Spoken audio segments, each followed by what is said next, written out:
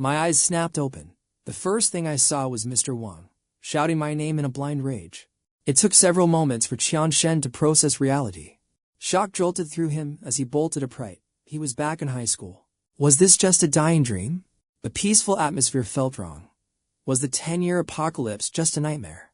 But the scars on his soul were far too real. The trauma was a constant reminder. Somehow he had actually regressed. He was back in his youth, before the plague devoured the world. When the bell rang, he dashed to the restroom, splashing cold water to clear his head. Staring into the mirror, he muttered, "I look so weak. My battle scars gone. Makes sense. The world hasn't ended yet. I'm just an ordinary student for now." The thinking of that plague turned his blood cold. I have to stop it. This time, I'll slaughter every single zombie myself. Fury surged within him. He slammed his fist into the glass, shattering it into 1,000 shards. Suddenly, a familiar yet distant voice gasped behind him. "Qianshen, what the hell happened?" The voice made him flinch. Instinct took over. He grabbed a glass shard, pressing it against the intruder's throat. He froze. It was his old best friend, Gao Fei. Gao Fei ignored the threat and dragged him out.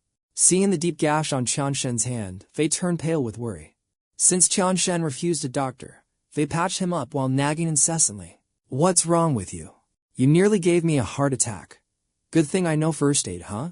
While Fei focused on the bandage, Qianshen just stared. He almost didn't recognize his closest friend. 10 years of war changes everything. In the past life, Fei died early in the outbreak. "Fei, I'll make sure you survive this time." Fei gasped. Something was definitely off, shattering mirrors, threatening his throat. And now this weird talk. But Fei had something more urgent on his mind. "Anyway, did you confess to Yanzhou yet? Confess." Qianshen blinked. "You said you'd ask her out on Valentine's Day." He bolted upright. "Yeah, that's today," Fei reminded him seriously. Fei thought he was just nervous about the girl. He had no idea Qianshen was reliving a nightmare. This day held a scar that never healed. He remembered his confession being ripped to shreds. "A loser like you. Dating me," she'd mocked. But it wasn't just the humiliation he remembered. Today was the day the apocalypse officially began. "Listen," Fei whispered, "forget about her. She's out of our league anyway. She treats guys like us like trash." Before he could answer, she appeared. The love letter was already in her hands. She came with her clique to mock his feelings. "Qianshen, did you write this cheesy garbage? Go find a degenerate like yourself to date." Her words were venomous. But the man standing there wasn't that boy anymore. He had no room for romance, especially with her. He snatched the letter and crushed it. "Yanzhou, looking at you makes me vomit." His cold indifference shattered Yanzhou's pride, making the campus queen grit her teeth in rage. Gazing at her mask of beauty, Qianshen sneered. Did she think he was still her puppet? In his past life, her selfishness triggered a plague. Everyone died, including his friend and himself. This time, he would treat her like the infection she truly is. Gao Fei couldn't grasp the truth, but seeing his friend break the spell was a victory. As memories of the apocalypse surged, Qianshen's gaze turned razor-sharp. May 14, 2018, at 2 p.m. the day a meteor pierced the atmosphere. Fragmented debris rained down, scattering an alien virus that choked the very air. The infected collapsed first, then rose as mindless monsters, tearing through the terrified survivors. Humanity fought back, but the virus evolved, turning the weak into apex predators. Prosperity crumbled instantly, leaving nothing but a hellscape where only the cruel survived. 12:50 p.m. Qianshen warned Gao Fei of the end, knowing he sounded insane. "Are you writing a novel?" Gao Fei's look was pure, unfiltered skepticism. "First you insult the goddess, now you're talking about an apocalypse. You're tripping." Explanations were useless. The clock was ticking towards 0 hour. He shoved his wallet at Gao Fei, demanding rations, energy drinks, and survival supplies. "It's for my book," he lied, urging him to call his parents to stockpile medicine. "Meet me at the abandoned factory. Don't be late if you want to survive." Qianshen vanished. "Is he for real?" Gao Fei muttered, staring at the cash. Qianshen's parents were gone, lost in an accident long before this nightmare. Now, his only hope was that Gao Fei's family would listen and prepare. Qianshen sprinted toward the Trangdi Academy. The lake fortress was his only chance. It was the ultimate survival zone, hidden with resources for the coming Great Awakening. The nearby industrial site held the raw materials needed to craft makeshift weapons. His lungs burned. His high school body was pathetic compared to his past warrior self. 1:30 p.m. he gripped a heavy crowbar, the perfect tool for crushing skulls. The early-stage degenerates would be slow. This factory would become his first stronghold. He swung the steel bar, swearing he wouldn't fail her again. He wanted revenge. Footsteps echoed outside. The first trial was arriving earlier than expected. 𝐒𝐊𝐢 appeared, looking miserable, with 𝐁𝐄𝐓 and her gang of thugs in tow. "Sorry, they followed me. Come out here, you trash," a voice roared. It was 𝐵𝐷𝐷, the school bully, a low-tier degenerate looking for a fight. 𝐁𝐄𝐓's simps were a nuisance. He'd forgotten how annoying these background characters were. "Quit hiding," the thug screamed. "I'm sending you to see your dead parents." 𝐵𝐷𝐷's gang stormed the factory entrance, itching for blood. Before, he would have cowered, but now, he had zero time for trash mobs. Before they could blink, Qian Shen lunged, striking 𝐵𝐷𝐷 with lethal precision. Scram, the word was ice, the bully collapsed, his ego shattered like glass. He turned his gaze on 𝐁𝐄𝐓. "Leave now, or die. I won't ask twice." The sheer killing intent radiating from his eyes froze them in their tracks. Terrified, the group retreated. 𝐁𝐄𝐓 fumed, unable to process the sheep becoming a wolf. "I thought you were a fighter," she shrieked at the trembling bully as they fled. 𝐵𝐷𝐷 couldn't even reply. He had looked into the eyes of a true monster. A beast had awakened, and he knew his life depended on staying away. Suddenly, streaks of light tore through the clouds. The end had officially begun. It wasn't just China. From Japan to the States, a global meteor shower began to rain down. While the world marveled at the spectacular view, they had no idea what was coming. Only Qian Shen felt the dread. The end was here. Unaware, 𝐒𝐊𝐢 simply let out a yawn. Having been holed up all day, 𝐒𝐊𝐢 suggested hitting up an internet cafe to kill time. Suddenly, the factory trembled violently. 𝐒𝐊𝐢 froze in fear as the ground shook beneath their feet. Just like his past life. Within 20 hours, the airborne virus would begin its deadly spread. Everyone would collapse, only to awaken in a world that had transformed into a literal living hell. Despite knowing what was coming, Qian Shen couldn't stop himself from falling into a deep, forced slumber. Through the haze, he saw Su Ruoxuan, the woman who meant everything to him in his past. But even in his dreams, she wasn't spared, turning into a horrific monster like the rest. That nightmare snapped him awake. Qian Shen gasped for air as 𝐒𝐊𝐢 also began to stir. 𝐒𝐊𝐢 checked his phone and went pale. It was already 10 a.m. the next day. "We've been out for a day. No school, no home, man. We are so dead." 𝐒𝐊𝐢 panicked. While 𝐒𝐊𝐢 spiraled, Qian Shen remained cold. School was the least of their concerns now. "School doesn't matter anymore," he said calmly. His eerie coldness left 𝐒𝐊𝐢 feeling deeply unsettled. "Are you alright? Ever since yesterday, you've been acting like a totally different person." Qian Shen. No time to explain. The harsh reality of this new world would soon speak for itself. The horror began when the factory door creaked open. "It tracked us fast," Qian Shen muttered. Qian Shen stared ahead. 𝐒𝐊𝐢 followed his gaze, his eyes widening in absolute terror. A blood-soaked, distorted figure shuffled toward them. The undead had arrived. The apocalypse had truly begun. "I'll handle this," 𝐒𝐊𝐢 said, stepping forward with a confidence that would soon shatter. He had no idea this monster was lethal, mistaking it for a confused, stumbling old man. 𝐒𝐊𝐢 stepped closer, but Qian Shen lunged forward, shielding his friend from the approaching monster. With one swift motion, he drove the crowbar deep into the creature's rotting neck. Blood sprayed everywhere. 𝐒𝐊𝐢 screamed in horror. "Qian Shen, what did you just do?" "You killed him." Qian Shen wiped his blade. "Rule 1. Never hesitate when facing a zombie. Grab your gear and follow me. I'll show you what true hell looks like." His heart hammered in his chest, but 𝐒𝐊𝐢 steadied himself and followed his friend outside. But the moment they stepped outside, the horrific reality hit 𝐒𝐊𝐢 like a physical blow. It was a nightmare come to life, as seen pulled straight from an apocalyptic horror film. Hordes of monsters were tearing people apart, devouring their own kind in a mindless, bloody frenzy. Screams filled the air as the undead spotted them, charging forward with a hunger for flesh. With zero combat experience, 𝐒𝐊𝐢 froze, unable to move as the monsters closed in. Fortunately, Qian Shen was prepared. He struck down another zombie. "Stay sharp. Don't let them bite." Qian Shen's warning echoed. Every grim prophecy from yesterday was now a cold, terrifying reality. The world had truly fallen.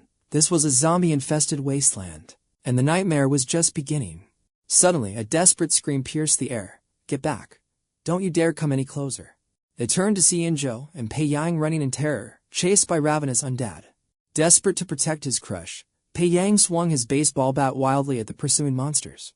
"Isn't that 𝐁𝐄𝐓's group? Are they already infected?" Fei asked, his voice trembling. Shen didn't care about those fools. Survival was the only thing that mattered now. In her blind panic, Zhou tripped over a rock and crashed hard onto the ground. A zombie lunged, pinning her down. "Help, someone, please save me," she shrieked in total despair. Despite everything, Shen lunged forward, swinging his crowbar to save her from certain death. It wasn't mercy, he just hated seeing more monsters. "Move," he ordered, dragging Fei away. Dongshou sat frozen, trembling in sheer terror. Staring at the corpse, she suddenly lunged for Shen's arm. "Take me with you." Shen sighed. This degenerate wouldn't leave even if he kicked her out. He and Fei cleared the path, finally securing a classroom to recover their depleted stamina. "Conserve your energy, Fei," Shen warned, eyeing the narrow window for escape from this hell. His current stats were abysmal. He couldn't sustain a protracted battle against the undead horde. Survival meant regaining his past life peak. Dongshou followed, dragging her loyal fan Dian along. The girl wouldn't stop wailing. What now? Where are the cops? Why haven't they arrived yet? She was dead weight and noisy. Shen's patience snapped as her racket attracted unwanted attention. "Shut up, Dongshou," he roared. She flinched. But Dian couldn't stand his goddess being insulted. The fanboy stepped up, pointing a finger directly at Shen's face. "You've gone too far, she's just a fragile girl, you jerk," he shouted back, posturing. Shen noticed the deep gash on the guy's wrist. Blood was still dripping. "Hurts, doesn't it?" "Just a scratch," Dian retorted, blissfully unaware he was already a walking corpse. "Two infection paths," Shen explained. "Meteorite strikes, and direct transmission bites and scratches." "Infected?" Fei asked, his eyes widening as the grim reality began to sink in. Knowing the future, Shen detailed the Ebola virus, the scourge that ended his previous life. Ebola was a human-only pathogen spreading through air, water, and direct physical contact. Airborne transmission was 70%, but direct contact, that was a 100% infection rate. Simply put, get bitten, and your humanity is deleted. You become a mindless monster instantly. Dongshou's eyes darted to Dian. Disgust and primal fear instantly replaced her fake affection. "Bullshastrous tea," Dian screamed. "You've watched too many horror movies. Stop making things up." He had no idea Shen was a regressor who had survived 10 years in the apocalypse. Every word was absolute truth. Shen gripped his crowbar, his gaze turning icy and predatory. Dian would turn in 10 minutes. No cure existed. It was time for a mercy kill. "Want a peaceful end?" Shen asked. "Die now, while you're still a human being." Sensing pure killing intent, Dian raised his bat, stumbling backward in a panic. "Stay back," he yelled, desperate to live, but his body began to betray his frantic will. The transformation was accelerating.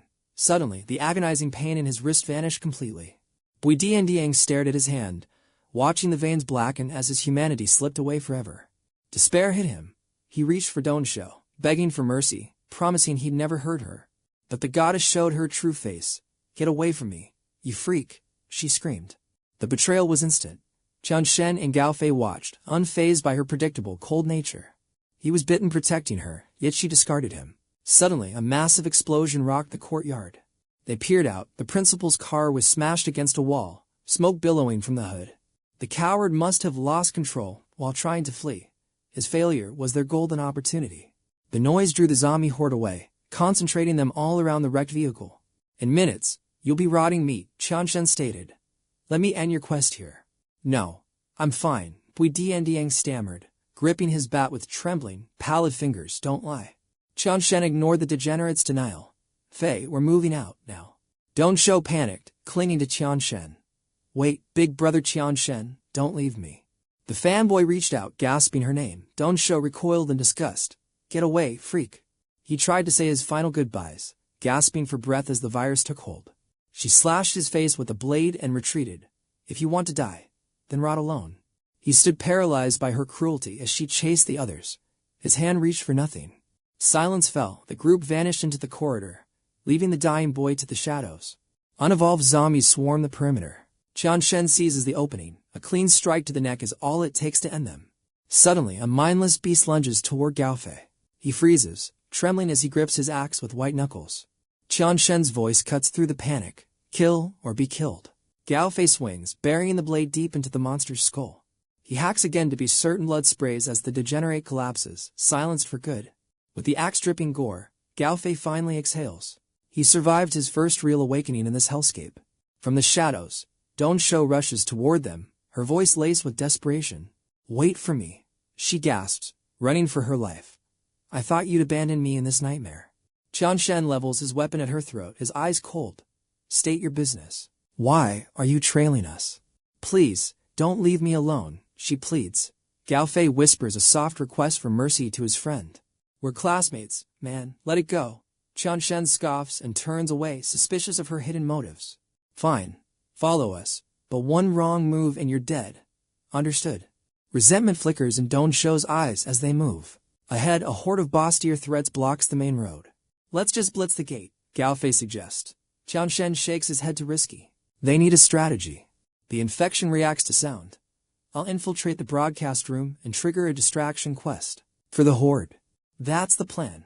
Once they move, we escape. Gao Fei's face pales. "But what about your survival?" "Don't worry about me," Qian Shen replies coldly. Gao Fei can only pray his friend survives this solo mission. Gao Fei glances back at the girl, who's shaking like a leaf. "Hey, are you holding up all right?" She adjusts her collar, revealing a seductive trait. "Thank you, Gao Fei. Without you, Qian Shen would have left me." Inside, she seethes. "Enjoy your pride, Qian Shen. I'll break you by destroying your loyal little hound first." She clings to Gao Fei, her presence a calculated trap. The poor guy is totally flustered and out of his league. She whispers poison in his ear. "Qian Shen scares me. He's just a violent degenerate who loves killing. You're the real hero, Gao Fei. You should be careful around someone as cold as him." She smirks inwardly. No man could resist her high-level manipulation, or so she thought. "I don't see it that way," Gao Fei counters. "I'm only alive because of his strength. He's my brother. I might be a nice guy, but I'm no simp. Stop trashing my friend behind his back." The rejection stung. Her pride as a top-tier manipulator was taking a massive hit. Back at the school, Qian Shen initiates the lure. He hurls an empty can, the metallic clatter echoing like a bell. The degenerates freeze, their rotting heads snapping toward the sound before charging a distraction in a frenzy. Shadowing the walls, Qian Shen calculates the tiers. These low-level mobs are no longer a threat to him.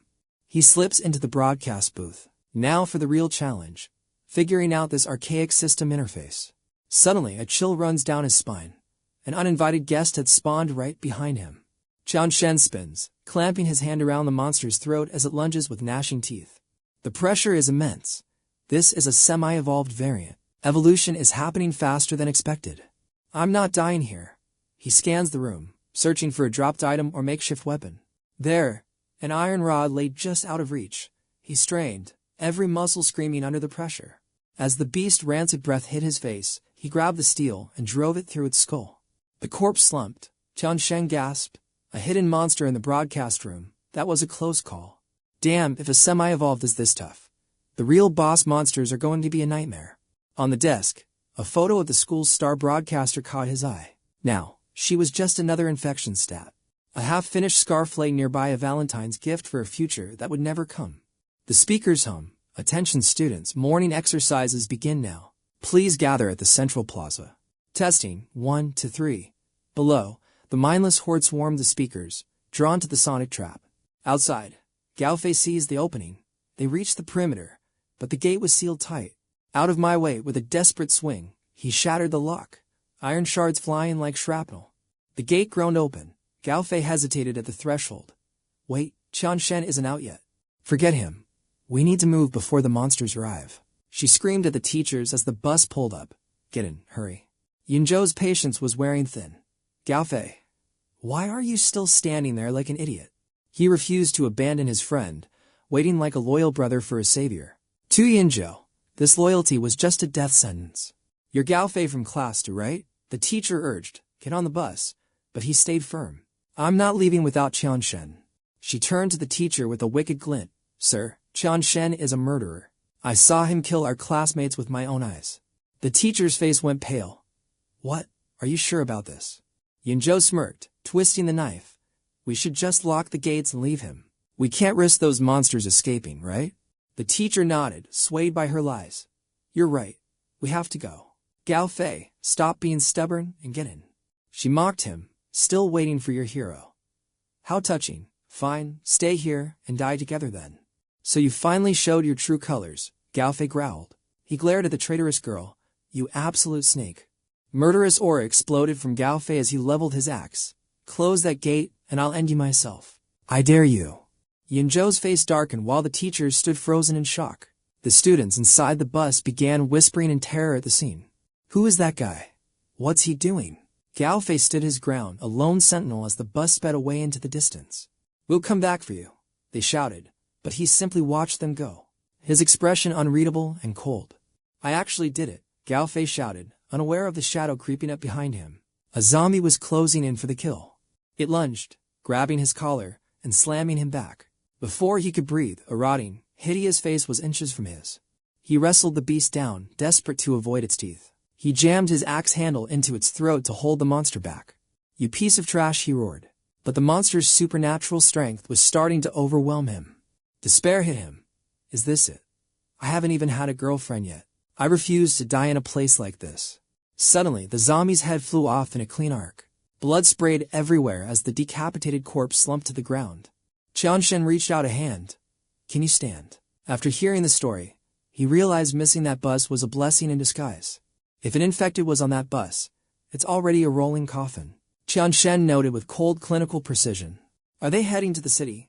Idiots. 𝐿𝐤 spat. I just couldn't stand that vile woman, 𝐁𝐄𝐓. She's pure poison. We need a place to rest, Qianshen interrupted. Fei, if you had boarded that bus, you'd be dead by now. Qianshen remembered his past life. On that bus, a hidden infection triggered a massacre, sending the vehicle crashing into a pillar. They escaped the wreck, but the noise attracted a massive horde. It was a total bloodbath for everyone involved. They had reached a house, screaming for help, but inside, 𝐁𝐄𝐓 gave the cruel order. Lock the doors. Let them rot. The door slammed shut. Back then, 𝐿𝐤 tried to be brave. It's okay. They'll open it soon, you'll see. But his hands were trembling, veins bulging from the infection. Tears streamed down his face. It hurts. I can't run anymore. Qianshen, save yourself, go. Watching his best friend begin to turn was a nightmare he would never forget. In his past life, he had run away alone. But now, Qianshen, Earth to Qianshen. What are you staring at? Eat something. I know a safe spot nearby. 𝐿𝐤 tossed him some food. Qianshen caught it, returning to the present. I've been reincarnated for a reason. This time, I won't lose anyone. I'll protect what's mine at any cost. 𝐿𝐤 led him to a small shop. This place belongs to a relative. Luckily, I've got the spare key right here. They slid the door open. Lock it behind you, Qianshen commanded. I'll scout the interior for any hidden monsters. Seeing 𝐿𝐤 grab his phone, he asked about his plan. I need to find my parents first, Fei replied anxiously. Signal is dead, Qianshen noted. They're in D district, right? That's on my path too. But I have others to find first. Finding people. Don't tell me. 𝐿𝐤's eyes lit up with sudden, mischievous excitement. You've got a girlfriend. Nice. You gotta hook me up with one of her friends. Qianshen sighed at his friend's optimism. Night fell, and the silence was shattered by the rhythmic thumping of zombies clawing at the metal. Shutters outside. They sat in the dark, tension rising. Relax, Qianshen whispered calmly. They won't break through yet. Listen closely. I'm going to teach you how to survive. This virus. It's been dormant in humanity for a very long time. But the radiation from the meteor acted as a catalyst, triggering a global mutation in every living soul. Most turn into monsters because their bodies reject the strain, but a select few can resist it. They can control it. That's when you evolve, shattering human limits to awaken your true power. That is how we will survive this hell. 𝐿𝐤 asked skeptically, Angel, how do you know all this? Just follow my lead and don't miss a single detail. I'll teach you how to accelerate your evolution. Breathe steadily. First, you must suppress the virus within your system. Don't panic if you feel your body shifting. You need to take control of the dormant virus hidden inside you. The virus will eventually pool in a specific area. That focal point is the key to your awakening. Qianshen realized his palm was his evolution point exactly as it had been in his previous life. Low-tier evolution increases basic stats, but it's still considered trash tier, though better than being a complete degenerate. According to my research, this specific method maximizes evolution potential when you're hovering at death's door. With my past life knowledge, I refuse to fail again. Fate has granted me an unrivaled advantage. I possess 10 years of combat experience forged in the depths of this literal hell. Memories of his past life flooded back. He was dragging 𝐒𝐊𝐢 through the city when she suddenly tripped. Disaster struck a sprained ankle. Qian Shen watched in horror as the ravenous zombie horde closed in. "Get on my back," he shouted. "No, Qian Shen, leave me and save yourself," she cried out. "You could escape alone." "Don't say that. No matter what happens, I'm getting you out alive." He sprinted with her, but his heart sank. The bridge ahead was completely severed in the middle. "Damn it, the path is blocked." The zombie surged forward. "Crap, we're backed into a corner." "Qian Shen, put me down," she begged. "Never. There has to be a way out of this. We're making it together." He braced his legs, took a desperate leap, and barely cleared the gap. He landed safely, but 𝐒𝐊𝐢 lost her balance. Before he could react, she began to fall. Qian Shen spun around in shock, his hand desperately reaching out to catch her as she slipped away. It was too late. 𝐒𝐊𝐢 plunged into the river below. "Zhuan, no, don't go." Qian Shen bolted awake from the nightmare, gasping for air, while Gao Fei was busy hugging him tight. "Get off me, you creep," he yelled. Gao Fei sat up, dazed. "Huh? What time is it? Don't ever try sleeping next to me again." A new day began as Qian Shen prepared to leave. "Are you really going?" Gao Fei asked. Qian Shen replied, "I'm looking for someone very important to me." Gao Fei could only offer his support. "Bring her back safe. Do you even have to ask?" They checked outside and found the coast clear of infected. Qian Shen mounted his bike and warned his friend. "Stay alert. Do not open this door for anyone but me. Your life depends on it." Gao Fei felt touched but acted tough. "I'm not a kid, you know. I get it." As the engine roared to life, Gao Fei waved. "Come back soon." Qian Shen gunned the throttle and sped off. Watching him disappear, Gao Fei whispered a prayer for his friend's safe return. Racing down the road, Qian Shen realized he hadn't told Gao Fei that he was searching for his past life lover. Zhuan meant everything to him, even though in this timeline, they were still total strangers. He pulled over at a roadside shop. After 10 years, his memory of these streets had grown hazy. "It's been a decade since I was last here." Suddenly, a metal can rattled across the ground. The zombies lunged at him. Qian Shen drew his weapon with a cold sneer. "Move, you trash." With a single, fluid strike, he decapitated them both, stay dead. The threat was neutralized instantly. The area was infested, but he spotted survivors to sisters, with 𝐒𝐊𝐢 shielding her younger sibling. Zombies were battering their car. "Don't be scared," she whispered, her face pale with absolute terror. The window shattered and a monster reached inside. Suddenly, a brick smashed into the creature's skull. "Get lost." The sisters stared in awe as a young man stood between them and the horde. Qian Shen spun and delivered a devastating kick, sending the nearby zombies flying backward. "He's so strong," 𝐒𝐊𝐢 whispered. One by one, the monsters were systematically dismantled. "Incredible," she cheered. Qian Shen could feel his power, speed, and reflexes were reaching a whole new tier. "My early evolution is paying off. I'm already several steps ahead of the rest of the world. Even with low-tier evolution, my current combat power is already God-tier compared to any normal human."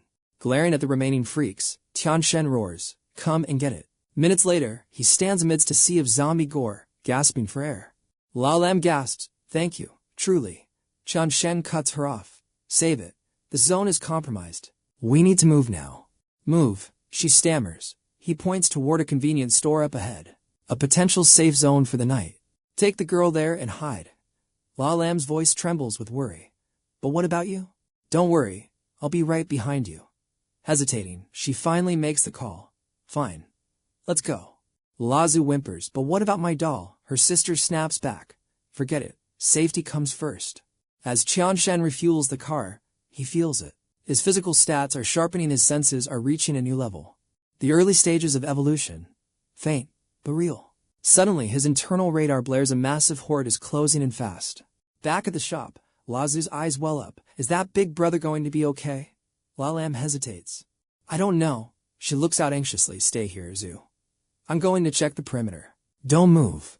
"No. I'm coming with you, fine. But stay on my heels. Don't wander off, understand?" Outside, the undead surge forward. Qian Shen just smirks, smoke trailing from the cigarette between his teeth. He flicks the ember into a massive oil spill. Boom. A cinematic explosion vaporizes the mob into charred meat. He stands calm amidst the carnage.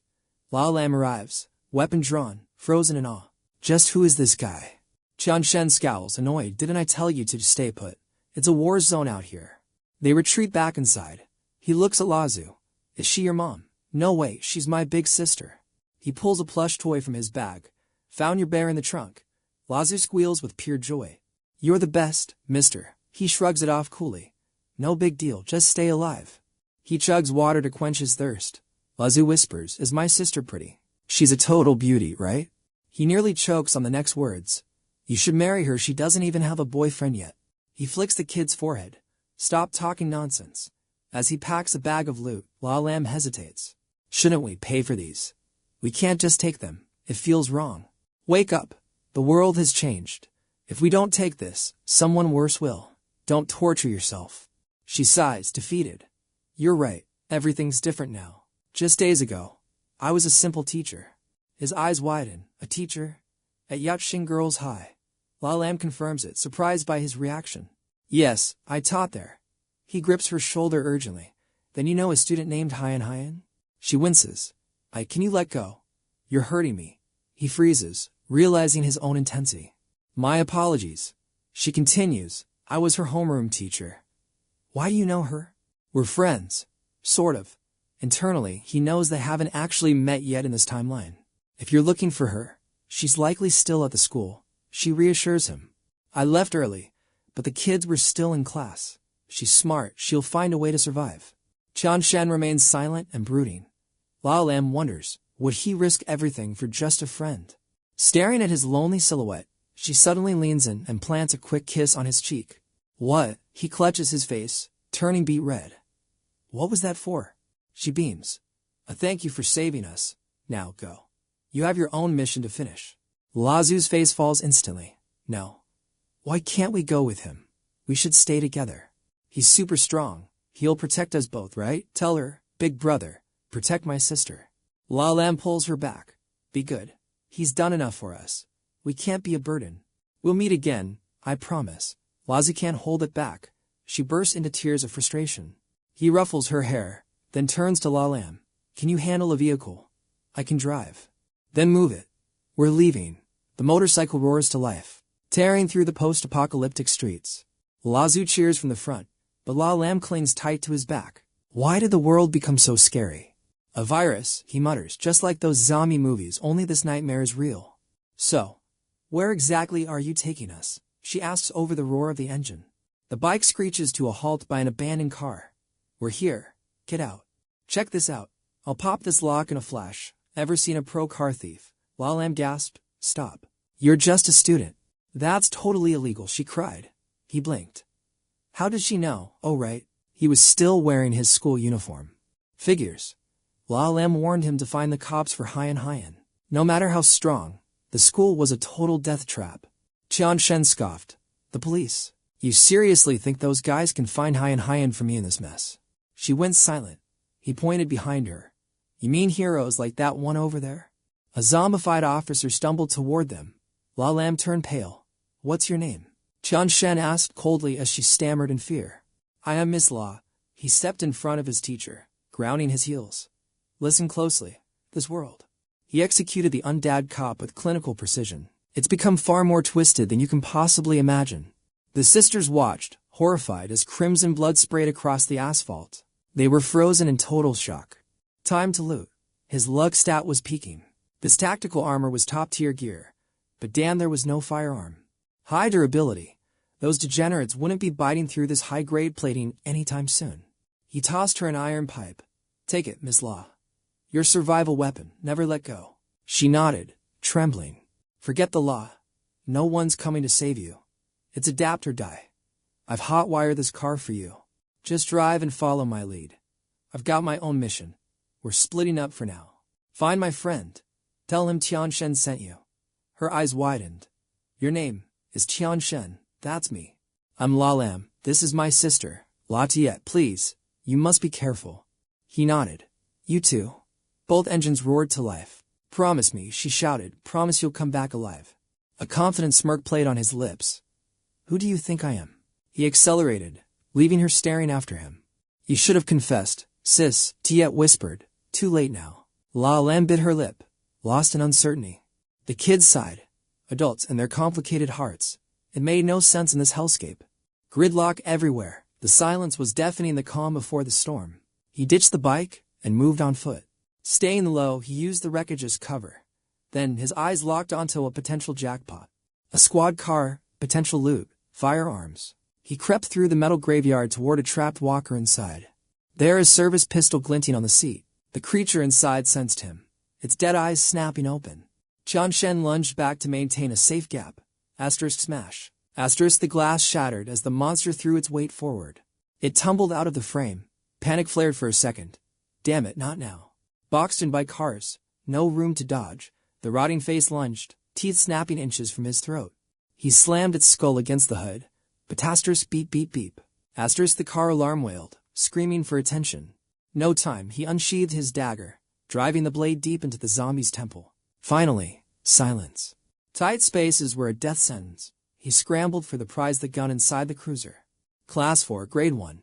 A ghost town. Two girls sat huddled against the wall, hope fading fast. Lam Sa and Lin were paralyzed by dread. Suddenly, Duane pointed. Boss, look, a survivor. They rushed to the window. One man, surrounded by a sea of monsters, standing over a fresh corpse. That alarm must have been his doing. Every degenerate in the area was closing in on him. Inventory check. To silencers, 35 rounds. Not enough, he muttered, surveying the growing horde. From the rooftop, they saw no exit, but instead of fleeing, he leaped onto the roof of a bus. Is he insane? It's a temporary perch at best. A stray walker began scaling the side. You think you're invited, he roared. Asterisk crack. Asterisk his club met its skull with bone-shattering force. Ammo is precious. Save the leave for the bosses. Time for some old-fashioned physical violence. He became a whirlwind of destruction. Every undead climber was met with a lethal, crushing blow. Come on, you filth, he taunted from his steel throne. I'll send every last one of you back to hell. The girls were stunned. He's a beast. Maybe we should call out for his help. Wait. We don't know his alignment. Besides, let's see if he even survives this wave first. The situation turned critical as the horde thickened. By sunset, he was standing atop a mountain of corpses. Exhausted, he leaned on his weapon, gasping for air as he faced the very last monster. Qian Shen's at his limit, deathly exhausted. He just wants to collapse. But the tireless undead lunges. He readies a final, desperate swing. The iron bar gets caught in its jaws. Annoyed, he shoves the cold metal straight down its rotting throat. He pours a day's worth of pure rage into the strike. Die. You unevolved trash. One crushing blow to end it. The zombie is blasted off the roof. For good measure, he adds a bonus shot. Area cleared. Gasping for air, he collapses. He was spent, yet he moved. He'd just break through his limits. This is the perfect moment for virus resistance cultivation. Seeing the carnage, Ling shouts, Boss, look, he killed them all. Lam Sa is stunned. What? How?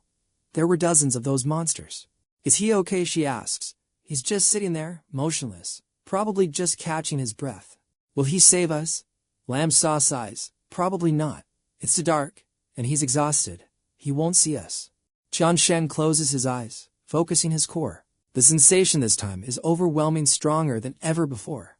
Thick miasma erupts from his body. Step 1. Subjugate the Ebola variant cells at the evolution hub. Stage 1 evolution, complete.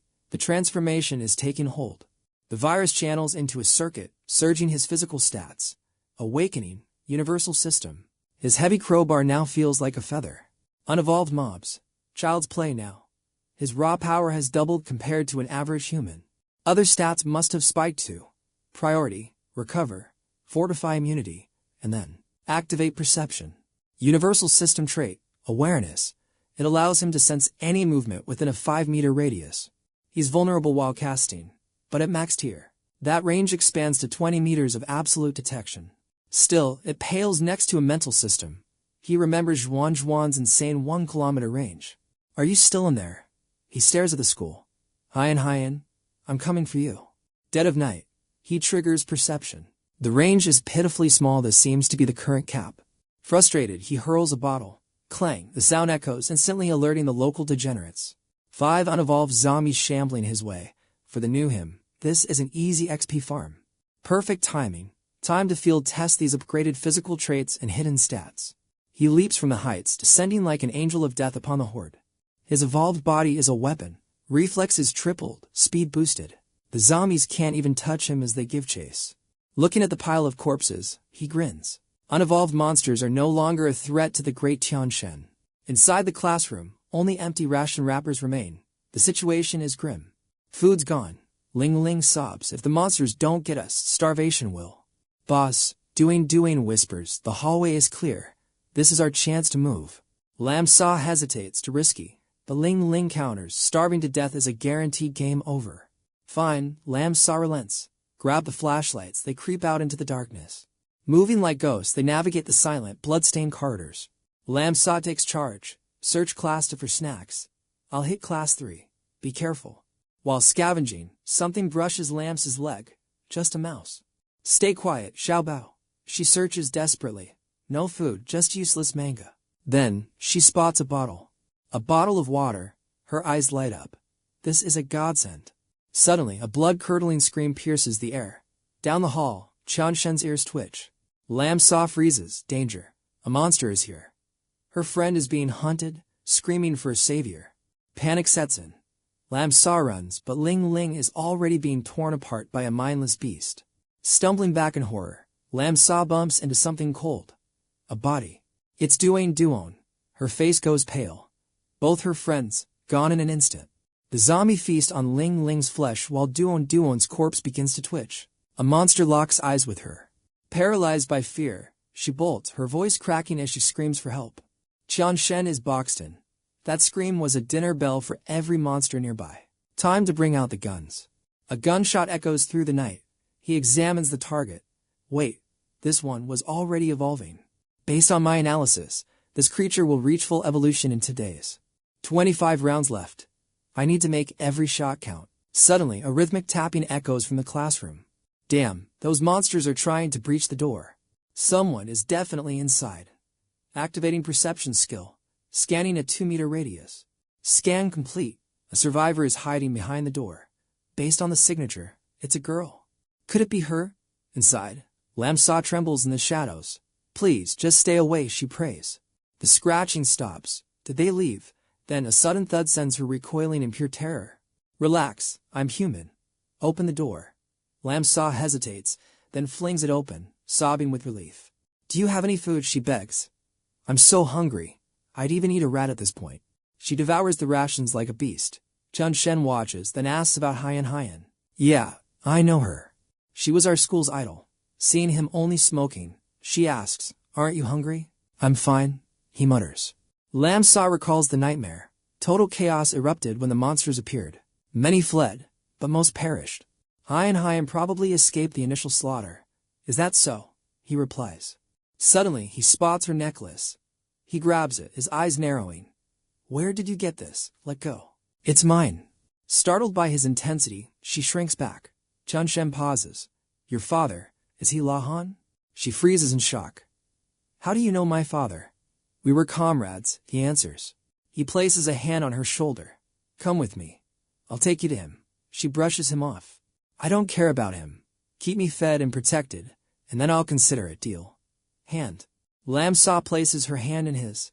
He grips it firmly, sealing the pact. Memories of the capital flood back. He remembers telling La Han, the gas here is thick. Perfect for monsters. It's too quiet, La Han replied. Suddenly, a low vibration hummed from the house behind them. Blood will be spilled today. Think I didn't notice? La Han smirked, eyes flashing with battle lust.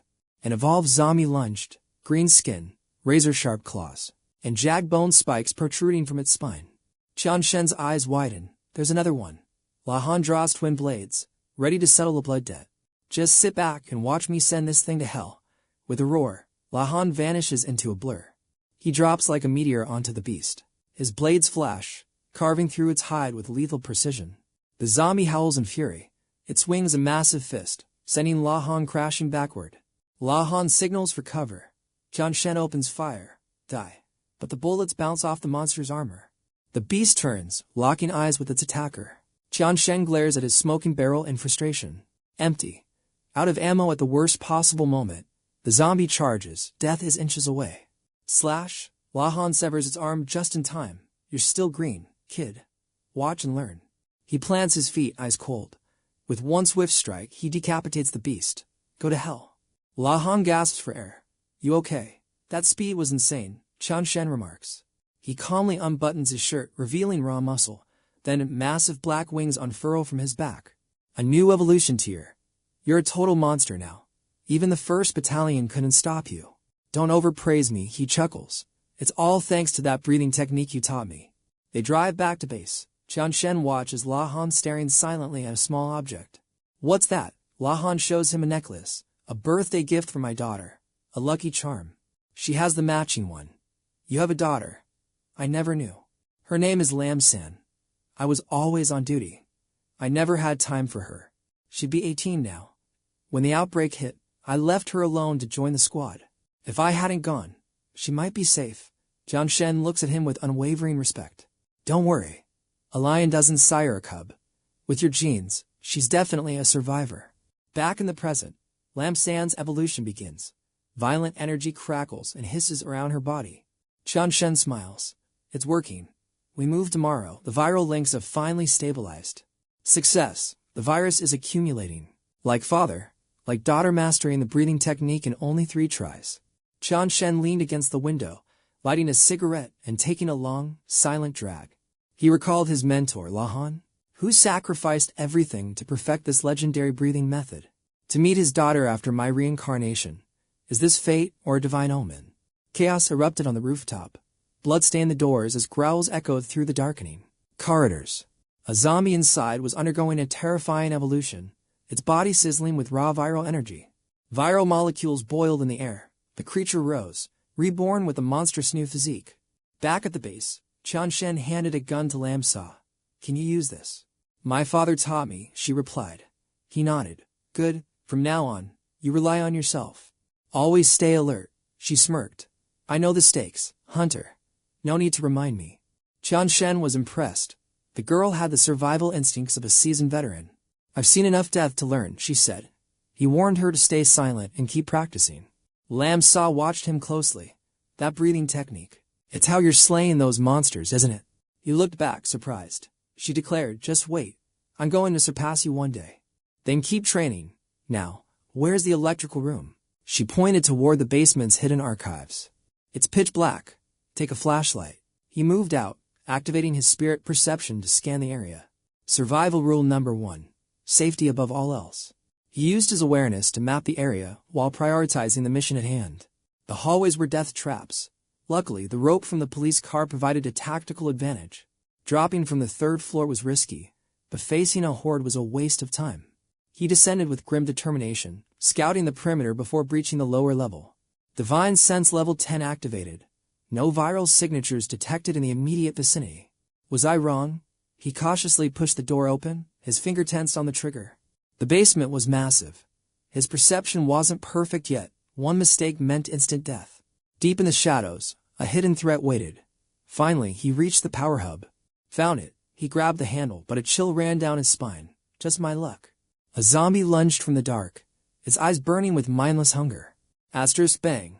Asterisk a clean headshot sprayed blood, but an evolved monster suddenly struck from his blind spot. Qianshen spun around, his blood running cold. Damn it, a rank 2 evolved infected.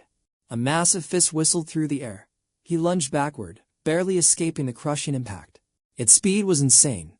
One hit, and his bones would have been pulverized into dust. Rank 2 evolution grants an iron-like skeletal structure, making their skulls nearly indestructible. I need heavier firepower. He swung his reinforced club, striking the monster's head with a deafening crack. As the smoke cleared, the beast stood unshaken. No damage. Time for Plan B. Run. He shoved a cabinet to block its path, but the creature roared, tracking him from above. You think you can kill me? He sneered. In an open area, I have the advantage. He slammed his weapon against its neck, using its own momentum against it. A powerful strike sent the monster crashing down. It rose instantly, letting out a bone-chilling shriek. The entire school trembled. Lam-sa rose as the primal scream echoed through the halls. She peered out the window. Slow, rhythmic footsteps began to approach from the dark corridor. Hundreds of zombies were mobilizing like an organized army, swarming toward the source of the noise. The evolved beast kept howling, calling for backup. I don't think so. He delivered a brutal blow to its head, then followed up with a crushing sequence. Unleashing his fury, he hammered the monster repeatedly. Stay down and die. Footsteps thundered in the stairwell. The horde was descending. The real nightmare had just begun. The evolved zombie pushes off the ground to stand. Qian Shen realizes it's time to reposition. Staying here is a death sentence. He needs the high ground. A fist whistles past as he narrowly evades the strike. "Wanna fight?" The angel taunts and sprints away. The confused beast freezes for a heartbeat. It begins the hunt with a few low-level spawns. Qian Shen activates his mental pulse to count them.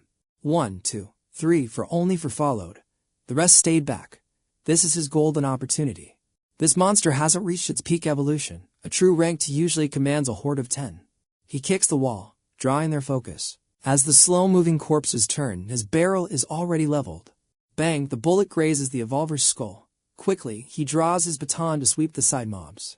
The distractions are cleared in a flash. He plants a decisive round right into the evolver's forehead. A mere pistol won't kill a rank 2, but by hitting its neural center, its reflexes and speed drop significantly. Now, he swings the baton with crushing force. Bone shatters, and the evolved nightmare is finally silenced. Its massive frame collapses right at Qian Shen's feet. "Ranked as are tanky," he scoffs. "Their summoning trait is a pain, but you met the wrong hunter." He glances out the window, calculating his next move. Time to head back to the power room. Looking down, he sees the horde congregating below. He actually owes that monster a favor. Thanks to its call, the school's infected are all in one spot. Suddenly, a nearby sign catches his eye. The infirmary. Lucky break. Moments later, he's looted a mountain of essential medical supplies. My luck stat must be peaking today. This haul of medicine will be worth its weight in gold. He spots a bottle of alcohol, perfect timing. He hurls it out, shattering it right in the center of the horde. Qian Shen strikes a light with a cold smirk. "You guys really shouldn't have bunched up like that." Rest in hell, a massive explosion erupts. Lam Sa watches the inferno, breathless, incredible. The lights flicker on, power's back. Even the PA system has a signal, she cries. His voice booms through the school speakers. "Testing, can you hear me? Whatever." "Hyan, no, Ruo Hyan.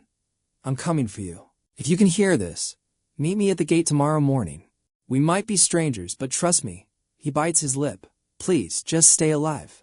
Silence falls over the campus. Back in the classroom, Lam Sa breaks the ice. "I heard everything. You don't even know Senior Ruo Hyan, do you? I've already figured out your secret identity." One sunny day, amidst a crowd, your eyes met hers. You fell for her instantly, love at first sight. Which means you're actually a professional stalker. You've been following her every move, haven't you? Am I right? Whack. He knocks her on the head. "Stop talking nonsense and sleep. We leave tomorrow." Rubbing her new bump, she pouts. The next morning, sunlight pierces the glass, waking her up. He's already packed and ready. "Sun's up. Get moving. It is time to go." She spots a figure at the gate. "Look, is that her?" Without a word, he sprints toward the entrance. She chases after him. Ahead stands a girl with hair just like Ruo Hyan's. His heart races. "I finally found you." He calls out her name, filled with relief. But as they turn around, reality hits hard. Their faces are, well, quite a disappointment.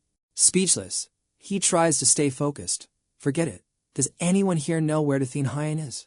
They stammer, clueless. Lam Sa realizes they're just here seeking a savior. The two women cling to him seductively. "Hey handsome, help us out and we will make it worth your while." "Get lost," he snaps, his face darkening. They freeze as the atmosphere turns cold. Suddenly, his companion reacts. Little Bao won't stop barking. "Bao, settle down, what's wrong?" His instincts flare. "You've been bitten, haven't you?" Her friend gasps. "You were bitten? Why didn't you tell me?" "No, it's just a scratch," she lies. Qian Shen draws his gun. "That bite happened 20 minutes ago. By my count, you will turn into a monster within the hour." The woman trembles, pleading for mercy. "It is not a bite, I swear. They just grazed me." Her friend suddenly panics and shoves her to the ground. "Drop dead, you almost got me killed." She crawled toward Qian Shen, desperate. "Take me with you." "I'm not bitten, check me, strip me, anything, just don't leave me." Held back by her former friend, Adong snapped in a fit of pure rage. "You ungrateful brat, I shared everything, and now you treat me like this. Let go, you bitch. Keep your debts for hell, just let me go." She threw herself at his feet. "Please, I'll do anything for you, just don't leave me here with this monster." Ami's eyes turned cold. "What did you call me?" The degeneration was complete. She lunged, sinking her teeth deep into her friend's shoulder. The survivors watched in horror. Adung shrieked, "It hurts. Let go, you freak, I'll kill you." Ami smirked through the blood. If I'm going to hell, you're coming with me. Qian Shen narrowed his eyes. Total insanity. The virus spread instantly. Deng collapsed to her knees, her strength fading as the infection took hold. No, this can't be happening. As Amai turned fully, Qian Shen remained cold. She's gone. Let's move. Deng's sobs echoed behind them as they escaped the death trap. But at the gates, a new crisis awaited. Damn it. My ride is gone. Looks like we're hoofing it from here. Little White stared at him intensely. This wasn't a normal pet. It was a high-tier mutant in the making. Lam Sa looked skeptical until Qian Shen revealed the glowing marks on his arms as proof. I feel a hidden power inside Little White. It's evolving. She gasped. The rat. He nodded grimly. My past life experience only goes so far. There are still variables I don't understand. It's only been for days. How do you know all this? He smirked. Would you believe me if I said I'm a regressor? Yes, she replied instantly. He blinked, surprised by her trust, then brushed it off. Forget I mentioned it. One day, the rat might even outrank us. Suddenly, his enhanced senses picked up a strange noise nearby. What is it? She asked. Gunshots, he muttered. She pointed ahead. There's a police precinct nearby. A police station, perfect. She smiled, thinking of safety. But Qian Shen had a much darker plan in mind. He gave a cryptic smile. At the station, a desperate stand was unfolding against a massive zombie horde. Lead rained down in a frantic rhythmic pulse as the officers fought for their lives. Wave after wave of monsters surged forward. The thin defensive line was breaking under the sheer weight of the undead. Watching from the shadows, they heard a cry. Senior Na, we're out of ammo, we can't hold them. Naming gritted his teeth. Hold the line, we buy the civilians time, no matter the cost. Defend at all costs. Plan B was a suicide mission. Lam Sa collapsed in despair. I thought this place would be our sanctuary. Go help them, she begged. He scoffed. Safety? That's a fairy tale in this new world. If you want to live, you fight. He took one last drag of his cigarette and crushed it under his boot. He headed for the back entrance. Where are you going? She hissed. Taking the high ground, he replied. We aren't helping them. He put a finger to his lips. Quiet, just watch and learn. He closed his eyes, activating his perception skill for targets detected. Stay put and watch your six. The moment he stepped inside, the scent of fresh blood alerted the waiting monsters to his presence. They roared, but he was faster. With predatory grace, he dropped the first zombie instantly. Quiet, Little White, she whispered while Qian Shen danced through a crowd of 7, crushing skulls with ease. He was ready for the finishing blow when his senses screamed a zombie was lunging at Lam Sa. Behind you, he roared. A rotting maw was inches from her neck, hungry for flesh. You piece of trash, a stray zombie slammed into him, knocking the gun from his hand. Damn it. He shoved the decaying face away, delivering a brutal strike before grabbing the creature's skull. Aster's crack. Aster's key snapped its neck with raw strength. Lam Sa, fire. Do it now.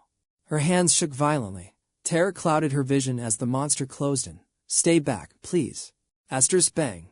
Aster's she pulled the trigger blindly. The bullet pierced the skull, painting the wall with gore. As the body slumped, Qian Shen reached out, his expression softening for the first time. I'm sorry, I wasn't paying attention, she whispered, her voice trembling with fear. Forget it. You're alive. In this world, constant awareness is your only lifeline. She stared at the corpse, but he patted her head. No excuses. One day, you'll surpass even me. Everything is calculated. From this vantage point, we can track the whole battlefield. Why aren't we helping? Mindless firing isn't efficient and just lures more monsters. They're basically speedrunning their own deaths. They have guns, though. Qian Shen enters. Even a level 1 novice knows those odds are suicide. 10 hunters versus thousands of monsters. Helping them is just a self-destruct quest.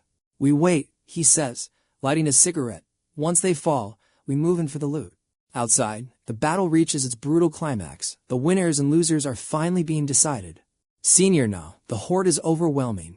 Our defense lines can't hold any longer. Naming gives up. Fall back. All units, stay tight, and retreat now. Move it. Hearing the retreat order, Lam Sa knows their own stealth mission is finally beginning. They're pulling out, she reports. He nods. Gear up. It's time for us to move. I've searched everywhere. Mostly useless supplies, but this combat blade will work for now. Take this. Found a car key too. Lam Sa checks the signal. It's linked to the garage. He urges her forward. Understood. Let's move out before the zone resets. Qian Shen hands over a magazine. My last ammo stash. Save it for a boss-tier encounter. She tests the blade's balance, striking at him. He catches it effortlessly, his gaze turns ice-cold. I told you only by pushing your physical limits can you trigger a true skill evolution. A true tiger's cub. You've definitely inherited those high-tier combat traits from your father. I won't be a burden. I want to awaken. Don't monsters evolve too? Why haven't we encountered any evolved variants or hidden ranking bosses yet? I've faced an incomplete one. Ranked variants only appear in 1% of the population. Rank 2s have buff stat speed and defense, but they still fall within human limits. Their real threat is the Horde Call ability, and that insane, armor-like physical defense. Even with near absolute defense, high-caliber heavy weaponry can still take down a rank 2. High-tier monsters are still locked. How long until the ranked evolution phase begins? Standard evolution takes a week to a month, depending on the individual's genetic hidden stats. The one in the basement was a special mutant, though its evolution hadn't reached peak form. They're just sound-sensitive drones now. Let's go. Night falls. 𝐒𝐊𝐷 asks, status report. All clear. The mob has migrated. They head toward the vehicle parked outside. He hits the remote. The lights flash. The system check on the SUV is green. Impressive. He evaluates the ride. Engine solid. Load the essential supplies and move out. Leaving the precinct, he warns, watch for lurkers. She scoffs. I'm not a child. She settles the gear and comforts the dog. Stay quiet, little white, good boy. To degenerates watch through binoculars. Boss, the cops left, but what? A duo just entered. The girl looks like high-tier loot. The lackey grins. The boss curses, eyes narrowed. The lackey flattery follows. Our vanguard is already inside. Don't mess with me. We're going in for the guns, and that girl is mine. The group of degenerates begins their descent, moving toward the station's back entrance. They breach the hallway, stepping over fallen zombies. Qian Shen and 𝐒𝐊𝐷 begin their sweep. Cops cleared the path, he notes. Let's find the armory warehouse. Loot's waiting. Let's split up, she suggests bravely. He nods. Fine. I'll sweep the second floor. Watch your back. 𝐒𝐊𝐷 signals her understanding. The hunt is on. He ascends, eyes closed, sensing the aura. No bodies. The warehouse is definitely here. The door is locked. Qian Shen doesn't hesitate. One powerful kick shatters the frame. His jaw drops. Scanning the shelves, he smirks. Finally, we hit the jackpot. He cracks open a sealed crate. The tactical firearms. High-tier police issue. Pure gold. Qian Shen spots the labels. These are all restricted contraband items awaiting processing. A total jackpot. He loots every high-tier item while sweeping through 𝐒𝐊𝐷's room. She catalogs the tactical inventory, police uniforms, bulletproof vest, batons, and helmets. Perfect gear for survival. Suddenly, the clatter of a 𝐒𝐾 echoes nearby. Expecting Qian Shen, she finds a four-man degenerate gang instead. Her mind races. Their leader barks orders, 2 of you head upstairs. Number 4, stay with me. 𝐒𝐊𝐷 dives into a locker, tracking the enemy's movements through the narrow cracks. Number 4 flags the storage room. Boss, there's a warehouse right here. The leader strikes his head, whispering to stay quiet and avoid detection. They know we're here. The threat level just spiked as they move inside. A quick glance misses her. Nothing here. The leader grunts. Let's search elsewhere. Suddenly, the locker door swings open. The predator smiles at his cornered prey. Elsewhere, Qian Shen senses a bloodlust aura. Danger is closing in on them. He masks his presence against the wall as hunters pass by him. Is that kid really a threat? One asks. Who cares? His partner replies. The boss is a combat champion. No hunter in this place can stop him. We have the numbers. We'll just backstab him when he least expects it. Careful, brother. But before he can finish, Qian Shen makes his move. To targets down. He realizes the boss must be targeting 𝐒𝐊𝐷 right now. System alert. 𝐒𝐊𝐷 is in critical danger. I have to move fast. She holds her gun with trembling hands, but the leader isn't even flinching. He steps closer, mocking her resolve. Put the toy down, little girl. We don't want trouble, he lies, his hidden stats pulsing with pure malice. Get lost, she screams, refusing to show any weakness to these degenerates. Stop being difficult. Drop the weapon and join our guild for loot. She pulls the trigger *click*. The safety is on. Panic sets in instantly. No gunshot echoes. She opens her eyes to see the leader's dark grin. He grabs her wrist. Let me teach you some basic hunter common sense. Check the safety first if you want to survive rolling with my crew. Screw you, she shouts, delivering a devastating critical blow to his groin. The strike lands perfectly. The boss collapses, his face pale with agonizing pain. He shivers on the floor while his lackey rushes over in total shock. She bolts for the exit, but the thug lunges and catches her hair. "You little brat," he drags her back as she struggles to break free. A cold barrel presses against her head. "Move again, and I'll fire." A strange squeak erupts. Her summon, Little White, has evolved and grown fat. Just a rat. Then, the creature sinks its teeth deep into his leg. He screams in pain. 𝐒𝐊𝐷 bites his hand and finally escapes his grip. She flees as the thug tries to crush her small, loyal summon. Little White bites his finger and leaps to safety before he can react. "Run, Little White," but the enemy's rage has now reached its absolute limit. Bullets fly everywhere. She dives for the stairs, narrowly dodging a fatal hit. She tumbles down, terrified. Suddenly, a familiar hand reaches out to save her. Brother Qianshen. He silences her, eyes fixed on the approaching hunter. "Where are you, rat?" The boss emerges, his eyes burning with vengeful fury. "Better now," he growled. "That brat almost ruined me." "Where is she?" "Headed upstairs." Number 4 warned, "The gunshot gave us away." Their partner definitely heard it. "She's fast," but number 2 and 3 are waiting on the upper floor. The leader snapped. "Idiots, of course they know. She's likely captured." 𝐒𝐊𝐷 panicked. "What now?" Qianshen checked her. "Easy. Your leg." 𝐒𝐊𝐷 replied. "I'm okay, just hurts a bit." "Come here. I'll carry you." 𝐒𝐊𝐷's face turned bright red at his words. "Hurry, no time for embarrassment." Qianshen rushed down. Every second mattered in this hellhole. That blast was deafening. They definitely felt the vibrations from the gunshot. Flushed, 𝐒𝐊𝐷 clung to him. Suddenly, they stopped. Blocked by 2 and 3 above, 1 and 4 behind. Trapped. 3 shouted, "Boss. More guns upstairs. Kill them and we're rich." The boss smirked. "Drop it, kid, for against 2. You're dead." Qianshen narrowed his eyes at the barrel. "Should have finished you earlier," the hunter sneered. Qianshen held 𝐒𝐊𝐷 tight. No other choice. He realized. It's now or never. Suddenly, the boss froze. Qianshen's arm began to glow crimson. Skill evolution. His gaze turned lethal. Before number 2 could blink, the boss screamed, "Look out, he's awakening." Qianshen lunged, fist raining down. A shot rang out, but he pivoted midair with inhuman grace. "Impossible," to gasp. A devastating punch smashed into his face, sending him flying backward. He slammed into the wall, concrete shattering. His face was a bloody, unrecognizable mess. 3 stood frozen in terror. He snapped out of it, cursing while aiming at Qianshen's back. To slow. A heavy kick crushed his jaw, sending him tumbling down the stairs like a ragdoll. "Move, kid," Qianshen barked. The boss caught his man. 3. Pull yourself together. Number 4 fired wildly in rage. "Die, monster."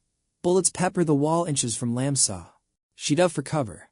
"Boss, they're escaping upstairs, then hunt them down. Kill them all." They reached a window. A dumpster sat below. "Jump, hide in the trash. It's the only way." 𝐒𝐊𝐷 hesitated. "Go now," Qianshen urged. "Don't stop, just move." "Yes." She climbed over, trembling. 4's voice echoed closer. "They're right there." "Found them." Qianshen shoved her up. 𝐒𝐊𝐷 plummeted, landing hard in the bin, cursing under her breath. Qianshen turned. His system buff was draining fast. He needed to end this immediately. Dual-wielding blades, he charged. Fire. Lead rained down, but Qianshen danced through the hail of bullets. "What are you?" "A monster." The boss gasped. The first strike was meant for him. His arms severed instantly. Hot blood sprayed as the leader's agonized scream filled the corridor. Qianshen's boot crushed his face next. The impact sent the man tumbling into the abyss of pain. The underlings panicked, rushing to their boss. But the awakened warrior landed, blocking their path like a demon. Their faces went pale, with cold ruthlessness. He sliced through their fingers. They shrieked as he stabbed again. His hands clamped around their throats. "I hate killing," he whispered coldly. "So why do you degenerates keep seeking death?" He squeezed tight. Outside, the undead were moaning. Sensing the horde, Qianshen dropped the half-dead thugs. "Killing you is a waste of energy. Rot here." The gunshots had summoned the monsters. They were coming. Qianshen leaped from the window. He landed right in front of a snarling zombie. "Fast, aren't you?" He drew his blade. 1 minute was more than enough. Off with its head. The next one fell instantly. Every strike was calculated and lethal. Suddenly, his arm surged. Evolution backlash. Sweat poured down. The horde was massive. Misfortune never comes alone. As the undead closed in, a sudden blinding light cut through the darkness. A car roared through the horde, crushing zombies. Lam Sa leaned out. Qian Shen, need a lift? Perfect timing, he grinned. I didn't know you could drive like a pro. I used to joyride my dad's car all the time, she smirks. Get in, quick, move it. Before those thugs catch up. The engine roars to life as they vanish. The lackey stands there, stunned. Wait, what? He stammers, boss, they're gone. I'll hunt that brat down if it's the last thing I do. The leader snarls. T-Tam, big brother. The grunt points, his voice trembling. What now? He turns and freezes in pure terror. A tide of undead is swarming the station, zombies. Where did they come from? The gates are overrun. We're trapped in a death zone. Qian Shen drives through the night until the first light of dawn wakes Lam Sa. Morning already. Where's Qian Shen? She blinks, searching the quiet roadside. Rhythmic counting echoes through the air. 995996. Qian Shen is mid-push-up, muscles straining. Wait, almost at the goal. 1000. My stats are still lower than my prime. Drenched in sweat, she stares in disbelief. Were you even human in your past life? 1000 is light work. He pants, wiping his brow. If I hadn't burned my Ebola energy last night, I'd have finished hours ago. How's your recovery status? She asks softly. He gives a small, determined nod. Good enough. He slides back into the driver's seat, eyes on the horizon. 80%. Today is of rest and my core will be fully restored. Let's move. There's a gas station up ahead. Lam Sa gives a cold, sharp smile. Buckle up then, old man. I'm flooring it. The car screams down the highway, screeching into the station moments later. Qian Shen steps out, weapon raised, shielding the girl. Wait, my senses are tingling. We aren't alone. The doors are barred with iron from the inside. Survivors. Ho, she gasps. Your perception stats are insane, Qian Shen. He hands her a sidearm. Stay sharp. Watch my back. He closes his eyes, activating his mental detection to scan the building. One life sign detected. Status. Critical. He grips his staff tight. Stay behind me. I'll handle this. With one powerful strike, the glass shatters into a million pieces. He steps into the shadows but stops dead at the sight. An employee is slumped against the wall, shivering. Is this a mutation? Even a regressor like Qian Shen can't tell. The man's eyes snap open, a withered hand reaching out. Help, please. I'm still human. Qian Shen kneels to check his vitals as Lam Sa hovers nervously. Will he make it? Hard to say. I've never seen a trait like this. Show me your arm. Are there any bite marks? He asks, his voice cold and professional. My arm. Crimson veins pulse violently under the skin. Qian Shen narrows his eyes. Surviving this level of infection is a miracle. What the hell is that? As the man groans, Qian Shen spots something jagged embedded in his flesh. Lam Sa winces, sensing the man's agony. Just as I thought, Qian Shen mutters, pulling the object free. In his blood-stained palm lies a glowing stone, a meteorite fragment, the origin of the entire apocalypse. From the sky, she whispers, trembling. Remember the meteor shower the night the world ended. The day the virus broke out, she realizes. Exactly, this is the source code of the Ebola plague. Those of us still breathing have a natural resistance. Just don't let the shard touch your bloodstream directly. This is a legendary teardrop. It'll be vital for our power-ups. But what about him? She asks, looking at the dying man. He's gone. It's a miracle his soul lasted this long. Suddenly, the man's fingers twitch with unnatural speed. She thinks he's waking up, but Qian Shen senses the bloodlust. Get back, he's turned. Crimson floods the man's eyes as he loses his humanity. He rises, a hollow husk of hunger. Lam Sa bolts in terror. The evolved zombie lunges, jaws snapping at Qian Shen's throat. He blocks the strike, jamming his gun barrel into the monster's maw. Too late for salvation, he growls. Asterisk bang. Asterisk a spray of black ichor paints the station walls. Qian Shen, she cries out. I'm fine, he replies, staring at the stone. Talk about a lucky hidden drop. In his past life, a fragment this size was worth a kingdom. A true game changer for his revenge. It's inert for now, so I'll stash it. Let's refuel, we're running on empty. What does that rock actually do, Qian Shen? Is it dangerous to keep near us? Remember the virus routing technique I taught you? The first person to master it was a fragment fuser. She pales, her voice shaking. Will I turn into a monster too? No. Humans have a hard evolution cap. You need 3 stages of awakening before you can even touch this. Once you break your limits and reach the peak, you can absorb the fragment to transcend human biology. Has anyone ever reached that level? She asks. In this timeline? Not yet, he says, eyes cold and sharp. How do you know all this? He smirks. I told you. I'm a regressor from the future, right? Makes sense. In his past life, Qian Shen died without ever seeing a meteorite, but now, he found one with ease. This time, I will not fail. I'm climbing to the absolute peak of this world. They pulled up to Gao Fei's shop. Qian Shen stepped out of the car, Lam Sa following close behind. Gao Fei did a double-take, assuming she was a new sister-in-law. Qian Shen quickly shut that down. Gao Fei smirked, teasing him about his supposed lolicon taste. Qian Shen warned him to stop talking nonsense. Don't be shy, brother, Gao Fei joked. Suddenly, Lam Sa stomped his foot with lethal force. He howled in agony. Qian Shen just sighed. I told you to keep your mouth shut. Any visitors while I was gone? Qian Shen asked. Gao Fei reported the area was dead silent. He blocked all entry as ordered, but Qian Shen wondered why the Law sisters hadn't shown up. Gao Fei was curious, but Qian Shen brushed it off. This is Lam Sa, my benefactor's daughter. He introduced Gao Fei as his brother. Lam Sa just scoffed, looking at him with pure disdain. No luck finding the real sister-in-law? Gao Fei asked. In this chaotic city, it wasn't that simple. What's our next move? Gao Fei inquired, looking for their next quest. We're heading to your hometown, Qian Shen decided. Gao Fei was nearly moved to tears. But prepare yourself for the worst, Qian Shen warned. As night fell, a heavy silence settled in. While the others slept, Qian Shen's eyes snapped open. It was time to begin his cultivation. His recent Ebola evolution was accelerating his power, but the system's side effects were becoming severe. Physical injuries were minor, but the true danger lurked within his bloodstream. Without high virus resistance, the Ebola infection would trigger a total mutation, turning him into a degenerate. Drenched in sweat, he finally suppressed the surge. The crisis is averted for now. He needed to hit stage 3 before pushing further. But first, he checked his greatest prize. He weighed the 200-gram meteorite. In this era, this was a massive hidden stat booster. In his past life, even 100 grams was a miracle. Beside him, Gao Fei started mumbling in his sleep. Gao Fei was having a perverted dream, even sporting a nosebleed. Qian Shen just looked on in disgust. That brainless idiot, Qian Shen muttered before finally closing his eyes to rest. Dawn broke over the shop. Qian Shen was already grinding, pushing his body to the limit. 2,999, 3,000. His recovery was complete, his stats were peaking. Lam Sa woke up groggy. Get up, Qian Shen commanded. It's time to move out. He handed out weapons. Take these sidearms.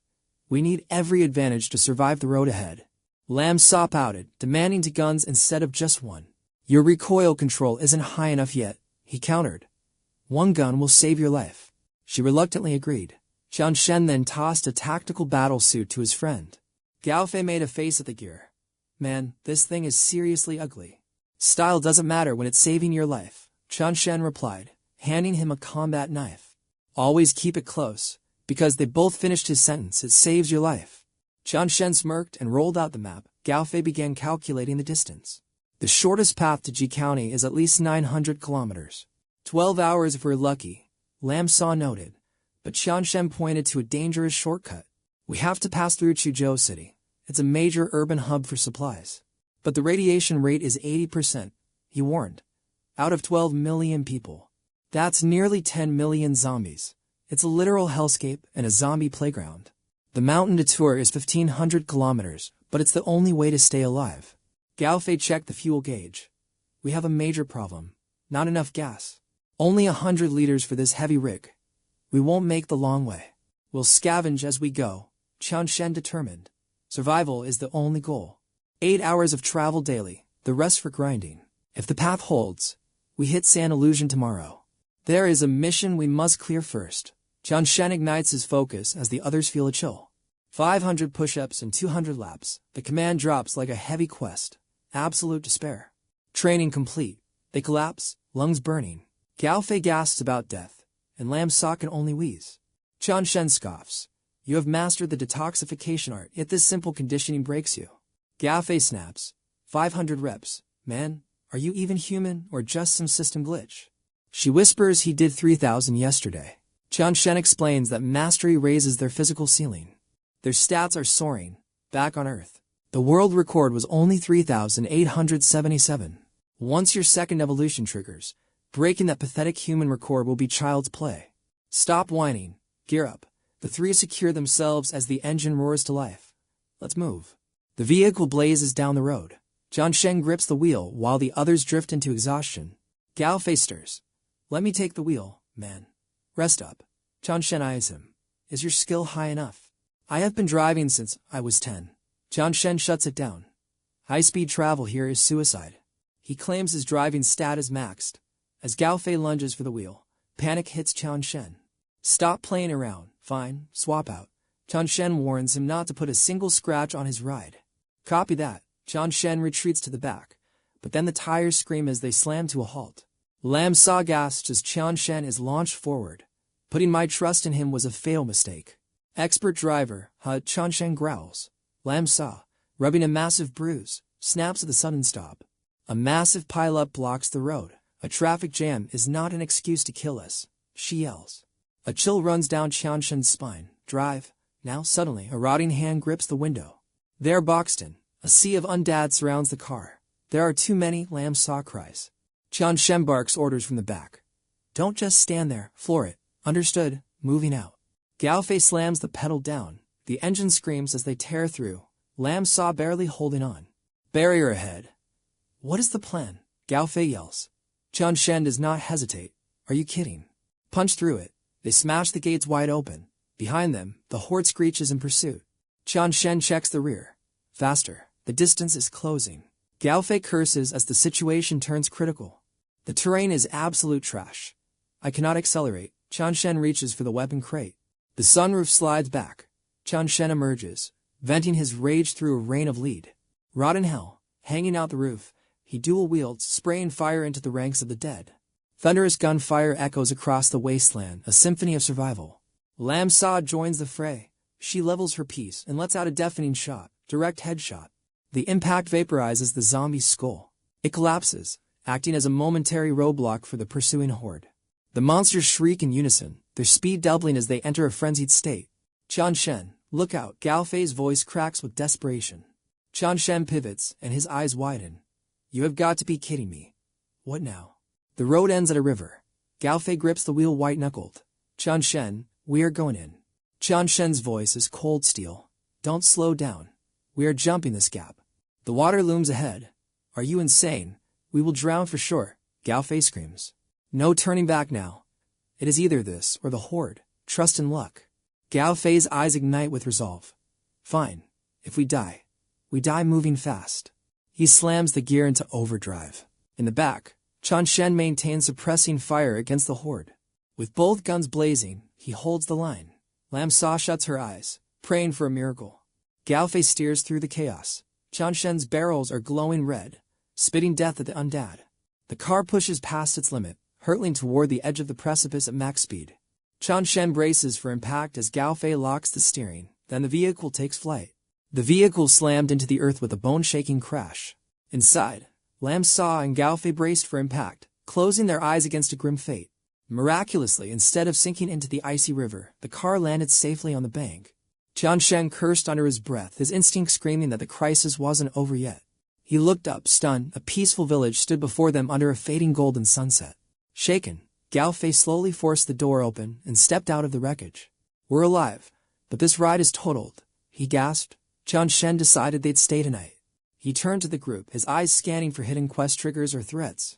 Leave the car, grab your gear, and head for that village. Lam Sa agreed immediately. With hearts pounding, the three survivors began their slow trek toward the silent settlement. As shadows stretched, Qian Shen's high-tier senses picked up a chilling, unnatural vibe nearby. Something's wrong, he warned. Lam Sa looked at him, her confusion clouding her face. The village stood eerily still, bathed in the haunting glow of the dying twilight. As the sun dipped, only the whistling wind broke the heavy, soul-crushing silence. No monster roars, nothing, Qian Shen muttered as they entered the village's dark heart. Suddenly, the atmosphere shifted, thick with the scent of a hidden predator. Qian Shen drew his weapon instantly as a shadowy figure emerged from a nearby doorway. Beside him, Gao Fei and Lam Sa jumped, their pulses racing in survival mode. They shrieked as a man appeared, clutching a makeshift staff like a low-level weapon. Don't shoot, he stammered, raising his hands with a desperate, friendly smile. I'm human. Relief washed over the duo. It wasn't a degenerate monster, just another human survivor. But Qian Shen didn't flinch. Drop the weapon, Move closer, he commanded with cold authority. The man obeyed instantly, letting the iron rod clatter onto the dusty ground. Qian Shen searched him thoroughly, while the man pleaded his innocent, harmless intentions. "Shut up," Qian Shen snapped. Gao Fei insisted he was good, but Qian Shen doubted. The stranger blushed, offering a polite, awkward grin at the rare bit of praise. "Are you alone? Where did the others go?" Qian Shen interrogated, his eyes narrowing. "Most fled, the rest are dead," the man sighed. "I'm the last one left here. The children and workers vanished long ago, leaving only the helpless elderly behind. I'm Din Din, a simple grocer. I never expected the world to become this nightmare." The two teammates quickly warmed up to the friendly merchant's tragic survival story. Gao Fei stepped forward, hoping for a safe zone. "Can we stay at your place?" "Of course. I haven't seen a living soul in a week." Din Din welcomed them. "You're a lifesaver," Gao Fei beamed, vowing to repay the man's kindness very soon. Suddenly, Qian Shen's cold voice cut through the air like a sharpened blade. "Wait, it's better if we don't go with him." He turned to Din Din. "We'll find our own shelter. We don't want to intrude." Lam Sa frowned. "Qian Shen, he's being kind. Let's at least show some manners." Gao Fei leaned in, whispering urgently into his friend's ear to drop the suspicion. "You're too paranoid," he hissed. Qian Shen stood firm, sensing a hidden trap. "You're overthinking this, Qian Shen," Gao Fei argued, trying to maintain the group's morale. "Four of us is safer than three." Reluctantly, Qian Shen finally gave a silent nod. "Fine, but stay alert. My gut says something is lurking in the shadows." Gao Fei laughed, pulling Qian Shen along. "Sorry, he's just a bit socially awkward." Din Din smiled warmly. Soon, the group arrived at the grocer's dark, quiet home. With a bashful look, the man leads the group to a modest house. Din Bin scratches his head and gestures toward the door. "We've arrived. Please, step inside." Time fades into the background. Soon, a steaming hot pot sits in the center of the table, its savory aroma practically hypnotic. Staring at the feast overflowing with toppings, Gao Fei and Lam Sa can't hide their gluttony. Din Bin offers a subtle, humble smile. "My cooking isn't anything special, so please don't mind it," he says modestly. Despite his words, the group dives in, unable to stop their chopsticks. Lam Sa praises his incredible culinary skills between bites. Seeing them enjoy the meal, Din Bin's hospitality grows even warmer. "Eat your fill. Don't be shy," he urges. Gao Fei, his mouth stuffed with food, manages a muffled response. "I won't hold back then. It's been ages since I've had hot pot." Amidst the chaos, only Qian Shen remains eerily calm. Noticing this, Din Bin leans in. "Brother, relax and enjoy the food." But Qian Shen keeps his guard up, replying coldly, "Thanks, I can manage." As if prepared for this, the host produces several bottles of fine liquor to entice the wary warrior. "Come on, my good brother. Meeting like this is fate, isn't it? Why not share a few drinks with us?" "Fate," Qian Shen mutters to himself. For a fleeting second, a wave of profound longing flickers in his eyes. Ruozhuan's radiant smile flashes through his mind, causing a sharp ache in his chest. Ruozhuan. Will fate ever bring us together again? His melancholy is suddenly shattered by Din Bin's boisterous and cheerful voice. "Meeting today was written in the stars. Let's drink to that, shall we?" Within moments, four glasses clink together in a loud toast. Before long, the entire group is completely hammered. Gao Fei begins rambling and singing nonsensical lyrics, lost in a drunken haze. "Pass me the light, brother. Pass it over." Din Bin helps him up, laughing. "You're wasted, Fei." Even the ever-cautious Qian Shen has finally let his guard down, swaying uncivilly. He suddenly roars at the walls. "I'll slaughter every last one of you monsters." Lam Sa struggles to haul his heavy frame toward a bedroom. "You drank way too much, Qian Shen. God, you're heavy," she grumbles as the two drunks collapse onto the bed. Even in his stupor, Qian Shen whimpers Ruozhuan's name. Lam Sa sighs in disbelief. Even drunk, he's still obsessed with Senior Su. Din Bin steps in, looking apologetic. "I'm sorry, my place is small. There aren't enough beds for everyone. Would you mind taking my bed tonight?" Lam Sa nods tiredly. "Thank you for everything. You've been a huge help." Suddenly, Din Bin flashes a cryptic, knowing smile. "Your tolerance is impressive. You drank all that and didn't even stumble." Panic flashes in Lam Sa's eyes. She quickly whispers an excuse. "I can't handle alcohol, so I secretly poured mine into their cups." Whether it's the shadows or a sudden shift in mood, Din Bin's face darkens. His gaze turns predatory. "I see. I understand now." He turns away abruptly, heading for the exit. "Well, I won't disturb your rest any longer. I'm going to sleep. Unaware of the lurking danger, Lam Sa politely thanks him again.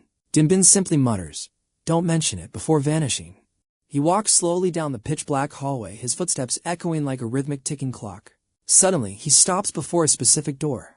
His expression turns cold and lethal. Without a moment's hesitation, he pushes the door open and steps inside.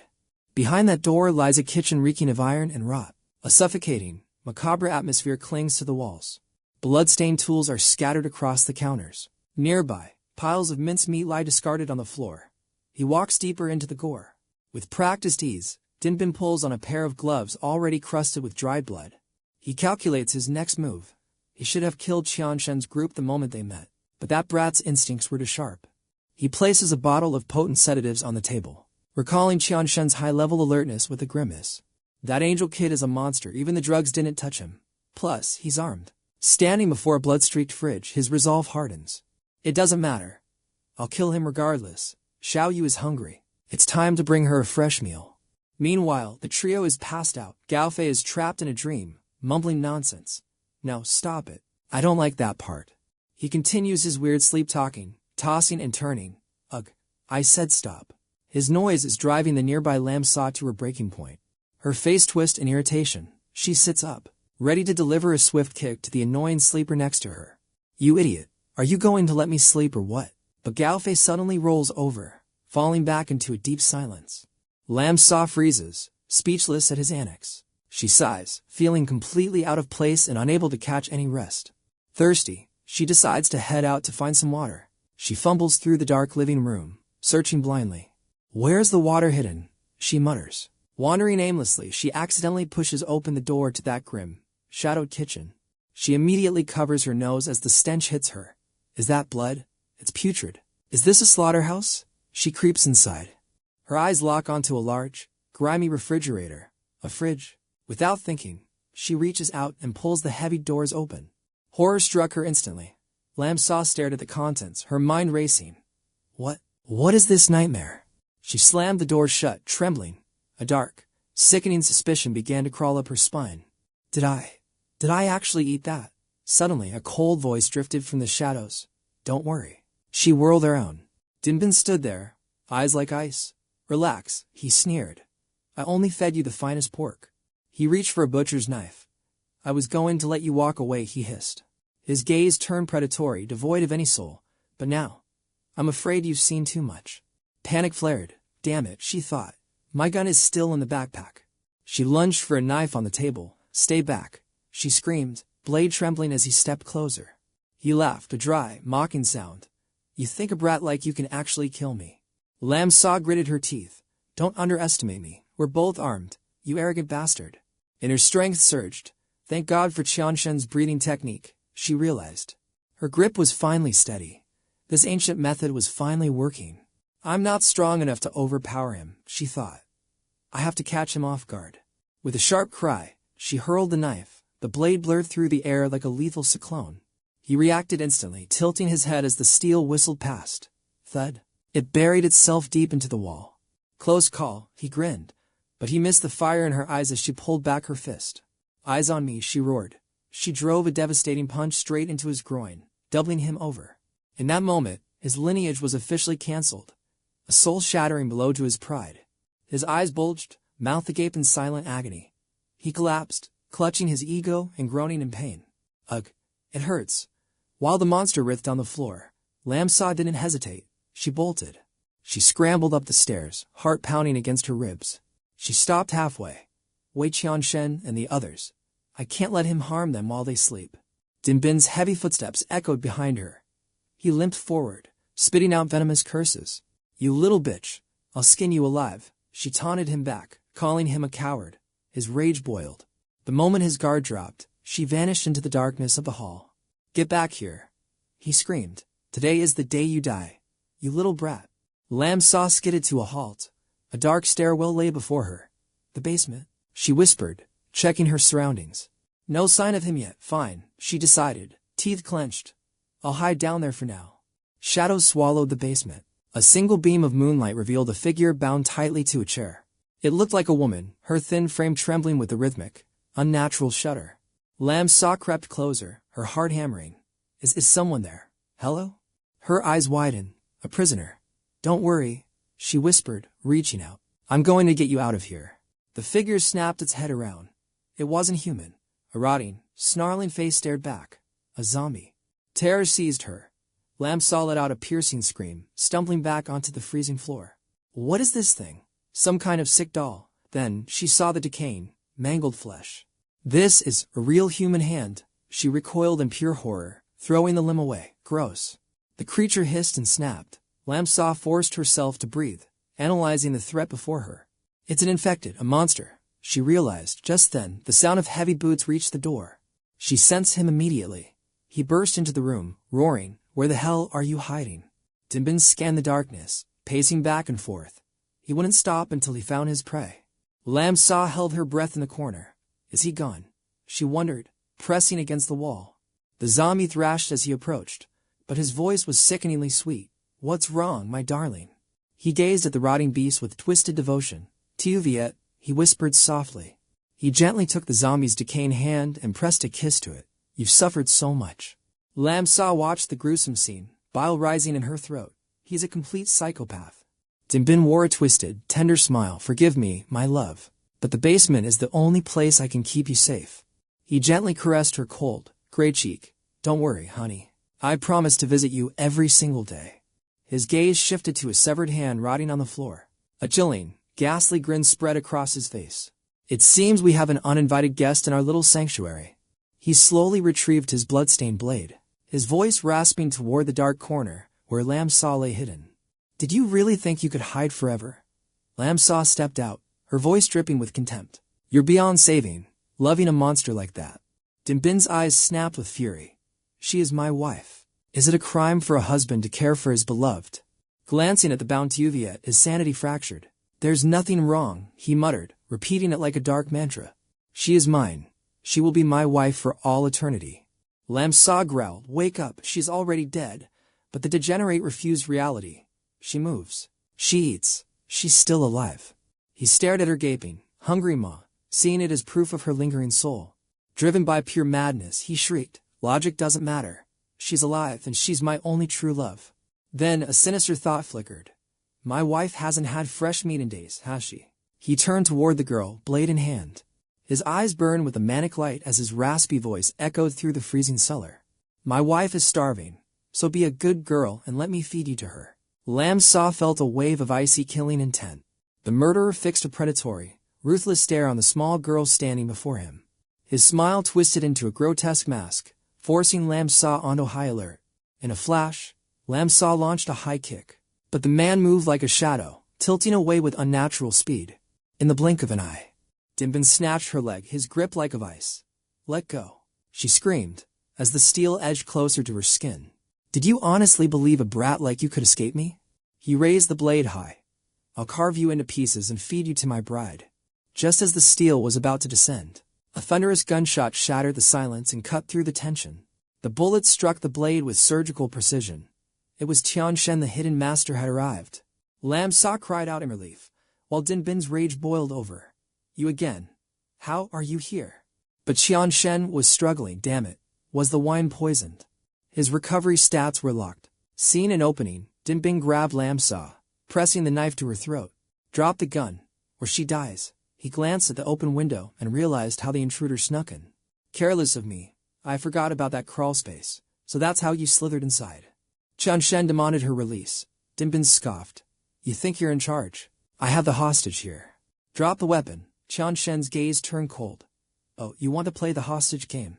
Without a second of hesitation, he aimed his barrel straight at 𝐒𝐊𝐢𝐞's head. I've got a hostage too. The obsessed man shrieked in terror for his wife. He tightened his grip on Lamb Saw, cursing wildly. Drop it, you bastard. But Qianshen remained unfazed. Release the girl first.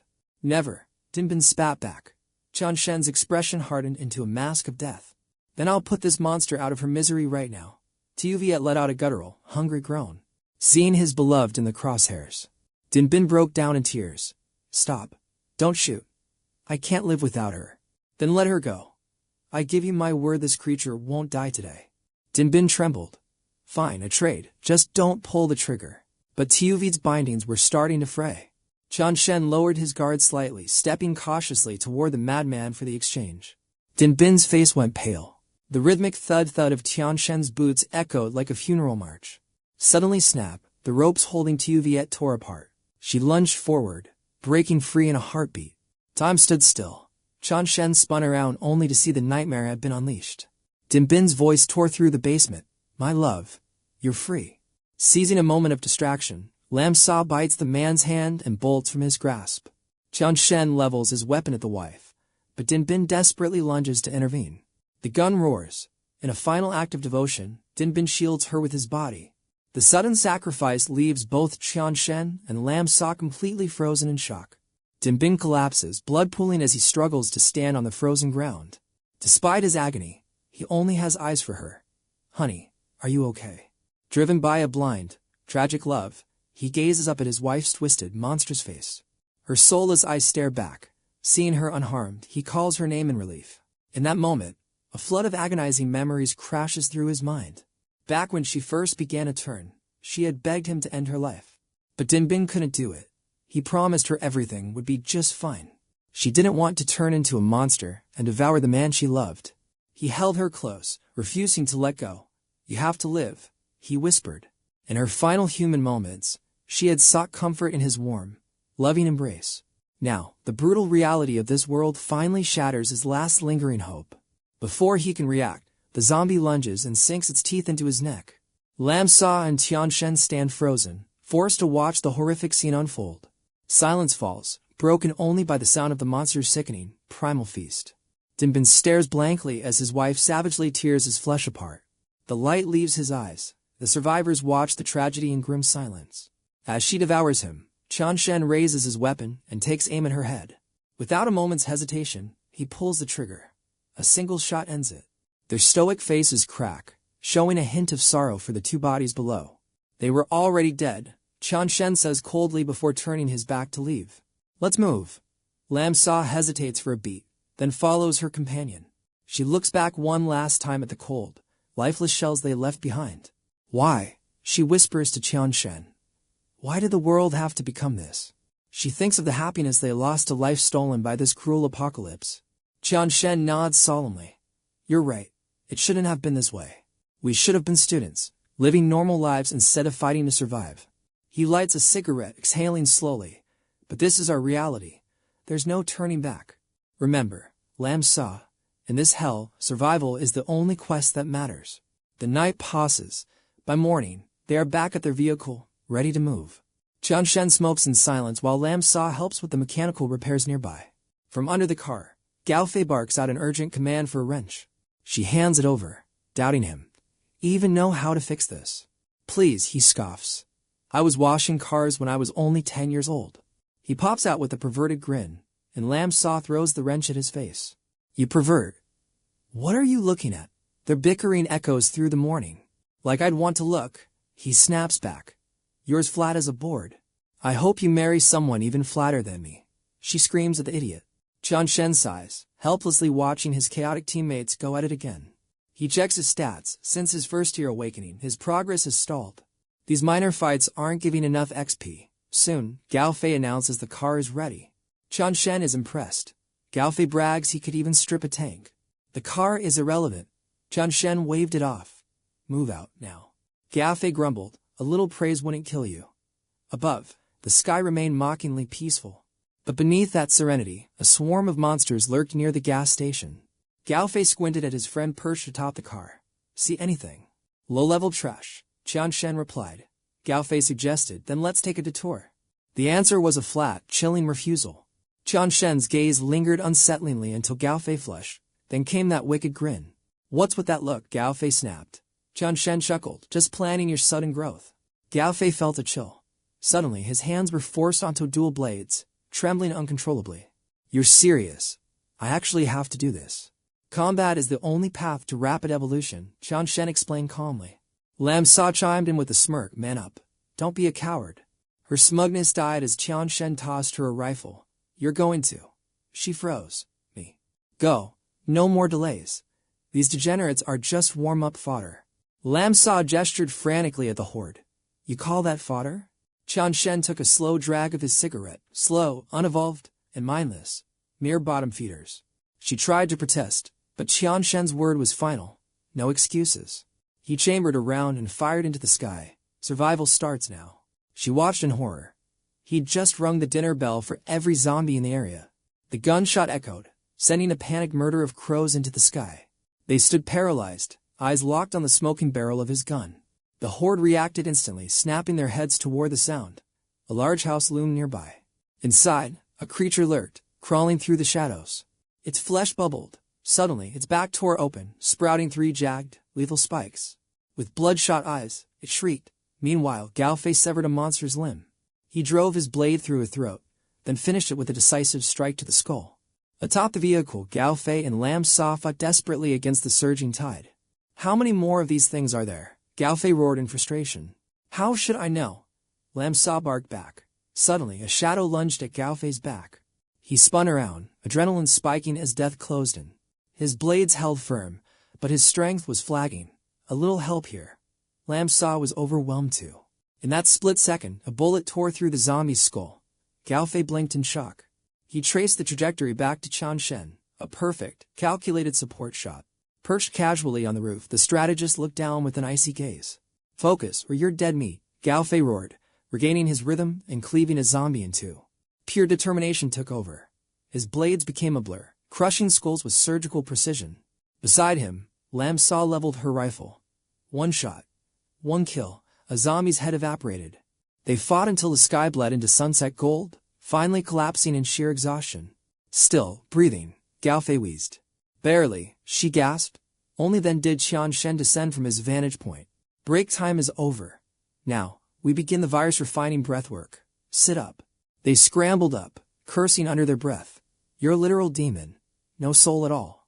Qian Shen smirked, complaining already. Maybe I should double the training intensity. Again, they screamed, but Qian Shen's eyes turned cold and commanding. Now, as twilight fell, he stood watch, a silent master over his 2 evolving disciples. Suddenly, Lamsa's body undergoes a violent change. Strange runes etch into her skin as a blinding light erupts. Qian Shen watches intently, analyzing every flickering spark of her sudden awakening. Her cultivation speed is skyrocketing, true speed-type evolution, just like Lahan. He shifts his gaze toward Gao Fei. Qian Shen's eyes turn critical. Gao Fei, however, shows absolutely no signs of progression. A thought strikes him. Does evolution require a change of scenery? He quickly shakes the ridiculous idea away. System evolution doesn't work like that. It's logically impossible. Yet, his eyes drift toward the horizon, locking onto a massive mansion nestled at the mountain's base. A dark premonition grips him, gripping his twin blades. He decides to investigate the mysterious, worry-free manor. Moments later, Qian Shen stands before the suspicious, silent estate. His keen senses catch the metallic scent of blood. Steel-nerved, he pushes the door open and enters. The first thing he sees are butchered limbs scattered across the floor like a macabre mosaic. Qian Shen moves deeper, weaving through the carnage while fresh crimson streaks decorate the walls. He scans for threats. Suddenly, something blurs through the shadows behind him at a terrifying velocity. Chilling killing intent pricks his neck. He spins around, eyes widening in shock at the approaching horror.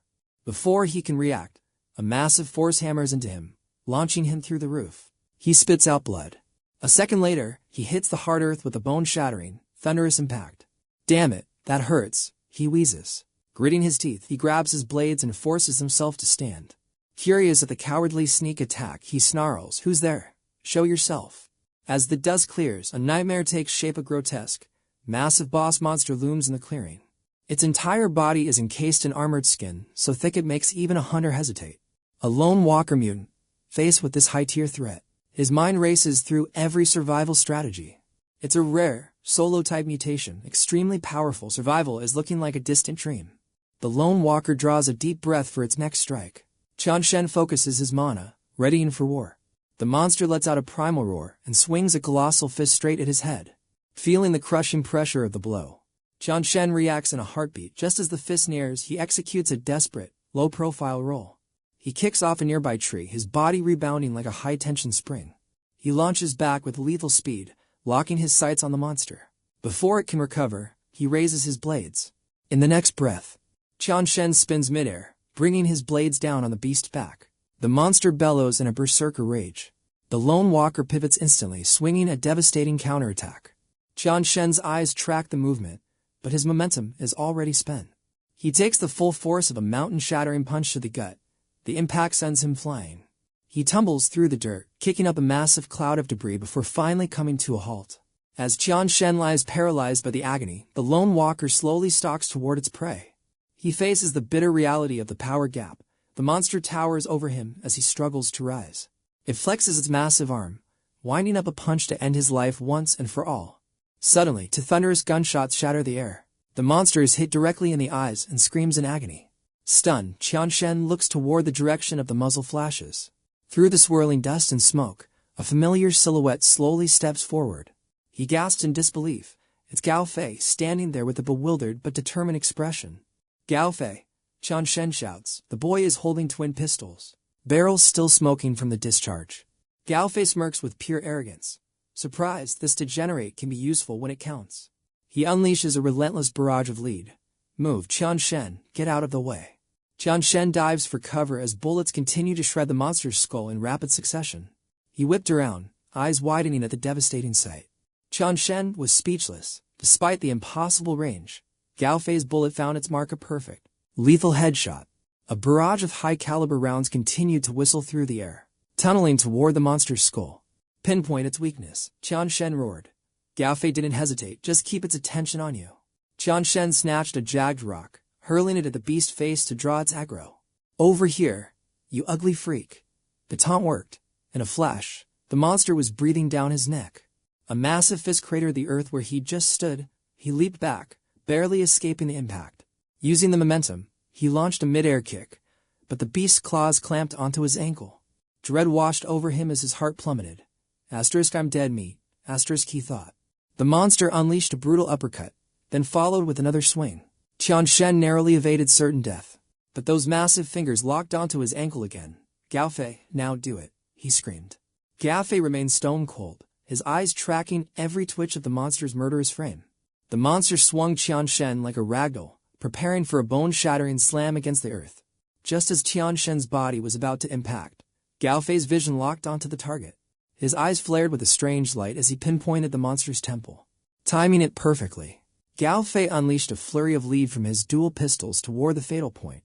The killing blow struck deep. A second later, the monster's skull began to fracture and burst. Qian Shen finally broke free, collapsing onto the grass next to the twitching beast.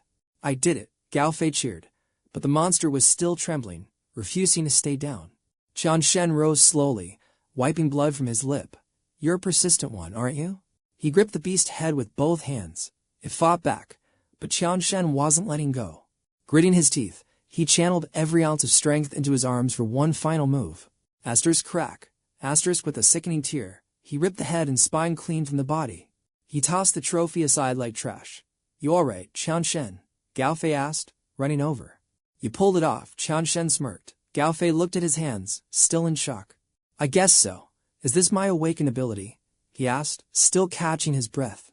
Gao Fei turned serious. He picked up a pebble. "See that falling leaf in the distance?" Qian Shen squinted, spotting a tiny leaf fluttering far across the field. With a flick of his wrist, the stone whistled through the air, pinning the leaf to a tree. Qian Shen stared, awestruck by the sheer power. "Not bad, right?" Gao Fei smirked. "That was incredible," Qian Shen laughed. Gao Fei rubbed his neck. "Well, I am a genius." Suddenly, Gao Fei's pupils contracted into tiny, sharp points. "Wait, do you see that?" "I see it," he muttered. 5206, etched on that pillar 1,000 yards out. The numbers were exact. This level of distance was no longer a barrier for him. "Ever since I evolved, everything moves in slow motion in my eyes," he explained. "It's a sensory awakening, a complete nervous system overhaul. You're becoming legendary," Qian Shen shouted. Qian Shen patted his shoulder. "Let's go. We're getting you a high-tier sniper rifle." Gao Fei beamed, clenching his fist. He finally had the power he needed. "I can finally be useful to you," he whispered. Qian Shen gave him a hearty backslap. "Don't say that. We're brothers, aren't we?" Moved by the words, Gao Fei reached out. "No matter what happens, I'm with you." Qian Shen laughed and bumped fist with him. "Brothers for life, then." On the other side, Lam Sa sat in deep meditation, her brow furrowed in focus. She was refining her mana amidst the corpses of the fallen boss monsters.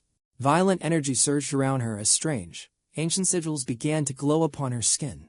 Lamsa's eyes snap open hollow and white. Scorching energy erupts from her core, forcing a gut-wrenching scream.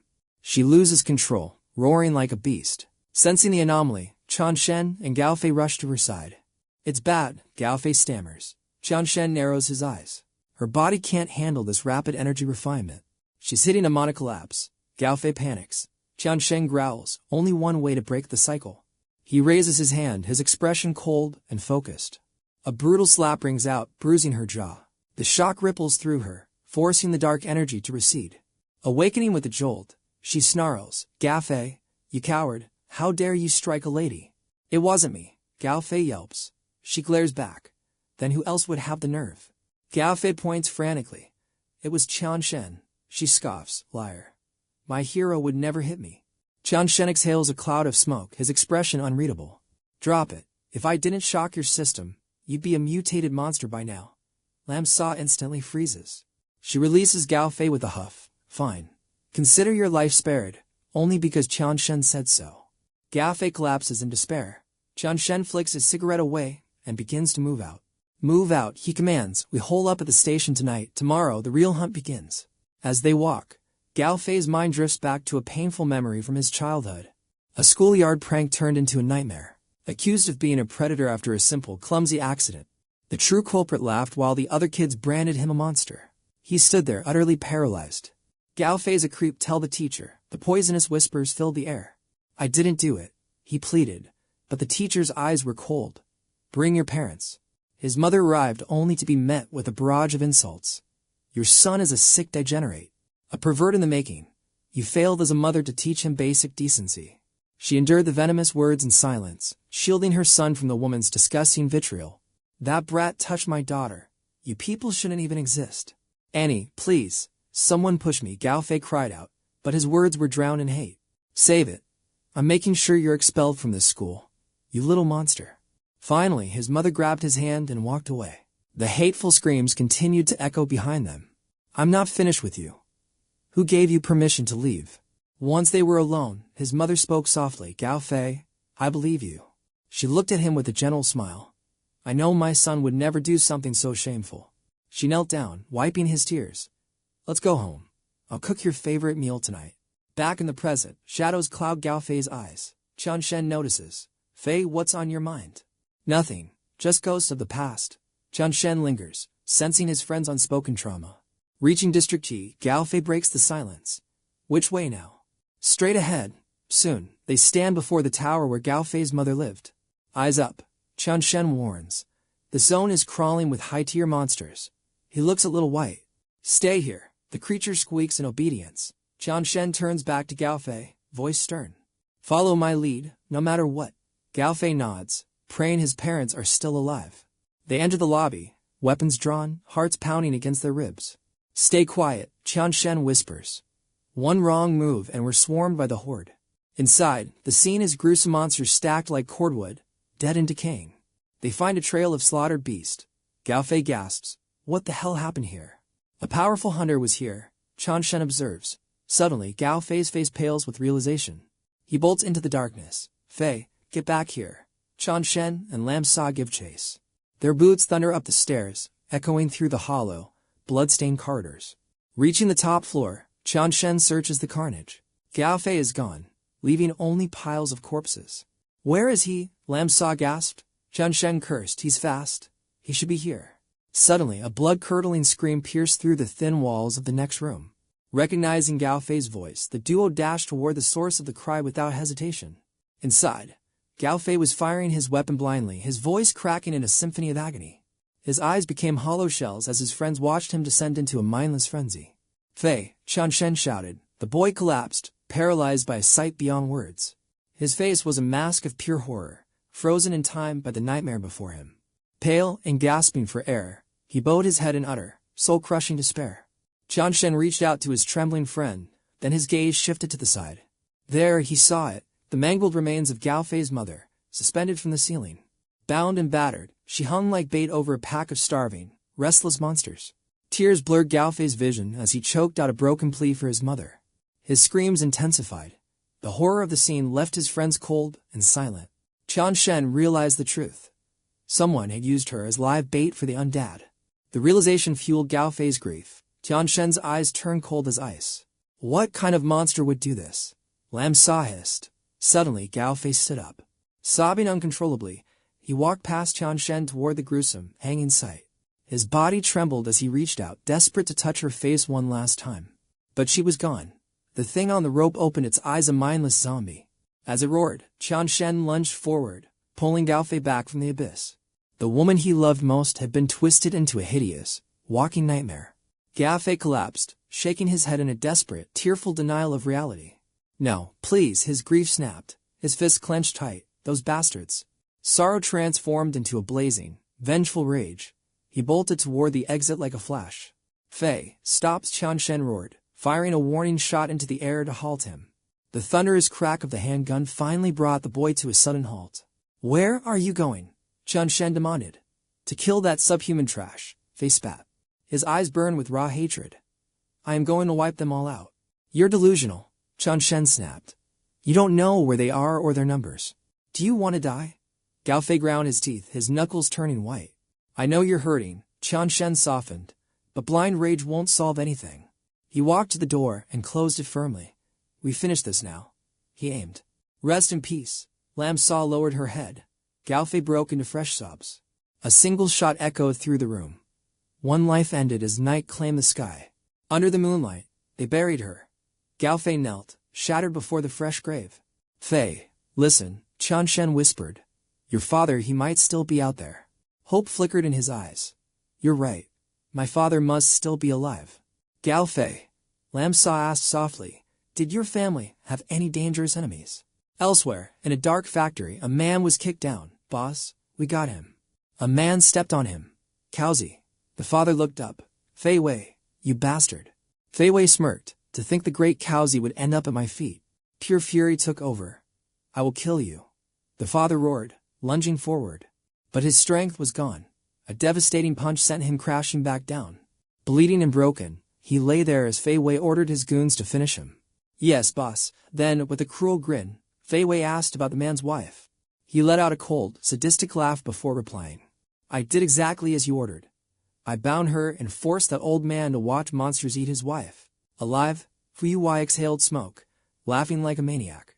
Bang Ti handed over a gold-plated watch. Boss, this old degenerate's place was a gold mine. Found this brand new Rolex.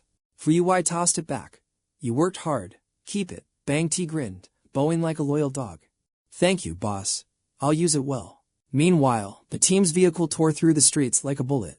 Qian Shen asked about 𝐒𝐲. Gao Fei's face turned pale. He was my father's business rival. Gao Fei revealed his history. A low-life thug with an underworld reputation. Nothing but a degenerate thief. Despite having powerful backers, he always lost to my father's guild-like influence. He was imprisoned for smuggling fake goods after my father reported him. He's the only one with a real grudge. Qian Shen nodded as the pieces of the puzzle clicked together. In this apocalypse, normal looters hunt for food and weapons, but feeding someone to monsters, that's the hallmark of a revenge quest. Qian Shen confirmed. The dead has a master. Is he truly the only enemy your parents had? Gao Fei's expression darkened. My parents were kind. In East China, only that degenerate 𝐒𝐲 is capable of this. Qian Shen slammed the brakes, drifting the car into a sharp U-turn. Gao Fei, the map now. Qian Shen marked 3 locations in red. These are our targets. Let's move. Lam Sa peered at the markings. A dam, a flour mill. The ancient city gates. Why these 3 specific spots? 2 weeks since the disaster began, Qian Shen explained. These are the only viable shelters left. He's there. Where is that bastard hiding? Gao Fei growled. Qian Shen replied, we'll find him. It's only a matter of time. Which building is the tallest? A moment later, they stood before a massive skyscraper. Suddenly, a zombie was sent flying, its body folding from a devastating impact. It was Gao Fei. A dark, suffocating aura of negative energy radiated from his body like a cursed trait. Qian Shen watched in silence. Lam Sa whispered nervously, Brother Qian Shen, will Gao Fei be okay? Gazing at Gao Fei's vengeful silhouette, Qian Shen finally spoke. This is a wall he must climb alone. Behind them, The stairwell was littered with monsters 𝐁𝐄 had slaughtered. Let him vent. Consider this as combat evolution. They finally reached the rooftop. Qian Shen scanned the horizon, the entire city layout appearing like a system map before him. Perfect vantage point. I can see the dam and the other sites clearly. 𝐁𝐄 adjusted his binoculars. Found them. Qian Shen tensed. Did you spot your father? 𝐁𝐄 handed over the glass. Look over there. Qian Shen focused. The flour mill. 𝐁𝐄 pointed. See that white car parked near the entrance? That's my father's vehicle. They must have kidnapped him after murdering my mother. Qian Shen analyzed the perimeter. The guards are alert. A frontal assault will be suicide. Their defense was tight. 𝐁𝐄 slammed his fist into the railing. Even if I die, I'll butcher every last one of them. Qian Shen placed a firm hand on his shoulder. Revenge is a dish best served cold. Stay calm if you want to save him. Lam Sa suddenly gasped, breaking the tension. Look, up in the sky. Qian Shen turned. What is it? Right there. They watched as an object descended. It was a government supply drop. A week into the disaster, nations began deploying relief crates via airdrop. Our region was among the first to receive these high-tier packages. Qian Shen drew his blade. Let's see what the RNG gods have for us. Pray for something useful. Inside were rations and, more importantly, crates of high-grade ammunition. A literal jackpot. Qian Shen pulled out a weapon, checking the chamber. Not bad. A Type 56 automatic rifle. Range: 1,500 meters. He handed it to 𝐁𝐄. With your awakened vision, this is the perfect tool for the hunt. Let's see what else is hidden in this loot box. Qian Shen muttered, searching for more gear. Qian Shen's eyes widened. A high-grade tactical scope. This changed the game entirely. He tossed the gear to 𝐁𝐄. You know how to handle this, right? As the rifle clicked into place, 𝐁𝐄 felt the power. Qian Shen spoke up. Lam Sa, and I go first. You stay put. 𝐁𝐄 bristled. Stay. They're mine to kill.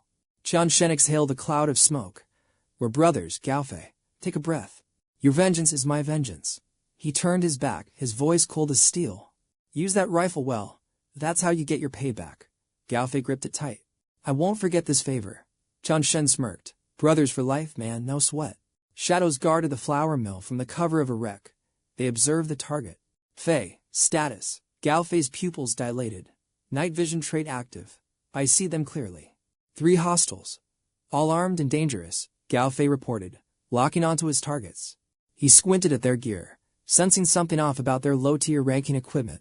Only Type 97s. Pathetic. Lam Sa hissed. We need a tactical approach here. Suddenly, Qian Shen stood up. Lam Sa gasped. What are you doing? Get down. They'll see you. He just shrugged. You'll get it once you hit Stage 1 evolution. At this level, plans are for the weak. He marched toward the enemy lines.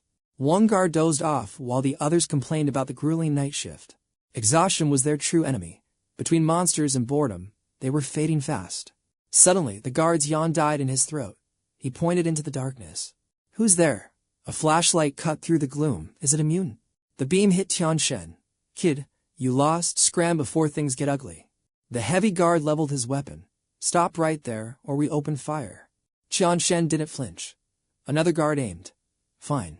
You want to die. Crack. A bullet tore through his skull. 𝐁𝐄's support was frame perfect. Panic surged. Sniper. The realization came far too late for their fallen comrade. With one down, Qian Shen coiled his muscles and leaped onto the gate roof. He landed like a predator.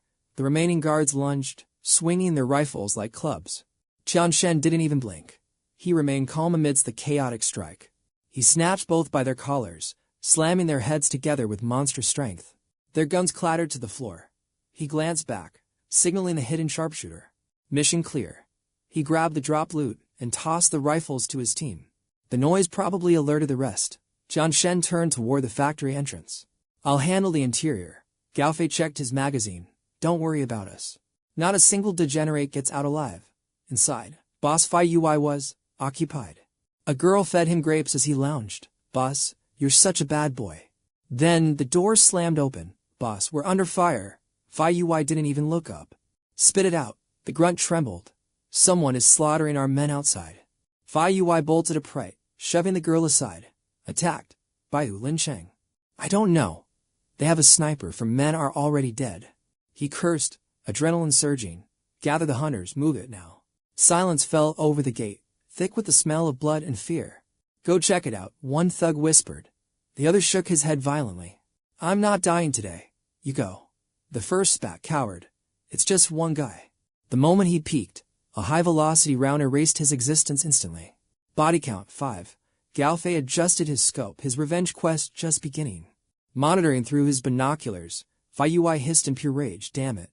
How many of them are there? The henchman stammered, trembling with fear. I don't know. 𝐒𝐊𝐢 instantly delivered a brutal, stinging slap. Useless degenerate. Is this why I keep you around? He roared. Everyone, move out now. Heavy footsteps thundered as the guild advanced. 𝐒𝐊𝐢 observed the escalating chaos through his sniper scope. This is bad, 𝐿𝐴 whispered. 𝐒𝐊𝐢's hunter surged forward. 𝐒𝐊𝐢 sensed the impending crisis. They're coming. 𝐿𝐴 cried as dark silhouettes blurred toward them like monsters from a nightmare rift. Too many, we have to move, 𝐒𝐊𝐢 shouted. They bolted, pushing their survival stats to the limit. An enemy scout spotted them instantly. Look, there they are. Don't let those rats escape. After them, the scout screamed. Above the fray, Qian Shen watched from the rooftops like a ghost. 2 guards remained, unaware of the shadow above. The gate's a war zone, one remarked, lighting a cigarette. Probably that cop Lin Sheng, causing trouble again, the redhead replied, exhaling a thick cloud of smoke. He thinks his badge matters here. The boss is going to crush him in this fight. At least the boss captured that old man, 𝐁𝐄𝐃. The redhead laughed at his partner's intel. Impressive gossip, a cold voice interrupted. Qian Shen dropped from the darkness, freezing them both in terror. Don't move. Don't scream, Qian Shen commanded. Unless you want your life bar deleted right now. He pressed a razor-sharp blade against their spines. One slip, and you'll never walk again. They trembled. I'm no healer, he whispered, but I know exactly where the nerves break. You'll become a vegetable. Qian Shen smiled, his eyes cold as ice. Want to test it? The guard turned deathly pale. The intimidation worked. 3 questions. Answer them, or face the consequences of a failed hidden quest. Is 𝐁𝐃𝐃 alive? Where is he? And who is Lin Sheng? He demanded with lethal precision. Qian Shen released a surge of pure killing intent. The thug's knees buckled under the overwhelming pressure. He's alive, locked in the factory sector. The man blurted. Which building? Qian Shen hissed. He pointed toward a looming structure. The guard was so terrified he had completely lost all control. Lin Sheng is a high-level officer, a real powerhouse from the police district, the guard stammered. He's helping them find bases to build some kind of new civilization in the ruins. Qian Shen paused. Lin Sheng, a powerful name that didn't exist in his previous life's memories. One last question, Qian Shen said coldly. We'll tell you anything, just please spare our lives. His eyes glowed with a predatory light. How do you want to die today? Before they could react, Qian Shen's dagger flashed. Blood dripped as the redhead collapsed in total silence. Ignoring the corpses, Qian Shen focused on the looming factory. Time for a rescue mission. He moved like a lightning bolt, arriving at the coordinates in the blink of an eye. He stood before the entrance, a strange chill crawling up his spine. Something felt incredibly wrong here. Muffled voices drifted from within. That old man is either dead or completely insane by now. 2 low-level hunters patrolled the perimeter, their footsteps heavy and careless in the dead of night. I couldn't last an hour in that hellhole, one said, kicking the wall of the cursed building. Shut your mouth, his partner hissed. You want the boss to hear you complaining. Qian Shen emerged from the shadows. This factory, it felt more like a dangerous dungeon entrance. He placed a hand on the rusted steel door, activating his high-level sensory perception skill. He closed his eyes, focusing his mana. Suddenly, his eyes snapped open in absolute shock. Inside, he saw 𝐁𝐃𝐃 suspended over a pit. Below him, a sea of ravenous zombies waited. The old man was trembling, staring into the abyss of the undead as the night deepened. Outside, 𝐒𝐊𝐢's hunters hesitated. Who's going in first? The 4-eyed guard asked nervously. Don't look at me, another snapped. That guy inside could wipe us all out alone. What if it's a trap? A third questioned, clutching his weapon with white-knuckled, trembling hands. If we don't finish him, the boss will kill us anyway. We have no choice but to advance. One by one, the targets marched blindly into the abyss. A silent bullet tore through the rookie's skull. Through the scope, 𝐒𝐊𝐢 watched his hunt begin. The group stood frozen, only realizing death was among them when the body hit the floor. None of you leave alive, 𝐒𝐊𝐢 hissed. Gunfire erupted as the leader spotted his shadow. With icy composure, he tracked the degenerates as they swarmed the stairs like cornered rats. A lone hunter against a desperate pack. The odds were perfect. Elsewhere, 𝐒𝐈𝐍's patience finally snapped. His blood boiled with a murderous, chaotic urge. Kill him, or don't bother coming back, he barked, mobilizing his final execution squad. A panicked soldier stumbled in, his voice trembling with the weight of devastating news. Boss, it's a massacre. The entire factory defense has been wiped out. Fury surged as veins throbbed on 𝐒𝐈𝐍's forehead. Keem, move out. We're ending this. Meanwhile, Qian Shen shattered the glass ceiling with the raw force of an awakened beast. From the rafters, he gazed down at the broken man. Uncle Cao, can you hear me? I'm Gao Fei's friend, he shouted, descending into the heart of the nightmare. Cao Kai's eyes remained hollow, his mind fractured by the sheer weight of trauma. Securing his line, Qian Shen glided down into the darkness of the industrial tomb. He landed with predatory grace, balancing himself as the undead moaned in the shadows. Reaching out, Qian Shen offered a lifeline. Uncle, I'm here to get you out. But the old man recoiled, retreating from his savior in a state of absolute terror. The platform tilted toward the abyss as the old man's sanity continued to crumble. Qian Shen lunged, pinning him down before he could plummet into the jaws of death. He realized then this wasn't just physical pain. It was a total spiritual collapse. To save him from the madness, Qian Shen delivered a swift, merciful strike to the neck. Uncle Cao slumped into unconsciousness just as 𝐒𝐈𝐍's armed goons closed their circle.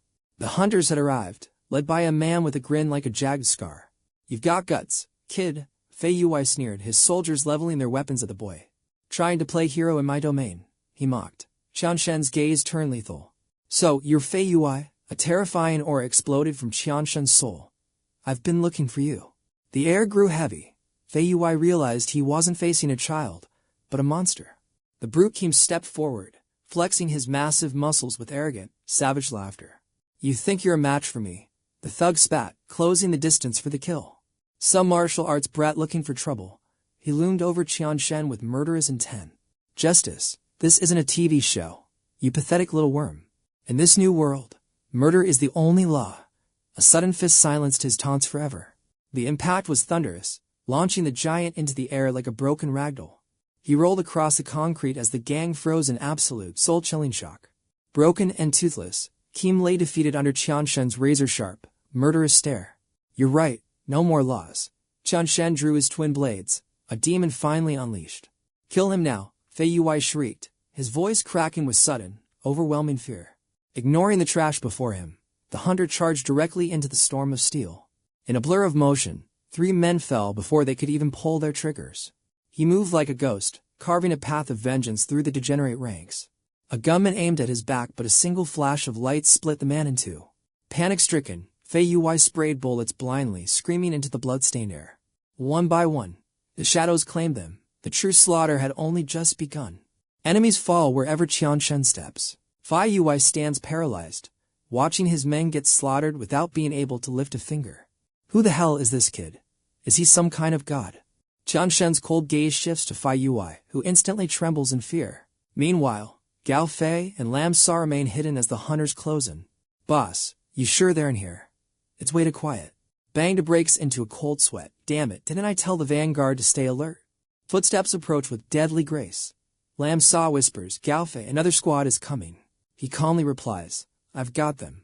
Gao Fei locks his sights, his eyes filled with killing intent. One shot, one kill. Below, the lobby is littered with the bodies of his prey. Bang 2 and his thugs enter, gasping at the horrific scene before them. No way. How can one guy be the savage? He has no idea he's already locked in Gao Fei's crosshairs. Just you left, Gao Fei mutters. Suddenly, he spots a gold watch on the thug's wrist. That watch. His face goes pale with dread for his father. Lam Sa senses his hesitation and asks, what's wrong? That watch. It belongs to my dad. Lam Sa glares at the villain, her fury reaching a breaking point. Gao Fei's composure finally snaps. You bastard, he lets out a primal roar. I'm right here. He snarls at Bang 2. But the thug remains arrogant. And I thought it was someone important. Just Cao Kai's pathetic brat. Gao Fei glares down. Where is my father? Bang 2 sneers. You want to see him? Fine. He mocks Gao Fei with a twisted grin. Surrender now, and I'll let you to have a family reunion in hell. Gao Fei's knuckles turn white. Lam Sa warns him. Don't lose it, Gao Fei, he's trying to provoke you. Banged his eyes gleam with malice at the sight of her. Well, look at that. We've got a little lady here too. Gao Fei's voice turns deathly cold. Don't worry, I'm perfectly calm now. He asks the thug, "Tell me, did you do this to my family?" Bang scoffs with total indifference. "You saw it yourself. Pretty neat, right?" A sadistic smile curls on his lips. "I tied your mother up and let the zombies rip her apart." Fury explodes within Gao Fei's soul. Lam Sa calls his name in panic, but his hidden power is already awakening. A violent red aura erupts, engulfing his entire body. "Lam Sa, get to safety, now." He grips his weapon, eyes burning with vengeance. They're dead, every last one of them. He charges headfirst into the enemy fire. The thugs are stunned by his sheer aggression and speed. Dual-wielding his pistols, he fires a rapid volley. The bullets find their marks right in the enemy's temples. They hit the floor before he even lands. Bang 2 and the rest panic, spraying bullets wildly toward him. Gao Fei's perception stat evolves.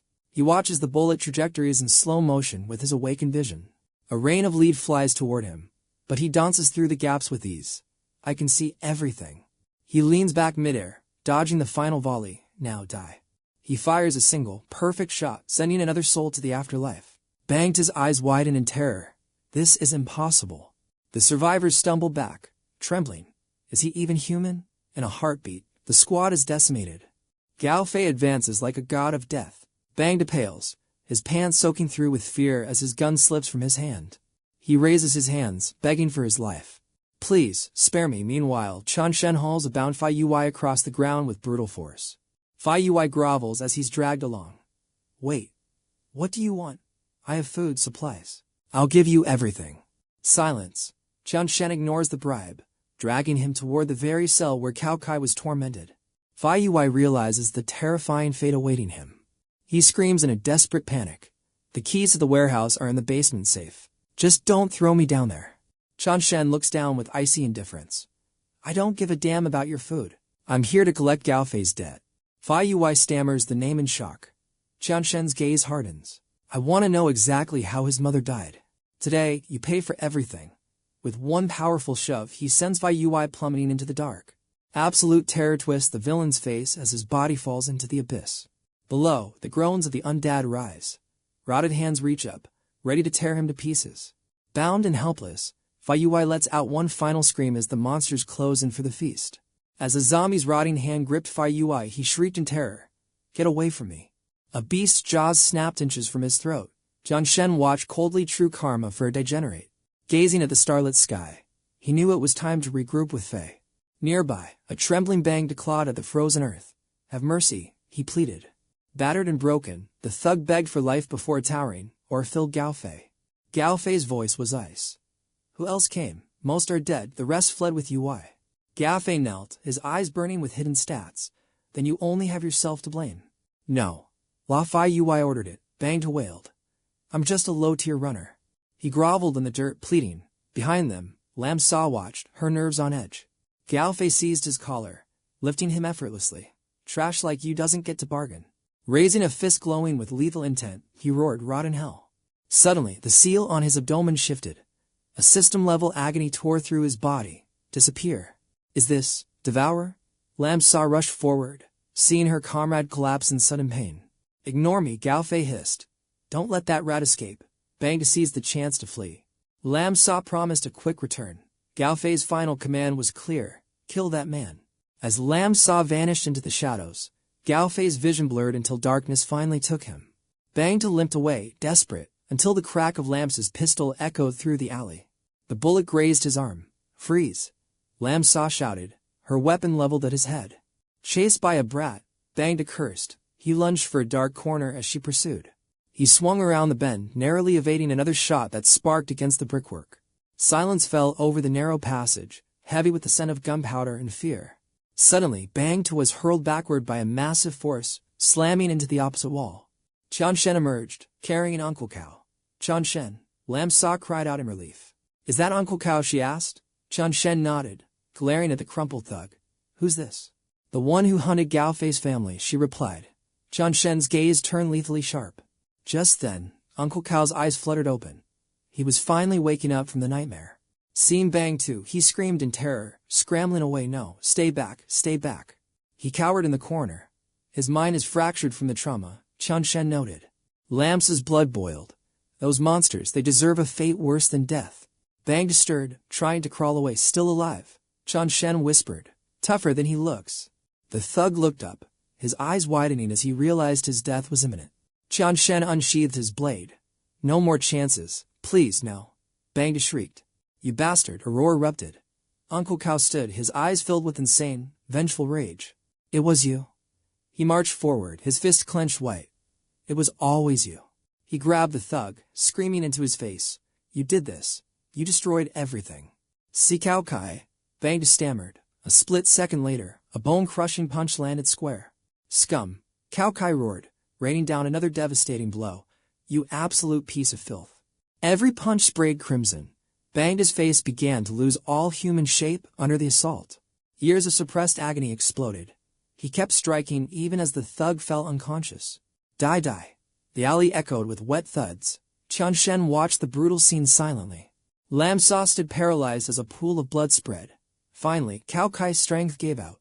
My wife, he sobbed, his voice breaking. I was too weak. I'm so sorry. His memories returned. Lam Sa whispered. Focus, Qian Shen replied. We need to find Gao Fei. As the setting sun bathed the city in orange, they moved out toward the rendezvous. Elsewhere, Gao Fei's eyes snapped open in an unfamiliar room. Where am I? Gao Fei finally blinked his eyes open. He saw his father slumped beside the bed and whispered, Dad? 𝐒𝐊𝐘-𝐒𝐖𝐈𝐍𝐵's eyes snapped open at the familiar voice. He rubbed them in disbelief before pulling his son into a desperate embrace. Little Fei, you're finally awake. The father's eyes softened with relief as Gao Fei spoke his name. The heavy gloom vanished from 𝐒𝐊𝐘-𝐒𝐈𝐍𝐵's face instantly. They hugged tightly, Gao Fei grateful his father survived the nightmare. After a moment, 𝐒𝐊𝐘-𝐒𝐖𝐈 patted his shoulder. Now that you're back, my heart can rest. Gao Fei immediately asked for a citrip. Did 𝐸𝐸 hurt you? Where is that bastard's guild? Are those degenerates finally wiped out? He replied calmly, thanks to your two loyal friends. Your mother's blood feud has been settled at last. Just then, Lam Sa walked in with a tray. Qian Shen was right, she chirped. The sleeping hero finally woke up. Gao Fei greeted her. Little lamb, she slid the food closer. Starving, right? Get some calories in you. Thanks, Lam Sa, he replied warmly. Seeing him appreciate her effort made the girl's mood skyrocket. No sweat, 𝐒𝐊𝐘-𝐒𝐖𝐈𝐍𝐵 added. You've been out for 3 days. I was terrified you'd never open your eyes again. Gao Fei froze, his spoon halfway to his mouth. 3 days? I've been in a coma that long. He glanced at the chandelier above, confused. Wait, where are we? 𝐒𝐊𝐘-𝐒𝐖𝐈𝐍𝐵 quickly broke down their situation. An abandoned hotel. It's our temporary safe zone. On the table sat eggs, bread, and a glass of milk. Lam Sa added, scavenged these from the kitchen. Not bad, huh? Gao Fei nodded, realizing their survival was a miracle. Suddenly, Qian Shen's voice cut in. Someone's getting emotional. Gao Fei shouted his name in pure excitement. Qian Shen immediately began lecturing. What did I tell you? Don't use that power unless it's a total emergency. Gao Fei sighed. That guy killed my mother. In that moment, the 𝐒𝐸𝐸 energy just exploded. I couldn't hold back. Qian Shen let it slide. Forget it. Luckily, your breathing method training saved you. Your stats kept you alive. Your virus resistance is peaking. By the way, what's up with those weird spots on your body? Gao Fei's face turned beet red. Qian Shen smirked. Don't be shy. Where exactly did those marks appear? Gao Fei stammered, pointing vaguely downward. Qian Shen lost his patience. Just spit it out. Where? Forced into a corner, Gao Fei blurted, in my manly area. The entire room fell into a sudden, deafening silence. A second later, Lam Sa and Qian Shen lost it. They exploded into fits of hysterical laughter. Fei, you're a legend, a real rare specimen. Lam Sa teased, her own face flushing red from the awkwardness. Stop laughing, Gao Fei barked, humiliated. Qian Shen wiped tears away. This is the most human I've ever seen you. Once you recover, I'll examine your traits. Gao Fei snapped back. Like hell you will. Get lost. 𝐒𝐊𝐘-𝐒𝐖𝐈𝐍𝐵 watched them with a fatherly smile. You kids catch up. I'm heading to my room for some rest. Gao Fei nodded. As the door closed, the old man paused, looking back at the three friends. Seeing his son laughing with real comrades brought a look of pure contentment to his weary face. Later on the rooftop, Qian Shen watched them train. Time's up, he signaled. The two hunters slowly opened their eyes. He turned to Lam Sa. Your physical vessel has evolved, but your hidden ability still hasn't fully awakened. She nodded, feeling the surge. I can feel the cells in my body transforming every single day. Then to Gao Fei, your virus resistance cultivation needs to hit the next tier. You're still too vulnerable. Lam Sa asked curiously, what about you, Qian Shen? What's your current ranking tier? He paused, looking surprised. He checked his internal system. I was nearing level 20, but the recent battle cost me a 2-level penalty. If we face another boss monster like Fai Ui, I might not hold the line. Gao Fei's mind raced. Level 20? That's insane power. Qian Shen noticed Gao Fei's hesitation. Fei, what's on your mind? Gao Fei clenched his fist. Qian Shen, can you teach my father the breathing method? I need him protected. Qian Shen shrugged. Of course. If you hadn't been in a coma, I would have started his quest already. Gao Fei's eyes widened. Really? Qian Shen grinned. Hey, we're brothers. Your family is mine. Moments later, Gao Fei knocked on his father's door. Silence. No footsteps. No voice from inside. He hammered harder. Dad, it's me. Little Fei, open up. Qian Shen sensed something wrong and stepped forward. Move back. Qian Shen delivered a devastating kick. The door splintered and slammed onto the floor. Inside, the air turned ice-cold. Both men froze as they stared at the horrific scene before them. Gao Fei's eyes went hollow. He stumbled forward, paralyzed by the sight of his father's final, desperate act. Father! A fresh wave of agony hit as Gao Fei collapsed, wailing. Qian Shen and Lam Sa watched in heavy silence. Scanning the room, Lam Sa's eyes locked onto a small piece of paper resting on the desk. She handed the note to Gao Fei, whispering that his father had left him one last message. With trembling hands, Gao Fei took the letter. The handwriting was steady, neat, and hauntingly calm. The world changed too fast, it read. Despair had won. Death by a monster's bite, or a bullet seemed inevitable. If you hadn't saved me, I would have never made it this far. Every word bled with trauma.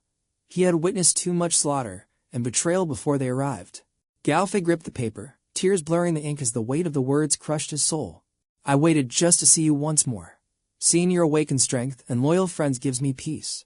He clutched an old, broken watch. The letter explained it was his father's most precious, albeit ruined, treasure. A memento of his parents' love, a relic to carry forward as he fought to stay alive.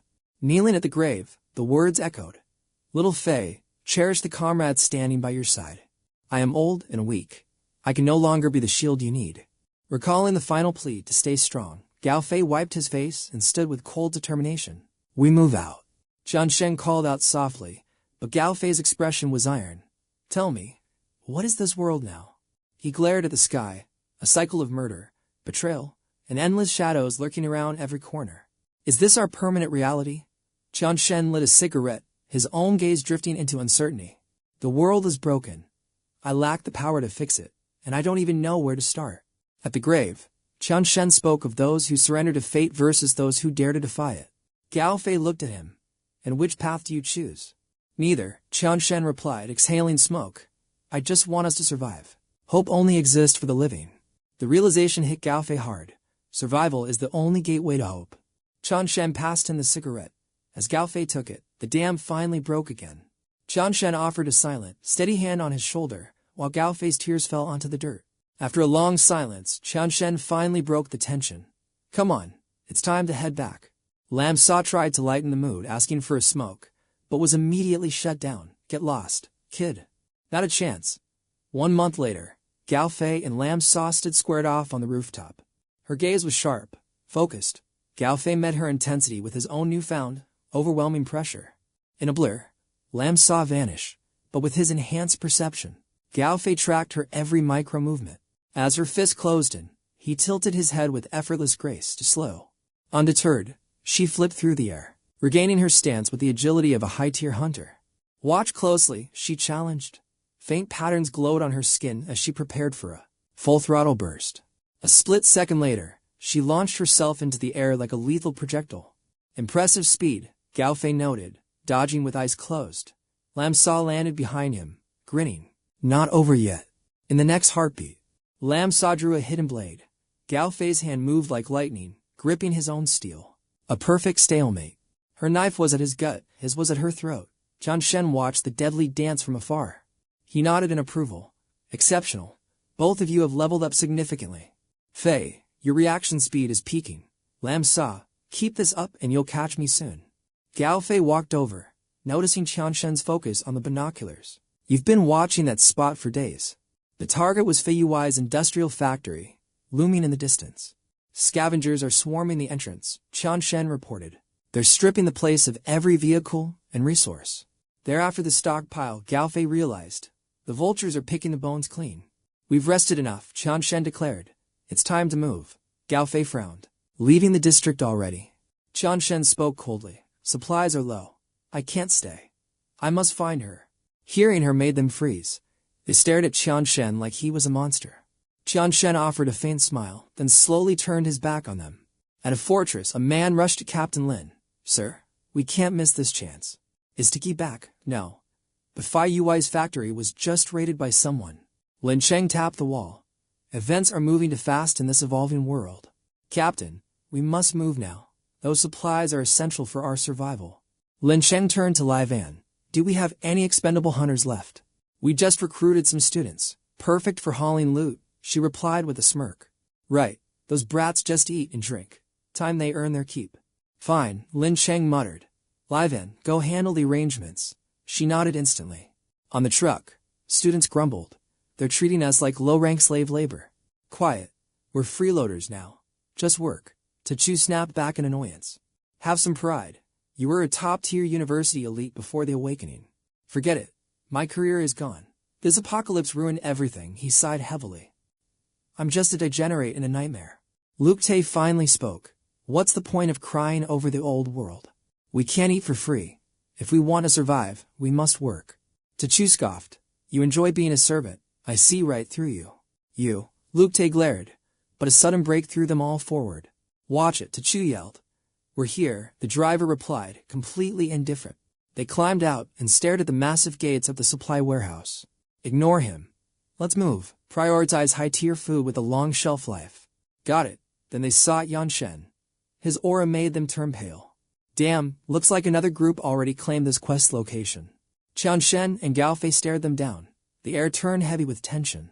What's the plan? Lam Sa whispered. Qian Shen replied. Keep loading. I'll handle them. They turned back to work. 𝐁𝐄𝐓 stepped forward to block their path. Wait, stop loading. This warehouse belongs to us now. Move out, kid. Qian Shen exhaled smoke.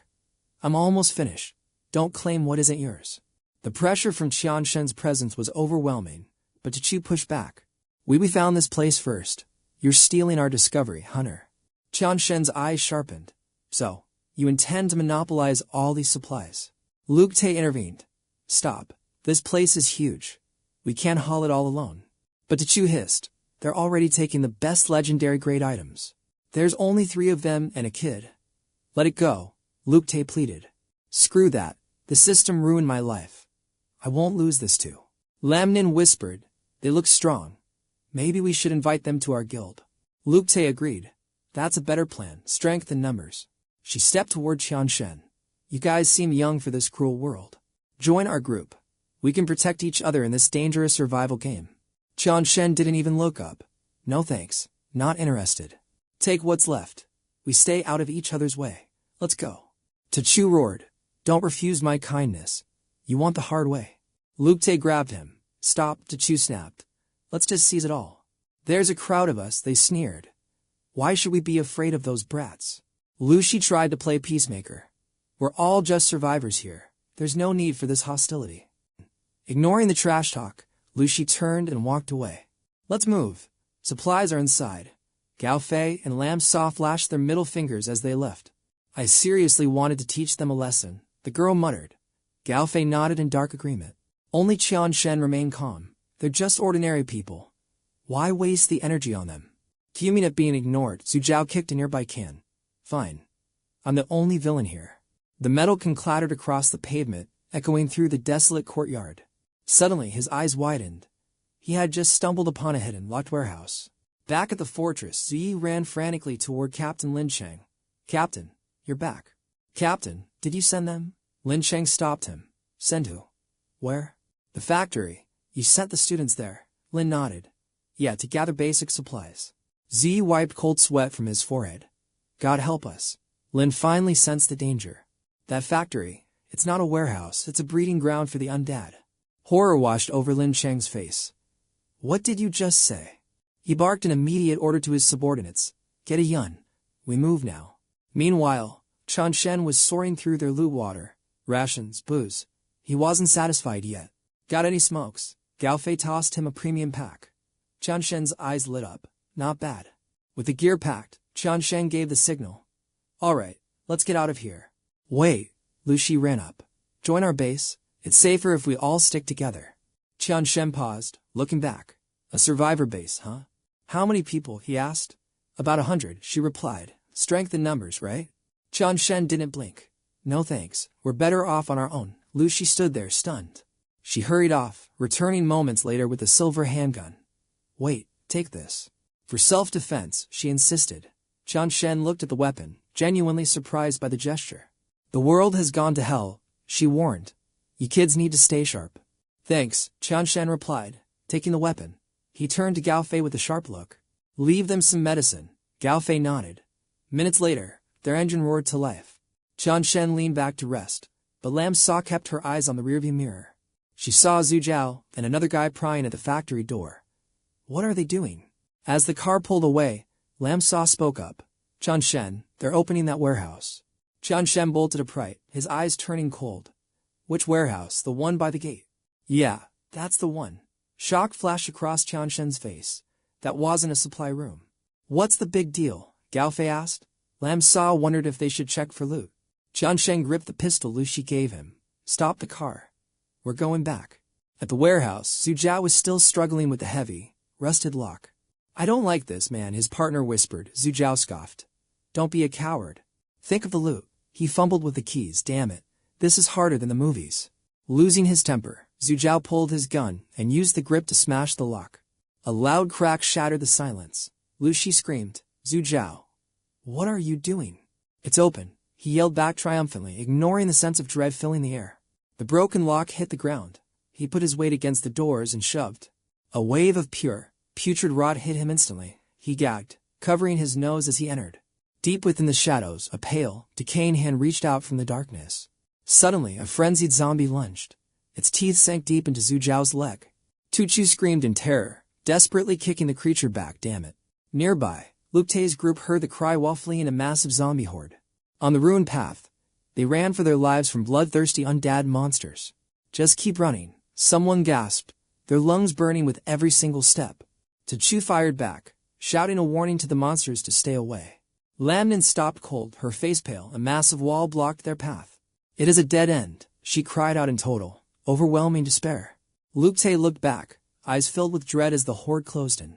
Ready your weapons. Someone yelled. Tuchu expertly dropped one mid-lunge. He turned to 𝐒𝐊𝐄. 𝐒𝐿𝐊𝐄, where is your gun? Struggling with a stick, she admitted she gave it to 3 children. Tuchu groaned. We are low on supplies and you are playing hero. Stop talking and focus on surviving this first, a teammate barked. A monstrous zombie lunged at 𝐒𝐿𝐄. She froze, paralyzed by pure terror. She swung her stick blindly. Get back. Do not come near me. Nearby, a teammate's shoulder was shredded by a zombie's jagged, rot-filled teeth. Screams echoed as the horde tore the poor soul into bloody pieces. 𝐒𝐿𝐄 dropped her stick, sinking into a void of absolute hopelessness. The beast lunged again, its rotted jaws snapping inches from her face. A gunshot cracked through the air, piercing the zombie's skull instantly. It was Qian Shen's squad. He arrived just in time to save her. Is that them? 𝐒𝐿𝐄 gasped as the trio began their assault. With surgical precision, they mowed down the horde. 𝐒𝐿𝐄 watched in awe. Save the ammo, Qian Shen ordered, drawing his deadly melee blade. They moved like high-rank hunters, clearing the remaining filth with ease. Tuchu's group stood frozen, mouths agape at the display of power. The threat was neutralized. Under the blue sky, Qian Shen stood victorious. Is everyone okay? He asked. Lam Sa laughed, finally breaking the tension. The group's banner felt like a world away from the nightmare. Qian Shen handed the gun back to 𝐒𝐿𝐄. Take this back. She insisted he keep it. I have plenty of firepower, he replied. Suddenly, Tuchu stepped forward and snatched the weapon from his hand. Don't be shy, 𝐒𝐿𝐄, he sneered. He is just being generous. He turned to Qian Shen. Hey brother, why not join our camp? I'm a lone wolf, Qian Shen replied, glancing coldly at the group. 𝐒𝐿𝐄 blushed deeply, looking away in an awkward, silent moment. Suddenly, Tang Bu let out a sharp cry, signaling something was wrong. Qian Shen's eyes narrowed. Hey, You were bitten, were you not? 𝐁𝐄 flinched in fear. What are you talking about? I am fine. Then why is there blood on your leg? Qianshen's voice turned icy. Lift your pant leg. Now. 𝐁𝐄's face went pale with panic. The system heals the pain quickly, but the virus remains, Qianshen warned. 𝐁𝐄 aimed the gun at him. Stay back. I will shoot. You know the rules of degeneration, Qianshen said, his hand twitching. My blade is faster than your trigger. Cut it off, or I will. Terror gripped 𝐁𝐄's soul. No way, I refuse to die like this. He shrieked, firing his weapon in a frenzied panic. I won't die. Qianshen reacted instantly, grabbing Lu Shi and pulling her down into a low crouch. Stay down. He barked. As 𝐁𝐄 bolted into the shadows, Lam Sa prepared to give chase, but Qianshen held her back. Let him go, he said coldly. He is already a dead man walking. Gao Fei's senses spiked as he detected a looming threat. Qianshen. Something massive is heading our way. Qianshen remained unnervingly calm. I know. Suddenly, a blood-curdling scream ripped through the air. Lu Shi gasped. That's 𝐁𝐄. The attack was instantaneous. A monstrous, rotting hand clamped down on 𝐁𝐄's skull like a vice, crushing his desperate cries. Qianshen's eyes narrowed as a towering corpse emerged, dragging 𝐁𝐄's body. A system window flickered, warning, Rank 2 evolved infected detected. The beast was a nightmare of twisted flesh, letting out a dry, guttural growl as it lurched forward with terrifying, supernatural intent. The group panicked at the sight of the monster, but Qianshen stood his ground, a pillar of absolute ice. You two, get out of here now, he commanded. Lu Shi's face turned ghostly pale. Her voice trembled as she looked back at him, overwhelmed by the oppressive aura. But what about you? She asked. Qianshen's gaze hardened, becoming as dark and unfathomable as the abyss. You're only a liability here, he said with chilling resolve. Move, now. That's an order. Summoning her courage, Lin Ning grabbed Lu Shi's hand. We have to go. If we stay, we're just dead weight. She pulled her into a desperate sprint. As she was dragged away, Lu Shi looked back one last time, her eyes filled with agonizing dread for those left behind. Just hold on. I'll bring back reinforcements, she cried out. Meanwhile, the Rank 2 monster closed the distance on Qianshen. The beast let out a menacing roar, but Qianshen didn't flinch. He unleashed a devastating strike that rattled the monster's core. Shut your mouth, he hissed. The hideous creature was sent reeling, its massive frame slamming into the cold pavement with a thunderous thud. Groaning in agony, the beast struggled to find its footing, its wretched cries echoing through the desolate streets. Gao Fei analyzed the threat. It's a fully evolved Rank 2. It's trying to summon a horde to its location. Qianshen let out a short, confident laugh that echoed through the silence of the wasteland. Let it scream. We've already cleared the trash in this area. No one is coming to save it. He turned to Gao Fei and Lam Sa with a challenging smirk. All right, you two. This one's all yours. Show me your growth. You've been training for this. It's time to see if those hidden stats were worth the effort. With a playful glint in his eye, he added, 2 against 1. No firearms allowed. Don't you dare lose. Gao Fei and Lam Sa unsheathed their blades, the cold steel gleaming under the dim light as they advanced toward the beast. Their confidence was radiating. Watch and learn. We'll have this quest finished before you can blink. They lunged forward in perfect synchronization, ready to deliver a flurry of lethal strikes to the monster as it struggled to recover. In the rescue vehicle, Li Yun urged the driver. Step on it, Lao Li. We need to move faster. I'm going as fast as I can, he replied. Suddenly, Li spotted a familiar vehicle racing toward them. Wait, isn't that their car? Sister Yun.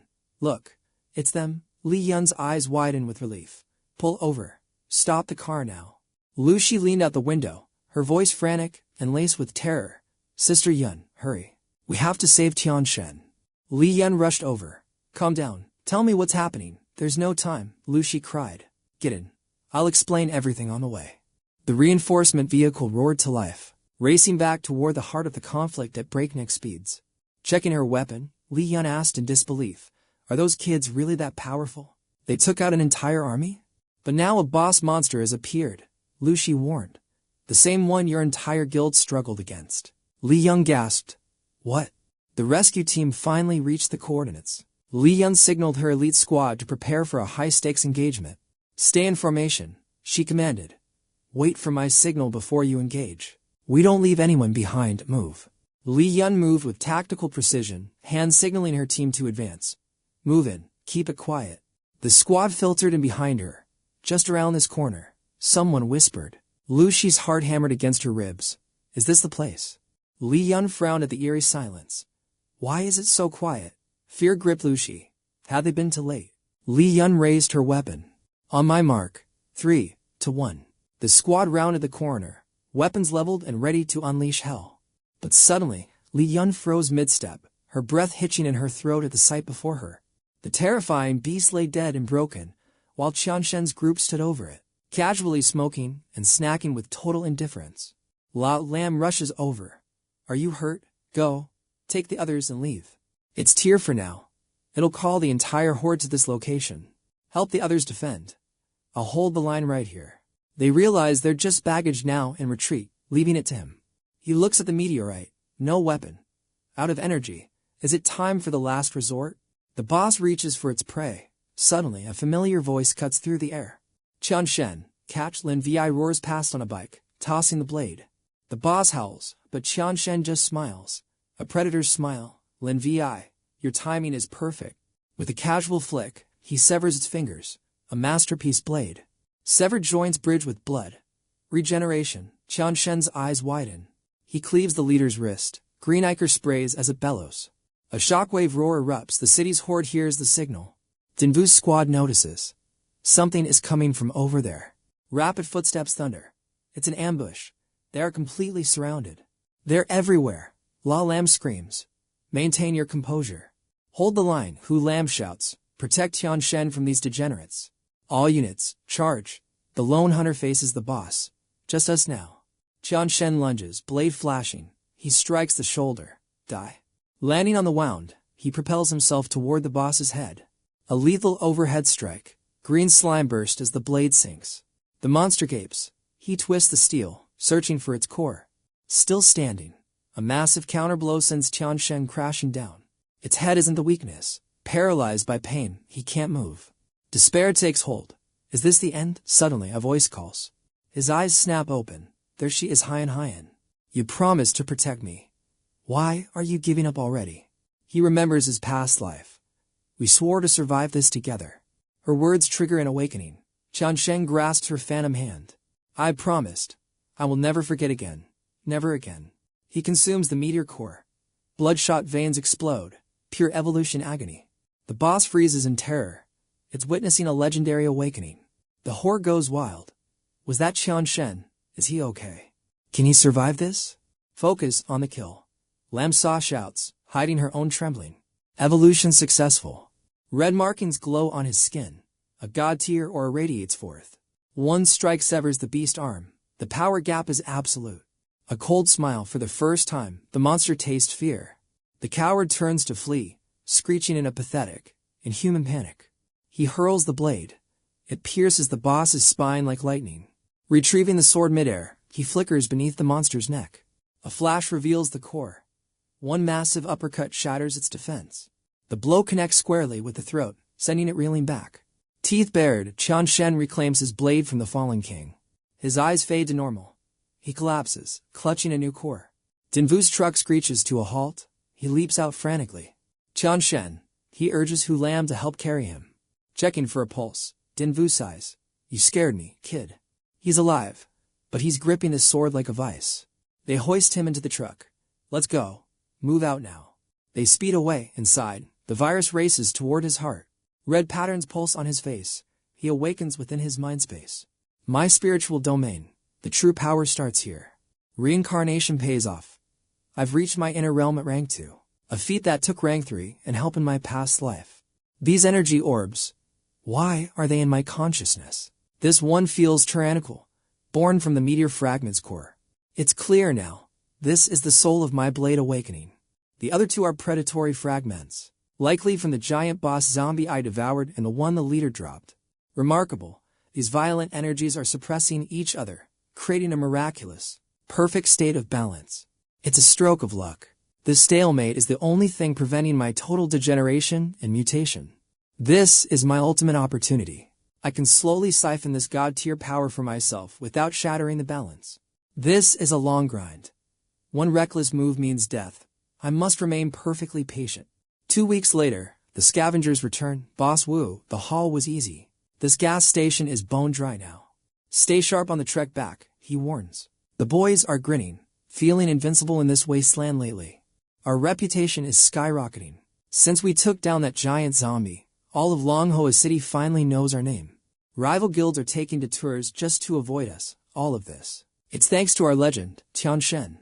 At this rate, unifying the city is inevitable. With him leading us, it's only a matter of time. Suddenly, the radio crackles. We've got trouble. Li Peng snaps back. What's the emergency? Talk to me. It's Hu Feng's hunters. They've intercepted our team at the station. It's a total standoff. Neither side flinches. Where's your cowardly leader? A flea like you doesn't deserve Boss Hu's time. Li Peng sighs in relief. So the big man didn't show up. We can handle these punks. Look, we did the work, so we take the loot. Don't try to muscle in on our score. The rival captain offers a split. We take 40, you take 60. But the old rules don't apply anymore. You're living in the past, Li Peng sneers. Do you really think Hu Feng still calls the shots in Longhua? He stares him down. Where was your legendary boss when the zombie tide was at our gates? The city has a new master now. We don't bow to the wind nest or your outdated rules anymore. This hall belongs to Tian Shen, every drop of it. Now back off before things get ugly. The crew roars in support. Get lost. No scraps for you. The rival captain turns purple with rage. You dare insult Boss Hu. If he's not here to stop me, then his name means nothing. A cold voice interrupts. So, my face isn't worth that much to you? The atmosphere instantly freezes. It's Hu Feng himself. It's been weeks since I've seen Tian Shen. I heard he was severely injured. How is he recovered yet? Li Peng masks his fear. He's stronger than ever, Boss Hu. Asterisk, is this the real Hu Feng? Asterisk, the sheer pressure radiating from him is exactly what the rumors described. Good. He's a hero for killing that zombie. Hu Feng smiles thinly.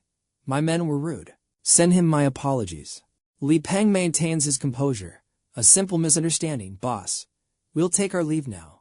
Let them go, Hu Feng orders. Li Peng whispers to his men, forget the rest. Grab what we have and move. His team is baffled. Boss, why are we running? We just made that legend back down. The rival lackeys are equally confused. We've scouted this for weeks. Why let those degenerates just walk away? Hu Feng's eyes narrow with malice. Patience. Whatever belongs to us will return to us soon enough.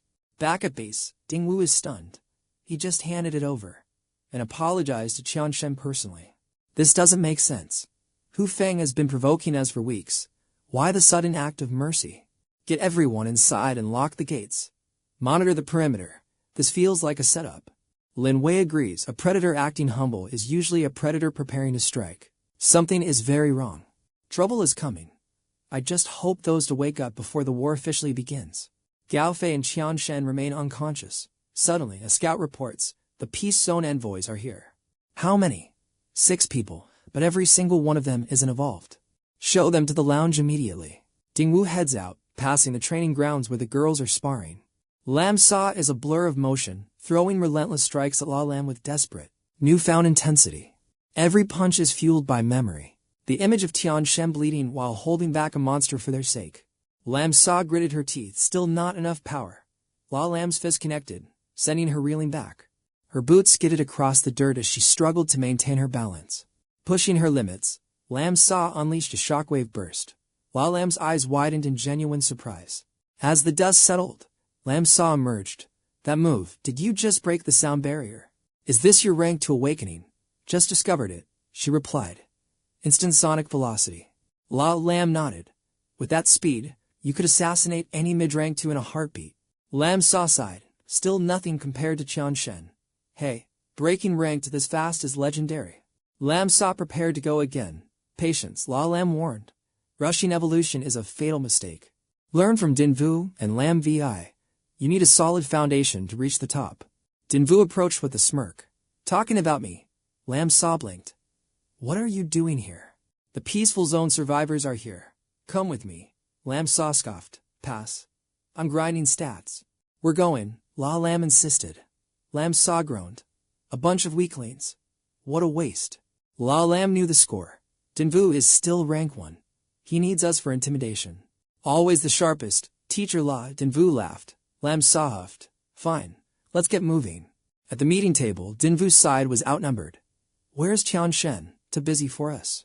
Talk to me, Dinvu stated. Lam Lam shook her head. No, this is too big for you. She glanced at La Lam. I doubt there's any crisis these two couldn't handle, though. Lam Lam froze, sensing their power. Wait, to rank 2 evolvers, in one place. I recognize you. The blood station. La Lam nodded calmly. That was indeed me. Then the one with you was Qian Shen, the man who obliterated the Zhao clan. To have such hidden masters, fine. Let's get straight to the point. We want to join you. We'll fight for Qian Shen. Dinvu raised an eyebrow. Join us? Don't you know, the peaceful zone is gone. The zombie tide devoured everything. 𝐒𝐊𝐽 City is a graveyard. Nowhere was safe from that relentless undead onslaught. You had Qian Shen's protection. We were scattered to the winds the moment they arrived. After the tide receded, our home was nothing but a hollow shell of what it once was. That's when Ho Fang arrived. He marched in with a reconstruction flag, shamelessly poaching survivors. Before Qian Shen appeared, he was the king of 𝐒𝐊𝐽. Everyone flocked to his side. Now he's absorbed every elite hunter left. His faction is 10 times stronger than before. Lam Sa slammed her fist down. That snake. We bled on the front lines while he looted. He waited for us to die just to expand his reach. La Lam gestured for her to sit. Fuming, she sat back. Go on, Dinvu prompted. Lam Lam, was it? Continue. What's the difference between Ho Fang and us for people like you? Why pick our side? The other evolvers stayed silent, their eyes heavy. Lam Lam took a deep breath. Because Ho Fang is no leader. He's a tyrant who plays with lives. Any dissenters are sent to the most dangerous zones to disappear in combat. My brothers barely escaped his clutches. The resentment against him is reaching a breaking point. To us, joining his hive is no different from walking into a death trap. But we've heard the legends of Qian Shen. Every survivor respects what he's done. Only you can challenge Ho Fang now. Dinvu sighed. We need hunters, but our base is in a rapid growth phase. We have our own priorities. We aren't ready to wage war against a monster like Ho Fang just yet. If you're looking for a shield, you'll be disappointed. Lam Lam gave a cryptic smile. I knew you'd say that. But things are much more complicated than they seem. A hooded figure among the group slowly pulled back their cloak, revealing a wild, messy mane. Brooke stumbles in, arm mangled. Dinvu gasps, You. Why aren't you with Zhao Yanqing? The boss is dead, he wheezes. Hu Feng slaughtered everyone. But Hu Feng is conquering the safe zone. Why kill Zhao? Brooks gasps, he wanted it. What item? Explain. Brooks stares blankly. I don't know. Dinvu growls in frustration. Talk. How did Hu Feng find his coordinates? Lin Lin interrupts. Abu was the mole. She silences them. Enough. After the Zhao clan fell, Zhao fled to the P sector with his elite guard. Brooks claims Zhao was hiding a legendary trump card. A hidden item powerful enough to flip the script. The boss never let us touch that box. But upon arrival, they found the P sector overrun by a massive zombie horde. That's when Hu Feng struck. Abu leaked their location. He was a double agent from the start. Hu Feng is a cold-blooded monster, Dinvu mutters. He turns to her. Did you know Abu was his? I had suspicions, La Lam admits. Lam Sa adds, Abu faked a betrayal to infiltrate Zhao's inner circle. The Zhao clan were fools to trust him. Dinvu counters, no, his defection shocked everyone.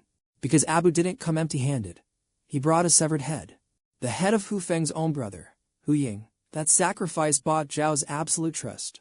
The entire mining zone saw Abu as a treacherous rat who bit the hand that fed him. Even his own guild believed it. La Lam is stunned. He sacrificed his brother for a trap. Lin Lin sighs. Brooks is the only survivor of the Zhao lineage. We saved him from the cleaners. After hearing of your power-ups, he sought us out. Hu Feng's endgame is total domination of 𝐒𝐊𝐽 City. The Zhaos were just the first pawns. The safe zone is next, then us. If he'd kill his brother, he'll kill anyone. The room turns cold. Rage burns in their eyes at such a vile betrayal. Dinvu barks an order. Find Linwei. Rally every awakener for an emergency war council. Meanwhile, Qian Shen is deep in his mental realm, focused on his cultivation. The 3 energy cores are shrinking. With my current stats, I can finally tame them. Suddenly, an energy core swells. The delicate equilibrium shatters. The energy detects a threat.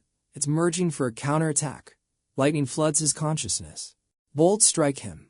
A few days ago, this would have killed me. Now, you're mine. Outside, a faint voice echoes. Careful, don't let Lord Shen fall. The team is scrambling. Brother Vu, We've moved him to the reinforced basement. Lock it down. Guard the door with your lives. Someone asked, are we really fighting Hu Feng? Don't ask stupid questions.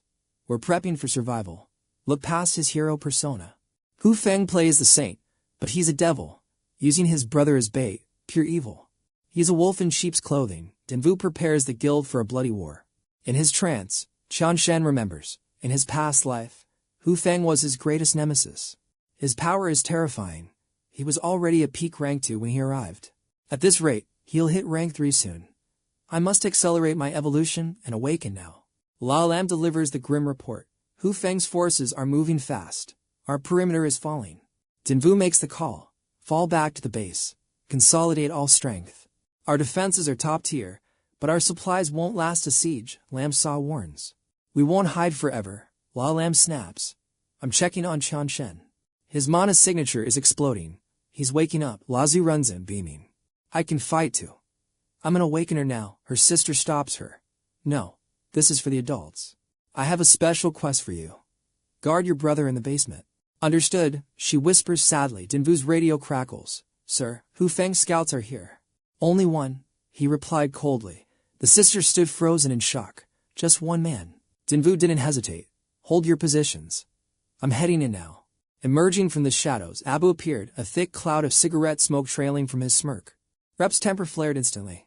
You dare show your face here? I'll kill you. Don't let him get to you. Lam warned, but the villain just sneered. Where is that invincible god of yours hiding? He isn't dead already, is he? Dinvu stepped forward, his eyes narrowing. Don't worry. Our leader is doing just fine.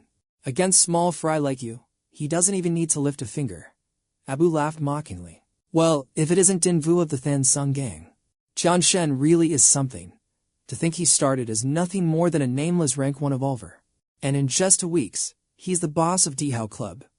What a lucky dog. Dinvu's brow furrowed. What are you getting at?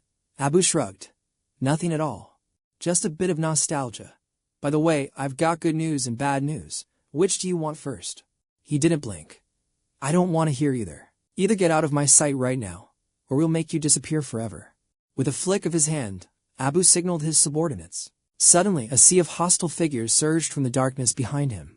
The sheer size of the force left Dinvu's team speechless. Abu cackled. Weren't you the one who was going to make me disappear? 70 high-tier revolvers. I'd love to see how you plan on handling these odds. Lam Sa gasped. 70. Since when did Ho Fong have so many awakened warriors? Lam's realization hit her hard. You must have noticed it too. When the zombie tide hit, mutated variants started appearing everywhere. Fighting them triggered massive breakthroughs, and the crystals dropped by those monsters did the rest. It wasn't just them, the number of evolvers across Longhua City was skyrocketing, with many already reaching rank 2. Now that Ho Fong has merged with the Peace Zone, his military power is several times greater than before. Abu looked down at them with pure contempt. You were talking big a second ago, so why so quiet now? Where's your savior? Why hasn't he shown his face? Even if Qian Shen crawled out now. What could one man possibly do against my army? That's right, he's useless now. All of you, just wait for death. Lam Sa had heard enough. She activated her skill, instantly shaving the hair off his head until only a ridiculous tuft remained. Abu watched in horror as his locks hit the ground. The surrounding evolvers struggled to keep a straight face. The fearsome commander now looked like a complete clown. Lam Sa gripped her dagger, her voice cutting like ice. Whether Qian Shen can do anything isn't for a joke like you to decide. Abu swung at her in a blind rage, but she dodged effortlessly. Give me my hair back. With those slow moves, you couldn't touch me in a million years, she mocked. Try again in your next life. As Abu fumed, a high-priority transmission came through from Ho Fong. I've scanned the area, the boss reported. There are no other high-level energy signatures. Qian Shen isn't there. Kill them all. Finally, Abu growled, his eyes gleaming with malice. Bring out the heavy hitters. In the distance, a massive engine roared to life. Dinvu spun around, his senses screaming. What is that sound? It sounds like a heavy-duty engine, La Lam replied, eyes fixed on a blurry silhouette. They couldn't make out the vehicle yet, but Abu's triumphant laughter told them everything they needed to know. Two figures loomed as the vehicle approached. It was an armored tank from Ho Fong's private arsenal. Dinvu was stunned. How did they get their hands on such firepower? Dinvu, I'll leave this side to you. La Lam shouted, charging straight toward the approaching steel behemoth. The thugs inside the tank jeered. Look at this little lady coming to meet us. I've got a thing for girls with glasses. Let's crush her. Lam Vi support her, Dinvu commanded. You to hold off their revolvers. I'm going to stop that tank. Total war erupted on the battlefield. La Lam activated her black armor trait, bracing herself as the steel monster bore down on her. She slammed her palms into the front of the tank, the impact vibrating through the ground. She was being pushed back, her boots carving deep ruts into the asphalt. The tank's momentum was overwhelming. Just as her strength began to fail, La Tiet leaped in. Sis, I've got your back. The young girl delivered a devastating punch that shattered the tank's outer plating. Abu was speechless. How is that brat so strong? Move it, reinforce the tank, he screamed. Leave a few men here to finish the rest, everyone else charge. Lam Sa looked around, her face darkening as 10 elite evolvers closed in on her. Abu smirked as he activated his secret weapon, the evolution virus. I was saving this trump card for Qianshen, but I guess you'll serve as the perfect test subject.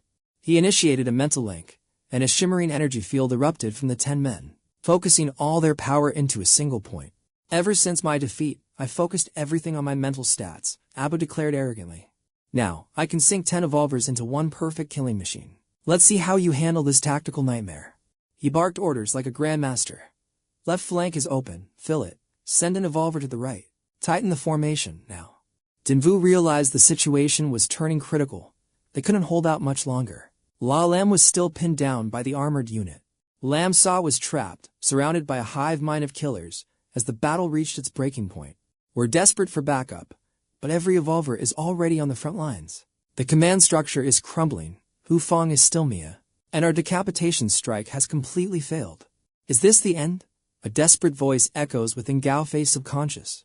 Fei, wake up, open your eyes, he gasps, looking around wildly. Who's there? Who's calling me? A figure steps forward. I'm right here.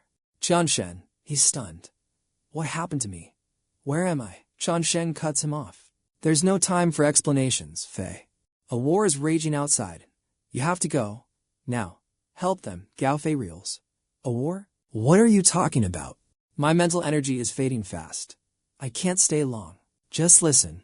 Once you're out, find Hu Fong and take him down immediately. Hurry, the name ignites a fire in him. Hu Fong, that bastard. Qianshen reveals the truth. Feel your body. You've ascended to peak tier 2.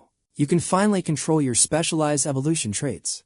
As Qianshen begins to vanish, Gao Fei panics. Qianshen, you're fading away. Shut up and move. Get over there now. Gao Fei lunges toward the glowing gateway.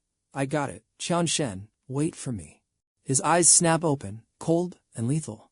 Meanwhile, Hu Fong demands an update from his subordinates. Report. What's the status? An exhausted grunt wheezes out. Our armored units are stalled. High-level hunters are blocking the path. Progress is crawling. That girl's combat power is insane. We need more time. Hu Fong snarls. 5 minutes. You have 5 minutes before I handle this personally. Abu bows. Understood. He glares toward the battlefield. Eyes narrow, everyone. Activate your marks. Unleash your inner power. End this quickly. The mob begins to surge with dark energy. Abu bellows. Shift formation. Slow and steady. Grind them into the dirt. Lam Sa gasps, her lungs burning, damn it. Before, Qianshen used their burst state against them, but now they're coordinated and cautious. I can't find a single opening.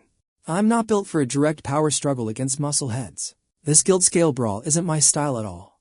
Abu gloats, his voice dripping with malice. It's over, kid. You can't stop us now. I learned my lesson from that angel. I won't make the same mistake twice. Today. No one is coming to save you. Not even Qianshen. Today. The wasp nest will unite Longhua City under one banner. Suddenly, a massive explosion rocks the battlefield. The crowd spins around in shock. What the hell was that? A smoking crater marks the spot. In the center lies a charred husk. That's Abu? He's been turned to ash. Lam Sa is speechless. What's going on? A familiar voice rings out. Stop staring and keep fighting. She gasps. Gao Fei? Is that really you? Gao Fei, perched high above with a rifle, smirks. Who else could land a shot like that? For the allies, this is the ultimate miracle. La Lam cheers. Gao Fei's awake. He reassures them over the comms. Go wild, everyone. I've got your 6 from up here. He calmly eyes his magazine. My firepower is on a whole different level now. Let's see how they like this. Dinvu hands over control. You're in charge now, Gao Fei. I'm going in to break some bones. Gao Fei nods. No problem. Everyone, charge. Take them down. Word reaches Hufang. Abu is dead. They have a sniper now, a heavy artillerist with devastating firepower. Hufang seethes. Which is it, a sniper or an artillerist? The scout hesitates. A sniper, I think. But the bullets explode like mortar shells. Not just Abu, but several of our frontline commanders have been picked off already. Hufang roars. Locate him. Find his position now. We can't lock him down. Hufang is stunned. What? The scout trembles. Normally, an evolver of our rank can dodge bullets easily. But these bullets, they curve. They're homing in on us. It's like he's toying with us before the blast. We can't defend against this. As he speaks, another bullet snakes through the air. The target doesn't even realize death is inches away. Boss, what do we do? Our losses are mounting by the second. A deafening boom echoes through Hufang's receiver. His ears ring from the impact. A sniper, huh? Impressive. A voice suddenly breaks into his frequency. Boss who, right? Take a wild guess who I am. Ding ding. Correct. And here's a special message for you and your ancestors. Hufang realizes the sniper is talking directly to him. Gao Fei continues his taunt. Let's see. I've lost track of how many of your men I've dropped. Quite a few, actually. Want to keep going? I've got plenty of rounds left. How many more degenerates do you have for me to bury? Hufang's face turns black with rage. All reserves, move out. Find that sniper, and bring me his head. A massive wave of reinforcements surges forward with a terrifying roar. Kill them all. La Lam's eyes widen in horror. Still more. How many people did this bastard actually recruit? Lam Sa gasped in shock. Gao Fei, where did Hufang find these reinforcements? Your scouts said there were no ambushes left. This was clearly the villain's final desperate gamble. She realized the truth. He was betting everything on one last bloodbath. Gao Fei nodded grimly. Retreat now. I'll provide cover, and pick off every single one of their high-rank evolved hunters. Lam's voice trembled with worry. You're going to snipe from one spot. You'll expose your coordinates to the enemy. He gave a confident smirk. Don't sweat it. I can handle myself. Bullets began to rain down with lethal, calculated precision. Boss, casualties are mounting. We can't hold the line, Hufang growled. I've pinpointed that sniper's location. Leave him to me. Keep advancing. High above, Gao Fei grew bolder with every shot, even humming a battle hymn. We are the elite marksmen. One bullet for every enemy soul. We are the phantoms of the battlefield, fearless and unstoppable. After one more shot, Hufang suddenly loomed behind him. Had your fun yet, little sniper? Gao Fei didn't flinch. Boss Hu, you're faster than I expected. The villain sneered. You've got talent, Gao Fei, was it? Join my guild. Your abilities are wasted here. Dying would be a shame, but you seem like the stubborn type. Gao Fei shrugged. I'm flattered, but this flower already has an owner. Hufang's face darkened. Then you die. Hufang's palm struck like a hidden blade. The impacts landed into Gao Fei's chest, sending him flying across the rooftop. Gao Fei coughed up blood as his body skidded violently across the concrete floor. He struggled to stand, teeth clenched. Asterisk, that wasn't a normal strike. Just a touch, but the destructive power was overwhelming. Asterisk. Your long-range skills are impressive, but in close quarters, you're nothing. Gao Fei spat. Ever heard that villains talk too much? Without hesitation, Gao Fei leveled his weapon and fired a point-blank shot at the monster before him. Hufang casually caught the bullet with his bare hand, but his eyes widened when the projectile spiraled out of his grip. Before he could react, a massive explosion erupted. The entire floor vanished in a cloud of fire and debris. Emerging from the smoke like a demon from hell, Hufang hissed. Impressive bullet manipulation, brat. But today, you die. Gao Fei wasn't about to stay for a fair fight. Catch me if you can. Bye-bye. He vanished into the shadows. The chase was on, as they blurred through the ruins. Gao Fei fired precision shots over his shoulder. The boss ducked, but the bullets curved midair and detonated. The two hunters clashed in a high-speed pursuit across the skyline. Gao Fei finally hit a dead end at the balcony railing. Hufang caught up, walking toward him with murderous intent. The kite string is cut, Hufang declared. Gao Fei removed his glasses and grinned. My job is finally done. Your turn, partner. Hufang felt a sudden chill down his spine as heavy footsteps echoed from the stairwell. Boss Hu, long time no see. You still look as healthy as ever. He turned in shock. It was him. Tian Shen. It's time to settle our old debts, once and for all. The sight of Tianchen left the villain completely paralyzed.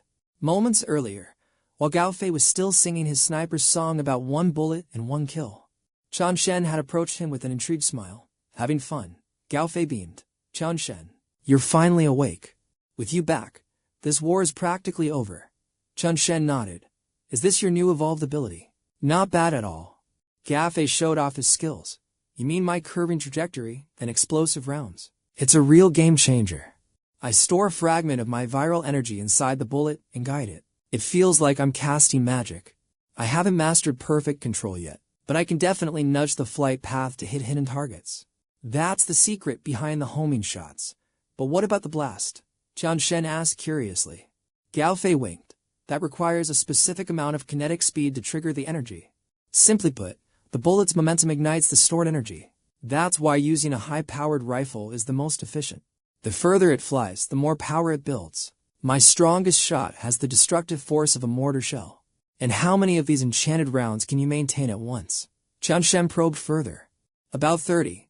Beyond that, I lose focus. Tianchen laughed. So you're basically a rapid-fire mortar battery now. Gao Fei nodded proudly.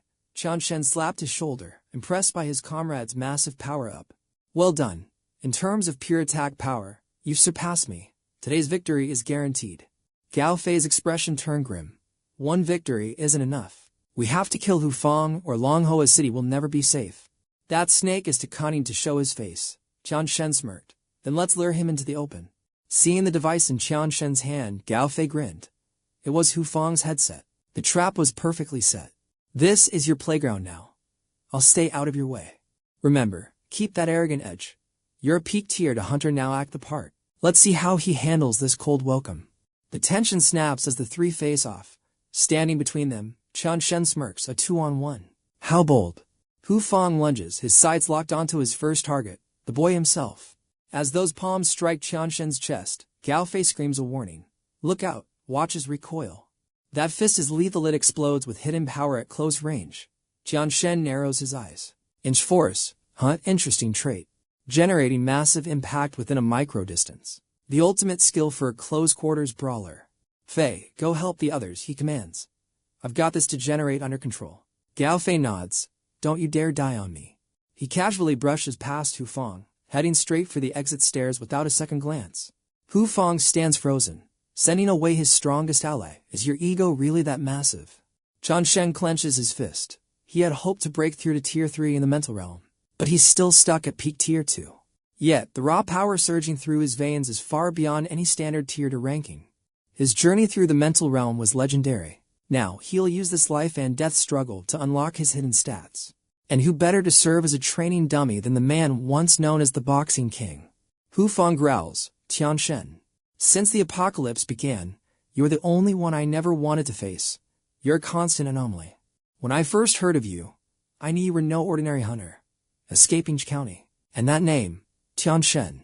You're the one who took down Long Dean, aren't you? Tianchen realizes the trap has been set all along. The rumors about the evolution art, those were your doing, right? Hu Fang just smiles darkly. From tier to beginner to peak in weeks. You even touched the Tier 3 ceiling. Is the evolution art still just a rumor? A month ago, a scavenger named Ahung crawled to me, spilling every secret about your raid on the dam. He told me everything, the chaos, the power, and the legendary evolution method you supposedly hold. I ignored it at first, but once I saw your growth, the pieces of the puzzle clicked. The plan was born. For the record, I hated that rat Ahung. Just looking at him made my skin crawl. So your grand plan was using me to topple the Zhao Guild and unify Longhua City. Bold move. Two things shocked me. First, your level up speed is absolutely monstrous. Second, I only expected you to stir the pot, not rewrite the entire hierarchy of the city. Crushing the Zhaos was my job, but you stepped in and stole the spotlight for yourself. And the third surprise, I cleared the zombie horde and the boss monster while you watched from the shadows. Jealous? Hu Fang laughs. Before today, you might have been a threat. You were truly dangerous. But I've already won. The Zhaos are gone, and Longhua is mine. That was just the beginning. Power is the only currency in this hellscape. He rips off his coat, revealing glowing monoceles across his muscles. Destroying the Zhaos was just a stepping stone, a means to evolve my own personal power-up. His voice drops to a chilling whisper. This was my true objective. Qian Shen's eyes widen. A crystal is embedded in the man's chest. Suddenly, a fist blurs toward his face. Hu Feng's strike meets nothing but air. Fast? You've got some survival instincts, kid. Qian Shen stares at the gem, a cloud core cluster. So that's how he did it. When high-tier variants evolve, they develop a territorial consciousness, a true boss monster trait. The strongest zombies devour their own kind to expand their domain and harvest hidden stats. The cores dropped from these monsters become the ultimate loot for whoever is strong enough to take them. Unlike humans, zombies use this high-purity virus energy to force a terrifyingly fast evolution. The chance of a cloud core forming is astronomical. No wonder he hit Tier 3 so fast. He's using a cheat code. Qian Shen triggers his system interface. Fine then, a Tier 3 sandbag. This might actually be fun. You dare call me a sandbag? Hu Feng's aura explodes. I'll show you who the real degenerate is. The two titans collide. Hu Feng's eyes bulge in shock. He blocked it? Unbelievable. His armor plating actually tanked my direct strike without shattering. Hu Feng roared, launching a relentless barrage. I'll keep this pressure up. 30 minutes of non-stop combat, no matter your defense tier. I'll crack it. Let's see how long you can survive this onslaught. Each punch felt like a localized hurricane. I dodged, but shards of my black armor began to flake away. Hu Feng sneered, claiming pure defense was a death sentence. Suddenly, Qian Shen muttered, 37. He calculated each strike. Hu Feng's power matched the max output of a peak tier to awaken. My innate armor held for exactly 37 hits. This hidden stat is even higher than my peak during my previous life. The black armor on Qian Shen's arm knit back together instantly. Hu Feng gasped, regeneration. Impossible. Before the villain could react, Qian Shen lunged forward, burying a heavy fist directly into his sternum. The impact made Hu Feng spray blood instantly. He plummeted, crashing into a crater below like a broken doll. Hu Feng gasped, forced to acknowledge this kid's monstrous power. Qian Shen approached. That star cloud buff gives you quite the edge. A normal Tier 3 would be dead or crippled by that hit. Hu Feng stared in pure shock. He's only a peak Tier 2. So how are his physical stats eclipsing mine by this much? Could that armor be a trait that massively buffs his overall hidden stats? Insane attack, unbreakable defense, and rapid recovery. His overall combat efficiency is off the charts. How can a Tier 2 possess such broken abilities? He spat out, fine. I truly underestimated you. No wonder you took down that giant zombie. But you still don't grasp the true gap of a Tier 3 hunter. I was the first to awaken in Manhwa. My progression speed is unrivaled by any common degenerate. My comprehension of the virus energy is far beyond yours. That tier gap cannot be bridged by your power. Qian Shen noted the energy swirl. Hu Feng grinned. This is the true power of a Tier 3. Energy manipulation. The revelation sent a jolt of surprise through Qian Shen. Reaching Tier 3 means finally unlocking the system's true application of virus energy. Condensing that energy is the first step toward total mastery over the system interface. Most Tier 3s fail this quest, yet the Boxing King mastered it already. No wonder he was a legend in my past life. He spoke coldly. Qian Shen, you're impressive. Truly the first person I've ever praised. In all my years, Hu Feng has never acknowledged anyone else like this. But survival is about choices. One right move beats 10 years of effort. I gave you a chance, now you pay. He unleashed a punch, a lethal gale aiming to end the main character's life right there. But Hu Feng's confidence vanished instantly. Qian Shen caught the fist with a single, casual hand. Impossible. Sorry, Boss Hu. Looks like my energy tier is actually a level above yours. Hu Feng's mind shattered. This can't be. You're just a Tier 2. How can you manipulate energy? That's a Tier 3 exclusive skill. I smirked. There's a lot you don't know. A searing flame erupted from my palm, engulfing his fist. Hu Feng collapsed. How? How can a mere Tier 2 be this monstrously powerful? Suddenly his radio crackled. Boss, emergency, the armored transport is blocked. They've surrounded us, and are breaching the hull. The doors are failing. If you don't step in now, the guild loses everything. Lazu's fist punched straight through the armor plating. She pouted. This tin can is way thicker than it looks. You're the driver. The man turned pale, trembling. Don't come closer. I'm warning you, stay back. Desperate screams filled the comms. Help us, boss. Snipers are picking us off. We need reinforcements immediately. Boss, order the retreat. We're being slaughtered out here. Hu Feng's voice turned deadly low. Qian Shen, I spent 3 months and sacrificed my brother for this. Everything is destroyed. I narrowed my eyes. Betrayal, Ingun Hat, and Thenthen. Where are they? You care for them. Those two rats tried to leak intel to your club. Think I'd let them live? Qianshen spat in disgust. You're nothing but a pathetic hypocrite hiding behind a title. He retorted, history is written by the victors. The methods don't matter as long as I reach the top. I'll admit, you're strong. Normally, I'd never want to make an enemy out of a monster like you. I underestimated your power level. A fatal error. But there's no turning back now. I have to end this. He launches a devastating strike directly at the boy's chest. Hu Feng pours every ounce of mana into one ultimate blow. The impact sends Qianshen flying backward.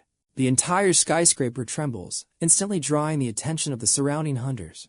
Lam Sa rushes to help. We have to save Qianshen, but Gao Fei stops her in her tracks. Don't go. She's panicking. Can't you feel Hu Feng's insane power tier? He remains calm. Trust him. Our angel has this handled. Besides, at that power level, we'd only be a distraction. Lam Sa bites her lip, forced to accept the reality. They watch the battlefield in the distance. Qianshen slams into the concrete wall with a thunderous boom. He slumps down, motionless and silent. Hu Feng slowly approaches, maintaining a cautious distance between them. Hu Feng sneers. Stop testing me, Qianshen. Your current armor stats won't survive another full power strike from me. Now, stand up. Show me your true combat power. This is my Tier 3 breakthrough skill, concentrating all my energy into one punch. Today, I'll decide our fate with it. But the strike is parried. The villain freezes in shock as his prideful move is stopped dead by a single blade. Impossible. Qianshen smirks. That attack, it was definitely at a mid-tier rank 3 level. Not bad. Now, let me show you what real energy control looks like. I'll test my new evolution skill on you today. Hu Feng watches in terror as the blade is raised. One slash triggers a massive explosion that obliterates the surroundings. His expression remains frozen, but his lower body has already been severed by the sheer force of the blow. The villain's remains fall to the ground. The hunters can't believe their eyes. This victory was absolute and terrifying. Silence falls for 5 seconds. Gao Fei and Lam Sa stare in awe. Qianshen just one-shot a high-ranking boss. Then cheers erupt. We won. It's over. The celebration begins as the dungeon master finally falls. Gao Fei rushes over to congratulate his brother-in-arms. Let's go greet our hero. Lam Sa follows close behind. Wait for me. Lin Lin is speechless.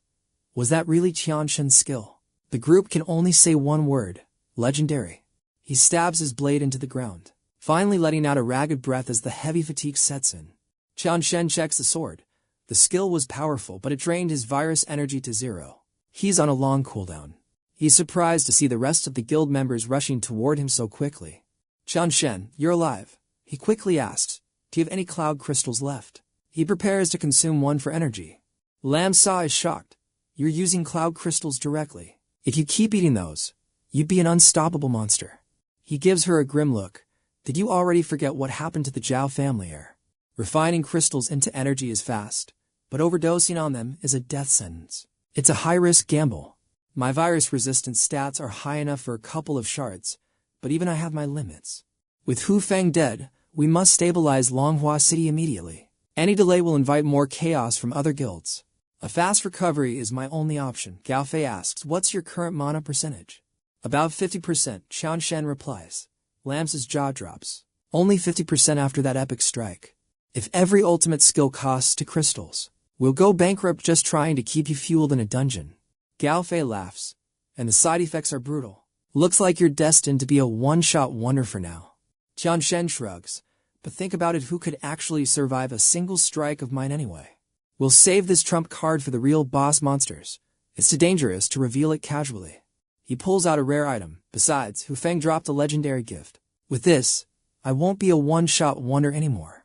The concentrated crystal core. It's a mutated tier item capable of storing massive amounts of viral energy. It acts as a rechargeable battery. Unlike normal consumables, this has 0 side effects on my system stats. It's essentially a cheat code for energy. Hu Feng used it as a crude power source to force an awakening. What a waste of legendary loot. He reached rank 3, but his potential would have been capped at rank 4 for ever using it that way. Instead of a permanent buff, it's far more valuable as a portable energy reservoir for my skills. Imagine the enemy's face when I'm out of mana, and I suddenly fully recharge. It's like having an extra life. Lam Sa snatches it, eyes gleaming. How does this system item work? He smirks. Don't get too attached. The energy core is empty. Hofang drained every drop of mana before his death. We need a massive hall of cloud stars to recharge it. It is not the time to use that power yet. Everyone, stay sharp and keep your focus. Long Hoa is in total chaos. We must secure the perimeter and wipe out Hofang's remnants before nightfall. Move out, quickly. Lin Wei watched the scene in total shock. She could not believe Long Hoa had been unified in such a short window of time. Lin agreed. Qianshen's final skill was so massive that every hunter in the region must have seen its power. No one dares to resist us now. Wozu clung to her sister. Sis, our brother is a legend. No one will ever bully us again. Suddenly, a roar erupted from the crowd. Look, it is the god of war, Qianshen. Every survivor stared in awe. Seeing the legendary god Shen in the flesh for the first time was like witnessing a living myth. Qianshen approached Ding Wu. Are you holding up? Ding Wu confirmed that, thanks to his leadership, everything was under control. He marveled at Ding Wu's talent. In no time at all, he had organized the ranks and managed the survivors with perfect efficiency. The man was a born leader. Ding Wu turned to him. Brother, you have carried the heaviest burden lately. Qianshen remained humble. Not at all. The credit belongs to you. These people only stayed because they believe in the legend of Qianshen. He noted that teacher Luo Lam had also sacrificed everything to build the base. She stood silently in a corner with her sister. Qianshen reached out a hand. Teacher Luo, thank you for your hard work. Her eyes softened as she gave him a tender smile. She shook his hand firmly. It is nothing. I am just doing my part. Beside them, Wozu was beaming with pure joy. They are holding hands, she squealed. Ding Wu then roared to the crowd, comrades. Today, we crushed Hofang and unified Long Hoa City. Tonight, we feast. The cheers were deafening. Long live the god of war. Long live Qianshen. As night fell, the camp erupted into a massive celebration. Keep the party going. Who still has an empty cup? Bottoms up, everyone. Several hunters approached Qianshen with toast. I was blind before, God Shen. I did not realize I was standing before a peak master. Let me buy you a drink. Rest assured, we will follow your lead and fulfill our duties without question, boss. He replied, you know this city best. The future of this base depends on you. Ding Wu then tapped his shoulder. Look who arrived. Turning around, he saw Wu Yi and King. They looked battered, the girl supporting Wu Yi's side as they limped forward slowly. He was stunned. You two are still alive. They explained that his victory against the boss was the only reason they survived. We refused to fight his war. Hofang was going to execute us, but he spared us temporarily because we were high veterans. Knowing Hofang's ruthless personality, whether he won or lost, he never intended for us to live. If he survived, we were as good as dead. We accepted our fate as long as he breathed. Qianshen interrupted. Hofang's death is just the beginning of a new era. Long Hoa City is still standing. You both have elite management experience. I need you to help build this base. I am just glad you are alive. Stay with us. Ding Wu stepped in. You two look exhausted. Let me show you to your quarters for some well-deserved rest. As they left, Qianshen spoke. Their network in the city is invaluable. They can help Lin Wei handle the logistical load. With her here, as long as you provide the raw materials, her crafting skills will turn this base into an impregnable fortress for the future. As for Brooks, his talent is top tier. With the right evolution path, he can become a true powerhouse in this world. Give him a hand if you can. Hearing these instructions, Ding Wu's face fell. Wait, are you leaving us? Qianshen nodded. Yeah. He asked when. Qianshen was clearly in a hurry to begin his next quest. Ding Wu sighed, knowing he could not stop him. Safe travels, brother. Find her. Qianshen replied, I definitely will. He looked at Ding Wu. In this timeline, his friend's hand was not severed. With his stats, he would surely rule Long Hoa. The threads of fate had finally shifted. Now, I can finally focus on finding her without any regrets.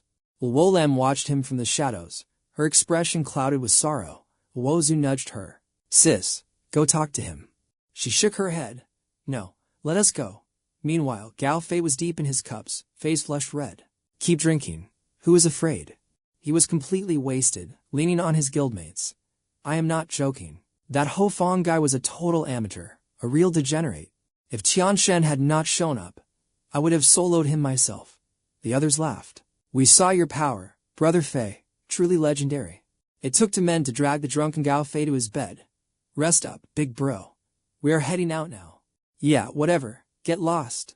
As soon as they left, Gao Fei sat bolt upright, startling the mysterious shadow watching from the window. Gao Fei was totally wasted. He stumbled into the bathroom and hurled a glass at the door. The intruder dodged swiftly, but a second projectile struck him directly in the head. Gao Fei mocked him with a smirk. You idiot, look at you fuming. Outmatched, the shadow fled.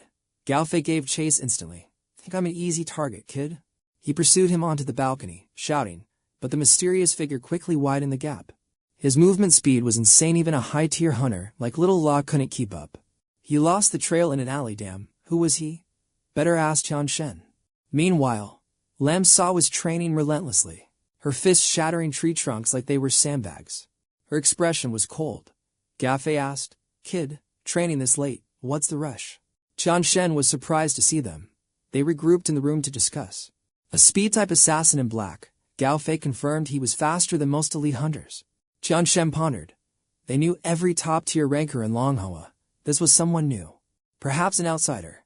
They had been too flashy lately. It was time to move on. It had been 6 months. Finding his sister-in-law was the priority now. Qian Shen changed topics. What about Little Law? Gao Fei noted her impatience. Rushing her growth would be dangerous. Everyone was leveling up so fast, and she felt left behind in the rankings. Do you have a plan? Gao Fei asked. Qian Shen admitted he had a solution. He pulled out a rare item crystal essence harvested from a star fragment. The virus was purged twice. This could trigger a trait evolution and a tier breakthrough. Give it to her. We'll be an invincible tier to peak trio, Gao Fei urged. No, Qian Shen countered. Mental fortitude is more vital than raw evolution speed. Until she masters her impatience, we don't mention this. She must find her own path. Self-awakening is the ultimate power-up. Rest now, we leave at dawn. Passing a room, Qian Shen stopped, still hiding. You have something to say, don't you? Teacher La Lam stepped out. You sensed me from the start, didn't you? Your dark scent is unique, he replied. She looked down, leaving for High tomorrow. I must. She hesitated, unsure of her future, while he wondered why she wasn't coming. The tension was thick. Her face flushed as she struggled with the heavy decision. Gathering her courage, she pulled him into a desperate hug. Don't say a word. Just for a moment, please. Qian Shen hesitated, then gently rested his hand on her. He pulled her close, acknowledging her feelings in the silent moonlight. Finally, she let go. Go find her. Little Zhu, and I will be praying for you. Get some sleep. As she walked away, tears streamed down her face in the shadows. She collapsed, sobbing quietly. The long night passed, and a new quest began at dawn. Lin Vi handed Gao Fei a set of 10 throwing knives. High-tier gear, he grinned. She gave Lam soft wind daggers crafted from the finest materials. A gift for you. I added star fragment dust. These weapons might possess hidden stats. Discover them yourself. Lam Sa was thrilled. Lin Vi then turned to Qian Shen's new blade. It needs a name. He let her choose. It was her first masterpiece, forged with her unique awakening skill. Gao Fei suggested Dragon Slayer, but Lam Sa scoffed. How about Blood Drinker instead? They argued over legendary names until Qian Shen finally stepped in to end it. Enough. He looked at the blade. We shall call it the Meteor Blade. Meteor Blade, I love it. It's my greatest creation. Promise you'll use it well. With my life, he promised. Suddenly, a group member approached. Take me with you. Qian Shen shook his head. The road ahead is a suicide mission. Stay in Longhua. Survival of the fittest is the only law. I'm not afraid of the abyss as long as I follow you. I'll do whatever it takes. Gao Fei smirked, tossing out a ridiculous hidden quest. Fine then. Spin around 1,000 times right here, and maybe we'll consider it. Brooks wasn't that easy to fool. Do I look like some low-rank degenerate to you? Qian Shen stepped in, sensing the man's hidden potential. You've got raw talent, Brooks. Train hard, and you'll reach the high tiers. I've entrusted the evolution skill to Ding Vu. Follow him, and he'll guide your growth. The man's obsession with following the legendary Qian Shen left the entire group speechless. No way, I'm sticking with you. Unless you kill me right now. My ghost will haunt you until the end of the world. Seeing no other choice, Qian Shen delivered a swift, tactical strike. Brooks collapsed instantly. Ding Vu, take him back. He's all yours now. With a stubborn trait like his, he would have followed us into a boss room, without a second thought if I didn't stop him. Qian Shen turned to the remaining hunters, his voice heavy with cinematic weight. Every party eventually disbands. It's been an honor fighting alongside you all. Once I find her, I'll return to Longhua for a proper reunion. Keep your stats high and stay alive until then. When that day comes, we drink until we drop. Keep that blade sharp. Qian Shen hopped into the vehicle. Gao Fei stopped daydreaming. Let's move. The engine roared to life as they sped away, leaving behind the place they had called home for 6 long months. Gao Fei drifted into a restless sleep. Sis, stop, not there, he mumbled. Lam Sa looked puzzled. Brother Qian Shen, why didn't Miss La come to see us off? Back in his room last night, Qian Shen had found something tucked away in his gear. A hidden letter.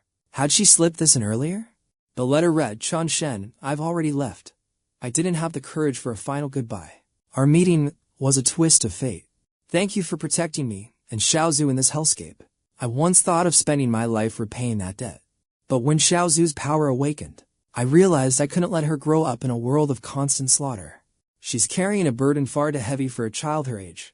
She needs a life beyond just survival. It's time to stop. We're finding a sanctuary far from the zombies and the guild wars. I don't know if our paths will ever cross again. Perhaps when you find the one you're looking for, or when Xiaozhu is grown. Until then, stay strong. Take care of yourself. Qian Shen sighed, understanding her painful choice. Get some rest, you too. It's a long road ahead. We'll take turns at the wheel. Elsewhere, a scout approached a shadowy figure, the one who had previously clashed with Gao Fei. Are they gone? Yeah. Go tell the boss I've located the target. The subordinate looked surprised. Wait, aren't you coming back with me? The mysterious hunter stood firm. I'm the gatekeeper here. No one gets past this point. As their car hit the mountain pass, Gao Fei broke the silence. Ever heard the legend of the Snow Woman? There's an old tale from the frozen north that's been passed down for generations. They say deep within the blizzard-covered peaks lives a spirit of ice, the Snow Woman herself.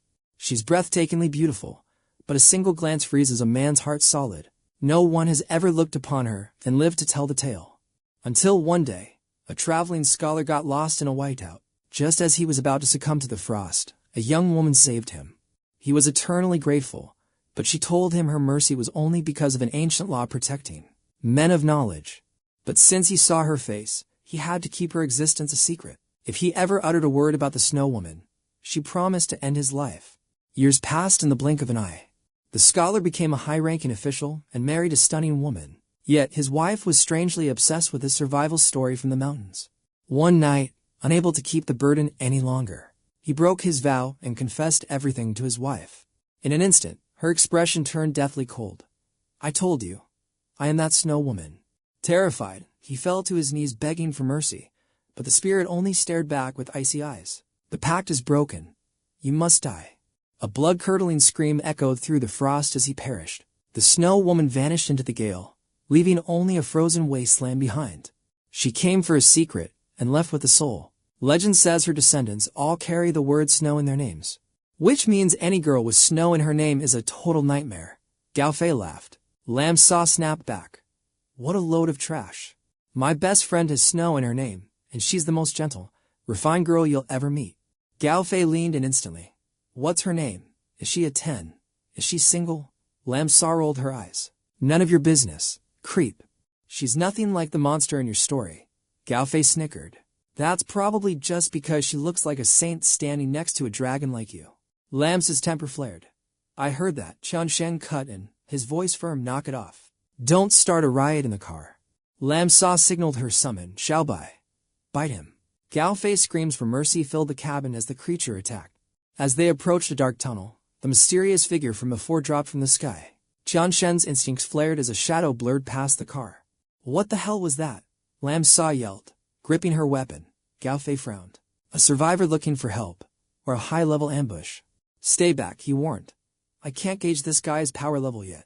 Drawing his blade, Qian Shen stepped into the storm. Gao Fei recognized him instantly. It was the same degenerate who'd been stalking them back at Longhua. Lam Sa gasped. A stalker. She'd never seen Qian Shen this focused before. Just what kind of hidden stats did this guy possess? The enemy blurred with godlike speed, but Qian Shen was faster. His steel sang as he intercepted her lethal strike. He seized her wrist, hurling her back. Her target wasn't him, it was the car. Was she after Fei or Little Law? Her agility rivaled a high-tier hunter's. But worse, her mental stats were off the charts, completely eclipsing even his own. His system's radar was failing. Her aura suppressed his perception, cutting off his battlefield awareness in this dark dungeon. A Tier 3 mentalist. This was going to be a brutal boss fight. Inside the vehicle, the group watched in terror. Playing for keeps already, he growled. Last chance. Remove the mask and state your quest, or die where you stand. Fail to comply, and I'll end you. Qian Shen began the cold countdown. 1. The tension was suffocating. By the count of 3, she had vanished into thin air. Silent treatment it is, he muttered, ready in a skill evolution. Suddenly, a landslide roared down through the torrential rain. Their eyes locked amidst the chaos as the passengers held their breath. Floodwaters surged, threatening to sweep them away. Qian Shen, they screamed. The situation had spiraled into a nightmare of debris.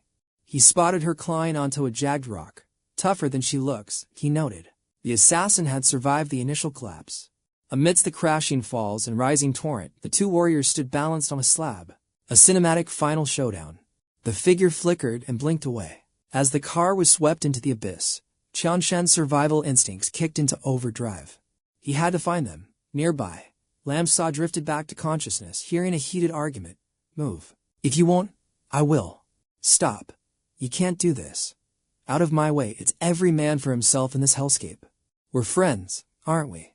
Lamsa's eyes fluttered open, her mind a blur as she tried to process the crisis. Against all odds, she was alive. 𝐁𝐄𝐓𝑑𝐀𝐾 stood as a shield, blocking a group of hostile, degenerate survivors. This is Lam Sa. How could you? As Lam Sa struggled up, nursing a headache, she recognized her savior. It was 𝐁𝐄𝐓𝑑𝐀𝐾. They embraced, tears stinging their eyes. You're alive. But how did you end up in this dangerous territory? Thank God you're awake, 𝐁𝐄𝐓𝑑𝐀𝐾 sobbed. She explained how their teacher had protected them during the initial awakening. They were headed for Cat County, but massive flooding forced them into this uncharted, zombie-infested area. A horde ambushed them. Their teacher sacrificed himself so they could escape. Now, they were just hiding, waiting for help. Lam Sa scanned the crowd, familiar faces from her school days. Bullies she thought she'd never see again. 2 guys from the next class were there, part of a trio who approached with disgusting, smug grins. Look what the cat dragged in, one sneered. Still breathing. I guess even trash has a survival trait. Not even a hello for your old pals? It was the failure trio, Dada, Tiufai, and Tintin. Lamsa's voice turned cold. Of all the people to run into during the apocalypse, these 3 had made her school life hell. Truly bad luck. How the mighty have fallen, the queen of class 8-3, reduced to this. Karma's a real beast, isn't it? Miracle you didn't drown in the flood, you pathetic loser. Lam Sa fired back. I'm just as disappointed to see you. The world really has gone to crap, she sighed, starting her counter-roast. Still haven't found a shirt that fits, Tiufai. Must be hard finding XXXL gear now. And you, Dada, still looking like a low-ranking mob monster. Back in school, I wondered why you obsessed over me. Now, with the system active, it's finally clear.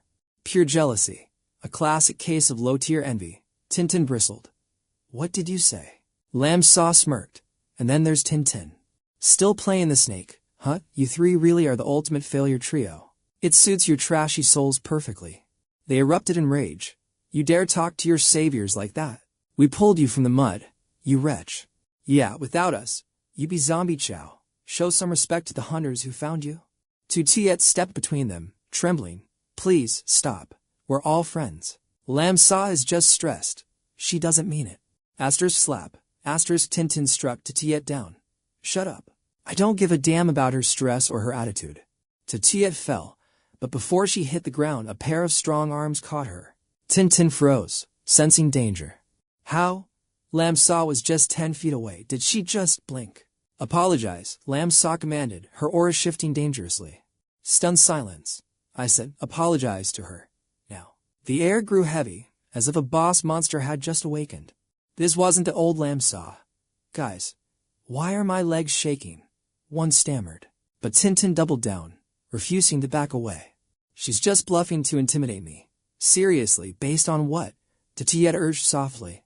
Back off, just drop it, we're friends. She refused. No way, I won't let them bully you. Lam Sa pointed at Tintin. Apologize now. The girl shot back a murderous, icy glare. Suddenly, the tree line exploded. A zombie lunged out, flying straight toward the group like a lethal bullet. Everyone froze in shock. It moved with unnatural speed. A mutant, someone screamed. Lam Sa warned her friend. Her side was empty, her weapon was gone. Fine, a ranked zombie. I'll kill it barehanded. As the thick dust finally settled, a voice rang out through the rubble, swearing and grunting loudly. Damn, this is heavy. It was 𝐒𝐊𝐷. He narrowly escaped death after almost blacking out there. 𝐒𝐊𝐷, Lam Sa gasped. They stared at each other. Why are you here? The bully stood stunned. Lam Sa approached quickly. How are you here? Where's Qianshen? He shook his head, unsure of everything. The situation turned critical. I threw you from the wreckage so you wouldn't die when it crashed. I went down with the car. It was totaled. I'm lucky I only walked away with a broken leg. What? She knelt to check the injury. Are you okay? Is the pain bad? 𝐒𝐊𝐷 groaned. Obviously. Don't touch it. The crowd whispered in awe. He killed the mutant zombie even with the broken leg. He must be an awakened. I can't believe Lam Sa knows someone that powerful. The trio whispered jealously. Tintin, since when does she have a friend like that? Is that her boyfriend? It has to be. Look how close they are. No wonder she survived this long. She found herself a powerful guardian. So she's just a parasite clinging to a hunter's leg. Just another girl using men to survive. Tintin's tone shifted. Sorry, I didn't mean it earlier. Sir, you're amazing. We usually just run away. 𝐒𝐊𝐷 frowned. You're friends. Lam Sa shook her head. Nope, he smirked. Good. I don't know them. This is 𝐒𝐊𝐢𝐞, the friend I mentioned. 𝐒𝐊𝐷 nodded. Right? The one with snow in her name. She acted sweet. Hello. He whispered to Lam Sa. She's prettier and way nicer than you. Learn something. Unless you want to be single forever. Fuming, Lam Sa punched him. You're asking for it, aren't you? Ouch. You've wounded me twice now, 𝐒𝐊𝐷 complained. 𝐒𝐊𝐢𝐞 suggesting they find shelter nearby. We have a camp close by. Want to rest there for a bit? 𝐒𝐊𝐷 looked at Lam Sa. Lam Sa calculated. With 𝐒𝐊𝐷's recovery trait, 2 days of rest should heal him completely. Finding a safe zone was the smartest move. Once he recovered, they could track down Qianshen together. She agreed. Thanks for the help. Their hideout was a split airplane fuselage perched on a cliffside. 𝐒𝐊𝐢𝐞 led them inside the wreckage. It's simple, but you can stay in this section for now. It's perfect, Lam Sa replied. How did you find this? Professor Tron discovered it, the girl explained. We've been hunting and foraging to survive here. Without the professor, we'd have no place to call home. But the group is fracturing now. I don't know what we'll do next. She looked down, eyes sorrowful. If only they hadn't been separated. Maybe her friends wouldn't be suffering like this under those bullies. 𝐒𝐊𝐢𝐞 squeezed her hand.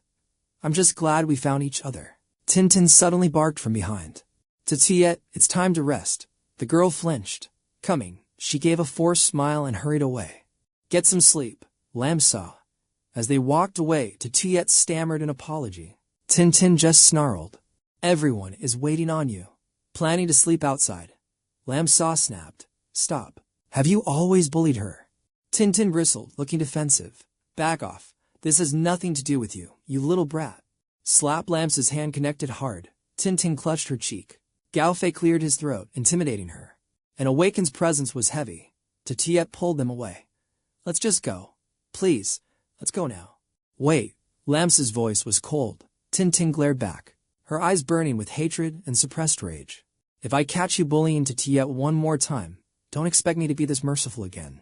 The girl fumed internally. That bitch. Just because she's riding a hunter's coattails, she thinks she's special. As they left, Lam Sa asked why 𝐒𝐊𝐷 intervened. If I didn't, you probably would have killed her. Oh, feeling protective now, she teased. 𝐒𝐊𝐷 turned serious. Don't those students seem dangerous to you? Lam Sa felt a chill.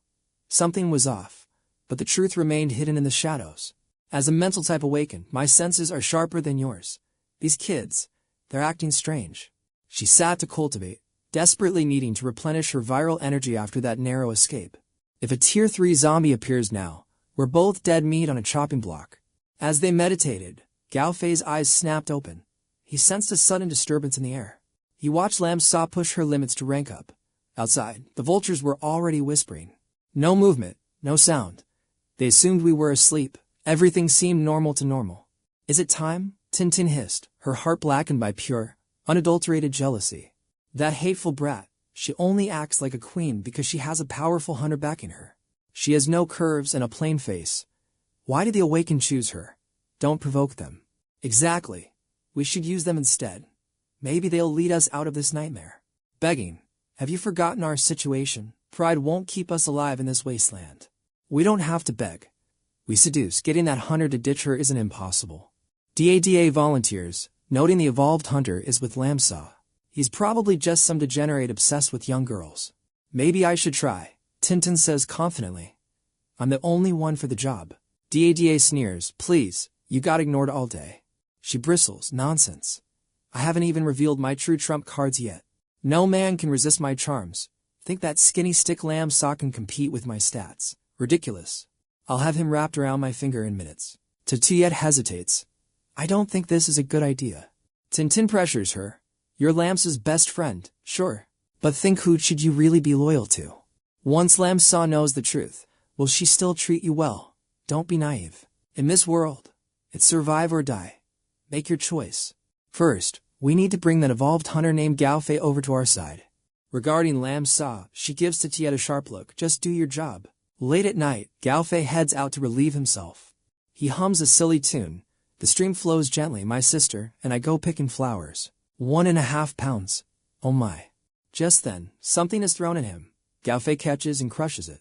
Hey pal, peeping on a guy is a bad habit. Qianshen steps out, teasing him. Still having this much fun with a broken leg, huh? Seeing his comrade, 𝐿𝐤 cheers, my angel. Then it hits him. Wait, how long have you been lurking there, you perv? Qianshen scoffs, peeping. Please, is there a single inch of your body I haven't seen by now? Spotting Qianshen's gear, 𝐿𝐤 demands, give me that gun. Now, no way, Qianshen replies. What's the rush? He hands over the grip. Hide this well, 𝐿𝐤 checks it, cursing. An empty magazine? Give me the sniper rifle instead. What am I supposed to do with a handgun? It doesn't even have bullets. Qianshen shrugs. I gave you ammo. 𝐿𝐤 stares at the single round. Bro, what am I supposed to shoot with one bullet? Qianshen lights a cigarette, taking a long drag. You've noticed too, haven't you? That brat's friends are trouble. We haven't figured out their deal yet, but some clearly hold a grudge against 𝐒𝐿AMS. Student drama is always deadly. I see it, he replied. But this isn't a major crisis yet. If anyone targets her, we'll just eliminate them. This is a trial for her. 𝐿𝐴 can't rely on us forever. Use this bullet only in a crisis. 𝐿𝐤 blinked. You're staying hidden. I'll be nearby if needed, he answered. Do we stay too? 𝐿𝐤 asked. No, Qianshen replied coldly. He gestured to Xiaobai. He found you fast. I'll shadow you for backup. Remember, unless it's life or death, let her handle her own solo battles. 𝐿𝐤 frowned. Is this necessary? She's been doing great lately. She's tiered to intermediate, Qianshen explained. Strong, but surrounded by monsters. Between you, me, and Teacher La, our evolution speed dwarfs hers. It's crushing her confidence. You're injured. I'm missing. It's the perfect time for her to step up. This is the trial little La needs. But 𝐿𝐤 hesitates. Is the pressure too much? Qianshen remains cold. Unpolished jade never becomes a masterpiece. She must find her own balance. We are merely guides. The rest is on her. Besides, her hidden stats rival yours. 𝐿𝐤 sighs. Fine. Let's start the act. Qianshen asks, between you, the kid, and the teacher, who is more potential? The teacher's black armor is legendary, 𝐿𝐤 argues. Qianshen just smirks. I disagree. The teacher is actually the weakest. 𝐿𝐤 is stunned. No way. There's a secret trait to the black armor. It's more than just breaking limits. Qianshen drops a dark truth. It requires cannibalism to evolve. Those who keep their consciousness while infected are called divergents. To level up, they must devour their own kind. But black armors are rare. Good luck out there. Qianshen walks away as 𝐿𝐤 calls after him. Oh right. A massive zombie wave hits this location in 10 minutes. 𝐿𝐤's face drains of color. 10 minutes. Why tell me now, you jerk? He sprints back to the plane. Qianshen definitely did this on purpose. A wooden spear whistles through the air. 𝐿𝐤 catches it, completely shocked. 𝐒𝐿AMS is scavenging nearby. Is it balanced? She asks. 𝐿𝐤 nods, impressed. Qianshen taught me survival. You use whatever weapons the environment provides. 𝐒𝐿AMS sharpens the tip with a jagged piece of scrap metal. I'm crafting spears and setting traps around the perimeter. Better safe than dead. 𝐿𝐤 remembers Qianshen's warning about the unpolished gem. A masterpiece must be forged through hardship. She's learning to stand alone. He sighs. Kid, you don't need all this. Your current rank is enough to clear a mob. 𝐒𝐊𝐷 shakes her head. What if a tier 3 appears? Or massive horde we can't handle? Qian Shen is missing and you're hurt. Plus, I've lost contact with my summon. I can't hide behind everyone anymore. I have to carry my own weight. 𝐿𝐢 beams with pride. He really did underestimate this girl's resolve. A scream echoes from the shadows. Help! They're coming. They're here. Panic erupts as the horde closes in. Run! The zombies are everywhere. A man is dragged down, his scream swallowed by the hungry dead. 𝐿𝐿 gasps to the sheer numbers. 𝐿𝐢 shouts, get to the roof. She scales the wreckage. You're injured. Stay back and let me handle this. He trusts her lead. Be careful. She grips her spear, eyes locked on the mob. 𝐁𝐄𝐃 reaches the top, gasping for breath. I can't go on. Seeing the 𝐿𝐿, she cries out. Tintin barks, shut up before you kill us. But she's in danger. Tintin grabs her. Are you stupid? Let them act as decoys. Their deaths will give us time to escape. The group sneers. They're awakeners, right? Let them do the heavy lifting. Don't call them. If they hold the line, we can slip away unnoticed. Tintin snarls. Yell again, and I'll throw you down to feed them myself. 𝐁𝐄𝐃 freezes in terror. She knows no one can survive this many monsters. She watches 𝐿𝐿, who stands fearlessly against the approaching tide of death. The undead swarm toward the fuselage, a sea of rotting flesh and hunger. Suddenly, the horde pivots. They're rushing toward the largest group of survivors. 𝐁𝐄𝐃 froze as the horde pivoted. Tintin turned pale. The aggro had shifted entirely to them. Panic spread. Why were the undead ignoring the outlier? The system's logic seemed broken as zombies surged forward. How should I know? 𝐿𝐿 muttered. Even 𝐿𝐢 was stumped by the monster's bizarre behavior. This is a first, he admitted. It was as if 𝐿𝐿 possessed a stealth trait, rendering her invisible. Their eyes were locked on the group. Did they carry a hidden quest item? Just watch, he cautioned. Your friends are acting suspicious, 𝐿𝐿 thought. Was 𝐁𝐄𝐃 hiding a secret from her? Suddenly, 𝐁𝐄𝐃 slipped, clinging to the roof with white knuckles. She shrieked for someone to save her. A hand reached out, but Tintin barked a cruel order. Stop. What are you doing? Let her fall. We don't have time for baggage. 𝐁𝐄𝐃 wailed, her grip failing as death loomed. Tintin sneered, relishing the girl's terror. 𝐁𝐄𝐃's fingers slipped from the edge. Please, help me. She plummeted. 𝐿𝐿 couldn't watch any longer. In a flash, she activated a high-speed movement skill. She blurred across the gap, catching the girl midair before gravity claimed her. 𝐁𝐄𝐃 gasped as 𝐿𝐿 held her. Above, Tintin's face twisted with pure, toxic envy. Kicking off a zombie's head, 𝐿𝐿 vaulted toward a derelict fuselage, setting her friend down safely. Stay behind me, 𝐿𝐿 ordered. The traitors on the other side stood paralyzed in total shock. When did she get there? They stammered. Her speed was god tier. Was 𝐿𝐿 an awakened evolver? No way, Tintin hissed. That loser couldn't possibly be a high-ranking hunter. It was a fluke. Just watch, those monsters are going to rip her into bloody shreds any second. The horde swarmed. Look out, 𝐁𝐄𝐃 cried. But 𝐿𝐿 moved like a shadow through the chaos. 𝐿𝐿 gripped her makeshift staff, channeling raw power into the wood. With a devastating arc, she swung. The impact sent a shockwave, blasting the rank-and-file zombies backward. Tintin's jaw dropped. When did 𝐿𝐿 become this broken? She's definitely an awaken, the others whispered. Too strong, 𝐿𝐢 noted, seeing a legendary aura. 𝐿𝐿 frowned at her clumsy weapon. This is 𝐁𝐄𝐃. She snapped the pole into dual batons, refining her combat style instantly. Stay close, 𝐁𝐄𝐃. I'm carving a path out of this dungeon, 𝐿𝐿 declared. She plunged into the fray. Sharp would pierce skulls as dark ichor sprayed. She was a one-woman army. Seeing the path cleared, the others scrambled down. She's our only chance, follow her. Move now or die, they shouted. Even Tintin realized that without 𝐿𝐿, they were monster food. Damn it, Tintin spat, her pride wounded. Fine, just stay on her heels. The group trailed behind. After the call, they made camp by the river, divided by tension. Tintin collapsed, exhausted and bitter. Everything went to hell the moment that girl showed up today. Keep it down, someone hissed. I'll complain if I want to. Tintin snapped back. Drop it already, 𝐷𝐴 sighed. Finally, she went quiet. Then 𝐿𝐲 spoke up. If 𝐿𝐿 is an awaken, our original plan is officially dead, right? Tintin fumed at 𝐿𝐿's luck. Whatever. Everyone, get over here. We need a private meeting. Should we call to 𝐒𝐄𝐃? One asked. Forget it. She's with that monster now, another countered. But she's still part of the guild, someone argued. They couldn't just cut her out yet. Tintin's face darkened as she watched 𝐒𝐿 roasting fish. Every time I see her, misfortune follows. Hey kid, 𝐒𝐿𝐢 whispered. Your friends are terrified. They're plotting behind your back. Your social stats suck, he teased. 𝐒𝐄𝐃 interjected. They're just shocked by your awakening. Once they get used to it. 𝐿𝐿 cut her off. Enough. You're hiding something, 𝐒𝐿𝐃. The air turned icy as the betrayal felt palpable. 𝐒𝐃 forced a smile. We're classmates. We have to trust each other in this hell, right? 𝐿𝐿 narrowed her eyes, studying her supposed friend. I won't be staying here for long. Tomorrow, 𝐿𝐈's injury finally heals. Stay or leave. That choice is his to make. 𝐒𝐃 spots Faye hiding behind a tree. She's moving. 𝐿𝐿 instantly intercepts her wrist. Wait, he stammers in terror. Before he can finish, 𝐿𝐿 closes the gap with god-tier speed. Looming over him, 𝐿𝐿 asks, Am I that terrifying?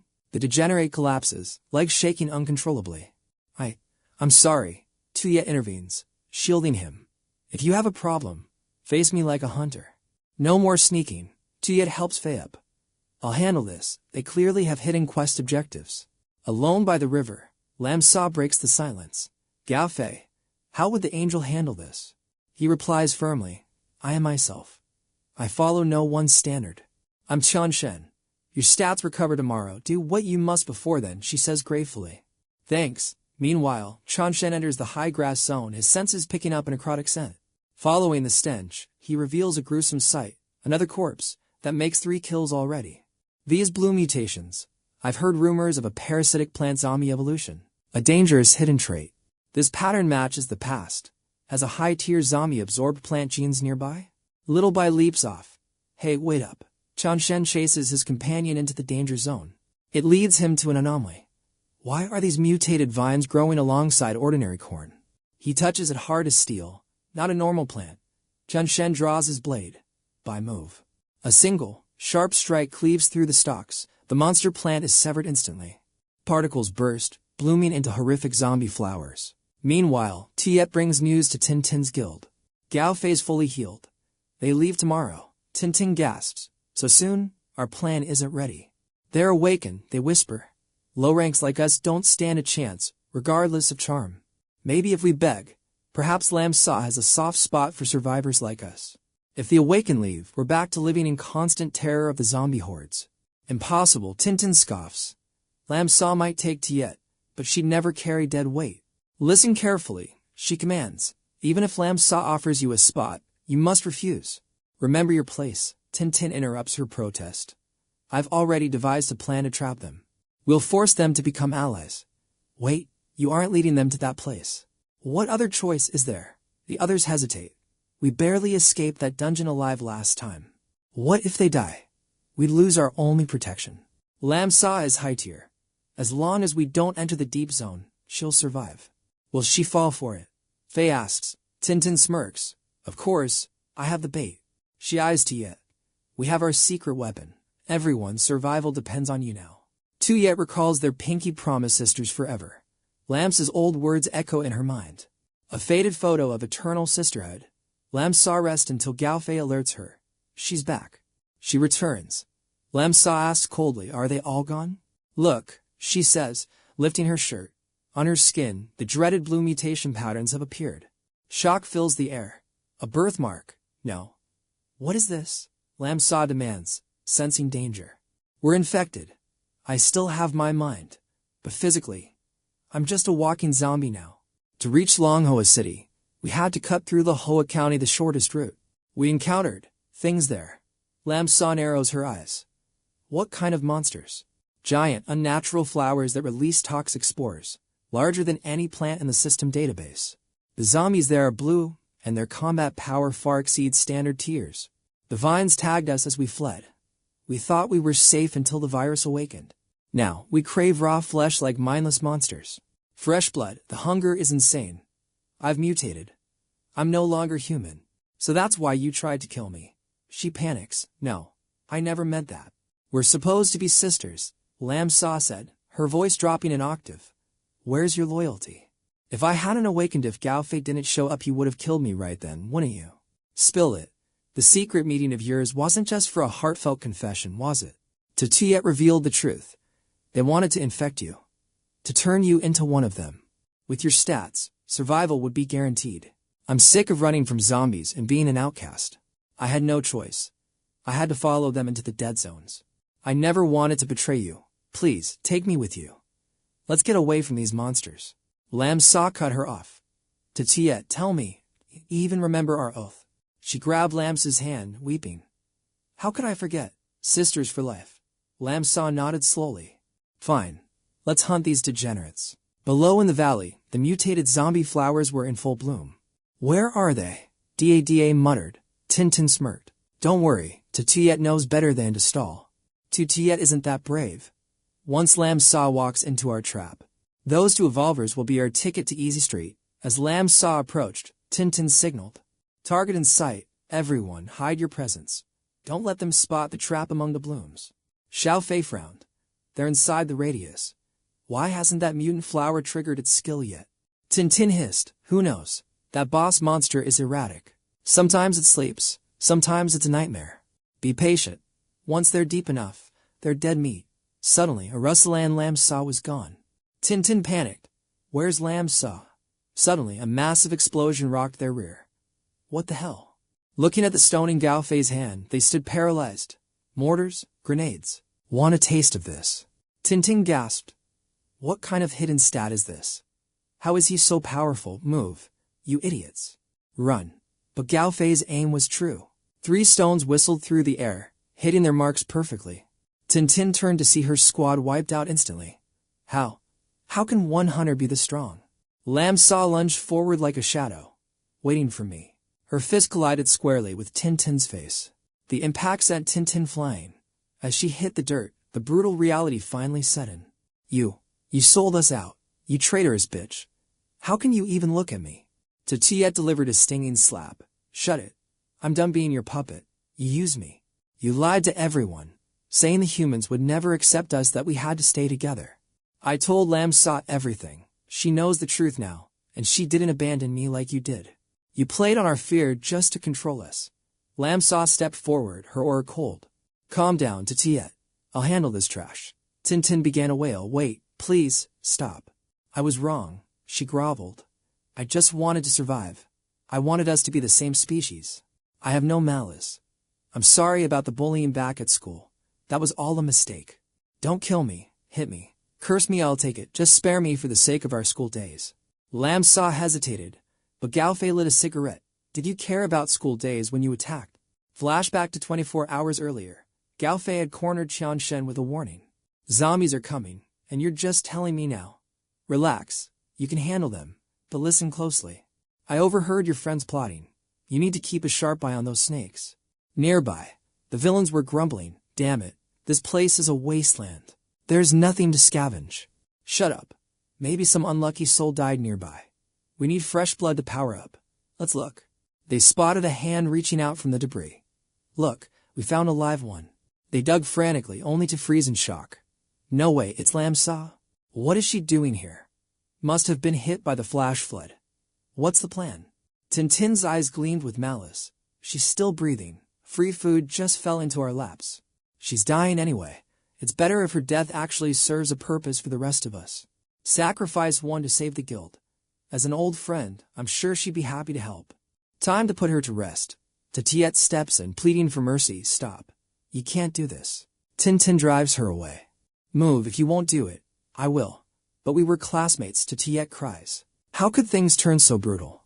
She shoves her aside with cold resolve. In this world, it's survival of the fittest. Out of my way. 𝐁𝐄𝐃 desperately tries to intervene. Is that Lam Sa? How could you be so heartless? 𝐒𝐿𝐲's voice cuts through the tension. I heard everything from the shadows. I heard your entire conversation. You lack strength, so you drag others down into the abyss. You'd even betray your own friends. I truly don't understand how you have the nerve to beg for your miserable life. His voice turns deathly cold. Scum like you don't deserve mercy. Let me handle this threat for you. Kid. If you can't, I will. Lam Sa refuses. No, this is my personal vendetta. Tintin wails in terror. 𝐒𝐊𝐢𝐞, please. I won't do it again. I'll do anything you say, just don't kill me. I'm begging you, please spare me. A golden flash of power strikes. Tintin's body trembles, her face battered and swollen. Lam Sa commands, "Get out, trash." She declares, "Never let me see your face again." Tintin flees into the darkness. "I'm going. I'm leaving right now." The others hesitate in fear. Tintin ran. "What about us?" As Lam Sa turns back with the dark aura, they scramble away in panic. "Run for your lives," Gao Fei asks. "You're letting them go." Lam Sa replies, "I won't become a monster like them." He muses silently. Despite the carnage of this world, she still clings to her fading humanity. Suddenly, the zombie flower nearby twitches. Her instincts flare. Gao Fei shouts, "What is it? What's wrong?" Lam Sa warns, "Someone is watching us from the shadows." He's stunned. An illusion. "I can't sense a thing." Her gaze remains fixed on the tree line. "Maybe I'm just paranoid. Let's head back." Gao Fei glares toward the brush. He closes his eyes, activating his mental perception skill. Hidden in the thicket, Qian Shen watches.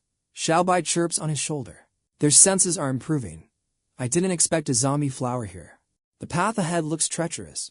Back at the river, Lam Sa checks on Zanen. "How's the recovery?" Gao Fei asks. "Walking is fine, but combat is out of the question until the wound's fully knit." 𝐁𝐄𝐓𝑑𝐀𝐾 is shocked. "Can an awaken really heal this fast? His bones were shattered." Lam Sa reveals, "The breeding technique we practiced accelerates evolution and regulates our physical state. Besides, Gao Fei is a tier to awakened. He's naturally stronger. When I find Qian Shen, I'll ask him to teach you." 𝐁𝐄𝐓𝑑𝐀𝐾 is moved. "Truly," Lam Sa nods. "Of course. As long as you're loyal, you're part of the team." She weeps, covering her face. "Thank you. Sa, you're too kind to me. I can't stop crying. I'll go wash up downstream and be right back." Gao Fei blushes. Deep in the forest, agonized screams echo from a building. Tintin, this is all your fault. Why did you have to provoke Lam Sa? Why didn't you speak up then?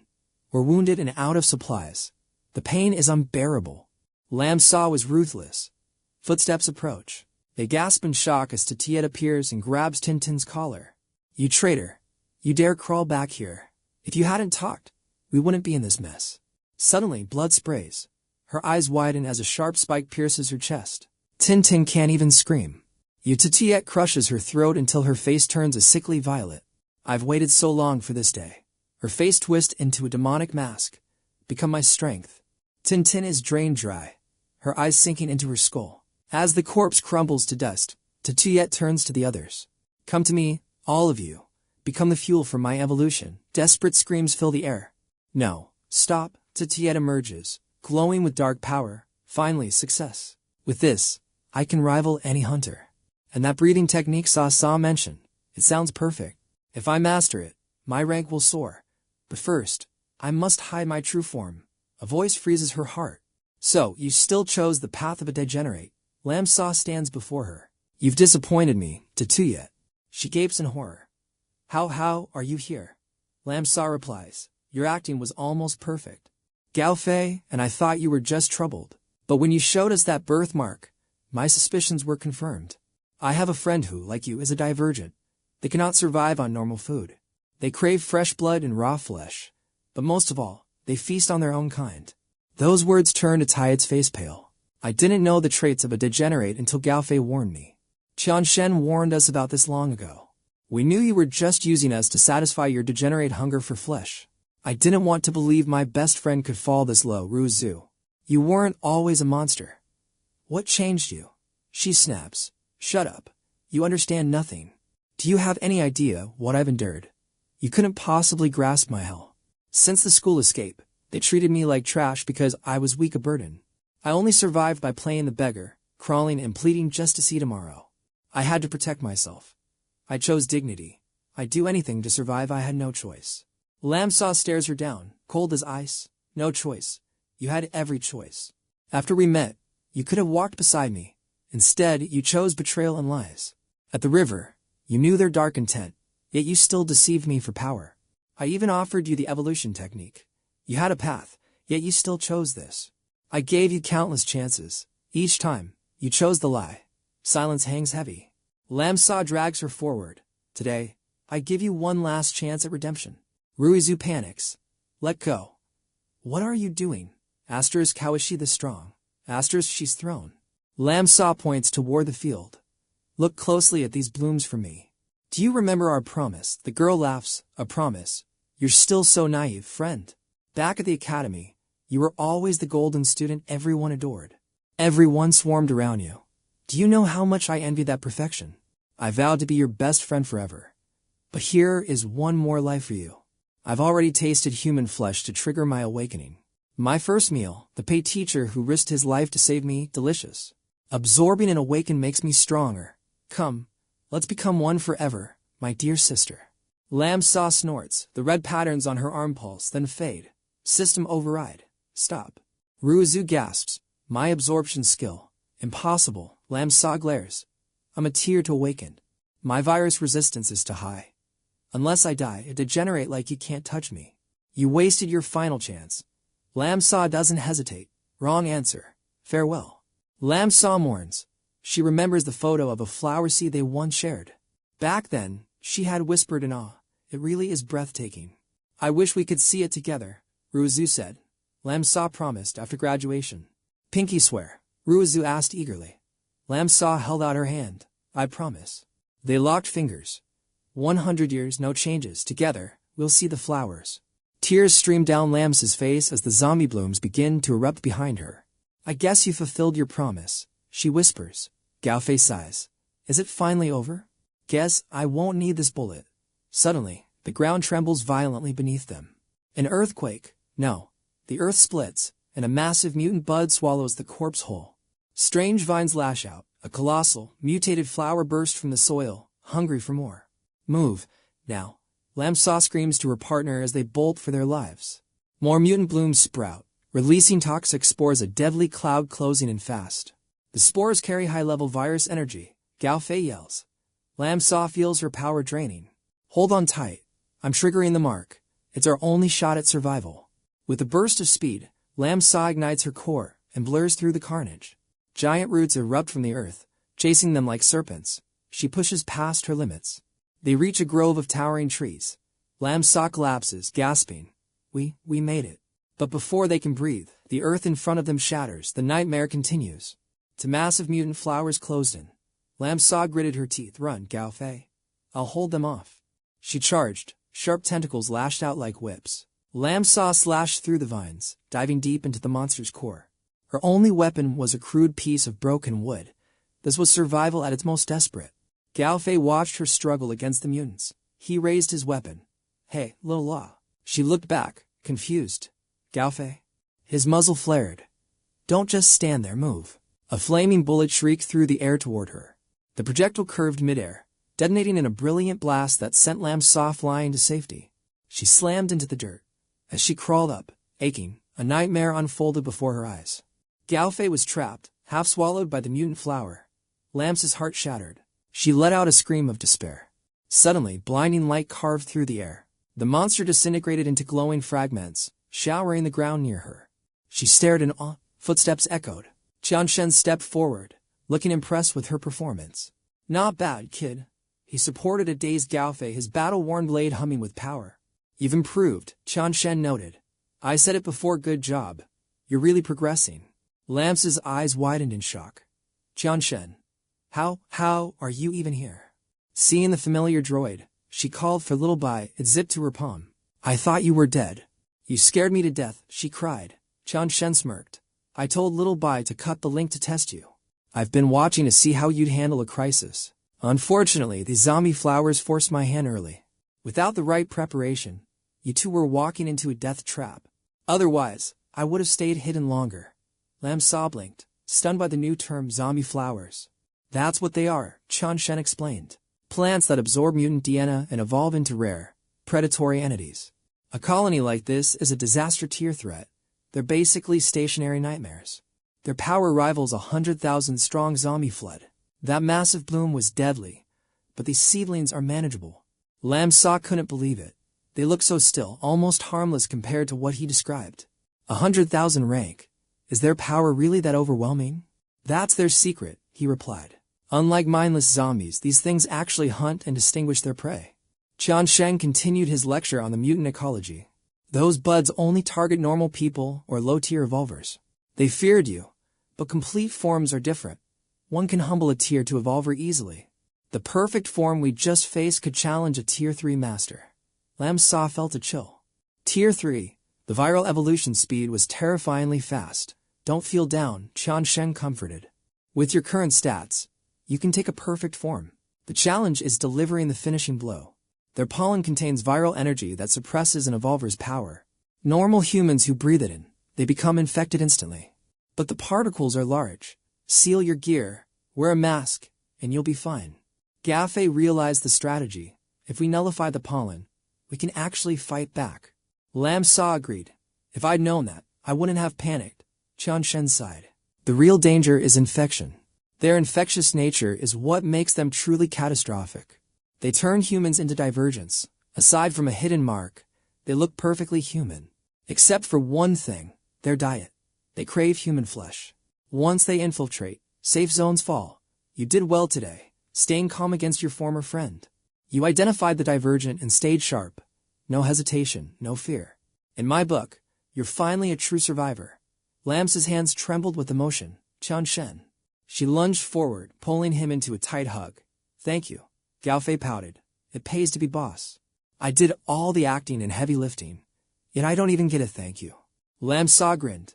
Come here, 𝐒𝐊𝐢, let Big Sis hug you. He recoiled. No thanks, I'm not interested. Talk to me when you've actually grown up. Lam Sa snapped. You want a beating? Shen chuckled. Enough? After a grueling battle, it's finally time for the loot. Lam Sa blinks, surprised. Loot? He reveals an orange cloud crystal. High-tier infected drop these. Even boss monsters have rare drops. Flower nectar. A special crystallization unique to zombie flowers. It's an elite-grade healing item. Using specific methods, it boosts virus resistance. Lam Sa looks on, her eyes gleaming with hope. Resistance is great, but does this treasure have any other hidden traits? Shen answers, if your friends ate this before turning into degenerates, they'd be human again. As long as infection isn't total, nectar saves lives. It's a legendary treasure in this apocalypse. In his past life, high-quality nectar cost a fortune. Encountering it here is a massive stroke of luck. With his current power, unless a rank from other flower appears, he can safely farm these strategic resources. He points ahead. Before arriving, I already scouted our path forward. Floods block the highway to 𝐁𝐄𝐓. We lack a suitable vehicle to cross the water. The fastest route to our destination is straight through 𝐒𝐊𝐢 County. 𝐒𝐊𝐢 adds, 𝐒𝐊𝐢 is close to 𝐁𝐄𝐓. On foot, it shouldn't take long. Lam Sa agrees, but Shen drops a bombshell. 𝐒𝐊𝐢 is now a zombie flower dungeon. She's shocked. Occupied. Is it swarming with him? Isn't that a suicide mission? Lam Sa worries. You can survive, but I'll just be a burden in that hellhole. He looks at her. Listen, kid. He pulls out a kit of specialized daggers and blades. You didn't fail earlier because of low stats, but because you lacked the right gear and tactics. They stare at the gear in awe. Specialized throwing knives and daggers for the party. Shen identifies the weakness. These boss monsters have incredibly tough root systems. Normal steel fails, but weapons infused with meteor dust can cut through their defenses easily. With this specialized equipment, taking down a fully evolved zombie flower would have been a breeze. Enlightened, they gasp. Why didn't you say so? 𝐒𝐊𝐢 feels they can now dominate the county. Shen smirks. Not yet. But by tomorrow, that's a different story. Tomorrow, he teases her. That's the second thing you don't realize yet, kid. Starting today, you won't be dragging us down anymore. Lam Sa is confused. Little white squeaks. He pulls out rare cloud crystals. It's time for a group awakening. Night falls. They gather around a flat stump, placing the cloud crystal at the center. He instructs, I'm splitting this nectar into 3 portions. Consume it now. They swallow the nectar and touch the crystal. Shen's voice turns cold and professional. Listen to my guidance. One wrong move and you're dead. Do not act recklessly. Faye, your stats and traits surged after that coma. Your foundation is just as strong as mine. This evolution will be simple. Focus on condensing your next ranking stigma. As for you, kid, you're currently a mid-tier rank 2. Perfect timing for a new stigma. It'll maximize your stat growth, but it won't be easy. This crystal energy can push you to rank to peak instantly. But don't just absorb it. You must suppress this massive surge of raw power. Form the stigma first, then use the excess for the breakthrough. The nectar will shield your mind. This energy-filled cloud crystal will act as your battery, replenishing your virus energy constantly. This makes the stigma condensation process significantly safer for both of you. I'll purify the meteor shard fragments in my body. The overflow will feed into the central crystal. How much you absorb depends on your will. Lam Sa, stay calm and focus. You're a qualified survivor now. I believe in you. She nods. I won't let you down. Qianshen signals the start. The power absorption and awakening begin. He thinks, I haven't balanced my internal virus energy since absorbing that meteor shard. This purification could be my next breakthrough. Crimson patterns etched into his palm as the cloud star surged with power.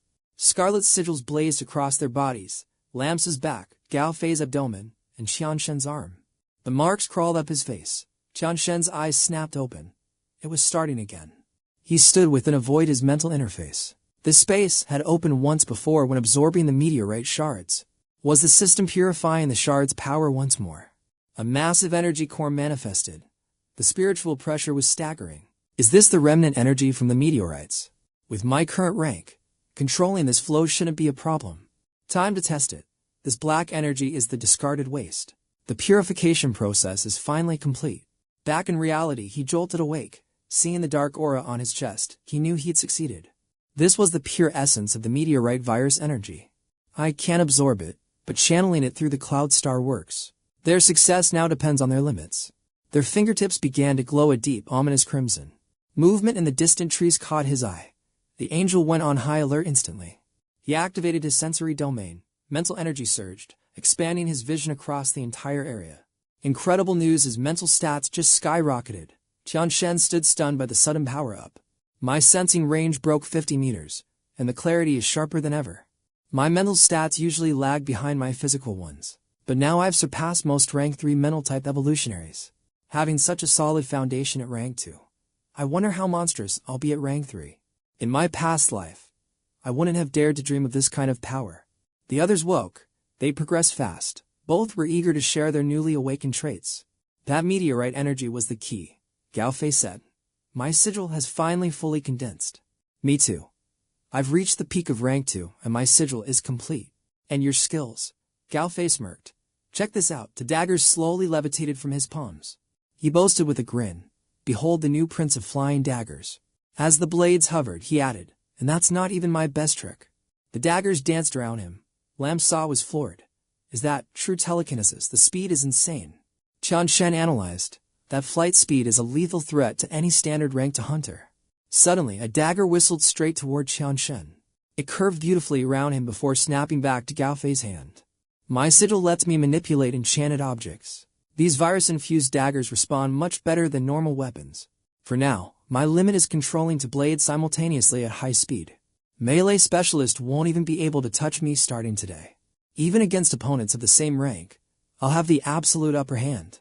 Impressive, Qianshen praised. Few below rank 3 could survive your long-range onslaught now.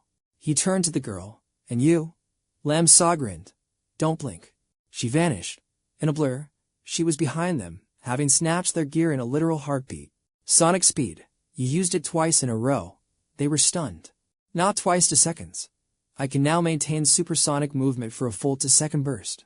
Qianshen calculated the lethality. Within 700 meters, no one was safe from her. She had surpassed her predecessor. He patted their shoulders, a proud leader. Well done.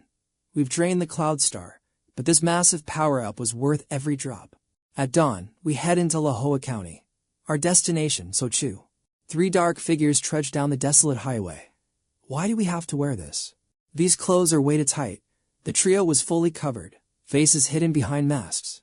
Remember the zombie flower pollen, he warned. Lahua will be crawling with it. This protective gear prevents pollen inhalation, but Lam Sa absolutely hates the look. It's hideous, she complains. He scolds her with a flick. Nobody is watching anyway, so who cares? Eyeing the signpost, Qianshen urges her forward. Let's go. He smirks, glancing briefly at a distant house. It's a reunion with old enemies. Mong Lan and Tuan Duang have reappeared since that rainy night. He spotted you, he mutters. She realizes his spiritual power has evolved far beyond their last encounter. Tuan Duang is floored. No way, wasn't that guy just a rank 2 weakling? How are his stats this high? She doesn't know, but she senses no immediate killing intent. Tuan Duon admits things have felt strange for the past 2 days. Every time they tail him, they lose the trail until he suddenly reappears. Should we stop them? No, she refuses. He's too powerful. I can't even stand in his way. Besides, he can protect 𝐒𝐿𝐷. They'll just shadow them to prevent any unforeseen variables. They reach 𝐒𝐿𝐷 district, where buildings are choked by vines resembling a silent, deadly rainforest. Qianshen breaks the silence. Zombie flowers are relentless. Nature takes a century to reclaim a city. These things do it in days. He activates his sensing mode. The left path is a zombie hive. We're taking the right. Suddenly, Xiaobai detects something and bolts left. 𝐿𝐿𝐷 screams for him to stop. Get back here. Xiaobai pauses further ahead and signals for them to follow him instead. Qianshen realizes the pet sense something big. They hide in a corner, spotting silhouettes ahead. You led us here. Qianshen wonders. 𝐿𝐿𝐷 shudders, while Gaofei identifies them as perfect forms. Why are they green? Gross. These are ranked monsters infested by pollen, and they're deadly. Worst of all, when these monsters die, zombie flowers bloom instantly from their corpses. 𝐿𝐿𝐷 is worried. These ranked threats are everywhere and growing in numbers. Their evolution speed is insane, she cries, and killing them just creates more flowers. How do we fight this? Qianshen notes the virus concentration is higher in zombies. Their power-ups happen fast. It's only been 3 months, they'll only get more terrifying. She notices her pet is literally drooling. Wait, did Xiaobai lead us here because he's hungry? He lunges forward. Get back here. 𝐿𝐿𝐷 tries to follow, but Qianshen stops her. 𝐿𝐿𝐷 panics, but he reminds her these are all ranked to elite monsters. Head-on combat is suicide. Fortunately, Xiaobai has a trait that masks his presence from common enemies. They won't hunt him. Gaofei notices the pet is waiting. Why isn't he eating the marrow? If he's ignoring the brain marrow, Qianshen muses. He's found something even better. He activates the shared vision interface. 𝐿𝐿𝐷 confirms the mental link is established. Xiaobai descends into a parking garage. A basement. 𝐿𝐿𝐷 struggles to see through the darkness. Is he in danger? This place is infested with those flowers. Qianshen realizes he's hunting nocturnal zombies. Only ranked variants or higher have these traits. As Xiaobai already reached a level where he can hunt high-tier bosses alone. Gripping his blade, Qianshen prepares to move. He'll jump in the moment things turn south. Xiaobai reaches the basement floor as pollen drifts down. He closes his eyes to sense the shadows. Suddenly, several figures blur through the air toward him. Danger from behind. Xiaobai spins, crushing an attacker. Heavy, clawed feet emerge from the dark. They swarm forward with bloodlust. 𝐿𝐿𝐷 gasps, those are parasite hosts. Qianshen is stunned. He's fighting parasites, she reports. 6 of them, he's completely surrounded. 1 is already dead. Gaofei can't believe it. 1 against 6, and he already bagged 1. Qianshen thinks fast. So many together. Has he stumbled into a parasite nest? Hold on. Qianshen lunges to assist. His insane speed leaves the others in total shock. Qianshen roared, charge. Wipe out every last perfected form here. The parasites froze in shock before both sides collided in a bloody melee. The remaining parasites couldn't touch Little White. It vaulted off a branch, soaring through the air. Its tiny legs packed a monstrous punch, making the parasites cough up blood. 1 went flying while it targeted the rest. Suddenly, heavy, bone-chilling footsteps echoed. Little White froze, sensing a predator's gaze from the shadows. A massive, hulking mutant beast emerged. 1 look sent shivers down Little White's spine. Qianshen slashed through a mutant's limb. Suddenly, zombie flower buds sprouted from the wound. He crushed them instantly. These perfected forms spawn zombie flowers upon death. Kill them before they bloom. Once they take form, they're a nightmare to handle. 𝐿𝐿𝐷 signaled from the bus roof, Roger that. Let's clear the area. Can Little White handle this alone, or do we need to provide backup? Little White is fast. Even if it can't win, it can definitely escape. But if this is a parasite nest, the stakes change. The numbers are overwhelming. 1 is easy, but nests always house powerful symbiotic zombies. That's the real threat. Little White can dodge parasites, but a symbiotic boss is a different story. These guardian zombies are leagues above these petty perfected forms. Qianshen watched the tunnel. Hold position. Wait for Little White's signal. Is that a dog? Little White was sprinting for its life from a massive beast. It leaped onto 𝐿𝐷's shoulder as the ground trembled under the beast's weight. The mutant dog's glare terrified the parasites. Qianshen narrowed his eyes. So that's it. The zombie pollen had already infected the city's wildlife. This dog was a prime example. Living in the parasite nest as a guardian, this just got interesting. The beast growled at Qianshen, sending the surrounding parasites into a panicked retreat. Gaofei gasped, "This dog's aura is insane. It's scaring off its own kind." The beast lunged with bared fangs. Qianshen dodged and countered with a face-breaking punch. The dog crashed into the dirt, kicking up a massive dust cloud. Little White cheered. A roar of defiance erupted from the smoke as the beast stood its ground. "Prepare for battle," Qianshen commanded as the beast stepped out, snarling through the haze. A parasite sat atop its back. Qianshen smirked. "Good. I was hoping for a challenge." The parasite fused into the dog's fur, sprouting lethal, pulsating plant-like vines. Encased in organic armor, it lunged. "Watch the flanks. I'll take this boss." Before it could strike, Qianshen's skill evolution triggered, surging with raw power. He hurled the beast skyward. As it slammed down, he loomed over it. "Nice try." A barrage of fists rained down. When it tried to snap, he crushed its face underfoot. He threw the beast aside like trash. The parasites watched in absolute terror. "Wipe them out. Don't let those 3 parasite leaders escape." The team charged forward. While Lam Sa and Gaofei fought, the remaining parasites tried to swarm the dog.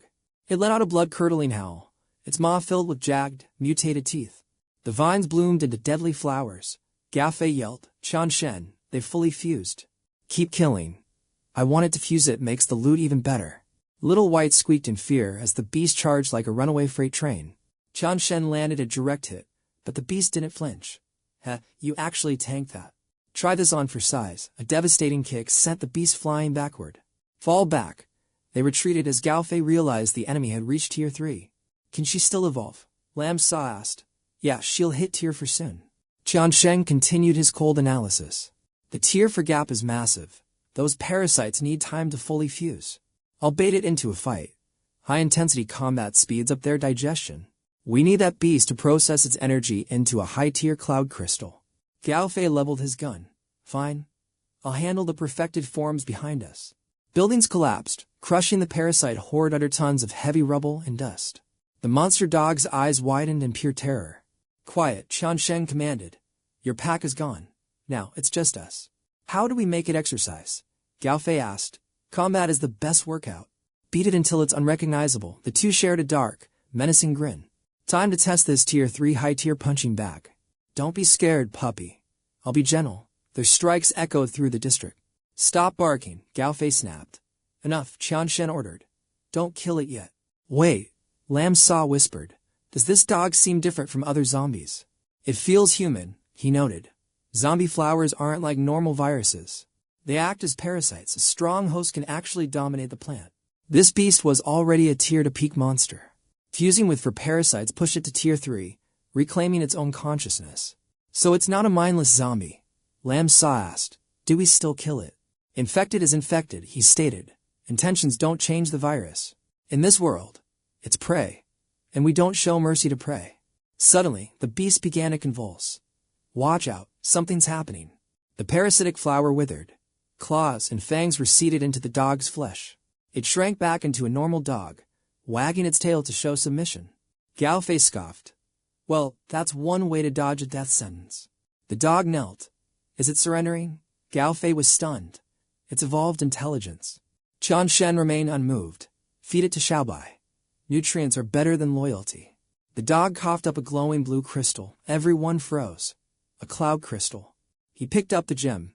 "Bribing me for your life, little mutt." It bowed repeatedly. "Deal," he smirked. "Now scram before someone else finds you." "Others won't be this kind," he warned. The dog vanished into the shadows. Gaofei watched it go.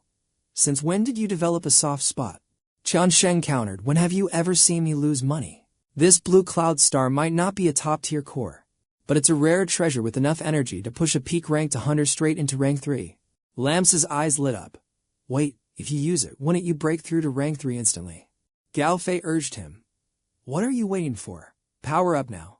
But he delivered the grim news. "None of us can use it yet. You'd have just reached peak rank 2. Your current power levels aren't stable enough for another jump. You must solidify your viral energy foundations first, or you'll permanently damage your growth potential. As for me, even 10 of these stars wouldn't be enough to trigger my rank 3 awakening. My stats are already beyond rank 3. But my evolution requires 10 times the energy of a normal hunter. Give this star to Little White. After all, he's the one who tracked this hidden treasure down for us. Regarding that beast from earlier, I've already tagged it with a strand of my spirit power. I'll sense it the moment it gets close. It can't pose a threat to us anymore. It's just a beacon. If we run low on stars, we'll just farm him for more. Spare his life, but make him prove his value. Galfei's jaw dropped. Are you really just letting it wander? Lam Sa sighed. I actually feel bad for the poor thing. Qian Shen smirked confidently. Trust me, I never gamble on a losing deal.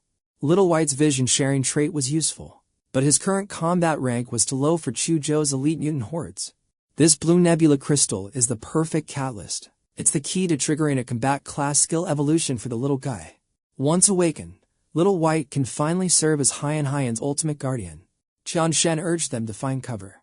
Little White recoiled at the crystal scent. Lam Sa noted, he really hates this item. Qian Shen didn't care. He forced the high-tier loot down the creature's throat. She hesitated. Is this safe? A nebula crystal's energy density is massive. Relax, Qian Shen assured. My spirit stat broke through recently. I've already established a mental link with both of you. Little White is linked to. My interface allows me to track your locations and monitor your vitals in real time. According to the system data, his body can withstand the energy surge. He just thinks it tastes like trash. Hearing that, Lam Sa lost her patience and shoved the crystal in. Stop being a picky eater. Swallow it. Little White grimaced, forcing the glowing stone down his throat. Lam Sa tossed him aside. Ungrateful brat. That's legendary loot. They all leaned in, waiting for the system notification. The creature looked listless. What's wrong? Did the crystal expire or something? Is the virus cortotoxic? Qian Shen checked the status window. No, his vitals are stable. Nothing abnormal yet. Suddenly, his eyes bulged, becoming bloodshot and terrifying. Lam Sa recoiled in shock, screaming his name. He collapsed, limbs stiff and eyes shut tight. Qian Shen narrowed his eyes. The evolution process has finally begun. We'll camp here tonight. We move out at first light. Suddenly, a gunshot echoed. Humans? Galfei gasped. They all rushed to the window, scanning the dark streets. Who's crazy enough to be out after dark? Lam Sa whispered. Gunshots meant zombies. She turned to Qian Shen for orders. This zone is compromised. Logic says a city infested with zombie flowers should be a silent graveyard. Anyone still breathing in this hellhole must be a high-ranking survivor. Grab Little White. We move now. They vanished into the shadows, heading toward the chaos of the night. As they sprinted, Galfei frowned. The firing hasn't stopped. Is it a horde surge? No, Lam Sa countered. That's just a single firearm. No lone hunter could hold off a swarm for this long. Qian Shen signaled a halt at the corner. We're here. Lam Sa froze. What is it? What do you see? See for yourself. A guttural scream rang out. A man stood there weeping, his gun trembling as he shouted. A zombie with a blooming flower on its back pinned a woman down. The man was paralyzed by pure terror. That's your mother. Stop it. He begged the monster, but his commands fell on deaf, rotting ears. Lam Sa's face went pale. The zombie flower, Qian Shen whispered. The boy was infected, and he butchered his own mother. They were stunned. But he has a gun. Why hasn't he fired? Common sense says to neutralize the infected immediately. But Qian Shen hinted at a much darker reality. What if the boy is still conscious inside? The horrifying thought chilled them to the bone. The parasite controls the host body, Qian Shen explained, but sometimes the human consciousness remains trapped inside, watching everything. The boy was fully aware as he tore into his mother. He's a prisoner in his own flesh. The father couldn't pull the trigger. His grief was a mirror of the agony his son was enduring. In a world this cruel, Qian Shen asked, could you truly make the rational choice? The father collapsed, his spirit breaking. I'm useless. I couldn't protect anyone. He wailed in the dirt. The guilt was a poison. He looked up, his eyes hollowed by despair. Just kill me, do it. But it was the son who screamed back. Dad, please end it. I killed Mom, just kill me. I can't fight it anymore. Please, before I lose control again. Shoot me, Dad. I'm begging you. Lam Sa couldn't take it. She lunged forward, delivering a brutal kick that sent the boy flying. Galfei sighed. She always rushes in without a plan, doesn't she? Survival in the apocalypse. Ignoring the chaos might be the rational choice, but little Law followed her instincts. She tossed the weapon to the father, who caught it with soldier-like reflexes. If I had turned into a monster, my own father would have pulled the trigger on me without a single moment of hesitation. He was a strict military man. His favorite mantra was that a soldier's only duty is to obey orders. Without question, that duty came first, leaving me to survive as an orphan for 3 long years while he stayed at his post. The boy is lucky. Even in this degenerated state, he still has a father who truly cares for him. It is a rare mercy. The choice is yours now, she said. The father's eyes turned bloodshot with rage. He aimed and fired a decisive shot at his own son. The boy was gone. Lam Sa remained unscathed as she approached her companions. Qianshen, did I overstep by meddling in their business? Qianshen patted her head, offering a rare moment of comfort. No, you did the right thing. You gave him closure. An ordinary human surviving in a city overrun by zombie flowers is suspicious. Saving him was a strategic move to gather vital intel. The grieving father stared at the corpse. Qianshen broke the silence. Uncle, the noise will draw monsters. We need to move now. The group retreated to a nearby abandoned house to regroup and secure the perimeter.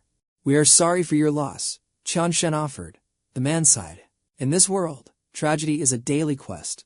Today, it was just my turn. Thank you for saving me. But this firearm is too high tier for a man like me. I cannot possibly accept it. Qianshen shook his head. If she gave it to you, it belongs to you. Besides, we need information more than gear right now. It is not a free gift. We have questions. The father realized these 3 were not local survivors from this district. You are outsiders, aren't you? Ask what you need. I will tell you everything I have seen since the world collapsed. Start from the beginning, Qianshen commanded. How did this infection spread? Give us every detail about the dungeon-like state of this city. He looked defeated. To be honest, I am not entirely sure how the situation escalated into this nightmare so quickly.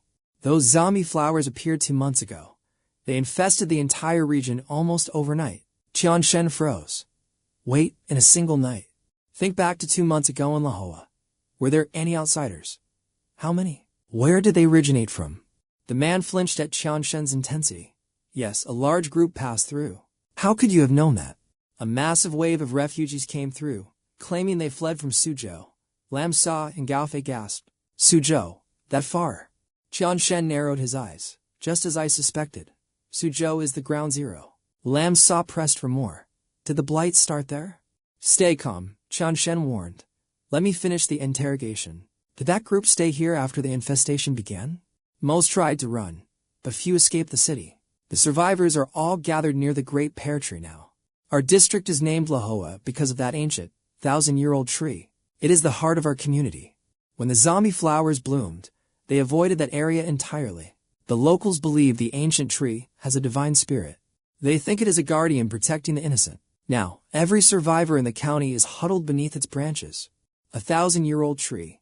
In my past life, I never heard of a plant capable of repelling the blight. Is it a unique mutant? You must have come from there. An ordinary human couldn't survive in this monster-infested city for long without a safe zone. Why did you leave the sanctuary? Qianshen asked.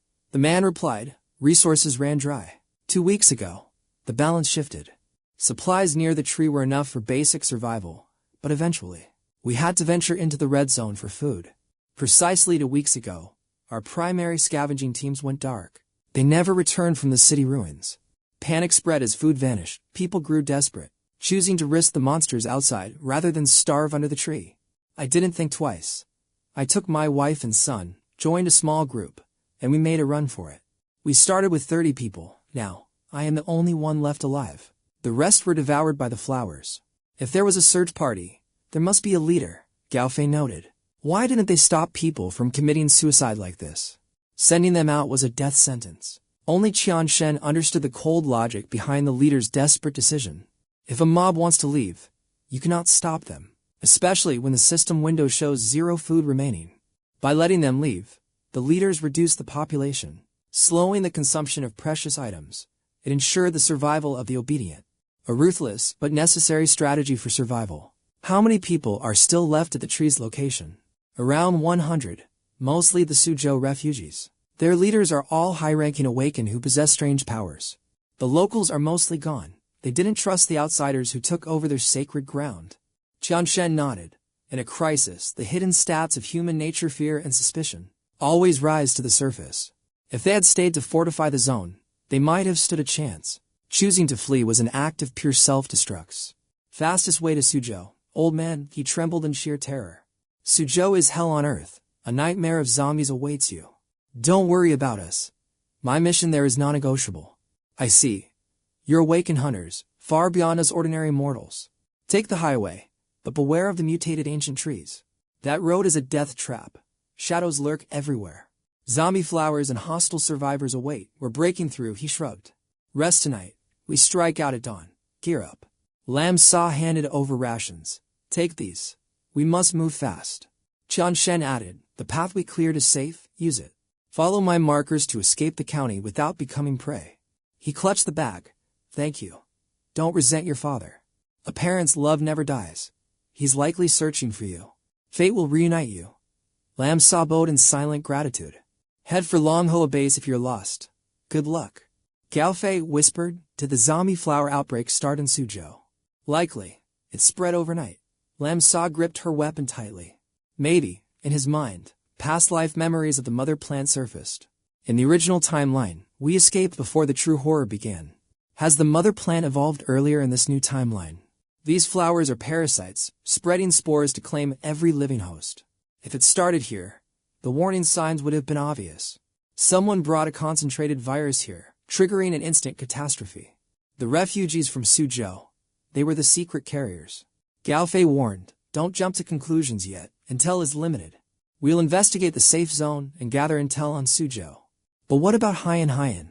Is she walking into a trap? Qian Shen smirked. You guys truly underestimate her combat power. She's likely rank 2 already. Rank 2. They gasped in shock. Is she really that legendary? Has she mastered breathing techniques? She's a natural genius. Even wounded, she was a goddess of war. Back then, I was a mere degenerate, ignorant of the system. I only realized her true tier later. Her scars remain secrets. He stared into the distance, eyes burning with hidden resolve. She carried the world's weight alone while I was too weak. But now, my stats are peak. I will solve her problems. I'll find her, uncover the truth, and destroy her enemies. A ranked hunter won't fall to simple zombie flowers. Time is of the essence. We'll find her at the rendezvous. She's amazing. Suddenly, a sweet, sickly floral scent filled the air. Qian Shen halted. Now I know why the others all died. Kid, harvest those young vines. We need them for camouflage. Gaofei, gather mature leaves. Ready your sniper, we're hunting. Wrap everything tight. Leave 0 gaps for the spores to enter. This is disgusting, they groaned, masking their boots and gear. The zombie flower sap is incredibly sticky. I hope it doesn't jam my gun. Qian Shen urged them to hurry. Don't speak. No matter what you see or hear, stay silent and keep moving. His mysterious warning made them freeze. Qian Shen looked like he was on high alert. I can't explain the system mechanic right now. Just watch and you'll understand. Follow my orders. Let's move. You'll face these horrors sooner or later. Better to witness the apocalypse now. They saw survivors bound by zombie flower vines. Desperate screams for help filled the air. The team whispered in horror. What is this? The entire road was a garden of death and cries. Gaofei was stunned by the carnage. Qian Shen snapped him back. Remember what I told you? Just walk through. No matter what happens, do not deviate, just keep moving forward. Their feet were masked. Qian Shen ordered the advance. His cold composure left the others in awe. A victim hanging upside down gasped for air. Please, save me. I can't take it anymore. Help me, kid. Please don't leave me here to die.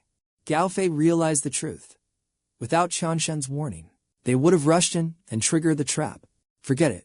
Trusting Qian Shen is the only way to survive this nightmare. They silently navigated the corridor of mutated flora until they finally reached the far wall. 𝐿 and Gaofei finally exhaled. That place was sick. Qian Shen, what the hell was that? Why were those people fused with the plants? He replied, that was a zombie flower nesting ground. They were confused. A nesting ground. Qian Shen began unwrapping the vine camouflage from his feet. I had you wrap your feet in vines for a reason. Touching those leaves triggers an instant aggro response. 𝐿 frowned. But that trap seems way too obvious for anyone to just walk into. Couldn't they just go around? Are those victims being used as live bait by the flowers? Qian Shen's voice turned icy. I told you, these flowers have the destructive power of a horde. Do you think they just break buildings? They hunt humans and display them to lure more prey. To keep the bait screaming, the flowers have already turned them into parasitic hosts. Even if we tried to help, we'd be overwhelmed by the flora. We don't have the combat power. Saving them is pointless. Once the parasite takes hold, they're no different from the undead. Zombies are the natural enemy of mankind. Once someone is infected and terminal, you put them down. Even if it's me hanging there one day, you must remember this rule. Execute the infected. 𝐒𝐄𝐓 wondered if he could kill his friend. Lam Sa trembled at the thought of her family. Qian Shen was forcing them to adapt to this cruel new world order. Their stats were fine, but their mental fortitudes were weak. They hadn't seen enough blood yet. This was a necessary baptism in the reality of the true apocalypse. Qian Shen paused. I sense life signatures ahead. We're nearing that 1,000-year pear tree. Cross that, and we're out of this district and into Suzhou. Snap out of it and stay sharp. Speed it up, 𝐒𝐄𝐓 saluted. Yes, sir. Suddenly, a pack of zombies rushed a masked group. These survivors were using sharpened wooden stakes to keep the monsters at bay. They retreated toward a shop. The leader, Onion Head, shouted to aim for the legs only. The squad obeyed, systematically maiming the zombies' limbs instead of going for the kill. Qian Shen narrowed his eyes. These green zombies are flower corrupted. Their stats are higher than normal. If they die, they sprout into new flowers. 𝐒𝐄𝐓 noted their impressive teamwork. Are they awakened? Qian Shen scanned them. Mostly normals, but their leader isn't evolved. His physical traits aren't impressive, but I sense a spiritual energy fluctuation. He's likely a Tier 1 peak mental evolved. His power level is roughly on par with Brook. Just like Brook, 𝐒𝐄𝐓 doubted it. He's clearing them so easily. I couldn't match that speed. Qian Shen noticed the anomaly. It's the weapons. Those wooden stakes carry a debuff against green zombies. Their insane kill rate. It's definitely thanks to those high-tier weapons. Not only that, their coordination looks like professional military training. They're calm even against a horde. Even without those gears, their teamwork is top tier. Lam Sa noticed something. They aren't aiming for kills, just crippling the legs. It's way more efficient than direct execution. They must know the truth. Once a zombie dies, the zombie flowers bloom. Qian Shen watched closely. To train an elite squad like this, the safe zone leader must be a real monster. Onion gave the signal. Team 2, move up. Form a defensive perimeter now. They hauled heavy barricades into place. Hurry it up. We need this gate secured before Brother Fire arrives. 𝐒𝐄𝐓 whispered the update. Qian Shen, look. They're building fortifications. Are they actually trying to occupy this supermarket and turn it into a new outpost? Qian Shen shook his head. Unlikely. Establishing a base in a zombie flower zone is a death wish. There must be massive supplies inside.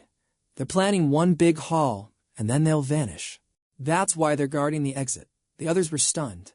Wait, supplies? Lam Sa leaned in. Since our truck flipped, our stash is nearly empty. 𝐒𝐄𝐓 nodded. Right? I almost forgot our crisis. After sharing with that old man, we've only got 3 days of rations left. Their eyes met in perfect sync. Qian Shen smirked. Not a bad idea. Since we're here, those supplies are ours. The horde surged forward. Onion roared. They're clustering up. Light them up now. Fuel splashed over the barriers. As the corpses began to mutate, Onion screamed, Ignite. A massive inferno engulfed the monsters. Cheers erupted through the ranks. It worked. Direct hit. Mission accomplished. Onion checked the entrance. The gate is cleared. Now, only the basement remains. Check the inventory. How many wooden shields and spears are left? Only 5 sets, sir. Damn it, we can't hold out much longer. Onion gripped his weapon. If we fail this haul, we're dead before we even reach HQ. One soldier hesitated. Onion, shouldn't we scout the basement first? We can start moving gear out. Onion snapped back. You want a death wish? Something legendary is down there. Only Brother Phi can handle it. That thing. It's beyond our rank. Wait for Phi. We found the site and cleared the perimeter. That's already a massive achievement. Suddenly, a shout. Onion. Intruders. He went dead silent, his eyes narrowing as he scanned the shadows. Qian Shen's group stepped out, making no effort to hide. Who are they? Never seen them. Rogue hunters. Or high-rank evolvers. Onion's mind raced. Is there another safe zone in Manhwa that I haven't heard of? He radioed in immediately. Brother Fei, we've got a situation. Some degenerates are trying to hijack our loot. Fei's voice crackled with rage. What? Outside the zone. Who dares steal from me? Hold them there. I'm coming to crush them. Qian Shen ignored the tension. Let's go. He walked right past them, leaving the guards frozen in shock. He strolled by like they were ghosts. Onion finally snapped. Stop right there. Qian Shen paused. Is there a problem? Onion was baffled. A problem. We clear this dungeon. What do you three think you're doing? Qian Shen glanced at Lam Sa. Handle it. In a blur of motion, she vanished. Onion only felt a sudden gust of wind. He turned around to find his entire squad on the ground. This speed, it's impossible. Lam Sa stood behind him, annoyed. All that work, and you only noticed the speed. She threw a punch, but it hit nothing but air. Even Qian Shen was surprised. The opponent's reaction time was on another level. Onion's tone turned cold. Look, friend, we bled to clear this path. There's an order to things in this world. Qian Shen smiled. 𝐒𝐊𝐽 does have some real experts. Onion glared. You're from the outside, aren't you? The subordinates gasped. From the outside. Impossible. The high-rank zombie flowers make the border a suicide zone. They must be elite evolvers. Onion stepped forward. Fall back. You'll just get in my way. I'll handle these three myself. Suddenly, daggers were pressed against Lam Sa and 𝐒𝐊𝐽's throats. Qian Shen felt the cold steel too. Onion had used a triple image trait to trap them all. Leave, now. Or don't blame me for what happens next. You're the leader, right? Be smart if you want to stay alive. Eyes closed, he strikes the air. The illusion shatters like glass. His amber eyes flash with a lethal, predatory glow. Look, the angel cries. The phantoms pinning them down dissolve into nothing but a memory of smoke. Reality hits hard. Onion's knees buckle as he falls. Impossible. He gasps, his face turning a ghostly shade of white. Nice illusion, he sneers. But your mental stats are too pathetic to even scratch the surface of my mind. Onion's heart sinks. His psychic trait was completely suppressed. Instead of trapping his prey, he was the one being crushed. We're moving out, he commands. Onion screams in panic. Wait, you can't go down there. You're walking into a grave. There's a Titan-class zombie flower lurking in the depths. Going in now is nothing short of a suicide mission. I respect your power, truly, but that monster is beyond anything a three-man squad can handle. You'll be slaughtered. Wait for our guild's vanguard. We can storm the place together and survive this nightmare. We'll split the loot fairly. He's cut off mid-sentence. Qian Shen ignores the noise and signals his team to descend. The lackeys sneer. What's with these guys? We give them a life-saving warning, and they act like arrogant kings. Onion scoffs, letting them go. Fine. Some degenerates only learn when they're staring death in the face. Let them rot. They'll be begging for help in minutes, a comrade mocks. If they scream, do we even bother saving them? Save them. Hell no, he snarls. They chose to jump into the meat grinder. We can't stop the suicidal. Besides, we'd just be monster fodder too. We wait for the captain's elite squad. He pauses, eyes narrowing. By the way, what did you actually see down there? You are the only one who survived that basement's hellscape. Trust me, Onion assures him. The loot in that supermarket is a gold mine. Untouched high-tier supplies everywhere. If we secure that floor, we'll survive the apocalypse for months, even if we never make it back to base. But that was 10 days ago. His partner frets. You sure no other hunter guild has swiped the loot yet? Onion smirks. Impossible. My mirage trait distorts the senses of anyone and anything. That gets close to this place. Even boss monsters are blinded by my skill. I'm the only one who can navigate that basement of death. Anyone else would have been torn to shreds by the low-level zombie mobs at the entrance. They never stood a chance. The partner gulps. And the boss, just how massive is this zombie flower we're talking about? Onion's face darkens. Its petals are larger than a human. In that cramped supermarket, there's literally nowhere to hide. To kill it, we need every awakened in our search party to launch an all-out blitz simultaneously. Those three idiots, they're already dead. They just don't know it yet. Inside the dark tomb, Qian Shen speaks. Grab the essentials first. Water and rations. Everything else is a bonus. Lam Sa eyes a ruby, but 𝐒𝐊𝐽 looks around nervously. Didn't that green-haired guy mention a giant zombie plant? Should we hunt it? 𝐒𝐊𝐽 asks. No need, he replies. Let the boss come to its hunters. Zombie flowers only hunt high-energy targets. I've used my mental stats to mask our power levels completely. To that monster's senses, I'm practically invisible, a hidden stat it can't possibly perceive. The reason we haven't been attacked yet is because it hasn't found a meal worth the effort. Until now. Lam Sa plays with a Rubik's Cube when the floor shatters. A massive energy surge erupts as she leaps back. The Titan-class flower towers over them. Qian Shen's eyes ignite. Looks like we just hit the jackpot, time to loot. The ground above shakes violently. Onion stumbles. The battle started. That shockwave. The boss is enraged. They actually triggered it. The scouts panic. Onion, what do we do? The power level is off the charts. The whole supermarket is going to collapse. Onion snaps. Don't ask me. Who could have predicted those fools were that fast? That's a monster from the deep. You want to fight it. Those idiots just killed us all. 10 minutes pass. Silence falls. 10 minutes. They're finished. Such a waste of talent, all because of their blind arrogance. Look closely, Onion tells his men. This is what happens when you overestimate your rank in this world. You're awakened, but you're not gods. There is always a mountain higher than the one you're standing on. Never let pride blind you, or you'll end up as nothing more than a zombie's appetizer. Understand? Crystal clear, sir. They chant. Onion nods, satisfied. Good. At least someone learned something today.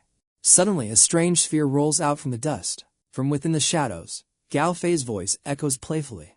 I told you not to kick the boss core. Whatever. Sada's what she wants. The dead walk out alive. Enough, he cut in. Find a spot to organize the loot. The surrounding crowd stood frozen in absolute shock. They're still alive. Look at all that food. Onion stepped forward, blocking their path before they could escape. Wait, he barked with irritation. What happened? The mutant zombie flower below. Where did it go? Oh, we met it all right. 𝐒𝐊𝐷𝐿. That annoying boss monster wouldn't let me grab the ruby drop. So we had a little clash. And well, it's dead. 𝐒𝐄𝐓𝐑𝐀 sighed. I told you not to overdo it. You caused such a scene. The supermarket almost collapsed. 𝐒𝐊𝐷𝐿 shrugged. The dungeon space was just too small. On open ground, I'd have wiped that trash mob in 60 seconds flat, she boasted. Qianshen finally intervened. Enough. Wasting time over a single boss isn't worth bragging about. Onion's worldview shattered at the sheer absurdity. They cleared a giant mutant flower with such ease. Just how high is their combat power? Suddenly, an engine roared. 𝐒𝐿𝐷𝐿's ears perked up at the rumble. 𝐒𝐄𝐓𝐑𝐀 narrowed his eyes. Sounds like a modified light truck. A reinforced vehicle tore through the streets. It's Big Brother Fei. The lackeys cheered. The boss is finally here. Onion scrambled to his radio. Boss, you're here. Some degenerates are trying to hijack our entire hall. What? Big Fei's roar crackled. Survivors outside the safe zone. Who dares steal from me?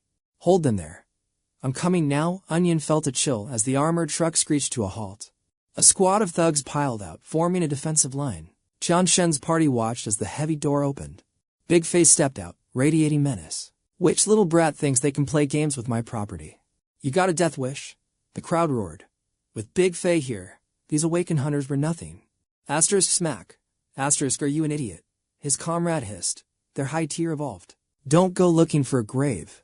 Onion gulped. Asterisk, these guys are monsters. We absolutely cannot afford to offend them. Asterisk, he realized, sweating bullets. He rushed to Big Fei's side. Boss, you made it so fast? Let me explain the situation. Shut your trap, Big Fei barked, shoving him. Stalling like a bunch of grandmas. You're all useless trash. He turned his glare toward Qianshen's crew. So, you rats really thought you could snatch my loot? 𝐒𝐿𝐷𝐀 leaned in, whispering, Little La, don't you think this big boss is almost adorable? She looked disgusted. Adorable, he's a walking steroid, she snapped. Qianshen, however, was busy scanning the man's hidden stats. Asterisk tier 2. Beginner rank. Asterisk Qianshen noted. Asterisk decent progress, but with that attitude. He'll never be a leader. Asterisk. Ignoring the aggressive posturing like it was mere wind, Qianshen calmly gave his team the order. Treated like literal air. Big Fei's face turned purple. Did you just ignore me? Am I a joke to you? With a burst of speed, Big Fei lunged, attempting a dramatic leap over Qianshen, only to lose his footing. Scrambling up, he tried to salvage his dignity. Think you can rob me and just walk away? Pathetic. Nobody disrespects Big Fei. You're dead. Onion rushed in, desperate to intervene. Boss, wait. Stop for a second. Let's be civilized. We can talk this out. Big Fei was fuming. This was getting beyond ridiculous. First you screamed thief. Now you want to talk. Big Fei growled. Are you messing with me, kid? I just thought. Peace was best. Asterisk spam. Asterisk a heavy fist sent Onion sprawling into the dust. Peace. I'll show you peace. Big Fei roared. 𝐒𝐿𝐷𝐀 stepped forward, cutting him off. What are you staring at? Looking for a beating. Big Fei barked. I'll give you one last chance. Drop every single item you took. Do it now. Or don't blame Big Brother Fei for being unrighteous when things get messy. In a classic power move, Qianshen walked right past him. Big Fei's head literally began to steam with rage. Onion paled. Oh no, the boss's head is actually smoking. He's reached his boiling point. The lackeys trembled. When the steam comes out, he's going into berserker mode. He's truly pissed now. Big Fei charged like a bull, his head venting steam like a chimney. You little brat, get back here. Boss, stop, Onion screamed.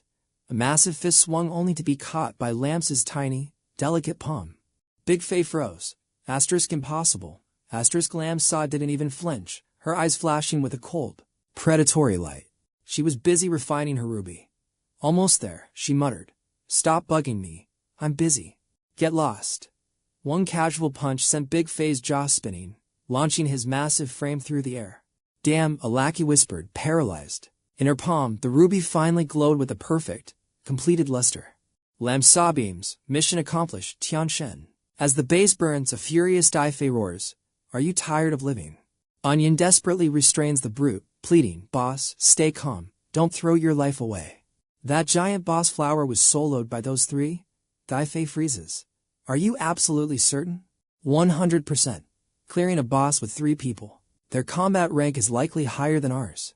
From their chatter, they handled that monstrous mutation without breaking a sweat. It was a walk in the park.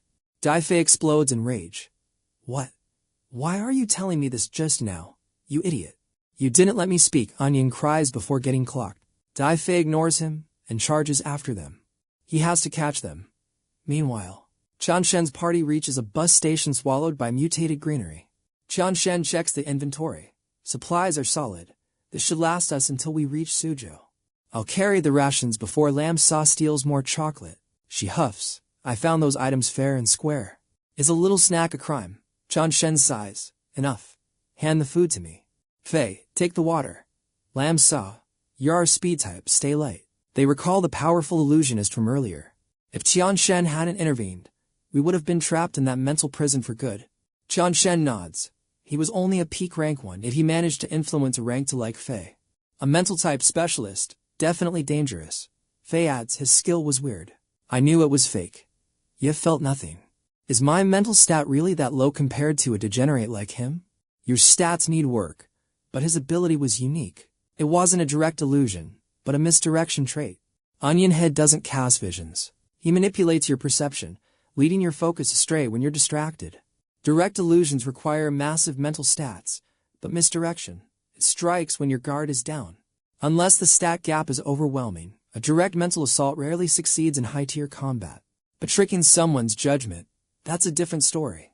A split-second error is all he needs. That skill is top tier for survival in this apocalyptic wasteland. The teammates realize the gravity of the threat, so that's how he survived this long. Gaofei pauses. Wait, if we're heading to Suzhou, shouldn't we go north? Why are we trekking east? Lam Sa agrees. Those hunters were from the local safe zone. Wouldn't it be easier to join them? I know a shortcut through their territory, Tianshan explains, his eyes narrowing. We're crossing Lahoa district not just for speed, but for the hidden quest and growth opportunities here. We aren't just scavenging. For the next 3 days, we hunt high-rank zombies and boss flowers. Collect every drop of nectar and cloud crystals. Then, we move. Suddenly, Dai Fei's car screeches to a halt. The group turns, weapons ready. The door swings open, and the scarred leader steps out. Did you 3 clear the boss flower in the mall? Dai Fei asks. Tianshan stares back. What of it? Silence hangs heavy. Then, the entire squad bows in unison. Greetings, big brother. Dai Fei's ego vanishes, replaced by a desperate grin. Forgive my blindness. Please, take this rare loot as an apology. Tianshan remains cold. State your business. I don't accept gifts for no reason.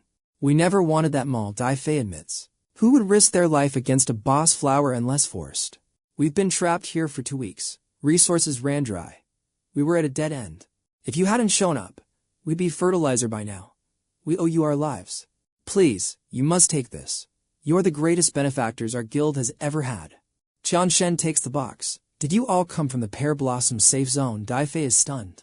You know it. I've heard rumors. You're the search and rescue team that went missing 2 weeks ago, right? The survivors back at the base said you never returned from your supply run. Dai Fei sighs. We were just scavenging nearby, but the loot dried up. We had to push deeper. We tried to head back with the supplies a few days ago, but things went south fast. A swarm of zombie flowers blocked the main highway. We're completely cut off from the safe zone. Every exit is infested. We've just been wandering this hellscape, waiting for the end. The search party's combat power is holding, but the safe zone supplies are bone dry. They won't last long. Qianshen sees through them. They want a high-tier hunter to clear the path and carry them home. Since the route aligns with my current quest, I might as well clear this dungeon path for them. I'm not running a charity. If they're serving up a deal, I'm taking the loot without hesitation. Dai Fei is visibly shaken. Taking on multiple giant zombie flowers is a suicide mission for his small squad. He tries to negotiate. Look, brother, I know these elite monsters are a total nightmare to handle. Your team just needs to draw aggro. We'll handle the main path-blocking boss flowers ourselves. Name your price. If we survive this, I'll fulfill any request. Qianshen finally responds. Drop the formalities. First, I want to inspect your weapons. That anti-flower gear has some unique traits. Dai Fei signals his men. Bring it over. These purewood staves are rare drops. We're running low. He offers it as a gift. Qianshen declines. He only needs to scan the item's hidden stats. The moment he touches it, he senses it a trace of viral energy embedded within the wooden weapon. It has a specialized anti-regeneration trait. No wonder they can suppress the zombie flower's rapid growth. While the durability of this wooden tier loot isn't terrible for common gear, it's still just wood. It's trash compared to the custom equipment Lin Wei crafted for our party. Qianshen hands it back. Interesting specs, but we have no use for this low-tier gear. You've been in this district long. Surely you've gathered a large stash of flower resin. Dai Fei is confused. Resin. He pulls out a rubbery substance, a rare material dropped by the flowers. So that's what the system calls it. Flower resin. We have some. It's a top-tier healing item that suppresses the virus. Extremely rare loot. Qianshen lays down the terms. I'll clear the path, but I have 2 conditions for this quest. Dai Fei doesn't hesitate. Whatever it takes to reach the safe zone, we accept your terms. First, 30 units of resin. The lackey, onion, ghasts, 30. That's our entire guild's survival stash. Dai Fei cuts him off. Done. It's a deal. We're paying the price. Listen up, 30 resin is a steep fee, but it's nothing compared to the lives of our brothers. Consider us allies. Here's 15 as a down payment. It's all we have on hand right now. I'll scrounge up the rest once we hit the safe zone. Qianshen acknowledges the man's resolve. This Dai Fei might be rough, but he's a straight shooter. A leader worth trusting in this apocalypse. Accepted. Dai Fei wipes his brow. And the second condition, brother? Simple, Qianshen points. I'm borrowing your man, Onion, for the night. He points at the terrified lackey, him. Just for one night. Onion pales. Wait, me for a night? You heard me. I'll return him tomorrow morning. Onion's mind starts spiraling into dark thoughts. You want me? Alone with you? Qianshen nods calmly. Don't worry. It'll be over fast. Boss, this isn't right. Dai Fei doesn't blink. Sacrifice yourself for the guild, kid. It's for everyone. He's all yours. We won't interrupt your business. Qianshen smirks. Much appreciated, Dai Fei. He turns to his companions. Stay here. I have a specialized task that requires this kid's help. Lam Sa is suspicious. Where to? Why so sudden? Qianshen keeps it vague. It's a private matter. Onion is convinced something terrible is about to happen. Suddenly, a squeak echoes from Lam's bag. Xiaobai, the pet summon, crawls out. It's recovered its energy levels surprisingly fast. The creature hops onto his shoulder. Fine, you're coming too. He grabs Onion. See you at dawn. Dai Fei is baffled. Why take a pet mouse for a night together? The men share confused looks. Deep within the shadows of the ruins, Onion watches as Qianshen harvests zombie vines like a madman. What kind of secret quest is this? The area is open. He could bolt, but he knows Qianshen's agility stats far outrank his own. If this guy tries anything weird, Onion decides he'll go down fighting. It's survival or death now. Qianshen smirked. You seem tense. Afraid of me? Onion stiffened. Why would I be? You might suppress my traits, but taking me down won't be that simple, Onion barked defiantly. Relax, Qianshen interrupted. As long as you play nice, I won't initiate an attack. Our next quest is high risk. Follow my commands exactly to survive. My word is absolute law. Onion trembled. What's the plan? Qianshen replied coldly. You will find out soon enough. Tie these vines to your legs, Qianshen ordered. Onion panicked. Wait, what are you doing? I'm still single, man, not like this. Qianshen snapped. Shut up. Bind them like I did. Onion gripped the vines. Boss, just give it to me straight. What exactly are we doing? A secret location, Qian Shen teased. Onion's mind was a mess of system errors and confusion. They reached the zombie flower corridor. Onion froze. Boss, are you insane? We're going in there? You recognize this place? Onion gulped hard. Recognize it. It is a god-forsaken graveyard. Half my search party died in this dungeon. You're strong, boss, but this is pure suicide. You don't know these monsters. Entering that corridor is a guaranteed game over for us both. Qian Shen's eyes glinted. Relax. I don't enter battles I haven't already won. Trust my stats. This is the zombie flower corridor, a lethal trap set by high-tier monsters to harvest human hunters. This corridor isn't the only thing blocking your path, is it? Qian Shen asked knowingly. The flowers have claimed every route in this sector, including your guild's main base, right? Onion gasped. How do you know? Qian Shen smirked. Otherwise, you wouldn't be stuck here. With your hidden traits, you would have found a detour if one actually existed by now. Onion sighed. Fine, every path is crawling with those rank S botanical nightmares. We are trapped. That key road was just a path with fewer monsters. Your trait hides our presence, right? Yes, but my stealth buff only lasts for 20 minutes tops, Onion warned with fear.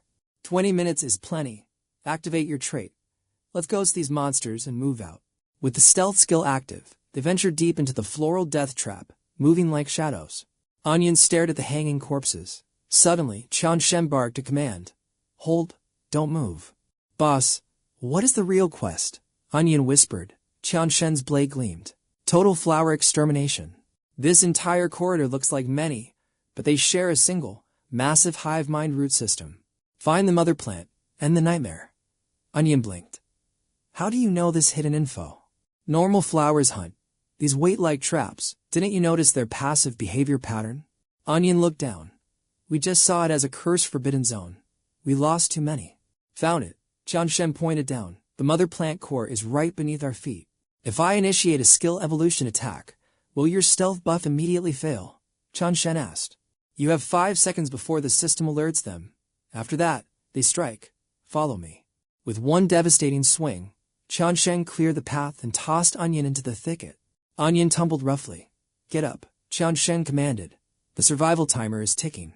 Onion stared in awe. Asterisk, he sliced them like paper. Maybe we can actually kill these things.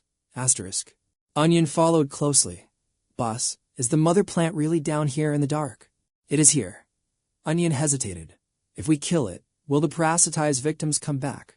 Qian Shen paused, his voice heavy with the reality of this cruel world's mechanics. They died the moment they were parasitized. They perished with the host. Onion's heart shattered. Freeze. Don't move. Onion watched him. Asterisk, is he using a high-level mental scan to perceive? Asterisk. Are you sensing them? Onion whispered. Qian Shen glanced back. You're a mental type, right? Onion scratched his head. My range is barely 5 meters. I can't see the underground path. Asterisk at rank 1. My range was limited to. But I'm an all-rounder class with better stats. Asterisk. Asterisk, this guy relies solely on raw mental power. I will have to lead the way down. Asterisk. Not bad, kid. Qian Shen's senses flared. There's a crossroad just ahead. The mother flower lurks at the path's end. Onion gaped. You scanned the entire sector already. That's over 100 meters of dead zone. A direct scan should be impossible for any hunter. Focus your mental energy into a single thread. Narrowing the field massively boosts your detection range. Onion's eyes lit up like a system notification. Of course. Why didn't I think of that? Concentrating power means absolute control. If I master this, my combat rank will skyrocket. Big brother, teach me that technique. Qian Shen shrugged. It's half talent, half raw experience. Keep grinding, kid. Familiarity is the only shortcut to mastery. Xiao Bai hopped over. Onion flinched in terror. Wait, what's this furball doing? Stay here, Qian Shen commanded. The shock waves from this boss fight will shred you. Onion couldn't believe his ears. This hamster is supposed to protect me. Once I engage the mother flower, your skills might glitch. Xiao Bai will keep you alive until I'm done. Are you serious, boss? I'm the one who's gonna have to protect the snack. Qian Shen turned away. Whatever. Just don't die. Stay put and wait for my signal. I'm going in deep. Shadows stirred in the abyss. Thousands of crimson eyes ignited like embers in the dark. Qian Shen slammed his greatsword down. No more games. Let's end this before the timer runs out. He analyzed the formation, 2 slashers into tanks, the Mother Flower's royal guard, I presume. Heavy footsteps shook the concrete. A distorted silhouette emerged from the gloom, the Black Demon. A peak rank 3 elite, clad in obsidian scales tougher than tank armor. Its stats dwarf any normal zombie. Black Demons are the apex predators of the undead. Pure engines of destruction and high-speed lethality. Even a rank 4 might struggle here. A high-tier boss. This loot drop better be legendary. Qian Shen's blade hummed with mana. Will you come at me one by one? Or all at once? The lead zombie shrieked a challenge. Shank. Qian Shen's first strike severed its arm instantly. The others recoiled in visible fear. Rank 3s are smarter, Qian Shen noted. They've actually learned to dodge. The crippled beast lunged back in a frenzied revenge. He pivoted effortlessly. Can you dodge this too? Boom. An explosion of dust choked the corridor. Qian Shen retreated. Finally, the real threat shows up. The Black Demon stepped through the smoke. So, you're backing up your subordinates now. Pack-hunting zombies are a nightmare to clear. But a slasher with no claws. You're already dead weight. It let out a blood-curdling roar. Qian Shen just smirked with cold disdain. You're not worth my time. Call out your master. Or do I have to slaughter every single one of you first? Another limb flew through the air. The remaining 3 guardians closed ranks, desperate to stop him. The central bloom opened, spraying toxic spores. A hive mind connection. Clever monsters. The Mother Flower's position was obvious but suspicious. Bosses never leave their true course so exposed. That massive flower at the end is a decoy, a classic trap to lure in overconfident hunters. To kill a Mother Flower, you have to bait the heart out. Keep hiding, he taunted. I'll smoke you out eventually. Onion, get back. The spores are spreading. Don't let that pollen touch your skin. Onion trembled. The battle's reached a whole new level of crazy. Is he really going to take them all on? Qian Shen laughed. Cheap tricks won't save you today. A cowardly master deserves a painful end. He swung his blade, carving a massive arc through the Black Demon. The blade sparked against the scales. Impressive defense. Those Black Demon plates are no joke. Let's see if you can handle a second hit. The blade bit deep, tearing through reinforced hide. He kicked the beast into its allies. In a blur of god-tier speed, he vanished from their sight. The Black Demon had the highest health pool. But you're the real nuisance. The slasher type, high crit damage, low defense, the priority target in any dungeon raid. Crack. 1 punch shattered the slasher's skull. Dropped item. Rank for Azure Crystal obtained. What are you waiting for? Are you all just lining up to die one by one? The last zombies lunge. I flicker behind them, my blade leaving nothing but lethal after images. I know the gaping maw's frontal assault is devastating, but its back is totally exposed. Charging in without protection is just a suicide mission. Stop wasting your breath. Without those sharp claws, you're nothing but fodder to me. I see why your master is hiding. He's betting I can't break through your defense. Your hide is tough, even for starsteel blades. But what if I add a little heat? Ready to test it. The zombie freezes, then erupts into a bone-chilling, guttural roar. Monstrous tentacles surge from the shadows, snaking around me. I'm trapped in a living cage. Thorns sprout from the beast as a colossal, mutated bud rises, preparing to unleash hell. The blossom unfurls. I stand my ground, watching this nightmare bloom with cold, calculating eyes. The zombie flower blooms. Pathetic. A boss that hides while its pawns get slaughtered is no king. Sharpened vines strike like spears, but my blade cleaves through them like they're made of mud.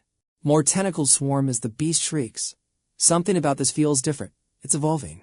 I see the vines fusing with the host. The Mother Flower is forcing a mid-combat evolution. I lunge forward with explosive speed, my blade wreathed in a scorching, high-intensity aura. The monster shifts, this terrifying pressure. It's a rank for Black Demon. I let my blade sing. The demon reels back, but I won't give it a second to breathe. I bury my blade deep. The shockwave rattles the ground, leaving me gasping for air. If this were my past life, I'd be dead. Rank for demons are a nightmare for any awakened. With my current stats, there's only one hidden skill that can finish this thing off. My spirit stack grants precision, but the mana drain at full power is absolutely brutal. I've only got 3 strikes left. After that, I'll be completely drained of combat power. 3 swings to end them both. I ready my blade as we charge for the final clash. The first strike flashes. A black demon's arm flies, spraying thick, dark blood everywhere. It howls in agony, spinning its remaining limb like a devastating whirlwind of pure destruction. My second strike parries the cyclone. While it's stunned, I push for the final killing blow. I kick off the flower's core. The third strike shreds the demon into 1,000 bloody fragments. The demon falls, cleaved in two. Damn, that secret move drained every last drop of energy. I thought the harvest was over, but then I see it. Something else is moving. Vicious claws tear through the wreckage. I'm finally face to face with the true mother flower. Ascension nightmare with serrated teeth and glowing, predatory eyes stares directly into my soul. It sacrificed the demon to hide its true form. Suddenly, thorny vines lash out, trapping me. I'm pinned. The bastard was waiting for me to exhaust my mana before showing its face. It wants to assimilate me. I'm trapped in a cocoon, but my blade hasn't failed yet. I slash through the organic shell. Clever plan, you overgrown weed, but not clever enough. You waited for me to be weak, but you forgot one thing, my star crystal reserve. My energy was low, but this rank for crystal is the perfect battery for my system. It's not a full recharge, but it's more than enough to fuel my next awakening skill. I've been siphoning energy into this crystal since the fight started. Talk about perfect timing. Your nectar is mine. The flower shrieks in rage as I prepare to end its reign. Vines lash out in a frenzy. Onion panics as the boss goes completely berserk. Little white bolts from my shoulder. Hey, where are you going? It's a death zone out there. I have to catch that furball, or the boss is going to have my head for this. Wait up, if you get lost, I'm as good as dead. Come back here, you crazy rodent. On Qianshen's side, the mother zombie flower thrashed wildly. Onion realized the entire area was collapsing. Did that hamster just save me? As spiked vines lunged, Qianshen's blade severed them in one flash. He beamed. Big brother, you're alive. Qianshen barked. Watcher 6, I can't carry you right now. Onion looked back. A horde of zombie flowers closed in. Fear gripped him. The monsters were revolting. Onion begged Xiaobai, Mr. Hamster, weren't you supposed to protect me? Do something fast? Use a skill. A flower lunged, its bite turning Onion's face a sickly shade of gray. It was over. But wait, the monstrosity couldn't swallow him. It began to gag and choke. It writhed and buckled before violently spitting Onion out. His life was spared as he hit the dirt. Onion felt nauseous and disgusted. Suddenly, heavy, thunderous footsteps echoed through the clearing. Xiaobai had transformed into a muscular titan, his dark gaze locked onto the enemy. Onion froze. You're that hamster. Ignoring him, the beast leaped with explosive power. With razor-sharp claws, Xiaobai shredded through the vines like a legendary hunter in a dungeon. Each strike was lethal and unstoppable. Onion stared, convinced this transformation was just a fever dream. Qianshen smirked. A combat awakening and a rare transformation trait at that. Truly impressive. It seems that Star Essence Pill wasn't a waste of resources after all. A transformation trait is strong, but they needed a decisive victory to survive the swarm. Xiaobai, guard Onion, Qianshen commanded, charging straight for the mother flower's core. Onion's mind raced. A transforming summon and a god-tier warrior. He had to be hallucinating. Far away, Huan Haiyan activated her vision trait. Well, Tambin asked. It's him, she whispered. The rank S danger zone that trapped us for so long, he's actually clearing it. Tambin stood frozen. He's clearing the nest. Not even our guild leader could do that. Everyone has their niche. In raw attack power, I can't touch him. The base is likely chaos. Once he opens the path, you head back. Tambin paused, confused by her tone. You're not coming, she replied. I'm heading to Suzhou. I can't stop Destiny anymore. I'll respect him. The battlefield was littered with the shattered remains of the mutated flowers. Onion stood dazed as Qianshen scolded his summon. Xiaobai, stop. That's trash. Don't eat it. Onion stared at the loot, nearly 20 high-grade resin drops. Loot everything. We're moving out. Qianshen lit a cigarette, satisfied with the massive haul. With 40 resins total, his inventory was finally looking solid for the upcoming tower progression. Recalling Xiaobai's combat performance against the Horde, Qianshen analyzed the hidden stats. While his base power was still growing, he could likely solo a rank 2 evolved hunter. In a crisis, this hidden ace would be his most valuable survival asset. He held the red resin, a legendary item from his past life. This would change everything. Onion, eat this. You were contaminated when that monster swallowed you last night. The resin acts as an antidote against the virus. Onion swallowed it, pale with fear. The memory made him want to vomit. It was a total nightmare.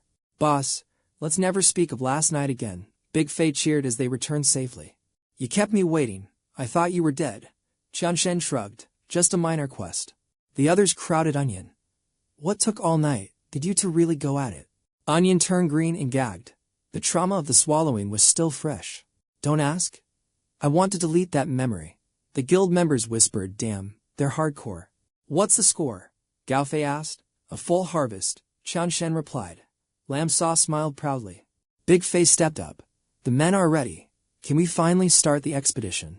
Lead the way. Qianshen hoped their party could survive the upcoming dungeon path safely. 10 minutes later, they reached the clearing. The giant zombie forest, Fei warned. Pure hell. Even our full squad barely managed to handle 2 of those freaks. But with your trio, we'll shatter this blockade. These zombie flowers lack coordination. Pushing through this point is our safest bet for a breakthrough. This leader knows his monsters. Have you guys hunted these before?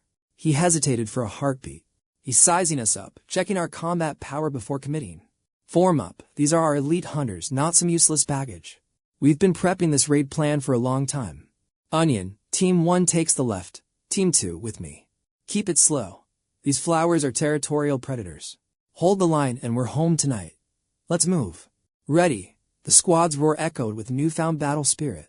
We need to project absolute confidence to inspire them. Composure is everything. It proves we're reliable allies in a crisis. We have the intel. Direct confrontation is a death sentence. We'll tank the front. You just deliver the finishing blows. If the strategy feels off, we can run drills first. He declined. The plan is okay, but it's way too slow. Wait, these zombie flowers aren't some low-level mobs. Slow and steady is the only way to stay alive. Gaofei smirked. Speed is the only stat that matters. They charged. Wait, even an awakened struggles with just 1. 2 versus 5 is suicide. Support them, move now. Onion gasped. Boss, you seeing this? They're all ready. They were a whirlwind of steel, obliterating everything in their path. His worldview shattered. Qianshen just watched, totally unimpressed. 5 high-grade resin drops secured. Look at this, Qianshen. Not bad quality. 3 minutes. They're absolute monsters. We hit the jackpot. Even his subordinates have insane stats. Good thing we didn't end up on their bad side.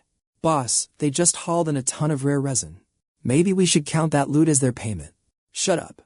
I don't break my contracts for some resin. He grabbed Qianshen's arm. You're like a brother now. I've got your back, brother. The loot is yours. Your full reward waits at base. Cheers erupted.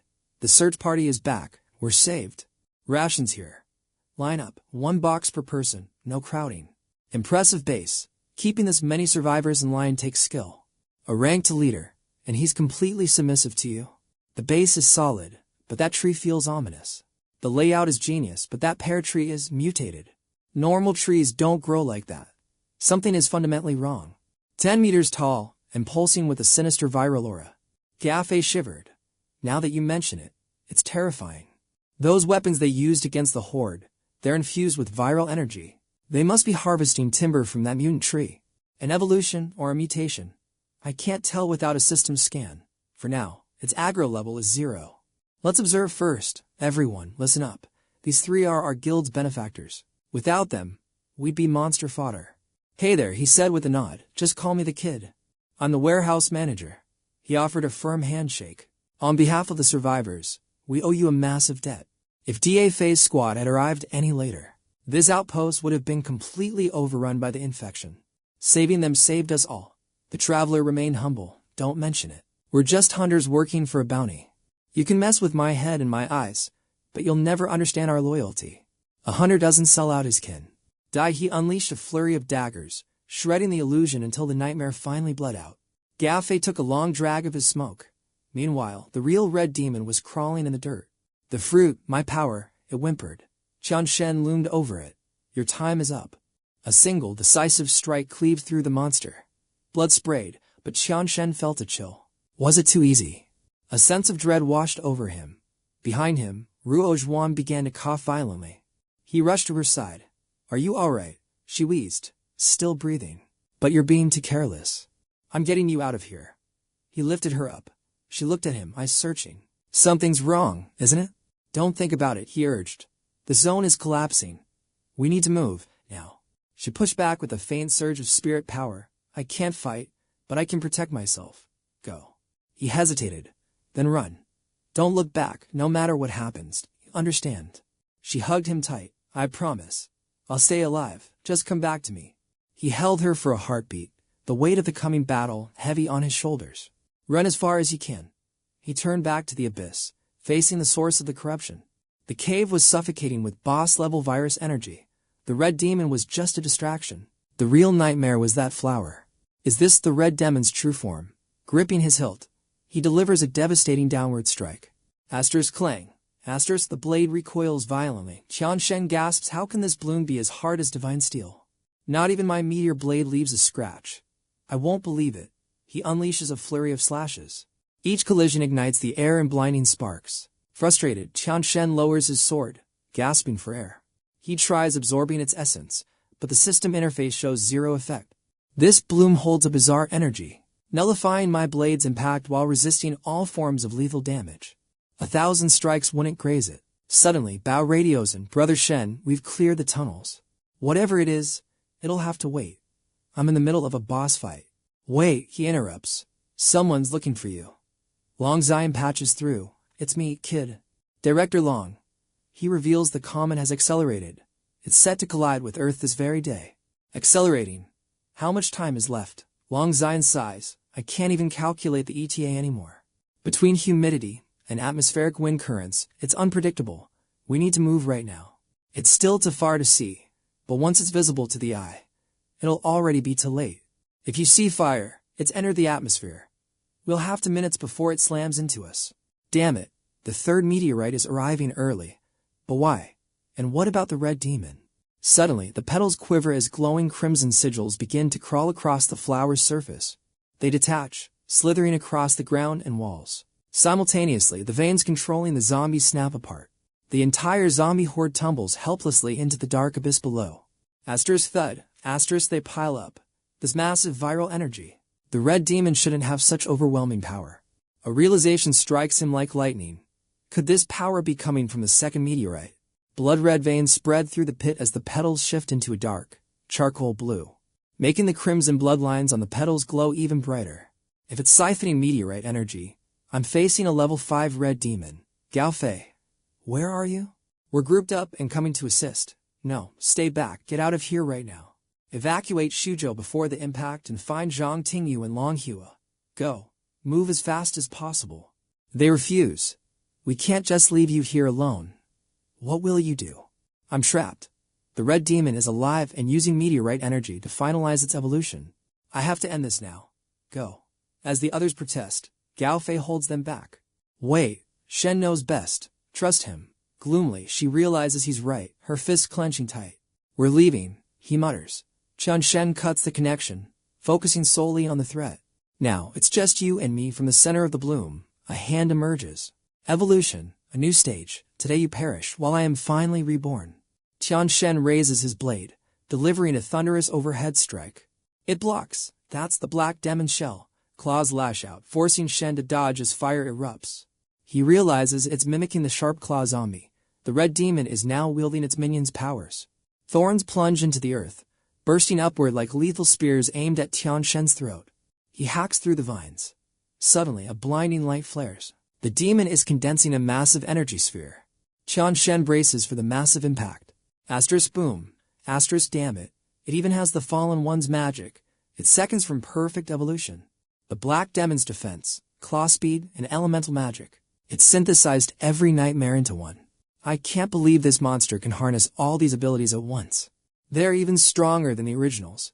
I must push my meteor blade to its absolute limit. If I don't, I'll never crack its armor. The monster mutters with a chilling voice. Foolish human. Your level is pathetic. Your attack's harmless. Why persist in this impossible struggle? Qianshen charges. Why? I'll show you. I want you dead. It warps into a freakish form. Useless. A lower evolution rank can't scratch me. But the blade bites deep. The red demon reels. Impossible. How can a low-tier degenerate harm me? This was my power, he growls. You stole my evolution. Now I'll use it to end you. Damn you, human. That evolution belongs to me alone. The beast lunges. Qianshen dodges, but smoke rises from a graze on his shoulder. What now? Only I own this evolution. The demon roars. Lamb saw burst in. sensing a dark, unsettling aura. Xiaofei hesitates. We haven't found him. We must leave before the meteor's light hits. Move. But the girl keeps searching, her eyes fixed on the dangerous path ahead. No, Xiaobai isn't here. Lam Sa frowns, her heart sinking with dread. I felt his signal 10 minutes ago, but now it's blocked. Where could he have gone? Xiaofei grabs her hand. No more time, we have to move now. But what about Xiaobai? Seeing her panic, Xiaofei stops to comfort her. He's fast. He's sharper than all of us. He'll be fine. Now come on, let's go. She follows reluctantly, her gaze still lingering on the dark doorway behind them. Elsewhere, Qianshen's blade strikes a massive tentacle, but the steel fails to cut through. The tentacles clash against his sword with a screeching, metallic ring. He grits his teeth. This thing is reinforced. It's holding its own against the meteor blade. A tentacle slams into the earth. As he dodges, it lunges again, relentless in its pursuit. He glances sideways, his mind racing to find an exit or a tactical advantage. His eyes flash. He blocks, then counters with a roar, slamming the red demon into the ground. The grip loosens. These aren't just weapons, they're autonomous, living organisms. In this state, his blade has no advantage. He needs a skill evolution. The eyeless monster stares.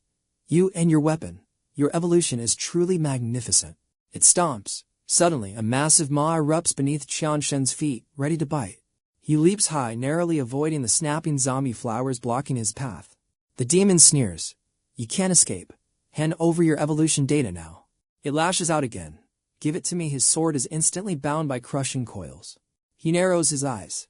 He's blocked every exit. I have to gamble on one strike. He wall kicks, launching a fierce frontal assault. Purple flames ignite along his blade. Asterisk boom. Asterisk an explosion rocks the air. He grips the hilt tight and lets out a primal roar. The red demon's weapon shatters. It stares in pure disbelief as its defense crumbles. The blade bisects the monster. Qianshen collapses, gasping as his energy hits zero. He bites his lip, forcing his trembling body to relax. That strike drained his mana and physical stats. He's completely vulnerable now. I need to recover. He grabs a power stone, but a shadow strikes through the smoke. The monster's weapon lunges with insane speed, forcing him to retreat. So fast, he parries just in time. The red demon emerges, grinning through the mist. That evolution is mine. You'll never take it from me. Its eyes snap open with a maniacal laugh. It's still alive. Qianshen gasps in shock. Tentacles click as they regrow. The massive beast looms closer, and Qianshen braces for impact. It's absorbing virus energy from the pit, eating the power the meteor blade unleashed. The demon laughs, its arms morphing into twisted claws. Your evolution belongs to me. The tentacles thrust forward, tipped with razor-sharp talons. Hand it over. Suddenly, a silver flash severs the limbs in a single, devastating strike. He looks up, stunned. The one who appeared as Xiaobai. Narrowing his eyes, he stood firmly before Qianshen, let out a sharp squeak, and smirked. Qianshen's eyes widened, his lips trembling a little white. Man and beast stood defiant against the red demon. Qianshen watched in disbelief. Little White had actually returned. He quickly gauged the enemy's state. The red demon remained in its weakened form, proving its energy reserves were dangerously low. But even exhausted, it was a Tier 5 monster. Little White stood no chance in a head-on collision. Qianshen leaned in, whispering to his companion, "Hold it back. Buy me enough time to complete my recovery." With a fierce squeak, Little White blurred forward, his blinding speed creating a dizzying array of afterimages. The monster's pupils contracted in shock. This tiny creature was full of deadly surprises. In a flash of light, the red demon's form flickered. It wasn't the same species, but its evolution was flawless. If I can devour this evolution, my genetic code will finally reach perfection. Instantly, the demon bulked up, stomping the earth before snatching Little White's ankle with crushing force. It hurled him away, carving a deep trench into the ground. Little White winced, letting out a pain-defiant cry. The massive beast loomed over him like he was a myriad. "Let's see what you are." Little White glared back, unyielding. On the other side, Qianshen's hands glowed as he refined the stone, merging its essence into his very soul. He gritted his teeth, forcing the process to accelerate. Almost there, just a little longer. His eyes never left Little White. Hang on, the red demon's strikes were lethal, each one a killing blow. Its speed was becoming impossible to track. Little White pushed his body to the absolute limit. This agony. This was the path to the evolution they needed. Seeing the struggle continue, the red demon's eyes flared. "You're mine." Suddenly, its tentacles pierced right through Little White. Little White, Qianshen screamed. The pink tentacles began glowing, ravenously draining the summon's life force. Greed consumed the monster's face. Little brat, become a part of my transcendence. Little White whimpered, his face contorted in pain. Qianshen pushed the system's limits. Faster. I need the evolution to complete now. Just as the end seemed certain, a devastating punch exploded against the demon's face, sending it flying into the air. Little White, battered and broken, struggled to lift his head toward his savior. Qianshen gasped it was 𝐻𝐻. She clasped her hands together and roared, explode. A massive detonation erupted, obscuring the red demon. Why did you come back? I told you to escape. 𝐻𝐻 didn't run. Instead, she knelt before him. Did you think I'd forget my promise to you? Leave. Don't look back, he shouted. But she ignored him, her hand gripping his with unwavering strength. I told you. I'm not the type to sit back while others bleed for me. She looked into his eyes with pure resolve. You've done more than enough for me. It's time I return the favor. From now on, I fight by your side. She gave him a soft, determined smile, her eyes shimmering with light. If we die today, we die together. Qianshen was speechless. 𝐻𝐻. She stood tall, facing the threat. Focus on your recovery. I'll handle this. She glanced down. Can you still move? After a sharp nod from the beast, she commanded, left side for you, right for me. Let's end him. The demon began to regenerate. You returned. How delightful. The red demon's arms twisted into a mass of writhing, lethal tentacles. 3 legendary evolutions in one place, all mine. It lunged forward with murderous intent. Suddenly, Qianshen's voice thundered from behind, get out of the way. Both turned in shock. Qianshen lunged forward, brandishing his new weapon and striking with a devastating blow. He revealed the glowing pink stone. The monster's eyes bulged. That power. It stared at Qianshen, salivating at the sheer amount of evolutionary energy. The atmosphere grew heavy with killing intent. Foolish human, even with that, you're no match for my evolution. Qianshen just smirked. Is that so? He slammed the stone into his own body. Then witness this. The demon staggered as Qianshen's power level skyrocketed.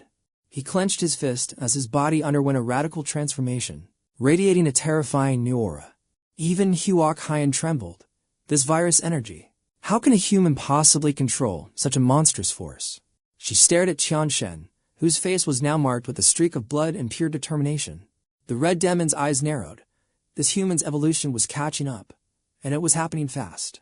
How can a mere human match my perfection? It's impossible. I won't allow it.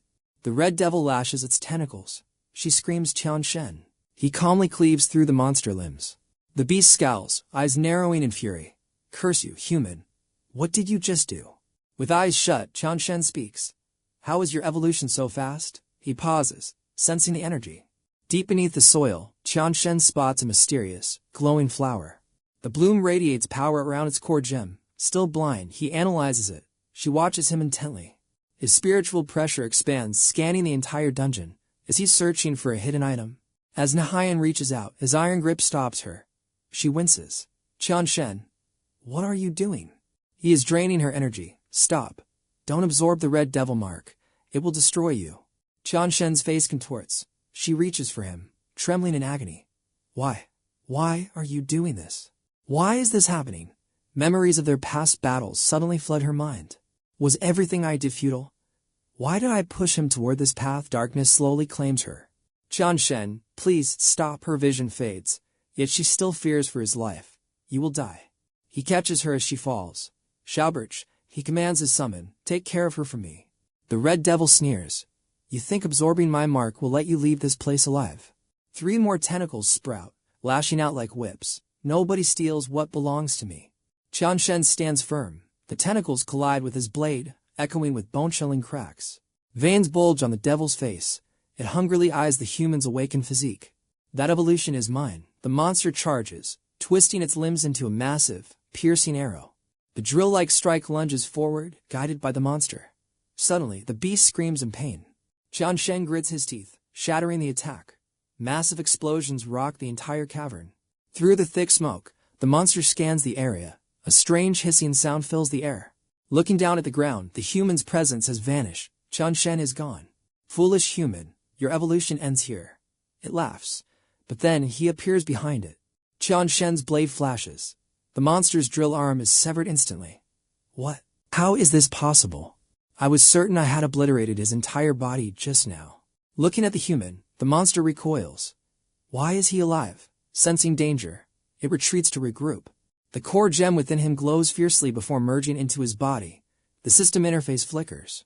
His eyes snap open. Like a bolt of lightning, 𝐁𝐄𝐓𝑑𝐀𝐾 closes the distance with his sword. The monster is too slow. Its last arm falls. It recoils in shock. How is he so fast? 𝐁𝐄𝐓𝑑𝐀𝐾 clenches his fist and grabs the beast face, pinning it down with overwhelming force. Trapped against the ground, the red devil stammers, You damn human. Without a word, he drives the blade through. A purple aura erupts, twisting the monster in agony.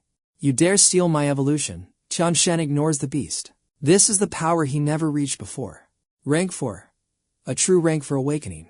He feels the surge, his perception sharpens, seeing every detail and the very flow of mana. I can sense the viral energy in this cave, and mobilize it for my own use. He smirks at the monster's rage. With this power, he can finally kill the red devil. 𝐁𝐄𝐓𝑑𝐀𝐾's eyes flash. He rips the blade out, drawing a blood-curdling scream from the beast. 𝐁𝐄𝐓𝑑𝐀𝐾 feels confused. Wait, is the beast's power regenerating? How is this happening? His pupils shrink. Meteors suddenly streak across the sky, exploding with a deafening roar. The blast forces a groan from 𝐁𝐄𝐓𝑑𝐀𝐾. Meanwhile, the red devil begins its final transformation. It's here, the source of evolution. Spikes erupt from its shoulders as it gains infinite power. The devil glares at him, hissing with malice. And you will be erased. Ignoring the threat, 𝐁𝐄𝐓𝑑𝐀𝐾 charges forward. His gaze is ice cold. You are the one failing. His sword strikes the armored limb. The monster laughs. Nice weapon, but I have one too. The scarlet demon flings him back, but the awakened hunter maintains his stance, refusing to falter. Just as I thought. As the meteorite nears, this monster's hidden stats are skyrocketing. It is finally time. 𝐁𝐄𝐓𝑑𝐀𝐾's taunt catches the beast off guard. Hey monster, isn't all this swinging getting exhausting? Let's end this, he declares. One final strike to settle it all. The demon narrows its eyes warily. Human, you think I'm as brainless as those fused degenerates. Your pathetic schemes won't work on me. The scarlet demon raises its blade arm, its aura intensifying. However, one thing remains certain. It lets out a blood-curdling roar. You are nothing but prey, 𝐁𝐄𝐓𝑑𝐀𝐾 smirks. Today, your quest ends. They collide in a flash of lethal speed. Suddenly, the demon's blade carves a bloody arc across his chest. The beast staggers, its frame buckling. 𝐁𝐄𝐓𝑑𝐾 collapses to one knee, blood erupting from his wounds. His eyes drift shut as the demon screams. It finds its body torn into four pieces by invisible force. The scarlet demon erupts in mocking laughter. Impressive, hunter. But killing me is an impossible quest. From the depths of the cave, a mysterious, ethereal light begins to glow. The evolution source grants me infinite regeneration. You are finished. Its mangled body knits back together instantly. Your path ends in this dungeon. Only I am worthy to reach the final tier of evolution. Regeneration complete. It stands tall, unscathed, but its predatory gaze shifts toward Little White. The little summoner is gathering its mana, letting out a sharp, defiant cry. A mystical purple aura radiates from the flower, cocooning 𝐒𝐊𝐢. The demon frowns. What skill is this? That power belongs to me. 𝐁𝐄𝐓𝑑𝐀𝐾 rises with a lethal smirk. Too late to notice now, monster. In a blur of motion, Little White dives into the flower's core. The demon's face twists in rage. Get away, that's mine, it shrieks, lunging forward. Only for 𝐁𝐄𝐓𝑑𝐀𝐾's blade to intercept it midair. The monster gasps. How are you standing? Your health bar should be empty. It analyzes his internal system. Are you siphoning the evolution source? 𝐁𝐄𝐓𝑑𝐀𝐾 asks coldly. Now, who's the one facing a game over? Flashback. 10 minutes prior. 𝐁𝐄𝐓𝑑𝐀𝐾 kneels beside 𝐒𝐊𝐢, his voice low and urgent. Little White, she's in your hands now. Before the summon reacts, 𝐁𝐄𝐓𝑑𝐀𝐾 grips its shoulder tightly. Listen carefully. We're linked via telepathy. Time is running out, and I'm only saying this once. As the summon nods, he continues. My assessment was wrong. This demon isn't the dungeon's true boss. It's not the master of that bloom either. It's a parasite puppet feeding off the flower's energy. 𝐁𝐄𝐓𝑑𝐀𝐾 gestures toward the pulsating, bioluminescent petals of the strange flower. That flower absorbs viral energy, giving the demon scraps while using the rest to manipulate the magnetic field. Look up. That meteor is descending. This flower's real function is a beacon to attract meteorite fragments. A massive meteor shard is about to collide with this exact location. It is inevitable. Back to the present, he grins. You knew the impact was coming. You have a trump card, don't you? That indestructible flower. Even my heaviest attacks didn't scratch it. That's your ultimate safe zone. You plan to hide inside it, right? The demon's eyes bulge in pure, unadulterated shock. Impossible, the scarlet demon shrieks. How can a mere human know the secrets of the evolution source? He shrugs. You told me yourself. Your own demon mark became my sensor, sensing my system to yours. The moment I used the star convergence to cleanse the mark, your status window was laid bare. Did you really think you were the only one who could leech power from the heavens? An explosive surge of raw, untamed mana erupts from Qian Shen's core, shaking the entire cavern. I've hit tier 4. Using your mark as a conduit, I'm siphoning every drop of your energy. The demon's mind races. That moment he vanished, he was using the evolution source to auto-heal. Exploiting the opening, Qian Shen delivers a devastating blow, too late for regrets. He gazes upward at the descending fire. Looks like we have about 10 seconds until impact. He flashes a predatory grin. 10 seconds. Can you survive my wrath? The demon lunges in madness. Die, you insect. The demon screams. Qian Shen stands his ground, blade ready. 10. Little White's petals are sealing shut. 9. Meteors scream toward the earth. 8. Below, a desperate struggle for survival ignites. 7. The enemy is forced into a defensive state, unable to match his overwhelming power. 6. Qian Shen slams the red demon into the dirt, eyes narrowing as his strength fades. He collapses, and Little White bursts from the flower. 4. Little White hoists his master's body. The red demon groans, struggling to rise, but Little White delivers a brutal kick to keep it down. Little White swiftly retreats with Qian Shen, those 3 hamsters. They clearly lack the warrior's soul needed for this tier. The bloom retracts, sealing like a defensive bud. His countdown continues to echo through the chaos. 1. The earth ruptures as hellfire erupts. The red demon is engulfed. No. My evolution cannot end like this. It screams. It thrashes against fate, but a pillar of light skewers the monster, erasing its very existence from the world. Shattered debris rains down amidst earth-shaking explosions. Far from the blast, a tank's engine roars as it treads the wasteland. Inside, Lamps' team watches the horizon with sheer dread. Brother Qian Shen, the young girl, whispers a prayer, desperately hoping he survived the awakening. As the dust settles, a massive crater remains. Glowing system runes flicker on the petals, accompanied by an ominous hiss. White snow descends, burying the past as years seem to pass in a heartbeat. The crater is consumed by a frozen shroud. The snow shifts, revealing the ancient flower once more. Suddenly, his eyes snap open. Qian Shen gazes around, dazed. The mental dimension. Am I back in this void again? As he processes the situation, a crimson energy orb manifests, followed by a swarm of glowing spheres. He reaches out, catching a sphere in deep thought. What are these stats? It feels like I can manipulate them. Closing his eyes, he senses no raw mana, yet a strange, ancient aura radiates from within. Wait, wasn't I just locked in a death match with the red demon? He recalls Little White pulling his exhausted body into the bloom. If that's the case, the meteor has already struck the earth. Am I still trapped inside the flower? Qian Shen sighs, sinking into the biting cold of the snow. In this mental plane, his physical senses are gone, but these transparent fire orbs are clearly linked to the system's flower. He needs to find a way out of this mental interface before it's too late. He meditates in the silence. Normally, an evolver below tier 5 cannot access their mental space at will. Every entry is a chance for a hidden power-up, but there's no time. He must witness the world outside. The void falls into a heavy, suffocating silence. Suddenly, an explosion rocks the snow. Qian Shen emerges, clutching high and tightly, his face flushed from the sub-zero winds. The temperature is plummeting. Winter has already arrived. Has time truly moved this fast? He quickly carries her toward shelter to escape the lethal frost. I thought I'd have to shatter this flower from the inside, but one punch was enough. Its legendary durability is gone. Nahian remains unresponsive. Worry gnaws at him. Hyan, wake up. He checks her vitals, pulse steady, breathing rhythmic, and her mental stats show no signs of trauma. Then why won't she wake up? His own body begins to betray him, teeth chattering from the cold. This isn't right. Even for an awakened hunter, this cold is becoming fatal. Staring into the abyss, he finds no trace of Little White or his meteor blade.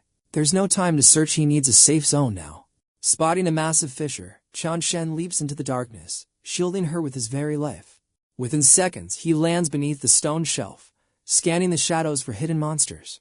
His eyes narrow in suspicion. How can it be this quiet after a meteor impact of that scale? Normally, a crash site this large would be a rank S danger zone crawling with zombies.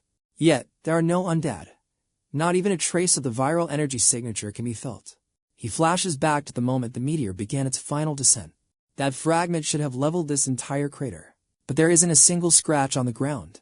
He looks around frantically. Little White is gone. The meteor blade is missing. Even the fragment has vanished. What happened during his slumber? Suddenly, a familiar scent hits his nose, the smell of survival. Instant noodles? In the distance, a group of survivors is gathered, huddled over steaming bowls of rations.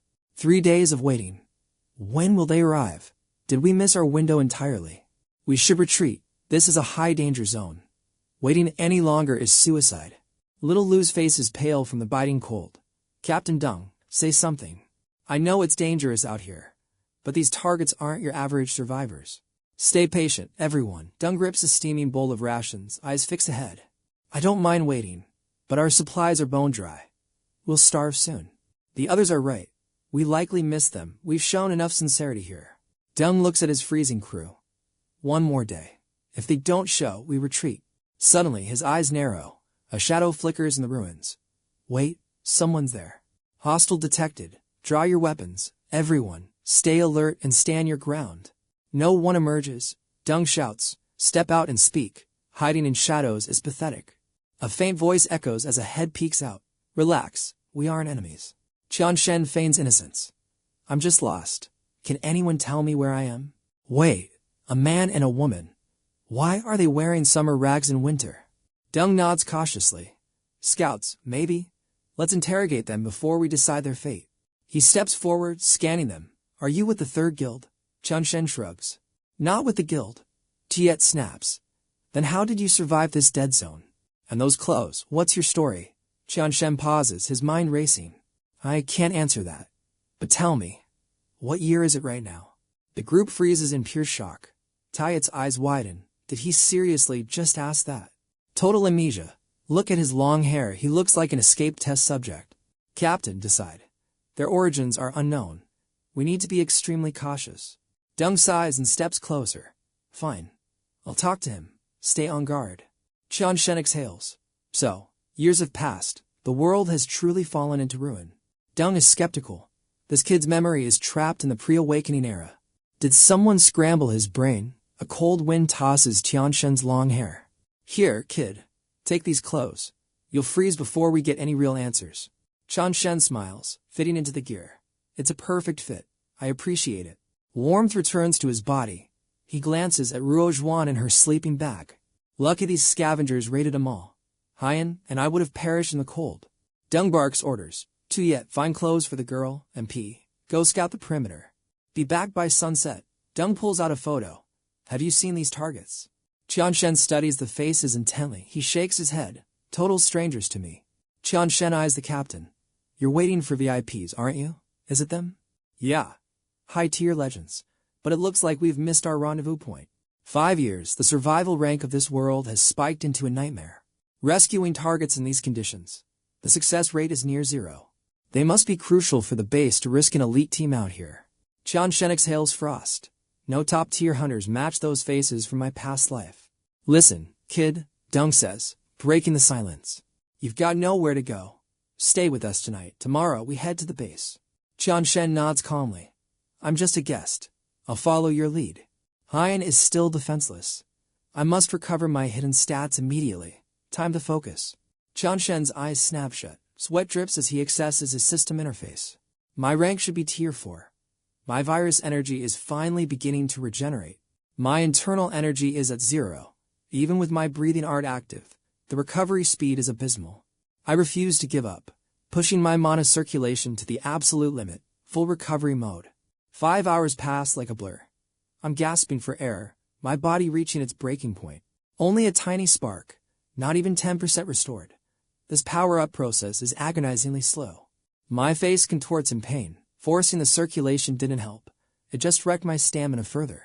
Something is wrong. This isn't a normal energy block. I'll have to rely on raw physical strength for now. I'll save my virus skills for the boss. My base stats rival a tier 3 hunter. I can easily escape any tier 4 threats. Suddenly, the darkness shifts. Dozens of shadowy figures emerge from the fog ahead. I snap my eyes open. An elite mutant has appeared, and the tank is already engaged. Captain Dung grits his teeth in rage. Let's move. He charges toward the escalating conflict. Feng Tuyet, hold the base, he roars. Everyone else, we're providing backup for the big guy. Qian Shen remains motionless. Feng Tuyet glares at him before pointing toward the weapon rack. Grab a gear, now, when the horde arrives. You won't have time to be picky. Silence is her only answer. She frowns, wondering if he's paralyzed by the looming crisis. Is he scared to death? Little does she know, my sensory domain is already expanding. My detection radius has breached 100 meters. I can see the entire battlefield. Dung and the others arrive. I can feel every vibration of the clash in the distance. A zombie's jagged claw swipes down, aiming to tear through their front line. Dodge, they analyze the beast. Its sharp claw trait is at least ranked equality. I close my eyes. These perfected mutants, the evolution is far ahead of schedule. It's only been 5 years since the fall. How are these degenerates evolving so fast? Once a common zombie reaches perfected status, they start mimicking high-tier nightmare forms. They are failed experiments of higher beings, yet they possess terrifying specialized combat traits. Their individual power is manageable, but their sheer numbers create a devastating tide. Dealing with one is easy. Surviving an endless wave. That's the real survival quest. Captain, the sharp claw is fast. Fatty screams as he lures the monster toward Dung. Dung strikes, a single devastating blow sends the mutant crashing into the dirt, lifeless. Keep them coming, he bellows. I'll tank the elites, you guys clear the trash mobs. My eyes widen. An elemental awakener. This team has more potential than I thought. Mutated elites and elementalists, even their weakest member is at peak tier 1. The world changed significantly while I was in my 5-year hibernation. I look at Nhayan. To protect her, I must reclaim my god-tier strength fast. She whimpers in her sleep as the zombie tide continues its relentless assault. They're here, the lookout warns. Fatty smirks, weaving mana into a massive glowing net. Net of gluttony. Activate, he laughs, trapping the first wave in an instant. My web won't break that easily. Captain, finish them off while they're pinned down. Dung leaps forward. His fist turns to solid stone, wreathed in raging elemental flames.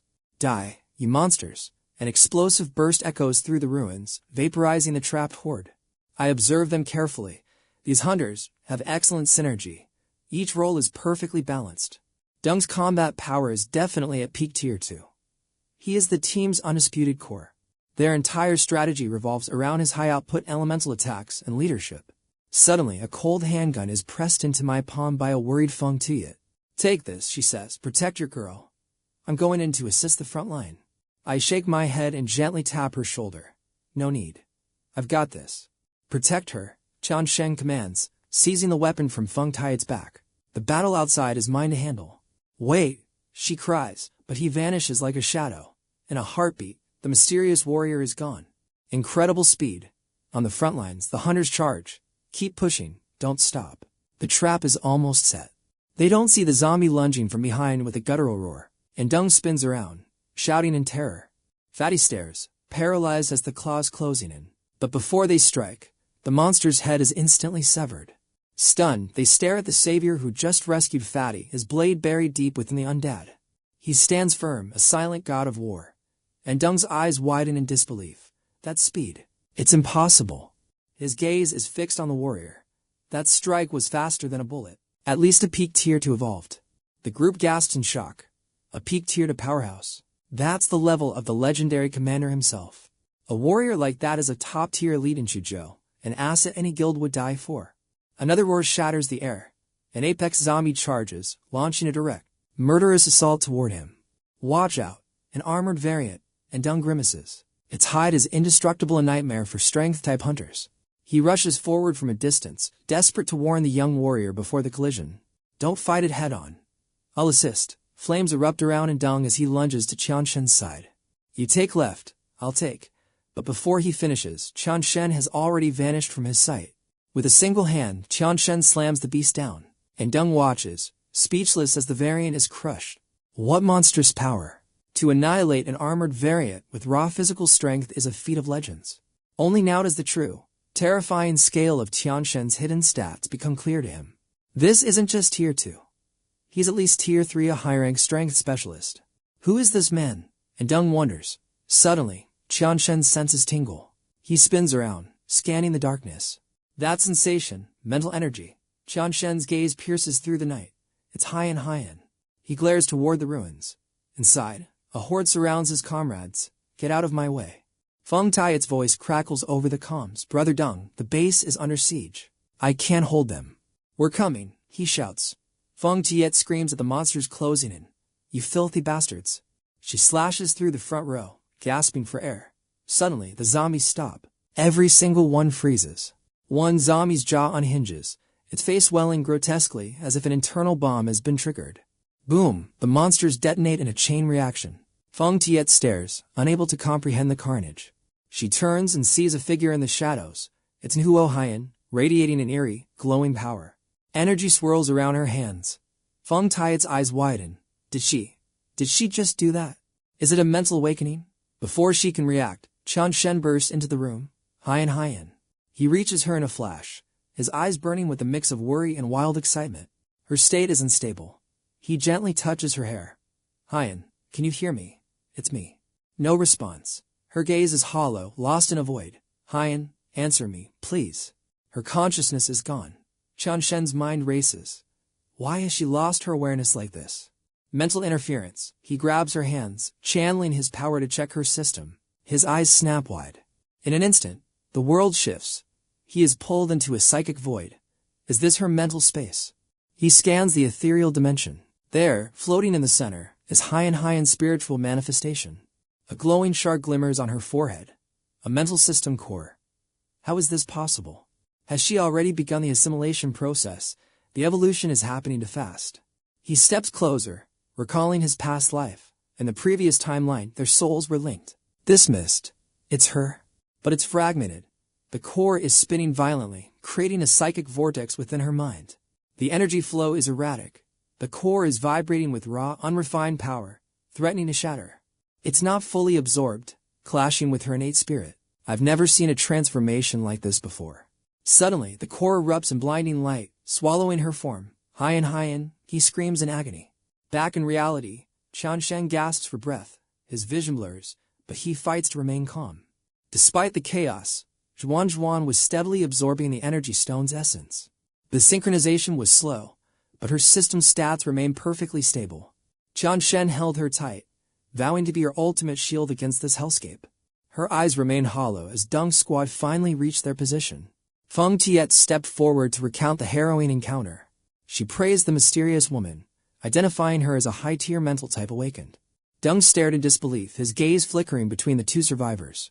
He thought little Ta was peak rank, yet this girl's hidden stats seemed off the charts. She looked completely broken, like a degenerate survivor fleeing a Tier 5 disaster zone. The apocalypse waited for no one. They needed to extract before the horde sensed them.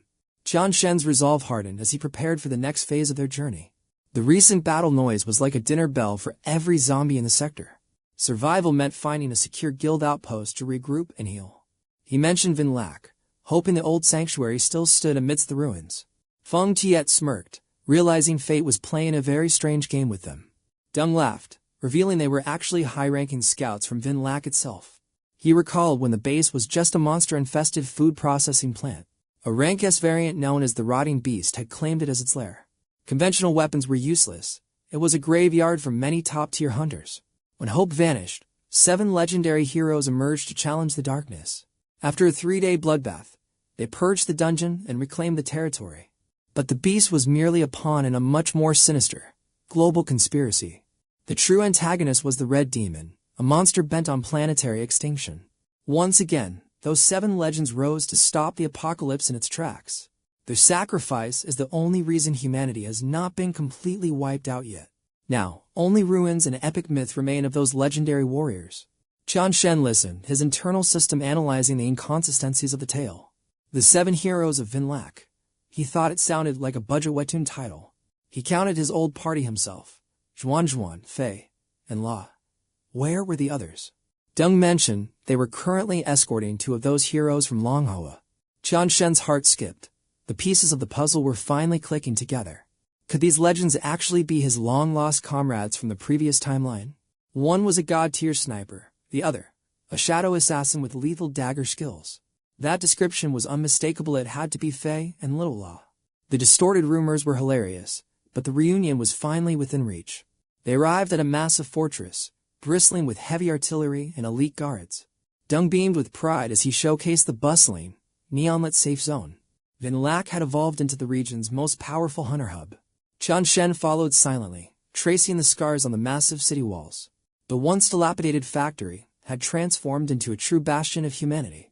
Life felt like a glitchy simulation, waking up to a world both familiar and alien. The gate guards cheered as Dung's convoy rolled through the heavy steel doors. The celebration for the arriving heroes was already reaching a fever pitch. Dung urged them inside, eager to join the festivities and honor the legends. Qian Shen tightened his grip, ready to face the ghost of his past.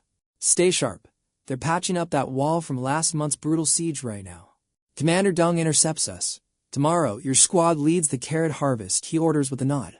This has been our agricultural zone for 2 years. We've finally achieved partial self-sufficiency. Dung leads us through lush gardens. In my past life, the city was nothing but ruins. Society is rebuilding fast here.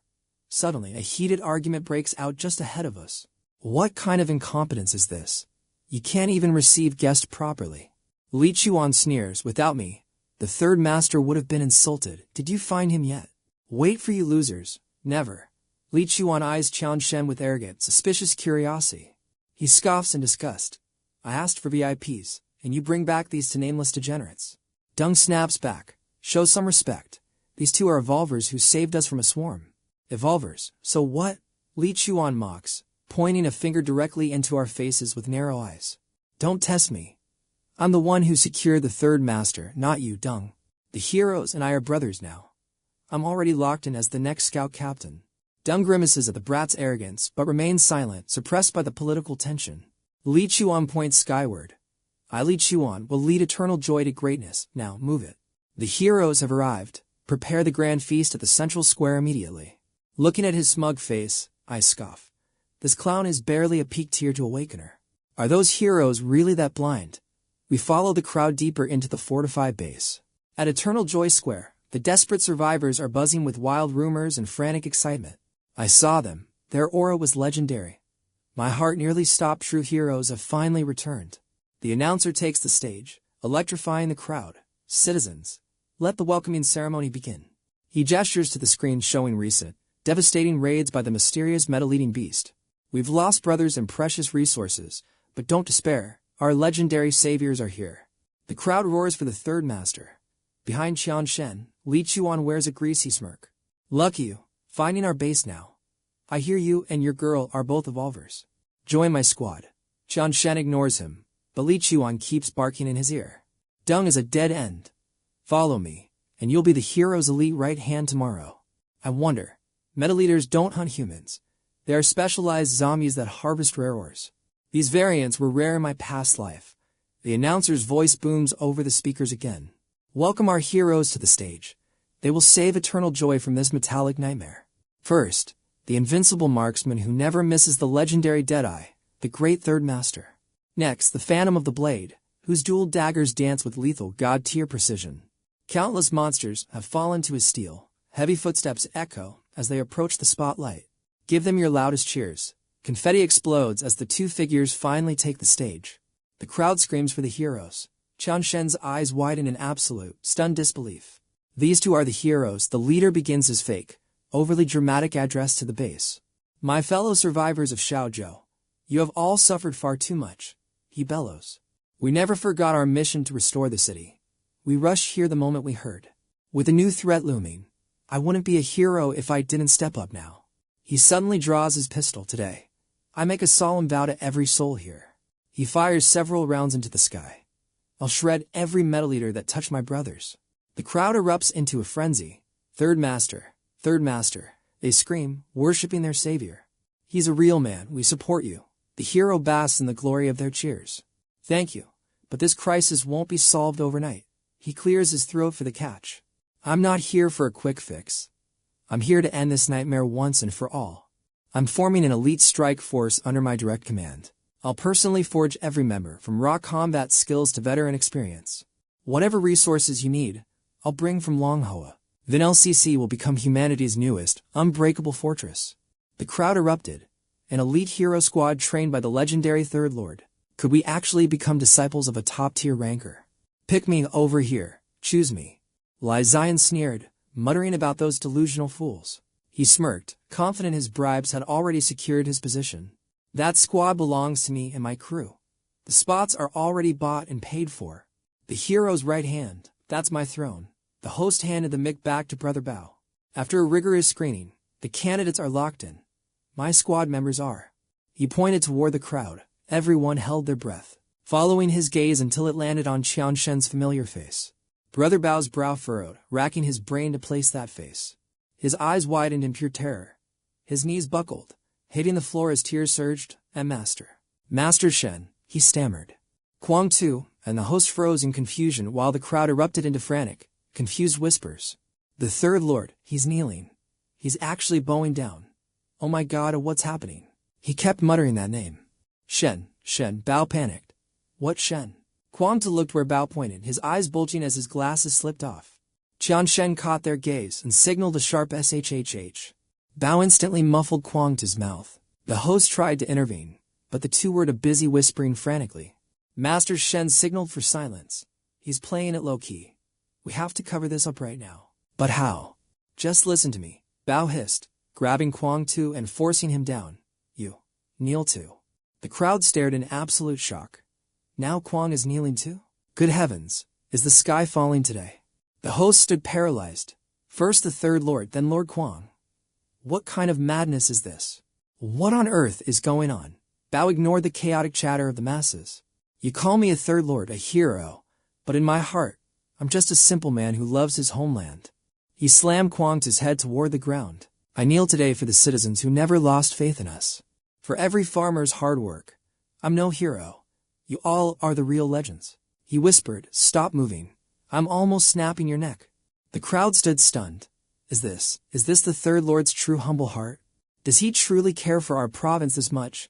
Qian Shen watched from below, silent and unreadable. The host looked ready to cry, pivoting to hype the moment. See this. His voice boomed. A true hero isn't some arrogant tyrant. He's a brave man who reflects on his own actions and humbles himself. The Third Lord and Lord Kuang aren't just heroes, they are our family. Bao's expression turned dead serious as he addressed the crowd. Listen, this special squad is the first step to Vinlak's prosperity. He stood, stepping forward. I swear to finish the mission. Bao descended from the stage, his eyes scanning every face in the crowd. To carry this burden, I need a reliable partner I can trust with my life. 𝐒𝐊𝐢𝐿 felt Bao's gaze shift toward him. This is it, his heart hammered. All this drama was just to make his appointment look epic. He was about to rule. But Bao's footsteps bypassed him completely, heading straight for the young man. You there? Will you take the mantle of captain for this special action squad? As Bao extended his hand, Qian Shen remained silent. The surrounding hunters and survivors gasped in disbelief. 𝐒𝐊𝐢𝐿 froze, his eyes bloodshot with rage. What? How does this kid even know the Third Lord? The crowd erupted in questions. Who is this guy? I've never seen him before. Isn't he the rookie brother Dung brought in? Why him?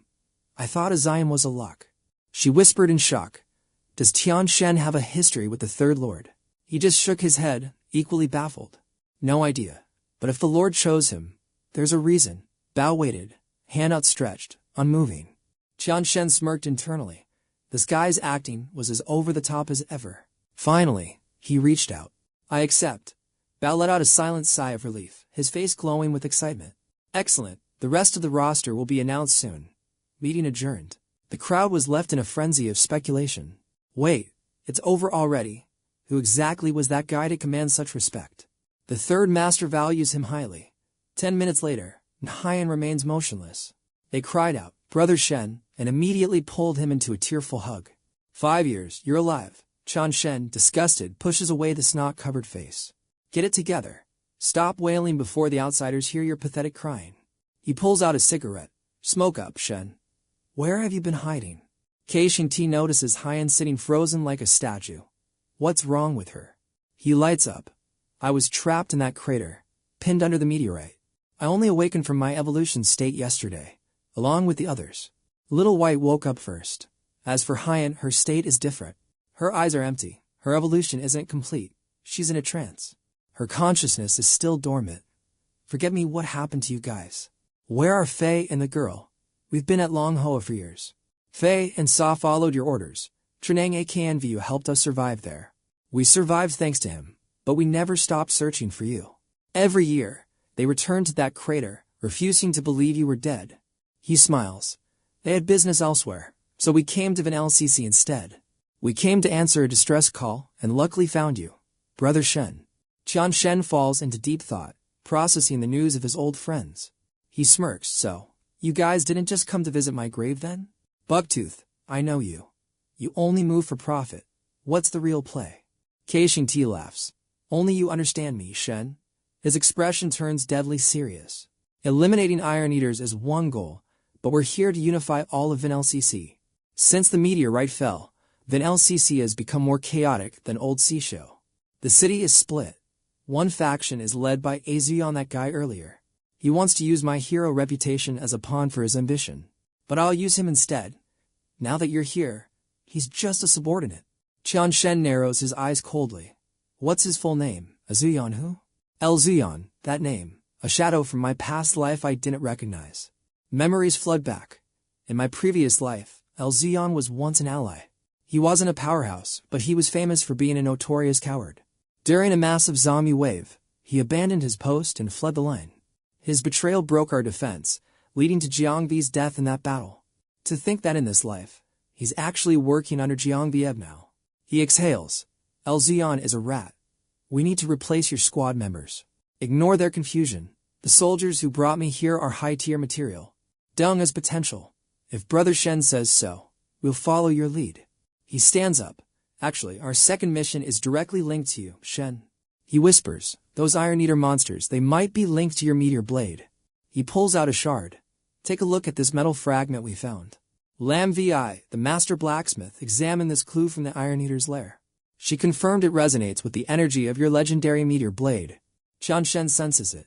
Weak virus energy, but far less pure than mine. He looks up. Regarding these Iron Eaters, what's your plan for the hunt? We leave in 3 days. Qian Shen nods, his eyes burning with intent. Fine. I need to monitor 𝐒𝐈𝐍𝐼𝐻's vitals first. You two, go prep. Deal sealed. Qian Shen's gaze shifts to 𝐒𝐈𝐻. The blade's trail is finally turning warm. Only little white remains missing, but 𝐒𝐈𝐻's in stable condition. That's my true nightmare. Every breath she struggles for stabs at my heart. Suddenly, Sohai's grating voice cuts the silence. What? He'd been in the boss's room for 2 hours. He exhales a thick cloud of smoke. Who is this degenerate to earn the boss's favor? Tu Sun's teeth grind in pure envy. Just a lucky rookie, isn't he? Shut it. The boss's orders are absolute. Sohai barks. High-end liquor bottles clutter the table like fallen soldiers in a losing war. He pours a glass. Luck or legacy, it doesn't matter. That right-hand title was mine. The amber liquid reflects to faces twisted with predatory ambition and hidden malice. I'm neck and neck with that woman, but this new hunter will shatter the balance of power. In VNLAC, you pick a side or die. Shadow that man. Don't lose him. Where he goes, who he meets, I want every single detail reported immediately. Dawn breaks. Qian Shen hasn't moved from 𝐒𝐈𝐻's side. He exhales, centering his focus. Progress is crawling. My virus energy integration is stalled at a measly 20%. Looks like I'll have to rely on raw physical stats for the coming battles. He leans in. She's been in a deep, trance-like slumber since yesterday, completely motionless. Her stats are stabilizing, though, and she's strangely attuned to my presence and commands. Her eyes flutter open. Without a word, she lunges into a desperate, trembling embrace. A heavy knock shatters the moment. Mr. T, the boss sent me. Qian Shen's eyes narrow. Stay put, okay? The door creaks open, revealing a new player in the deadly game. Qian Shen steps out, his gaze sharp and cold. What's the mission? Boss's orders. I'm your shadow and guide for the next 48 hours. The boss is moving fast. VNLAC has evolved into a fortress I barely recognize. Fine, show me what this guild has built. Take me through the sectors. An hour later, at a local dive bar. Cheers, the liquid burns going down. Not bad, right? We've got bars, clubs, the works. A hunter's paradise in the apocalypse. They're even planning a massive bathhouse in the Eastern District soon. Qian Shen nods silently. Entertainment is thriving, but the hidden weapons stockpiles, that's where the real power lies. To build this empire in just 5 years, the scale is absolutely staggering. The warehouse was a fortress. Suddenly, a sultry voice drifts through the cigarette smoke. 𝐁𝐄𝐓 saunters over, a predator in a silk dress. Long time no see, Dung. Sister 𝐁𝐄𝐓, just doing the boss's work, showing our new VIP around the base. So, this is the one the boss personally scouted. Quite the interesting choice. Qian Shen's brow furrows. He knows that face. A memory from a past life flashes. Before the reincarnation, she was the queen of the underworld, ruling the entire entertainment district. Every casino and underground club in the city eventually fell under her iron grip. She was a legend. Qian Shen snaps back. Is she the boss of this place? How do you know? Dung laughs, clearly impressed by the newcomer's sharp intuition. Sharp eyes, kid. But she's not the boss. She's his better half, the boss's lady. Qian Shen nearly chokes, spraying water everywhere. The boss's lady? You're kidding. Since when did 𝐁𝐄𝐓𝑑𝐀 get involved with her? He wipes his mouth, completely stunned. You look shocked. 𝐁𝐄𝐓's been with the guild since the early days at Manhwa. Dung's gaze goes distant as the records of the past begin to play out. 3 years ago, a massive zombie surge nearly wiped us out. 𝐁𝐄𝐓 saved 𝐒𝐿𝐷. It was the third master himself who led the legendary reinforcements. Those two fell in love instantly. Since then, Sister 𝐁𝐄𝐓 shared a deep bond with the master. His eyes gleamed with curiosity. If they'd met, why use a fake photo? Brother Dung laughed it off, patting his head nervously. Very few survived the catastrophic zombie outbreak that devastated the world back in that dark era. Most in 𝐿𝐷 are new recruits like me, never meeting the master or those legendary heroes. About that photo error, who knew a legendary hero would use a beauty filter on his profile? Brother Dung's face shone with awe. I truly want to meet the legend who one-shotted the Red Demon. She stepped forward, interrupting.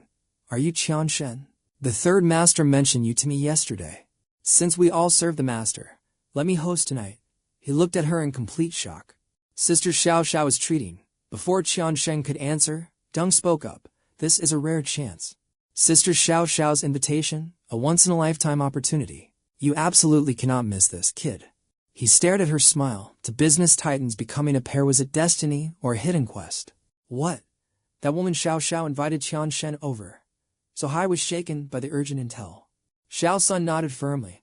I saw them enter the VIP room myself. So Hai hissed. She's faster. 𝐁𝐄𝐓 already dominates most of 𝐿𝐷's operations. She's always one step ahead of me. If she recruits the master's top talent, I'm finished. He stood up, unable to wait any longer. Inside, Dung was singing with beautiful hostesses. Brother Dung, behave and you'll get a special reward. He sang enthusiastically despite being tone-deaf. Big city boy, you're so manly, Brother Dung. We adore you. The hostesses clung to him, swaying to the beat. Big city boy, you're the best in 𝐿𝐷. Dung glanced at him. Hey, don't be a stiff, join us. 𝐁𝐄𝐓 smiled. I'll handle our angel. He laughed. All right then, I won't interfere. Girls, let's keep the party going for Brother Dung. She glanced at the silent youth. This man wasn't ordinary. His keep-away aura was absolutely suffocating. These girls had served countless high-rank hunters, yet they were too terrified to even approach him. 𝐁𝐄𝐓 dismissed the girls.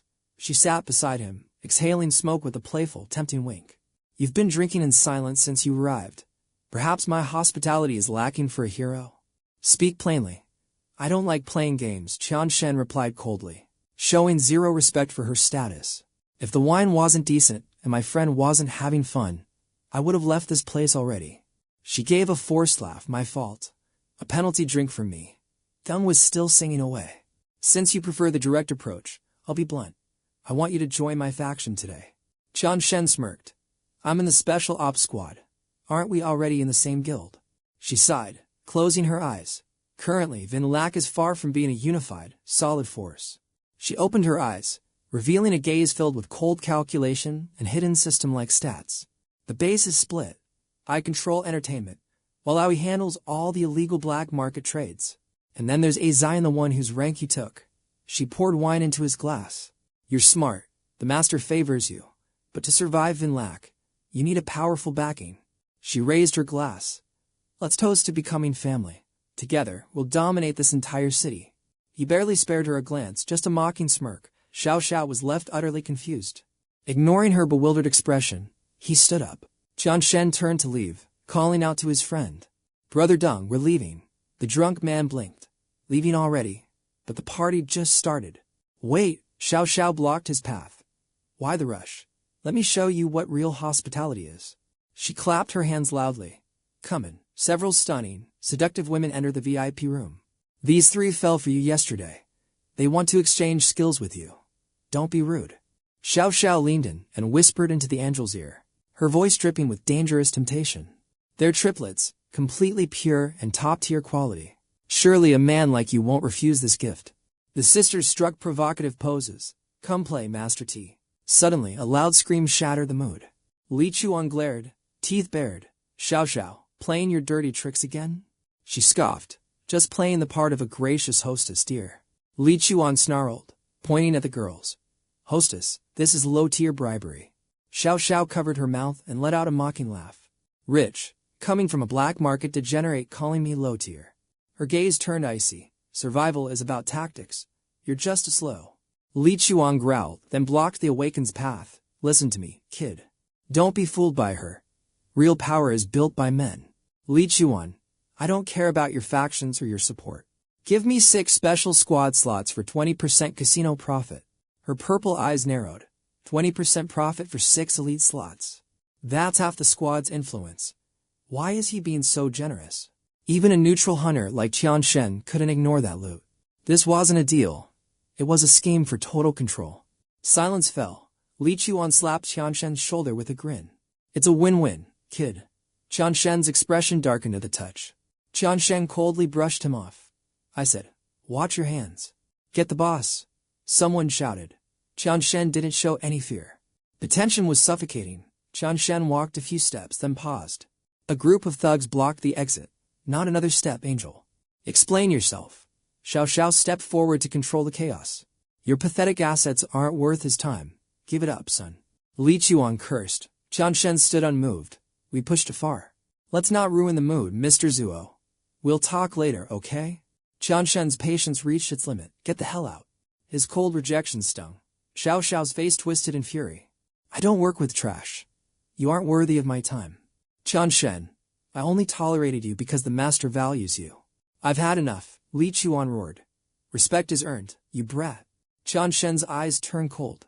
10 seconds to vanish. Starting, now. Kill him. Level that brat. The thugs charged all at once. Qianshen sighed. Suddenly, an invisible shockwave blasted the thug's back. 𝐒𝐊𝐿's jaw dropped. High-tier fighters were tossed like mere garbage. What happened? His movements were invisible to my system eyes. 𝐁𝐄𝐓 finally realized. This man's power level was insane. No wonder the master wants him. Attacking him was suicide. Enough. A thunderous voice echoed as the great master arrived. 𝐁𝐄𝐓 immediately switched to her acting. Master, listen to me. The master ignored her. He looked at Qianshen. What happened? The room went silent. He was asking the newcomer for the truth. Qianshen shrugged. Your subordinates are plotting a coup behind you. And your mistress is using your name to build her empire. They tried to bribe me. When I refused, they chose violence. 𝐒𝐊𝐿's heart stopped. Who dares speak to the boss like that? This guy isn't just a hunter. He's a walking death wish. He stared the man down. Factions were expected in a base. But causing a scene was a line he couldn't cross. Tio barked. Qianshen, who do you think you are talking to the boss like that? Know your place. A sharp crack echoed as a heavy slap silenced her. Shut up. You have no idea what you're doing. Stunned, her head whipped aside as he roared about her constant plotting. Her petty schemes have finally backfired into a disaster. Get out and reflect on your failure. Her eyes widened in total shock, unable to process the sudden betrayal. You hit me. Tears welled up as she remembered his lies about protection. Sobbing, she fled the scene in shame. Men are all the same. Qianshen caught the leader's gaze, suggesting he'd gone a bit too far with the blow. Why use force? He replied. You don't know her. Her big mouth would have offended the wrong person eventually. He watched the duo whispering in the distance. What about 𝐒𝐊𝐢? How do we handle that degenerate? Handle your own subordinate.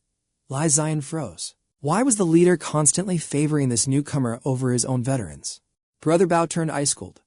𝐒𝐊𝐢, follow me. The hunter's pupils constricted. He knew his ranking was about to plummet. Rumors spread through the base like wildfire. Did you hear? 𝐒𝐊𝐢 failed to make the elite hunter squad.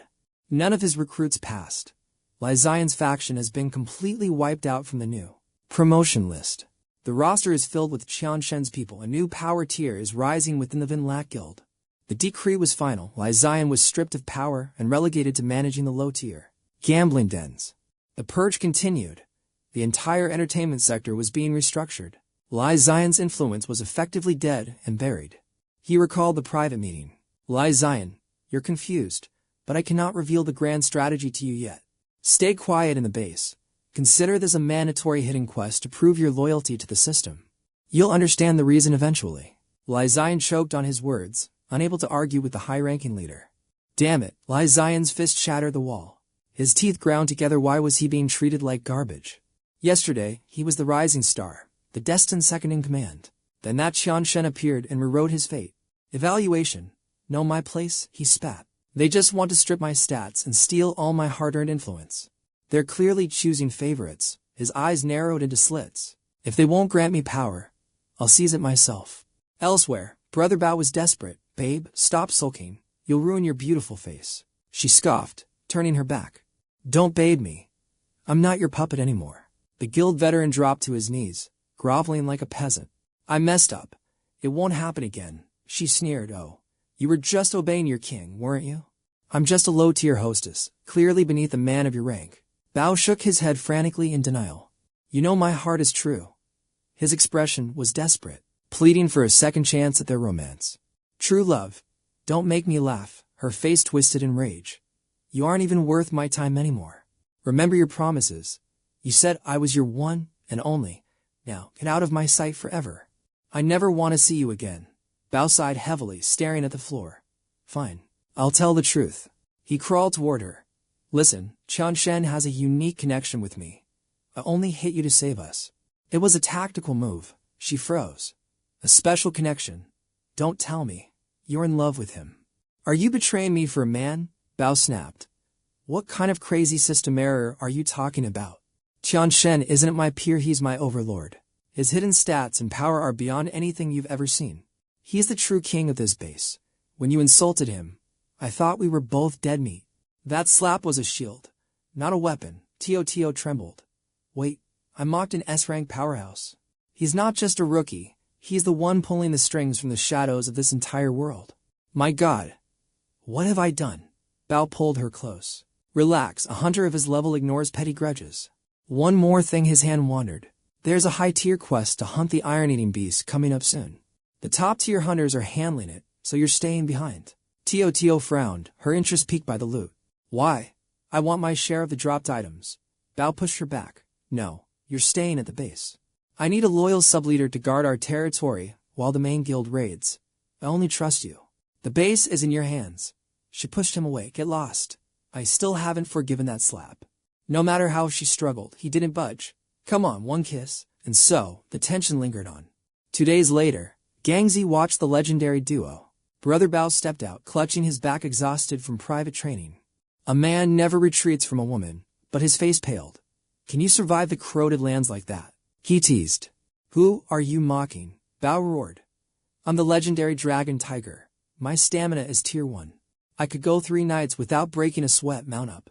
Qian Shen chuckled at the display of bravado. With his relationship settled, the trio left Vinlac. A 3-hour drive through the wasteland began. We're close, Bao said. MC Qian Shen sat in the back, gently patting Ruo Zhuan while checking his status. Recovery was crawling. After hitting 30%, his energy core plateaued. The system remained silent. Don't worry, MC said. Unless we hit a level from you, we're fine. Bao laughed, eyes remaining sharp. I trust you, boss, but the corroded lands is a high-rank danger zone. It's no ordinary dungeon. A year ago, this place was just a normal mine. Then, the great mutation struck. Corrosive mana saturated the air. Anyone under level 2 would have their cells disintegrated within minutes. Even high-tier hunters struggled deep inside. The Iron Eater we're hunting is hidden in the lowest basement level. I've spent days analyzing this monster's traits and movement patterns. We need that drop item. Zhang Ze rolled his eyes. He did the work. Bao continued. It started with small thefts in the guild's armory. At first, only low-tier scrap went missing. No one cared about a few missing rusty blades. But as the corrosion spread, the thefts turned into lethal raids. The casualty list grew longer every night. The monsters were obsessed with metal. They'd strip the armor right off a hunter's corpse. The logic was chilling. When they raid, They leave no survivors. Total annihilation was their signature. Yet, when they sneak into the city, they don't kill. They just grab the loot and vanish like ghosts. Qian Shen listened, his mind working like a system processor. Their behavior was too inconsistent for mindless beasts. Are they cautious or intelligent? He mused. Maybe they're just avoiding a direct confrontation with a large guild. Dark clouds swirled above as the landscape withered. The engines cut out at the threshold. Master Tam, we're here. The team dismounted. Feng Tiet and Ndung followed, hands on their hilts. The atmosphere felt heavy with death. Stay close, Bao boasted. As long as we're here, no monster touches you. You're both level 2, so you have resistance to the corrosion, but don't overextend your mana. If your system alerts you to danger, fall back. The subordinates nodded, eyes wide with admiration. We can do it, they shouted. To them, Bao looked like a top-ranking hunter from a legend. Being this close to an awakened hero made them realize how wide the power gap really was. With Master Tam leading, even a boss monster feels like a minor quest. They whispered in awe. Ahead, the heroes were actually begging. Boss Qian, give us a chance to shine. We have fans now. We need to maintain our idol image. Qian Shen sighed at their shameless degeneracy. Fine. What's the plan? He asked. They bowed instantly. A plan before a master like you. We'll just use a little bait and switch tactic. Bao pulled out a specialized armor-piercing round. Simple. Iron Eaters love metal. We send an alert covered in high-grade steel to draw them out. When the beast lunges, we blast it with everything we've got. One shot, one kill. Bao clumsily dropped the bullet and caught it with his mouth. Qian Shen's eyebrow twitched at the stupidity. The two idiots huddled together, whispering nervously. The boss probably thinks we're clowns, but if he helps, our ranking will skyrocket. Qian Shen shrugged. Fine, let's go with your plan. The two froze. Wait, really? It was just a rough draft, boss. Are you sure? No hidden stats or strategy needed.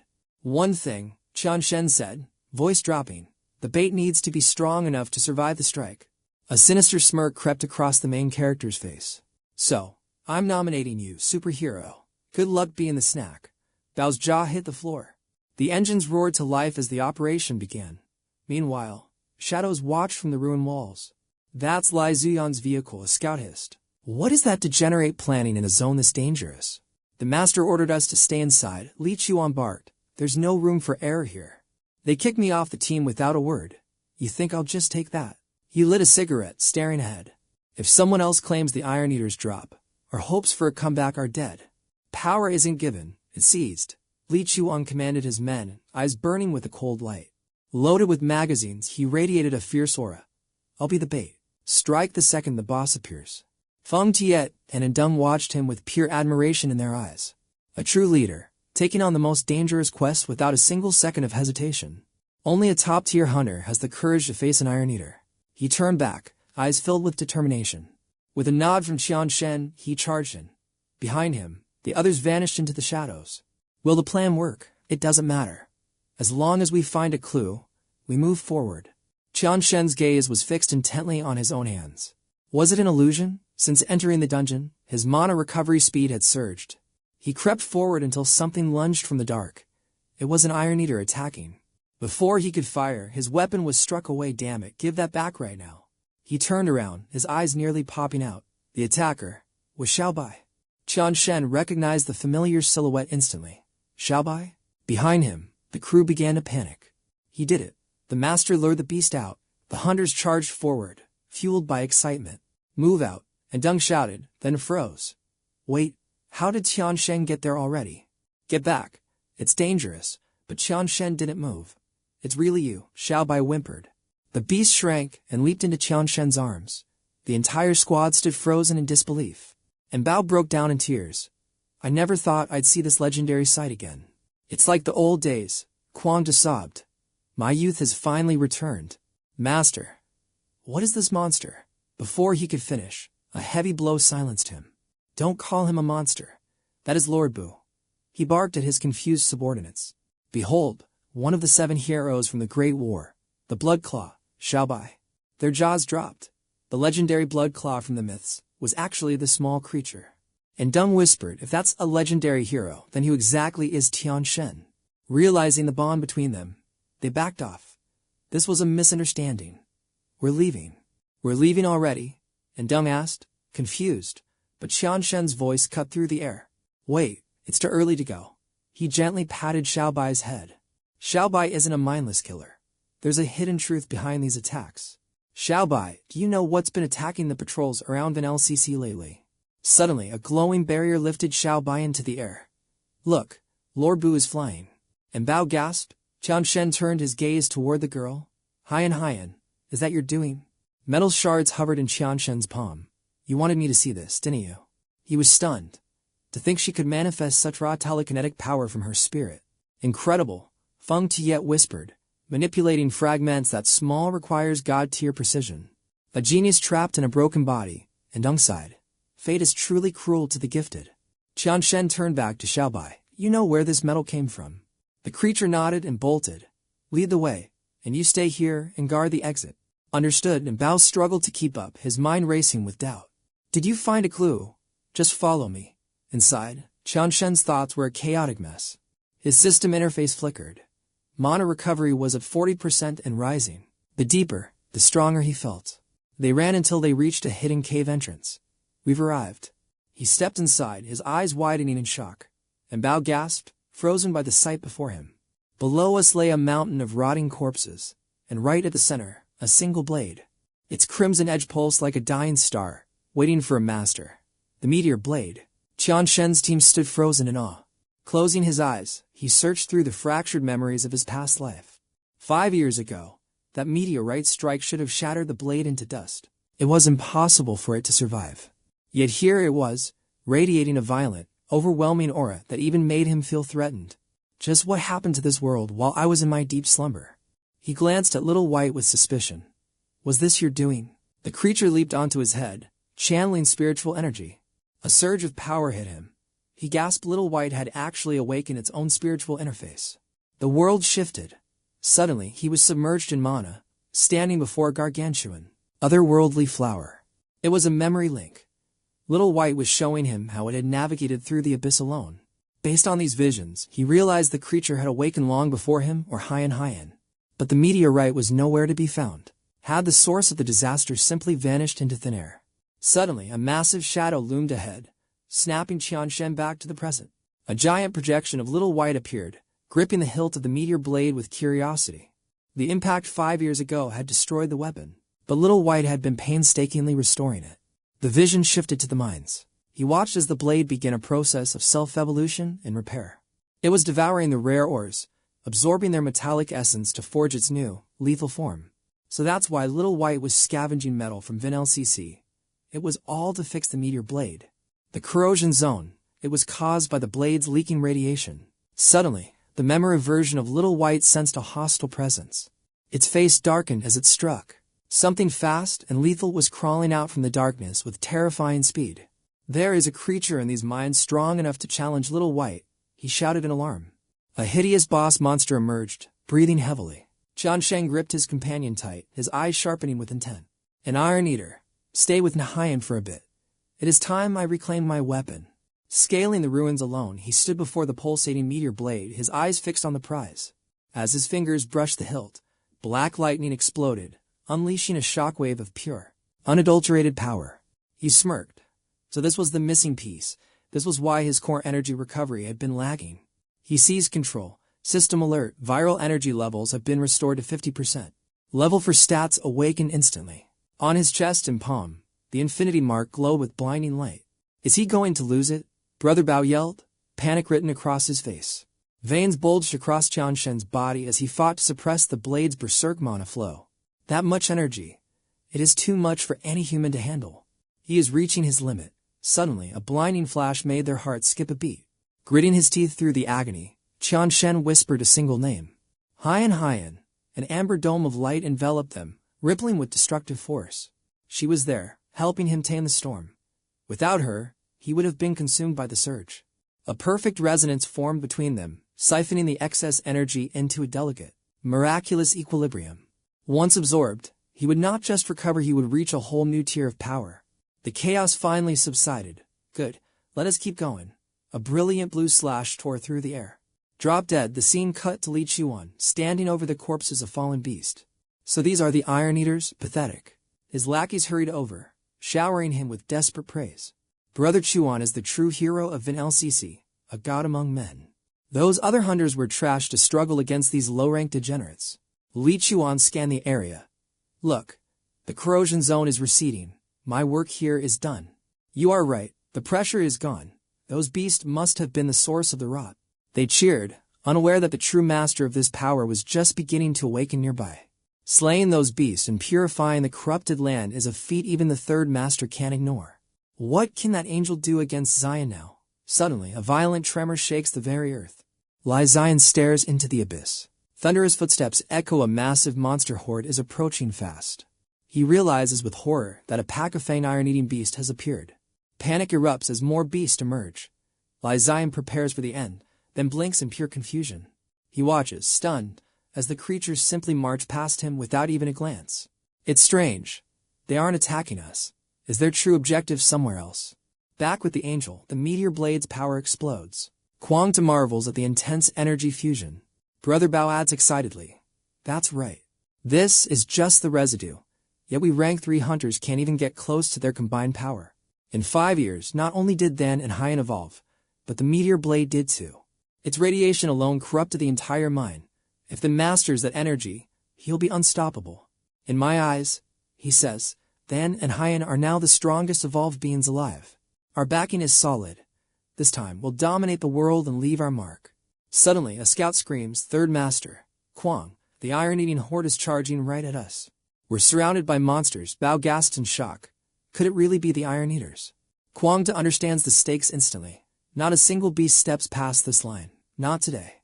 The beasts roar, baring their fangs. Elsewhere, and Dung ignites his flames to join the battle. Monsters fall to his fire. He grits his teeth, observing the chaotic swarm. These individual monsters are only ranked 2 not too strong on their own. But their numbers are terrifying. Why are they cannibalizing each other in this abyss? They're eating their own kind. The team falls into a state of total panic. These creatures are abnormal. And Dung, what do? We can't hold them back. Hold the line, wait for the third master. Suddenly, a beast bites Fatty Vuong's leg. Fatty is dragged into the shadows, screaming desperately for someone to save him. And Dung fails to react in time, but a blinding light suddenly pierces the darkness. Through the smoke, 𝐒𝐿 too emerges. His clothes tear as his muscles swell with awakened power. "You arrogant mongrels, come and see what a real hunter can do." He charges like a bullet, the ground cracking. He stops a beast maw with his bare hands. A devastating punch shakes the earth. Fatty watches. Is this the legendary final form? "Watch your back, 𝐒𝐿," Fatty yells as more beasts close in from behind. Suddenly, a beast head is vaporized by electricity. A high-tech rifle hums nearby. Brother Bao's voice rings out, "Good job, everyone. We'll take it from here." Cheers erupt. It's the third master's electromagnetic railgun. The tide of battle has finally turned. Incredible strength. So this is the power of a true hero. The third master is invincible, and Dung cheers. With these 2, we can definitely escape. 𝐒𝐿-2's transformed stats far exceed any standard rank 3 speed or strength type. And the third master, his elemental-infused bullets are the pinnacle of rank 3 firepower. "Third master, let's smash through the center and break the encirclement right now." Bao blasts a monster. Negative. Then is still behind us. We leave no one behind. The horde keeps swelling as the hunters look on in grim determination. Can we really stop an endless wave like this? Bao smirks. Why so serious? These are just ranked to trash. Today, I'll show you the true meaning of a hero. 𝐒𝐿, move. Blue light coils around his barrel. A massive beam erupts, making the very air tremble. The iron-eating beasts let out a collective roar of agony as the light consumes them. A thunderous boom echoed as emerald shards filled the air. He stood frozen, staring at a massive crater blocking the Iron Eaters. What terrifying power! He calmly blew smoke. These custom-made rounds, combined with his aura, were truly devastating. The destructive force was absolute. He checked his ammo with a sinking heart. Only 5 rounds left, and detonating them drained his mana reserves completely. Dung cheered. Amazing. The Lord might actually wipe them out. Suddenly, a shout cut him off. "Look up there." The monsters howled in unison. He stiffened, sensing a deadly shift in the dungeon's energy. They are calling for reinforcements. From the darkness, hundreds of glowing eyes ignited like predatory stars. The team watched in horror as a massive horde emerged. Outnumbered 100 to 1, the beasts slowly closed in. How many more are there? Is this an endless swarm? He stood tall, projecting false confidence. Don't panic. With me here, these trash mobs are just target practice. Inside, he was sweating bullets. The swarm was surging, likely drawn by the massive energy signature coming from the master's side. I must hold them back until the master draws his blade. Listen up. It is time to kill. With a roar, the hunters ignited their spirits and charged into the fray. An ice pillar erupted from the ground. He realized with dread that his last star cloud bullet was spent. Suddenly, Zhang Ze cried out, "Look, is that Chuan's guild?" Everyone looked up, hope finally returning to their eyes. It is Brother Chuan. They are here to help. But the leader frowned, suspicious. What is that snake doing here? Deng shouted, "Chuan, perfect timing. Get down here and give us some support." Chuan's men looked on with hesitation. "Boss, the third lord is surrounded. We have to move now if we want to save them." Li Chuan remained cold and silent. After a moment, he turned away. "We are leaving." His subordinate gasped, "What?" "I said move." He barked. "The third lord is already dead. If you want to join those degenerates, go alone." Li Chuan turned his back and retreated. Those trapped below watched in utter despair as their allies abandoned them. "The coward. He is leaving us to die. That absolute bastard." He spat a curse. He thought they were comrades despite their past. Furious, he slammed a fist into the stone. The group jumped at his sudden rage. He snapped at them. "What are you staring at? Keep fighting. We do not need a rat like Chuan. I never plan on relying on him anyway." He gritted his teeth.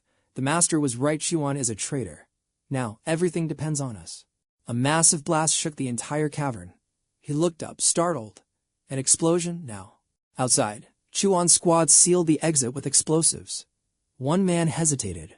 "Boss, is this not a bit too cruel?" "They were heroes." Chuan cut him off instantly. "Do not be stupid." The Lord fell to the monsters. Those heroes were dragged down by the failures, Deng and Tianshen. The Lord's dying wish was to seal this cave to save the city. We are just fulfilling his legacy. Looking at his trembling crew, Chuan smirked. "We are the inheritors of their will, the true protectors of Vinlac. We will honor them. I will lead us to prosperity." He gloated internally.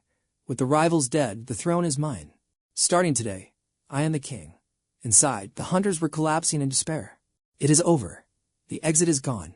I am too young to die in this hole." He leveled his gun, aiming his final bullet at the rubble. "Shut up. You think I will let you die here? Pick up your weapons and fight." The hunters looked up, seeing a flicker of hope in the Lord's eyes. He pointed at them, his voice echoing. "I survived the Red Demon 6 years ago when it leveled entire cities. These beasts are nothing. Follow my lead, and I guarantee every one of you makes it out alive." His roar reignited their fighting spirit. "Brothers, follow me. Let us wipe these animals off the face of the earth." The morale surged. He is right. As long as the Lord fights, there is hope for the third Lord. Gang whispered, "Wait, you actually fought the Red Demon? Since when?" He signaled him to be quiet. He leaned in, his voice urgent and strained. "I am out of ammo. To survive the next wave, I had to bluff and boost their morale. Could you not tell? I'm just channeling the legendary speech our leader gave before the Red Demon boss fight." He said coolly, "It's called rising from the ashes." "I get it," Zhang Ze replied, pointing at the damp spot on Bao's pants. "But back then, the boss didn't actually pee himself, did he?" "The stench of fear is hitting my face, man." Bao panicked, covering himself instantly. "Keep your voice down, damn it." Little Liu looked up, utterly confused. "What's that foul smell? Where is it coming from?" Behind them, Deng suddenly shouted, "It's the third master." He quickly fabricated a wild explanation. According to the legends, whenever the third master pushes his hidden stats to the absolute limit, his blood boils from the sheer pressure of his awakening. That scent is the aura of a wild beast. This means the third master has finally entered his most powerful combat state. Even though the explanation was pure nonsense, the others actually believed it. So that's the secret behind his power. Suddenly, a piercing roar echoed as a swarm of Iron Eater monsters lunged from the shadows. They were surrounded by even more beasts than before. Hesitation flickered in his eyes. Could they survive this? Bao roared, "Even if we can't hold them, we have to try stand your ground." "Maybe we should retreat," Zhang Ze whispered, looking at the monsters. "These low-level degenerates are no match for Tianshen. If we work together, we can break out." Bao snapped back. "No way. Are you really willing to gamble with everyone's lives?" Bao's expression turned grim. "We all know Tianshen is a legendary talent, but look at his condition. He can't trigger a skill right now. If something happens to him, how do we explain it to the guild leaders?" Zhang Ze remained conflicted as the tension escalated. But the swarm was closing in fast. Suddenly violent arcs of blue electricity began crackling around Bao's entire body. Who says I can't stop them? Watch me incinerate these monsters right now. Zhang Ze realized what was happening and tried to stop him. Electronification. You're insane. Ignoring the warning, Bao charged forward. Stay back. I've got this. Massive lightning bolts erupted, wiping out the entire monster swarm in a blinding flash. Feng Tiet stood there, her jaw dropping in shock. Is this the true strength of a third master? This level of destruction is on a completely different tier from ours. Deng couldn't help but marvel at the sight. No wonder he told us to fall back. I would have been vaporized by the collateral damage. That's his ultimate trump card, Zhang Ze explained. Electronification forces every cell in his body to hit its peak output. It temporarily overclocks his physical stats to rank 3 peak, surging high-voltage mana through his muscles to trigger a violent explosion of power. In this state, his speed and destructive force approached the absolute limits of a rank 3. Awakened Hunter. But the backlash was immediate. Crimson blood began to stream from his eyes and nose as his system overloaded. The price for this power was death itself. Bao's body was covered in severe burns. Is this all I can do before I break? I'm still too weak. But I guess dying as a hero isn't such a bad ending for a degenerate like me. Suddenly, a massive explosion rocked the very center of the monster horde. The shockwave sent everyone reeling in terror. What's happening? Even though he was fading fast, Bao could still sense the massive shift in the battlefield's mana. In the heart of the crater, a familiar weapon appeared, the meteor blade. Qian Shen gripped the hilt, and Bao cheered, "Leader." The hunters behind him were paralyzed with awe at the sudden turn of events. That's Qian Shen. That strike was legendary. He's even more powerful than the third master. And look at that epic blade. That was so cool. Feng Tiet turned to Deng, her eyes sparkling. Did you see that incredible skill execution? Deng was still processing the shock. The raw power was similar to Bao's, but the range of his attack was twice as large. With just a single move, every Iron Eater in the vicinity had been slaughtered in the blink of an eye. Deng looked at Qian Shen with newfound reverence. I thought the third master only valued him for his potential. But I was dead wrong. He's already a monster in his own right. The conclusion was undeniable. Qian Shen was a true powerhouse. Zhang Ze rushed forward, worried. Is he going to be okay? Qian Shen sighed, looking at the charred Bao. Okay, he was one step away from the afterlife. He spoke with a stern, reprimanding tone. Those moves just now burned through your entire remaining life force. Luckily, I reclaimed my meteor blade and hit rank 4. Otherwise, no one could have saved you. Bao just gave a weak, tired grin. Qian Shen patted his shoulder. You did well. That move was reckless, but the results were undeniable. Next time, try focusing the electricity on just one limb. Don't overload your entire system at once. Once you reach the peak of rank 3 or even rank 4, you might survive a full transformation without dying. Listening to the advice, Bao nodded weakly. I see. Suddenly, Qian Shen felt a wave of nostalgia. Come to think of it, you were only rank 1 last year. You've really climbed the ranks, haven't you? Bao beamed with pride. Getting a compliment from the boss. That's worth nearly dying for. Suddenly, a sharp alarm bell echoed through the dungeon. Another Iron Eater Alpha emerges, unleashing a deafening roar that forces everyone to cover their ears. That howl, it's eardrum shattering. Quang tenses up. This elite boss is far deadlier than the others. He groans. The pressure is insane. This beast has reached a minimum of level for evolution. Qian Shen narrows his eyes. Found you. The Iron Eater King. He recalls the memory fragments from Xiaobai. This is definitely the monster from those visions. Its evolution is advanced, but it's been stuck at level 4. It's trying to feast on the blade's energy for a breakthrough. Leading a ravenous pack, the boss lets out another blood-curdling screech. The hunters tremble at the horde. Where do they keep coming from? Is there no end? Qian Shen steps out. Retreat to the mines. I'll handle this. Quang salutes. Understood. Drawing his blade, he analyzes the battlefield. This king controlled 7 sectors without showing itself until now. This is the final wave. Suddenly, a blinding flash of energy streaks past, making Qian Shen freeze. The vanguard monsters are vaporized instantly. He recognizes that spiritual aura. It's her. Haiyan has awakened. She approaches Qian Shen silently before pulling him into a desperate hug. Feng Zhu gasps. That mentalist just executed an instant kill move without a moment's warning.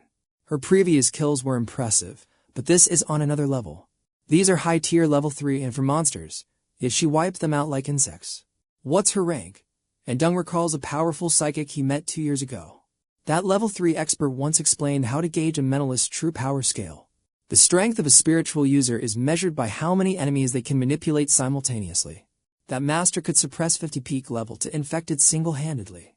50. Feng Zhu watches Qian Shen embrace Haiyan Haiyan with a hint of envy.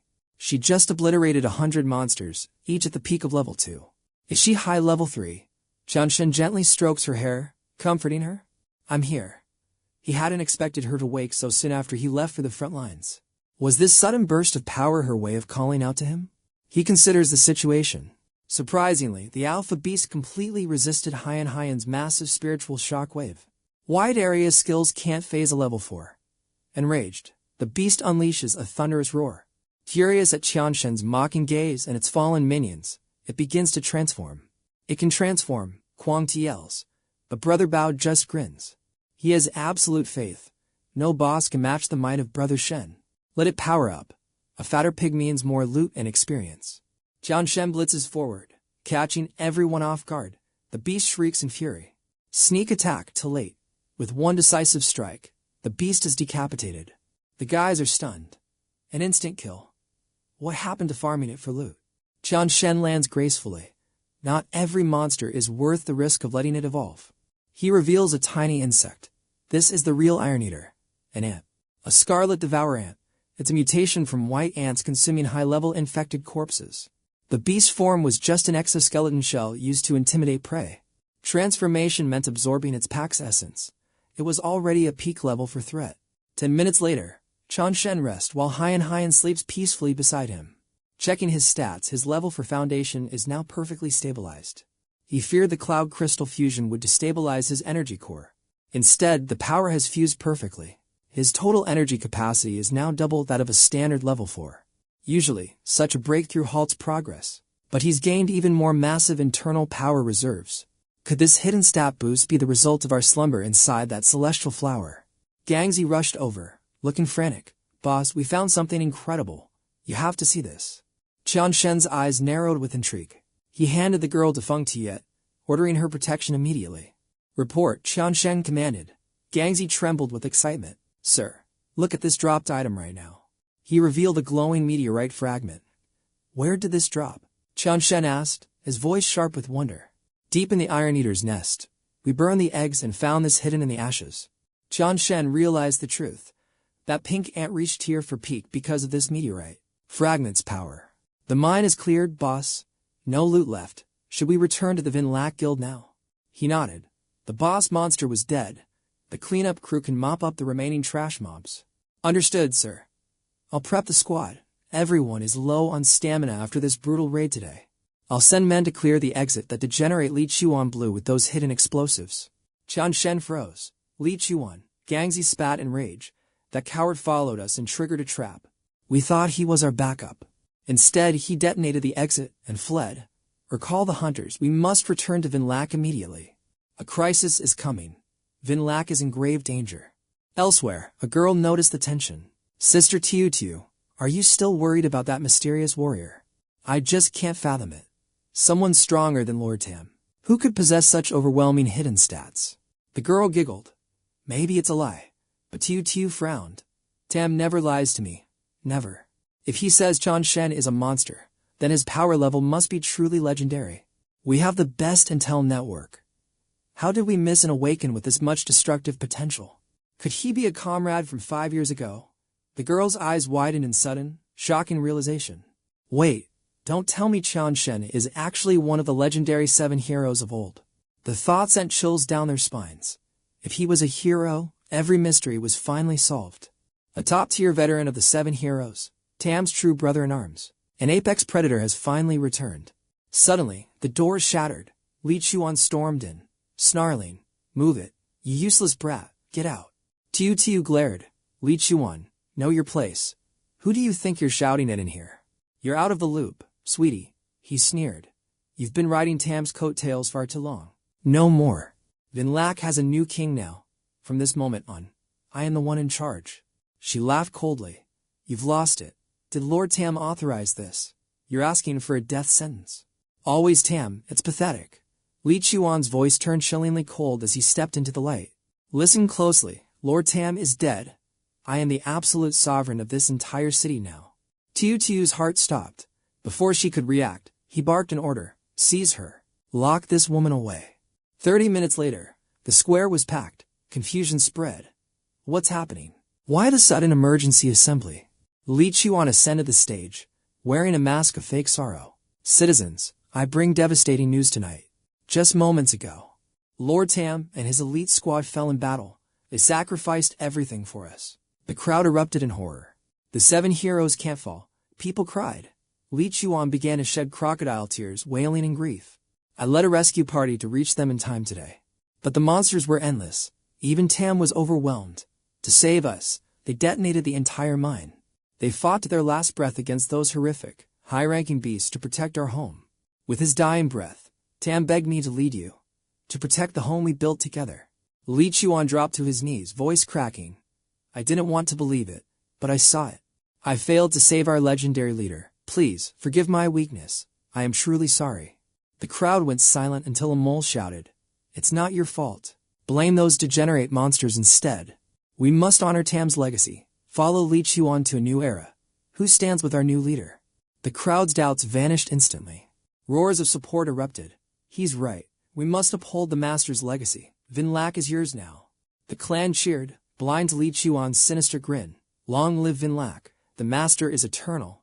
Glory to 𝐕. The third master is eternal. He stood tall, feigning humility.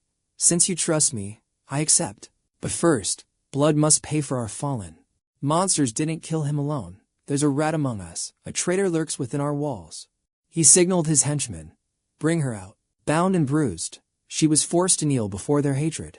𝐿, the master's woman, could she really have betrayed him? Whispers filled the air. Li Chuan shouted, this woman conspired with Tian Shen, feeding the master deadly lies. She lured him into the corrosive zone. Tian Shen died there, cowards and for a traitor. Now it's her turn. 𝐿 struggled to scream, but the gag stifled her desperate pleas. He pressed on relentlessly. By the laws of 𝐕, death is the only mercy for traitors. Today, we execute this serpent. Let her blood appease the third master's soul in the heavens. 𝐿 fought back tears. The executioner's blade gleamed, ready to deliver the final strike. Li Chuan sneered with sadistic glee. This is what happens when you cross me. Execute her. The blade struck stone, but she was gone.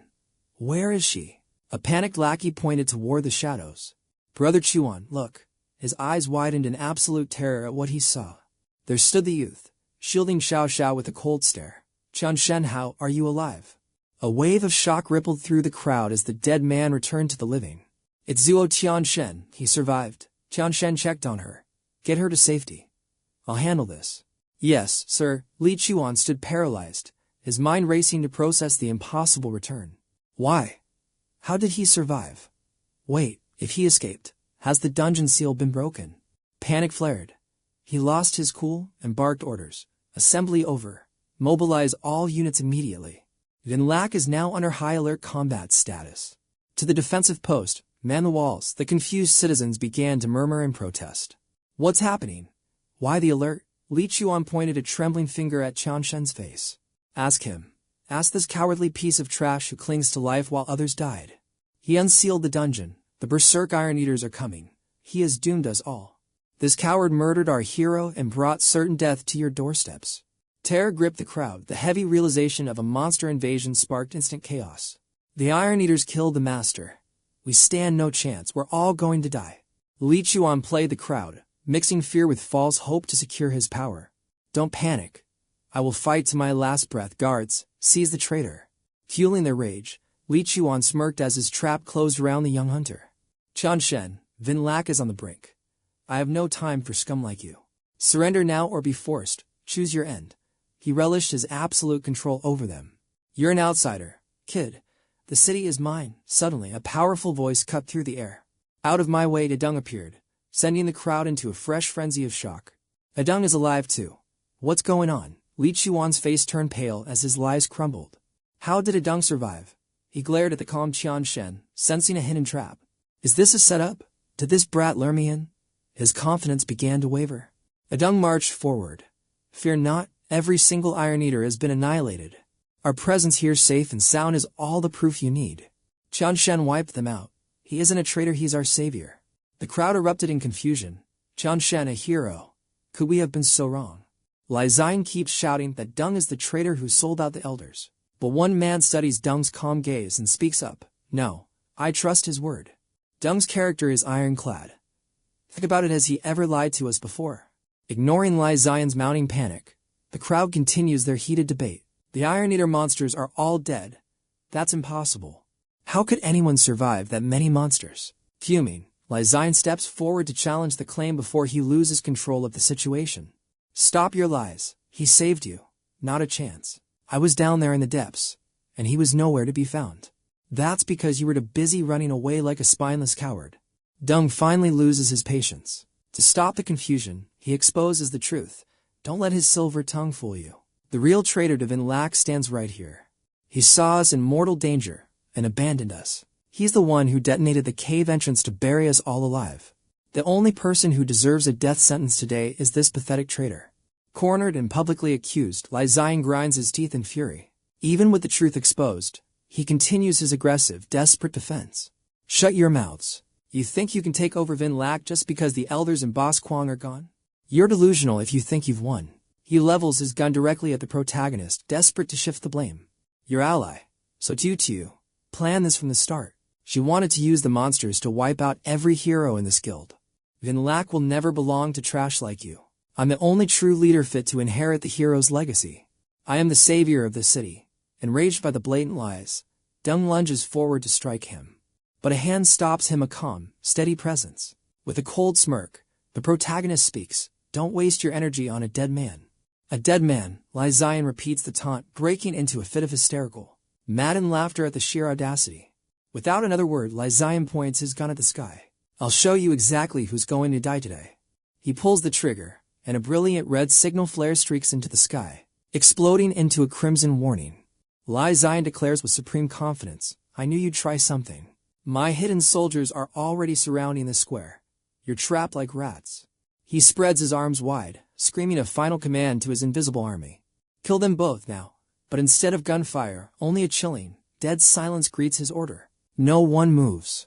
Standing nearby, Deng can't help but roar with laughter. Your army? Where are they? This is absolutely pathetic. Panic finally flickers in 𝐒𝐊𝐢𝐿's eyes as he stammers. What's happening? Why aren't they responding? Is something wrong? Suddenly, a powerful voice booms from the distance, silencing the crowd. Save your breath, you spineless snake. Out of the shadows steps 𝐿𝐷, bloodied but standing tall alongside the mighty Boss Kwang. The crowd gasps, the legends have returned. They ignore the whispers of the stunned onlookers, striding into the heart of the square like returning gods. The elders are alive. Our heroes have come home. 𝐒𝐊𝐢𝐿 stands paralyzed, his face turning pale as his world crumbles. Why am I still breathing? You ask. 𝐿𝐷 stares him down, his voice cold and heavy with authority. Did you really think a pathetic rat like you could outsmart me? You're still a child playing a man's game. Bao flashes back to 3 hours ago, standing with Shen. The hero predicted that 𝐒𝐊𝐢𝐿 would betray us. He saw right through your shallow, evil scheme before you even made your first move. Running from a fight is cowardice, but blowing that cave, that was a calculated strike to eliminate us and the monsters simultaneously. He planned to return and seize 𝐿𝐷 by force. We had to prepare for his inevitable strike. The story concludes as the vision shifts to the square's perimeter, where the traitor's hidden army lies in piles of corpses. Bao sneers, your hidden snipers and elite evolved guards. We wiped them all out hours ago. His eyes burn with murderous intent. Now, it's finally your turn, everyone. Listen to the truth. While we were surrounded by monsters, this traitor tried to bury us. He's the snake in our grass. The crowd erupts in vengeful fury. So you're the real traitor. You tried to kill our heroes. Seize this filth and drag him down. Even as the mob closes in, 𝐒𝐊𝐢𝐿 screams in desperate defiance. I won't accept this. This isn't fair. He points a shaking finger at the protagonist. Tell me, how am I inferior to this outsider, Shen? I gave my soul to 𝐿𝐷. Shen remains a silent statue, listening to the pathetic ramblings of a man who has lost everything. Why? Why do you favor an outsider over someone who has bled for the city for years? Without a word, 𝐿𝐷 delivers a crushing, legendary blow, slamming 𝐒𝐊𝐢𝐿 into the dirt like the trash he is. Fairness, sacrifice. You have no right to compare yourself to him. No one has sacrificed more for 𝐿 than Qianshen. Bao pointed toward Qianshen with deep gratitude, honoring the man who led the vanguard 5 years ago. The savior of 𝐿, creator of Longhua Base, and legendary leader of the 7 heroes, Qianshen. Hearing his heartfelt words, the crowd finally realized the staggering truth behind this mysterious man's true identity. Qianshen was the absolute leader of the legendary 7 heroes. The hero who saved the city was right beside them, and Deng watched the scene in stunned silence. This high-tier master saved everyone. I knew he was special, but this level of greatness is unimaginable. Despite his bloodied face, Li Chuan forced himself up to spew more venomous lies. Leader of the 7 heroes? Impossible. He pointed an accusing finger directly at Qianshen's face. You're a fraud. This brat from the Outlands can't be a hero. I refuse to believe it. A heavy boot suddenly slammed into his face. Bao didn't stop, raining down strikes while cursing the trash. Who are you calling a brat? Lower that finger before I rip it off. Show some respect. Traitors get no mercy. That is 𝐿's law. This criminal deceived everyone with his lies. For plotting to steal power, the sentence is, break his limbs and feed him to the zombies. Fear finally took hold. No, please, anything, but the zombies, don't let them eat me. All traces of Li Chuan's arrogance vanished, replaced by the pathetic whimpering of a cornered rat. Forgive me, lords. I was wrong. Bao just kicked him away like the garbage he was. Drag this trash away and cripple him first. Li Chuan's desperate pleas faded as he was hauled off. Handle the rest here. I need to go check on 𝐻𝐻, Qianshen said, ending the drama. The scene shifts to a quiet room where a comb gently glides through soft, flowing hair. Qianshen sat quietly, tending to 𝐻𝐻 in a rare moment of peace. Holding up a small mirror, he smiled. See, my styling skills haven't gotten rusty yet, have they? His eyes grew distant.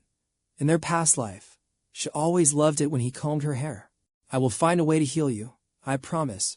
He squeezed her shoulder, offering silent comfort. Stepping outside, his mind remained heavy with thoughts of her recovery and their uncertain future. Clearing the Iron Eater lair yielded a surprise. A rare new meteorite shard had dropped. A powerful item, but at level 4. It is not yet needed for their current progression. The shard is meant for the level 5 breakthrough, a tier that still feels worlds away. To utilize its power now, he'd need a master craftsman or a specific evolution path. Maybe 𝐿 can forge a weapon, or perhaps 𝐒𝐊𝐽 can use it. Hope flickered. Wait, at level 4, I can finally appraise the energy stats of this meteorite fragment. Past level 3, evolution becomes complex. You must choose specific shards to shape your ultimate build. Each fragment enhances unique traits. To unlock its true potential, a system appraisal is mandatory. A blinding light erupted from the shard, its raw energy resonating with his very soul. Dual-colored, blue and gray, these represented the elemental and mental stat systems. Dual attribute shards provide a more balanced stat spread compared to pure, single-color fragments. These rare variants usually originate from the second Great Meteor Fall, a legendary event. Since no one here has awakened elemental traits, this will serve better as a weapon catalyst. Suddenly, 𝐻𝐻 spoke. Give me. Qianshen froze. You can speak again? She ignored his shock. Her eyes locked onto the glowing shard with an intense, haunting gaze. Her hand reached out. The air grew heavy as she prepared to touch the volatile energy. Suddenly, a massive surge of energy exploded from the shard, enveloping them in a blinding aura. Qianshen watched, stunned, as she began absorbing the shard's raw power. She was absorbing energy directly, a brutal, high-speed method that should be impossible for anyone. Even in his past life, he'd never seen this. Suddenly, her dull eyes flashed with life. Overjoyed, he rushed to her side. 𝐻𝐻, you're back. You finally awakened. Her mind fails to grasp his words as her memories begin to sink. Suddenly, a forgotten trauma flashes. Wait, something's wrong. Ruo Zhuan screams. Why are you here? You shouldn't have come. Leave now. Qianshen moves to calm her. Relax, the red demon is already dead. 5 years have passed. We're safe in Yongle. She falters. 5 years, dead.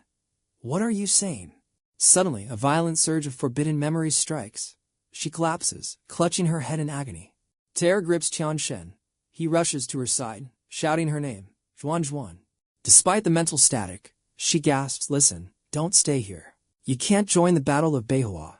You'll die there. Everyone dies. Qianshen freezes. The Battle of Beihua. How could you know? His mind races back to the great extinction 10 years since the world fell into ruin. Beihua, humanity's last bastion, faced a nightmare wave. Millions of zombies and 10 rank 7 monstrosities. If that wall fell, the entire region would become a slaughterhouse for the infected. To protect the only sanctuary left, they had to stand their ground. Commander Lin summoned every high rank awakened. The final war for human survival had begun. Back then, 𝐁𝐄𝐓𝑑𝐀𝐾 was a rank for powerhouse. She fought while I guarded a backwater town until I died and regressed to this moment. But these are secrets from a past life. How does she have this hidden data? He presses for answers. 𝐁𝐄𝐓𝑑𝐀𝐾, tell me. What happened on that battlefield? Dead, they're all dead. Her voice fades, hollow and trembling with trauma. We have no hope. Humanity is over. Another psychic shockwave hits, making her scream in pain. Her internal mana spirals out of control, erupting in a chaotic, violent aura. Damn it, her mental stats are peaking. If this continues, her soul will shatter. With no other choice, Qian Shen strikes a precise nerve point on her neck. She slumps into his arms, unconscious. He stares down, his heart heavy with dread. This isn't just a monocore issue anymore. There are layers of hidden data here even I can't decode. This mystery runs deep. Suddenly, a heavy pounding echoes from the reinforced steel door. Boss, outside is clear. Orders. Qian Shen knows exactly what must be done next. Perfect timing. Bucktooth. The door slides open. Pack the gear. We head for Manhwa first light. The man stammers, wait already? Yangla is stable. You're in charge now. I have unfinished business. You've hit rank 3. Now I need to see how far Fei and the kid have evolved. Soon, Qian Shen reaches Manhwa frozen wasteland buried under endless snow. He carves through the blizzard, staring down at a fallen monstrosity. Red-clawed variants, their evolution speed has doubled compared to my previous life. A sharp cry from Little White snaps him back to reality. Ruo Zhuan holds the creature, but her eyes remain blank, a hollow shell of herself. Worry gnaws at him. The meteorite fragment granted her a spark of clarity, but her mental state remains critically unstable and fluctuating. She drifts between catatonia and strange outburst. Suddenly, a heavy engine roars through the snow. Survivors. A reinforced truck screeches to a halt before them. A man named Lu Fei steps out, radiating the arrogance of a high-tier hunter. Not bad, kid. Taking out this many infected solo.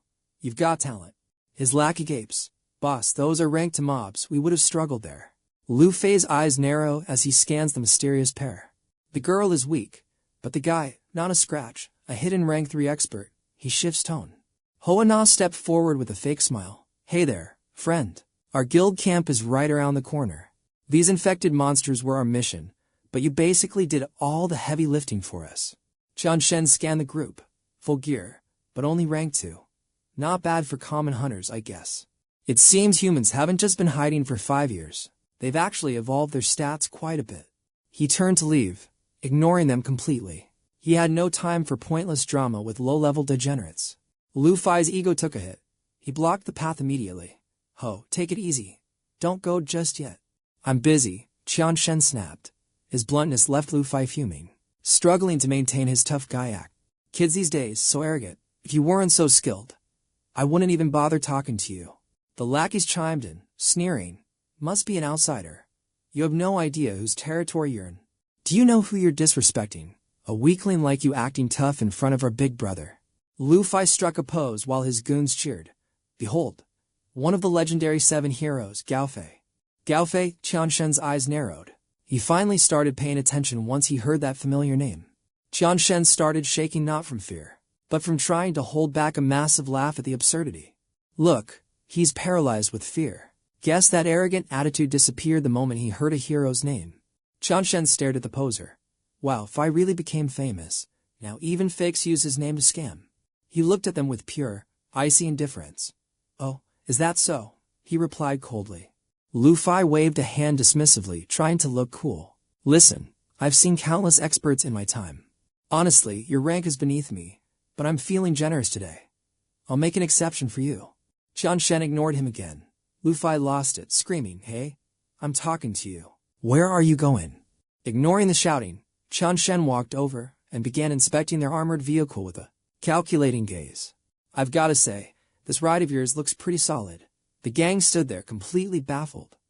Before they could react, Qian Shen hopped in, started the engine, and blasted off into the distance. The goons were stunned. Boss, did he just steal our car? Damn, he looked cool driving it though. Lu Fei slapped him hard. Cool, He just hijacked our truck. Get moving and hunt him down.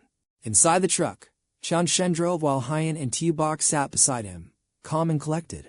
He smiled at her. At this speed, we'll reach Manhwa in 2 days. Almost there, Haiyan.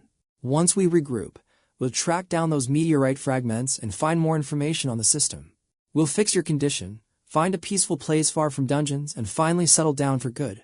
That was always your wish, wasn't it? To live a quiet life away from this hellish world. Her eyes remained empty and expressionless. He gripped the wheel. Don't worry, I'll bring you back. Suddenly, the roar of engines broke the silence. A group of pursuers was gaining on them fast. Lu Fei screamed from a motorcycle, leading a military truck. Pull over right now, you car thief. Lu Hong, driving the truck, roared in anger. You've got nowhere to run, you little rat. Stealing from the great Gaofei in broad daylight. You've got a death wish, kid. Qian Shen sighed. This fake hero sure gathered a lot of trash. He slammed on the brakes. Stay here and guard Haiyan, he told 𝐒𝐊𝐘. He stepped out, instantly surrounded by the angry guild. The mob jeers at him. Ran out of gas, knowing it's over. Are you finally ready to beg? Lu Fei leveled his gun at Qian Shen's head. I was careless before, but nobody steals from me. You're dead meat. Have any idea the power a legend like Gaofei wields? A lackey named 𝐁𝐄𝐃 stepped forward. Boss, don't waste your ammo. Let me teach him a lesson. Lu Hong warned him. Careful, this guy might be a rank 3 hunter. 𝐁𝐄𝐃 just grinned. Rank 3. Even better. My blade has been itching for a real challenge today. Time to pay the price for offending a hero, die. You nameless degenerate. He swung his blade with lethal intent, but Qian Shen caught the edge with just one hand. The lackey's face turned pale instantly. He couldn't believe his ultimate strike had been neutralized effortlessly. The blade shattered, unable to withstand such raw power. Lu Fei froze in shock, realizing they were completely outclassed, and immediately screamed a warning to the rest of the group. What are you idiots staring at? Get in there and take him down together. But before the two sides could even clash, a series of blood-curdling screeches echoed from the snowy distance. A massive horde of infected was surging forward. The hunters quickly identified the threat, a pack of adult-tier variants. Lu Hong watched them close in, her face pale with worry. The commotion from the fight must have attracted these monsters here. Lu Fei's squad descended into panic as the screams surrounded them. How many were there? They were being completely hemmed in. Qian Shen, however, remained chillingly calm. He narrowed his eyes and muttered to himself. Something isn't right. These weren't just standard adult tiers. Suddenly, the earth exploded as a massive, mutated entity burst through the frozen ground. Encased in heavy biological armor, the creature let out a guttural roar that sent tremors through the air. Qian Shen recognized the beast instantly, an armored iron claw. The monster didn't hesitate, leading the swarm in a brutal frontal assault. The desperate clash between the awakened hunters and the infected monsters erupted in an instant. Roars and screams filled the wasteland. Lu Fei and Lu Hong stared in horror. Encountering an armored iron claw was pure bad luck. They had truly hit a steel wall this time. Lu Fei gritted his teeth, trying to stabilize their crumbling morale. Don't be afraid, follow me. We are heroes of humanity, so let's risk it all to kill these bastards. His words ignited a spark in the men. Long live Brother Fei. Today is the day these monsters die. Charge. From a distance, Qian Shen watched their delusional bravado with a cold and pitying gaze. He turned his back on the doomed struggle, his mind already calculating the most efficient escape route. What a bunch of fools. When you encounter an iron claw in the wild, you run, unless you can one-shot it. This creature is a tier for peak existence, and its presence indicates that a massive zombie nest is nearby. Once a nest is triggered, the resulting surge is nothing short of a catastrophic wave of destruction. Qian Shen climbed back into his vehicle, ready to leave the chaos behind. A nest this size couldn't kill him, but Haiyan's condition was too unstable to risk a prolonged engagement here. Seeing him leave, the fighting subordinate sneered in disgust. We're out here risking our lives, and that coward is running away. Lu Fei joined in the mockery. I thought he had some skill, but he's just a pathetic weakling after all. Lu Hong, still focused on the slaughter, barked back. Ignore him. If we clear this horde, the loot will be legendary. Fine. Let's end this. She unleashed her mental energy, calling for everyone to rally their power together. As they gathered, a surge of psychic energy flooded their minds, pushing their battle spirit to a fever pitch. With bloodshot eyes, they charged back into the fray. Nearby, Qian Shen felt the pulse of energy and slammed on the brakes. He paused, a flicker of surprise crossing his face. That mental signature. Was that the mental guidance trait? Mental guidance allowed a user to manipulate and lead the psychological state of others to a terrifying degree. A master of this ability could influence emotions or even trigger deep despair in their opponents. In its most extreme form, it could force an enemy to commit self-destruct out of sheer hopelessness. Watching the chaos through his rearview mirror, Qian Shen's mind began to race with new possibilities. That girl just ignited their fighting desire to overclock their bodies. This specific power might be exactly what 𝐒𝐈𝐍 needs. Despite their boosted morale, the hunters lacked the raw stats to win and were being violently repelled.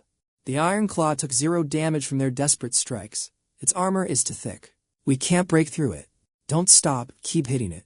I don't believe this beast can hold out forever. Seeing the front line buckle, Lu Fei screamed for more reinforcements to focus fire on the Iron Claw. But before they could move, another group of monsters emerged from the shadows. More of them? We're in trouble. Even Lu Hong began to panic. They couldn't kill the boss quickly enough, and the number of infected was only growing. At this rate, we'll run out of stamina and get torn apart by these things. Suddenly, a blade wreathed in terrifying energy streaked through the air like a falling star. It slammed into the Iron Claw's armor, piercing the indestructible shell in a single, devastating strike. The hunters stood frozen in disbelief. Qian Shen stepped forward, retrieving his blade from the monster's corpse. He examined the edge of his weapon with a cold, satisfied smirk. Not bad. Dealing with these armored claws used to require a concentrated burst. Now, one casual swing, and it's game over. With Tier for power and this cursed blade, no one at my rank stands a chance. Lu Hong's squad just stares, their brains fried by the spectacle. He erased that elite monster in a heartbeat. Is this a hallucination? Am I still asleep? Sweat pours down Lu Fei's face. This isn't just hitting a wall, it's like smashing your skull against refined divine steel. A hunter who one-shots armored claws. Just what kind of high-ranking freak is he? Qian Shen snaps them out of it. Quit gawking. Are you going to let those evolved monsters eat you or what? Eyes front, focus on the kill. The commander bellows. 15 minutes later, the slaughter concludes. Carcasses litter the ground while the survivors collapse, gasping for every breath. We fought for our lives while he just stood there, Ji mutters to Lu Hong, watching the MC's shadow. What's his play? Then again, that's how high-tier hunters operate, unpredictable and dangerous. Qian Shen calculates Lu Hong's stats. Not bad. A spirit type with a range of 5 allies simultaneously. Her mental capacity is mid-tier level 2. Precisely what's needed to stabilize 𝐒𝐈𝐍's awakening. He marches toward them. Lu Fei flinches, instantly on high alert. He's coming this way, boss. Did we piss him off? Is he here for revenge? If the 3 of us jump him, do we even have a prayer? Maybe, just maybe. Ignoring their panic, Qian Shen looms over Lu Hong. Your trait, it's mental guidance, isn't it? She nods, paralyzed. Good. Your skill is required for a specific quest. Move. The trio stands frozen, too terrified to question the sudden command. Inside the steel fortress walls, Lu Hong channels her spiritual energy into the unconscious 𝐒𝐈𝐍. After a tense silence, Qian Shen cuts the connection. That's enough. Disconnect now. She collapses, drained. At your current rank, 20 minutes is your limit before her psyche devours yours. Knowing her role is over, she stammers. I'll head out then. Your contribution is noted, he replies coldly. Outside, she's intercepted by the camp's heavy hitters. Big brother, why are you waiting here? The boss heard about the monster slayer and sent us to scout. What did he make you do? The girl with him is critical, Lu Hong explains. He used my mental trait as a stabilizing catalyst. Lu Fei's eyes widen. Since when does your spirit energy have healing properties? She shakes her head, her voice trembling with realization. It's a hidden evolution technique he taught me. He showed me how to reorganize chaotic spiritual particles into a healing flow. And that girl, her hidden stats are terrifying. Her mental pressure is leagues above mine. During the sync, I felt her subconscious. It was like an abyss ready to swallow my entire existence. Is he really that monstrous? Lu Fei asks, looking toward the inner sanctum. Xiao Bao narrows his eyes, a man who hands out evolution techniques like candy and travels with a high-tier mentalist? This isn't just a hunter. This is a strategic asset we need to lock down. Stay back. I'll handle the negotiations, Xiao Bao commands. Lu Fei warns him. Don't underestimate him, boss. I dropped Gao Fei's name and he didn't even blink. Our usual threats won't work on him. Xiao Bao smirks, full of ego. I'm the leader of the 7 heroes. He won't dare disrespect a top-tier ranker like me. Inside, Qianshen places a hand on Haiyan's forehead, closing his eyes. He dives deep into her subconscious, entering the swirling vortex of her mental interface. Her energy is finally condensing. The spiritual core is stabilizing. She's regaining control of her awakening. With the right guidance, her evolution will be perfected. The path to her true power is opening. It's a slow, grueling process, but this method is the only way to save her soul. He snaps his eyes open and glares at the shadow by the entrance. Watching from the dark is a bad habit. Xiaobao struts in, oozing arrogance. Busy playing doctor with your little friend, are we? Qianshen recognizes him instantly. Wang Xiaobao, a name from his past life he hasn't forgotten. He remembers this degenerate's boast. I'm the boss's right hand. We're closer than blood brothers. Same ego, different life. Recalling his past life, he couldn't help but marvel at this unique skill. In the previous timeline, this degenerate was a bottom-tier swindler, riding the coattails of legends to act tough. So that Gaofei imposter was his student. This time, he's upgraded to organized crime syndicates. Unaware his cover was blown, Xiaobao continued his arrogant act with delusional confidence. I heard distinguished guest arrived, he said, donning a mysterious mask. Allow me to introduce myself as the leader here. My name should precede me. He stomped his foot, pointing dramatically toward the heavens. Leader of the 7 heroes, slayer of the Crimson Demon, the legendary hero of Hero Zuo Tianshen. Qianshen stared blankly. He knew this guy was a fraud, but impersonating him was a new low. Xiaobao stayed in character, diving straight into his prepared pitch with practiced ease. I've heard the rumors. You need a healer, and coincidentally, I'm recruiting talented individuals. As a hero, I cannot ignore the weak. Stay here and receive treatment without worry. Everything is on me. As the big boss, it's my duty to look after my subordinates. Qianshen gave him the cold shoulder. Seeing the indifference, Xiaobao pivoted to his next psychological play. Listen, kid.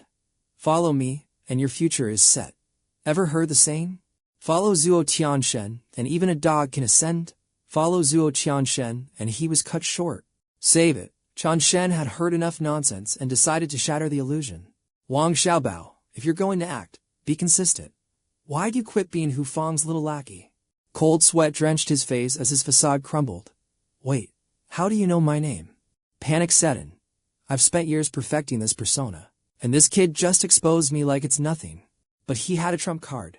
Kid, you think I only have a name? I've got the power to back it up. Xiaobao clenched his fist, forcing his mana to erupt in a violent, overwhelming display of power. He sneered, still think I lack the stats to make you submit to me. Qianshen looked on unimpressed, though he noted the guy's power had evolved since the previous timeline. He analyzed the fluctuating aura. It was Xiaobao's unique trait, intimidating presence. The skill manipulates the system's perception, inflating his rank. The ultimate skill for a master pretender. In the past, he could only bluff his way up by 1 rank tier. But now, he's at peak rank to mimicking the terrifying aura of a rank for powerhouse. Behold, Xiaobao boasted. Feast your eyes on the overwhelming might of a rank for hunter.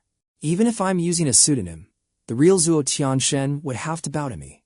Well, kid, want to reconsider? Qianshen just smirked, finding the situation increasingly amusing. He placed a hand on Xiaobao's shoulder, leaving the con artist completely baffled. Suddenly, Qianshen unleashed his real killing intent. A suffocating pressure crushed Xiaobao's fake aura instantly. Staring into the eyes of a monster, Xiaobao's mind raced to find an escape route. My bluff rank is to levels higher. No one has ever resisted my presence before. But this guy, he's a genuine rank for monster. And he knows my entire criminal history. If the truth came out, he was finished. Xiaobao's face went pale as he made a desperate choice. Abandoning his pride, he slammed his knees into the dirt. Brother, no great master. He kodoed desperately, pleading for mercy. I messed up. I admit it was all a lie. We're all just trying to survive. If you won't be my brother, I'll be your loyal dog, spare me. Qianshen lit a cigarette, pondering. This fraud could make for excellent cannon fodder, a perfect human shield. Having you around might save me some trouble. I don't care who you pretend to be. As long as my girl gets healed, I'll let you keep your little charade going. Xiaobao's eyes lit up. Understood. I'll personally ensure our best healers provide the highest tier treatment. I guarantee a VIP experience. You'll be treated like family for the duration of your stay. With the crisis averted, Xiaobao's ego began to twitch again as he prepared another request. Listen, brother. Why not join us? I'll make you vice leader. Ever heard the motto? Follow Wang Xiaobao, and you'll never see a bullet. Follow me, and live to old age. One look from that monster made him pivot instantly. Just kidding. With your stats, why settle? How could you bow to me? I was just breaking the ice. No hard feelings, right? Qian Shen cut in. To demands, medical supplies and rations. Aside from that, leave me alone. Understood, thanks. But the moment he agreed, a panicked scout burst through the doors. Boss, Xiao Bao's heart skipped as he roared. Are you asking for a beating? Who authorized this? Nobody enters this room again, got it. The soldier, drenched in cold sweat, began his report. Sir, a situation, a bearded foreigner is outside, demanding to see you. Xiao Bao froze. Calling for me, a bearded guy? Outside. The guild members were clashing, voices rising in fury. He's too strong. He crushed a rank 3 already. Don't let this trash reach Lord Qian Shen. As the giant stepped forward, the fallen hunters spat out insults to hide their fear. Weaklings, is this all you've got? Pathetic. The massive bearded man, Brooks, scoffed at the crowd. You're all trash. Bring out Qian Shen. He's the only one worth my time. The crowd erupted. You think you're worthy of the boss. You're leaving in a body bag. Stop, Xiao Bao commanded. The path cleared. The boss is here. He strode forward, blowing a perfect smoke ring with confidence. Cigar in hand, looking like a total degenerate, Xiao Bao faced the giant. You looking for me? Seeing their leader, the guild members' morale skyrocketed, their spirits burning with renewed hype. The boss is here. Crush him, boss. Show this foreigner our guild's true, overwhelming power. Long live the boss, rule the world. Xiao Bao raised a hand, soaking in the praise. Quiet down, don't be a joke. Xiao Bao scanned the giant. He dropped for rank 3s easily. His stats must be high rank 3 at least. Recruiting him would be a massive power-up. Time for the recruitment pitch. What a fine day. Guests are just lining up to visit us. I didn't realize my humble territory was such a hot spot for elite international talent. Guests are welcome, but every dungeon has rules. Break them, and we won't be so hospitable. Am I right? Xiao Bao smirked, but the giant didn't even blink. He just looked disgusted. Pure silence. The giant's reaction was completely off script, leaving Xiao Bao standing there like an idiot. Then Brooks spoke, and his words cut deeper than any blade. You talk too much nonsense. I don't like you. You're not a good person. Behind him, the followers lost their minds. You want to die, kid? How dare you disrespect our boss? Have a death wish. Let's kill him. Xiao Bao spun around, roaring at his men. Shut up. Where's your discipline? The minions fell silent, awestruck by their leader's supposed majestic and commanding aura. Xiao Bao turned back, thick-skinned as ever. I like your bluntness. Join us and share the loot. Brooks wasn't buying it. I'm here for Qian Shen. I don't talk to weird, low-tier losers. Xiao Bao's eye twitched. Time for the ultimate bluff. You're looking for Qian Shen, huh? With his minions cheering, he smirked and declared, well, you found him. I am Qian Shen. But Brooks saw through the system window instantly, exposing the lie with brutal honesty. Liar. Small eyes, big mouth, short legs. You're just an ugly, stupid degenerate, not him. After roasting his looks, Brooks capped it off by raising a very clear middle finger. Besides, your stats are trash. You're weak. Xiao Bao stood there, speechless and completely exposed. The emotional damage was a critical hit. Xiao Bao coughed blood and collapsed. Boss, speak to us. The guild was triggered.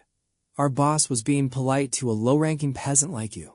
He offered you a spot, and you repay his kindness with insults. We won't stand for this. The Great One might forgive you, but we won't get him. The mob charged all at once. You asked for this. Don't blame us for jumping you. Let's show him how we play. Me too. Cho chimed in. Little Bao saw things spiraling out of control. Wait, stop. But it was too late. The goons were blasted back like ragdolls. Watching from the sidelines, Lu Fei couldn't help but admire the foreigner's raw skill. This beast was dominating 3 Tier 3 hunters without even drawing a weapon. His combat power rivaled the top tier awakened. Qian Shen stepped out, his curiosity piqued. What's the commotion? A high-level clash. Lu Fei pointed toward Brooks. That guy is hunting for our boss. He's making a real scene. He's arrogant, but has the stats to back it up, soloing 3 Tier 3s without breaking a sweat. Qian Shen instantly recognized him. Brooks, it's been a while. Kid's grown since our last encounter. He's reached Tier 3 evolution, just one fragment away from Tier 4. Still, those 3 he's crushing aren't weaklings. For low Tier 3s to survive a peak Tier 3's onslaught is actually impressive. Qian Shen glanced at a bewildered Little Bao. 7 Tier 3s in one camp. This place is stacked. Wang Little Bao really is a master of the fake it till you make it trait. Qian Shen whistled for Little Bai. Meanwhile, Brooks unleashed a flurry of devastating blows, catching the trio off guard. The impact was brutal. Depleted of mana and strength, they collapsed onto the pavement. They crawled toward Little Bao, bruised and broken. "Boss, we failed you. He's just on another level." Cho stood there, frozen in silent shock at the overwhelming power gap. Despite the beatdown, the trio began to sob dramatically. "We trained so hard to follow your lead, boss. We didn't want to be background NPCs anymore. We wanted to walk the path of heroes. But we realize now we're just average. Only a legendary star like you can truly shine." "Yeah, me too," Cho added, swept up in the melodrama. Ignoring Bao's awkward face, they shouted, "Don't let this punk disrespect the hero's title. Show him, boss. Unleash your true power. Go all out. Forget about our safety. We'd gladly die in the shockwaves of your glorious battle, for the hero's honor." Cho too. Little Bao wished the ground would swallow him whole as the crowd cheered. "Boss, end him. Kill that arrogant brat." Cho whispered, "Wait, who am I again?" Brooks narrowed his eyes, misinterpreting the grand spectacle as a genuine challenge. "I see. You're just a low-life fraud. I hate liars, die." He lunged forward with a killing blow. Damn, the trio grinned, certain that Brooks was walking straight into a trap. What an idiot, attacking the boss head-on. All hail the invincible leader. Little Bao stood paralyzed, his life flashing before his eyes. This is it. I'm dead meat. Between a mysterious expert and this foreign monster, he felt cursed. Fate really wants me gone today. Boom, a shockwave rattled the area, but it wasn't Little Bao who flew back, it was Brooks. Brooks skidded across the ground, stunned. The spectators erupted into a frenzy of whispers. "Wait, what happened?" The foreigner got repelled. Did the boss even move? That's god-tier speed. Little Bao squeezed his eyes shut, bracing for impact. "Wait, am I still alive?" He peeked out and gasped. Standing before him was a tiny figure with twitching ears. That's the expert's pet. Little Bao had activated a fortification skill, tanking the entire impact. The injured trio gaped in disbelief. Brooks froze, his instinct screaming that something was wrong. Lu Fei's jaw dropped. "A hamster. That fluffball is stronger than our elite hunters." Qian Shen smirked from the shadows. Even in combat mode, Little Bao looked adorable. Asterisk squeak. Asterisk the tiny summon stood its ground against the massive giant. The crowd went wild. Is that a hamster? Did a pet just block a tier 3 strike? Is this a glitch? The trio was losing their minds. A hamster awakening. What kind of hidden quest is this? Brooks stared at the creature and realized the truth. This was Qian Shen's legendary summon. If the beast is here, then he is here. Brooks roared with laughter, his aura exploding with excitement. "Bring it on," he roared. The crowd erupted, their cheers fueling the intense atmosphere. Is that a body fortification skill? I've only seen top-tier masters pull that off. This move boosts every hidden stat, allowing him to crush enemies from higher tiers. Rank doesn't matter. Our leader is invincible, the legendary head of the 7 heroes. Xiao Bao's face turned pale in terror, yet the spectators kept chanting his name. Look at that focus. Big Brother is finally serious. He's about to unleash hell. He's eternal, he's invincible, they screamed. Internally, he cursed. Invincible. I'm totally dead. Xiao Bao looked at his pet. If that hamster hadn't stepped in, he'd be finished. Then it clicked. Wait, the hidden master is actually helping me hide my secret. He knows the truth but still protects me. He's definitely on my side. What a bro. I can't look weak now. Let's show this guy some real style. Xiao Bao activated his bluff trait, screaming as fake energy exploded around his body. The crowd lost it. He's burning up. Is the awakening finally happening right now? That aura is terrifying. Kill him, Big Brother. Send that foreigner straight to hell. The surrounding hunters watched in silence, completely baffled by the chaotic scene before them. Xiao Bao smirked. With his pet's protection and this aura, he'd be the MVP. He started dancing behind the mouse, celebrating a victory that hadn't even happened yet. Suddenly, the mouse retreated, leaving him exposed. Xiao Bao's jaw dropped in absolute horror. The hamster gave a polite gesture, inviting him to lead. The ultimate betrayal had begun. Xiao Bao stood frozen, tears streaming down as his cool facade shattered into pieces. He watched his shield vanish. Wait, if you go, how can I keep acting cool? You traitorous hamster. Forced into a corner, he slowly turned to face his doom. Brooks stared him down. An icy silence filled the air as Xiao Bao hesitated. Do I have to fight alone? He clenched his fist, preparing for a final stand. He hoped his aura would work. Only a true tier for expert could resist it. Brooks sensed the energy and gasped. What incredible pressure. This man is truly strong. But Brook didn't flinch. A dark grin appeared. You're a powerful warrior. I like it. A worthy opponent. Let's see who survives this clash. He charged forward with fury. The battle is starting. Our invincible leader will surely crush this foreign trash. Xiaobao froze. No. Stay back. I'm going to die. I'm a total fraud. Suddenly, an invisible weight crushed Brook, forcing the warrior to his knees instantly. Xiaobao blinked, confused. Brook struggled, unable to move under the massive spiritual pressure. The crowd cheered. He won. Our god didn't even move. He's truly a legend.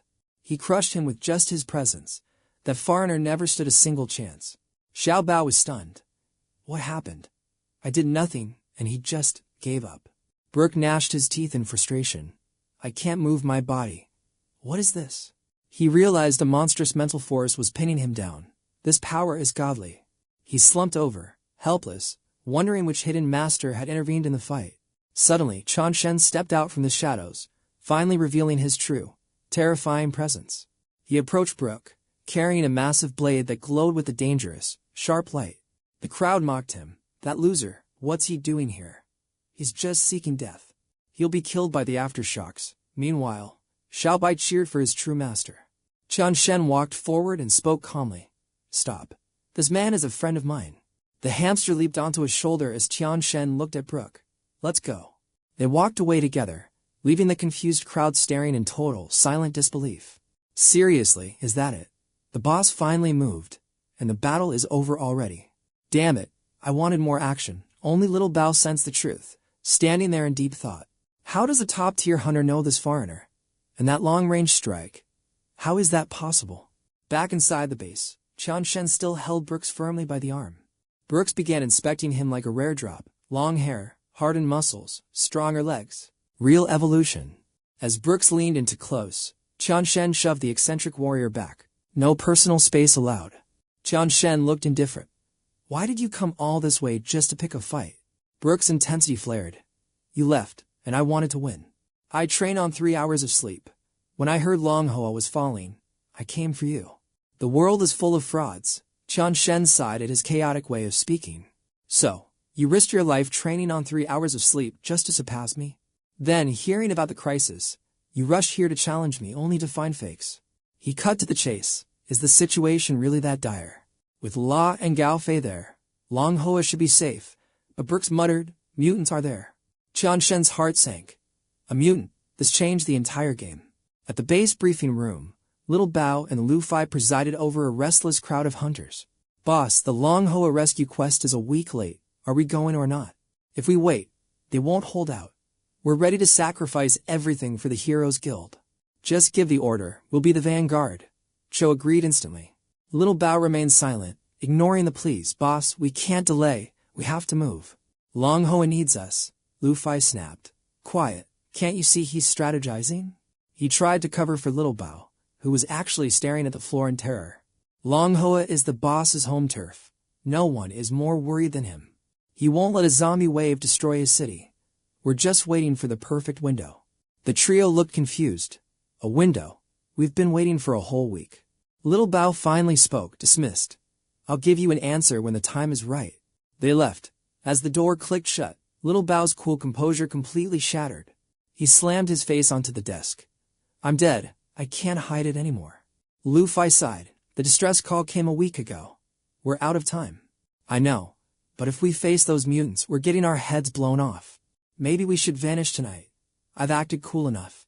Let's find a new place to fake it. Impossible. We could run before, but not this time. Little Bao explained. Little Sat is already treating that high-tier hunter's girl. We can hide from others, but not from him.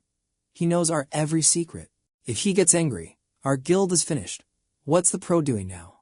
Lu Fai replied, he's heading to Longhua tomorrow with that foreigner. Little Bao's eyes lit up like a rare item drop. The pro is going to Longhua. He jumped up. That's the opening I needed. The timing is perfect. Tomorrow, we follow the pro back to Longhua. His anxiety vanished, replaced by the thrill of a safe carry.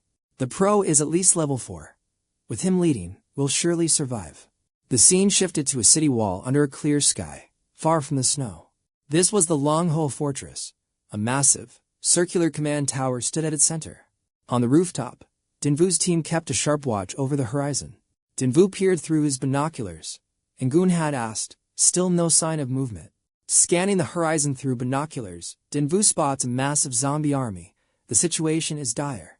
These infected are clever, staging 3 kilometers out, just past our firing range, but ready to blitz.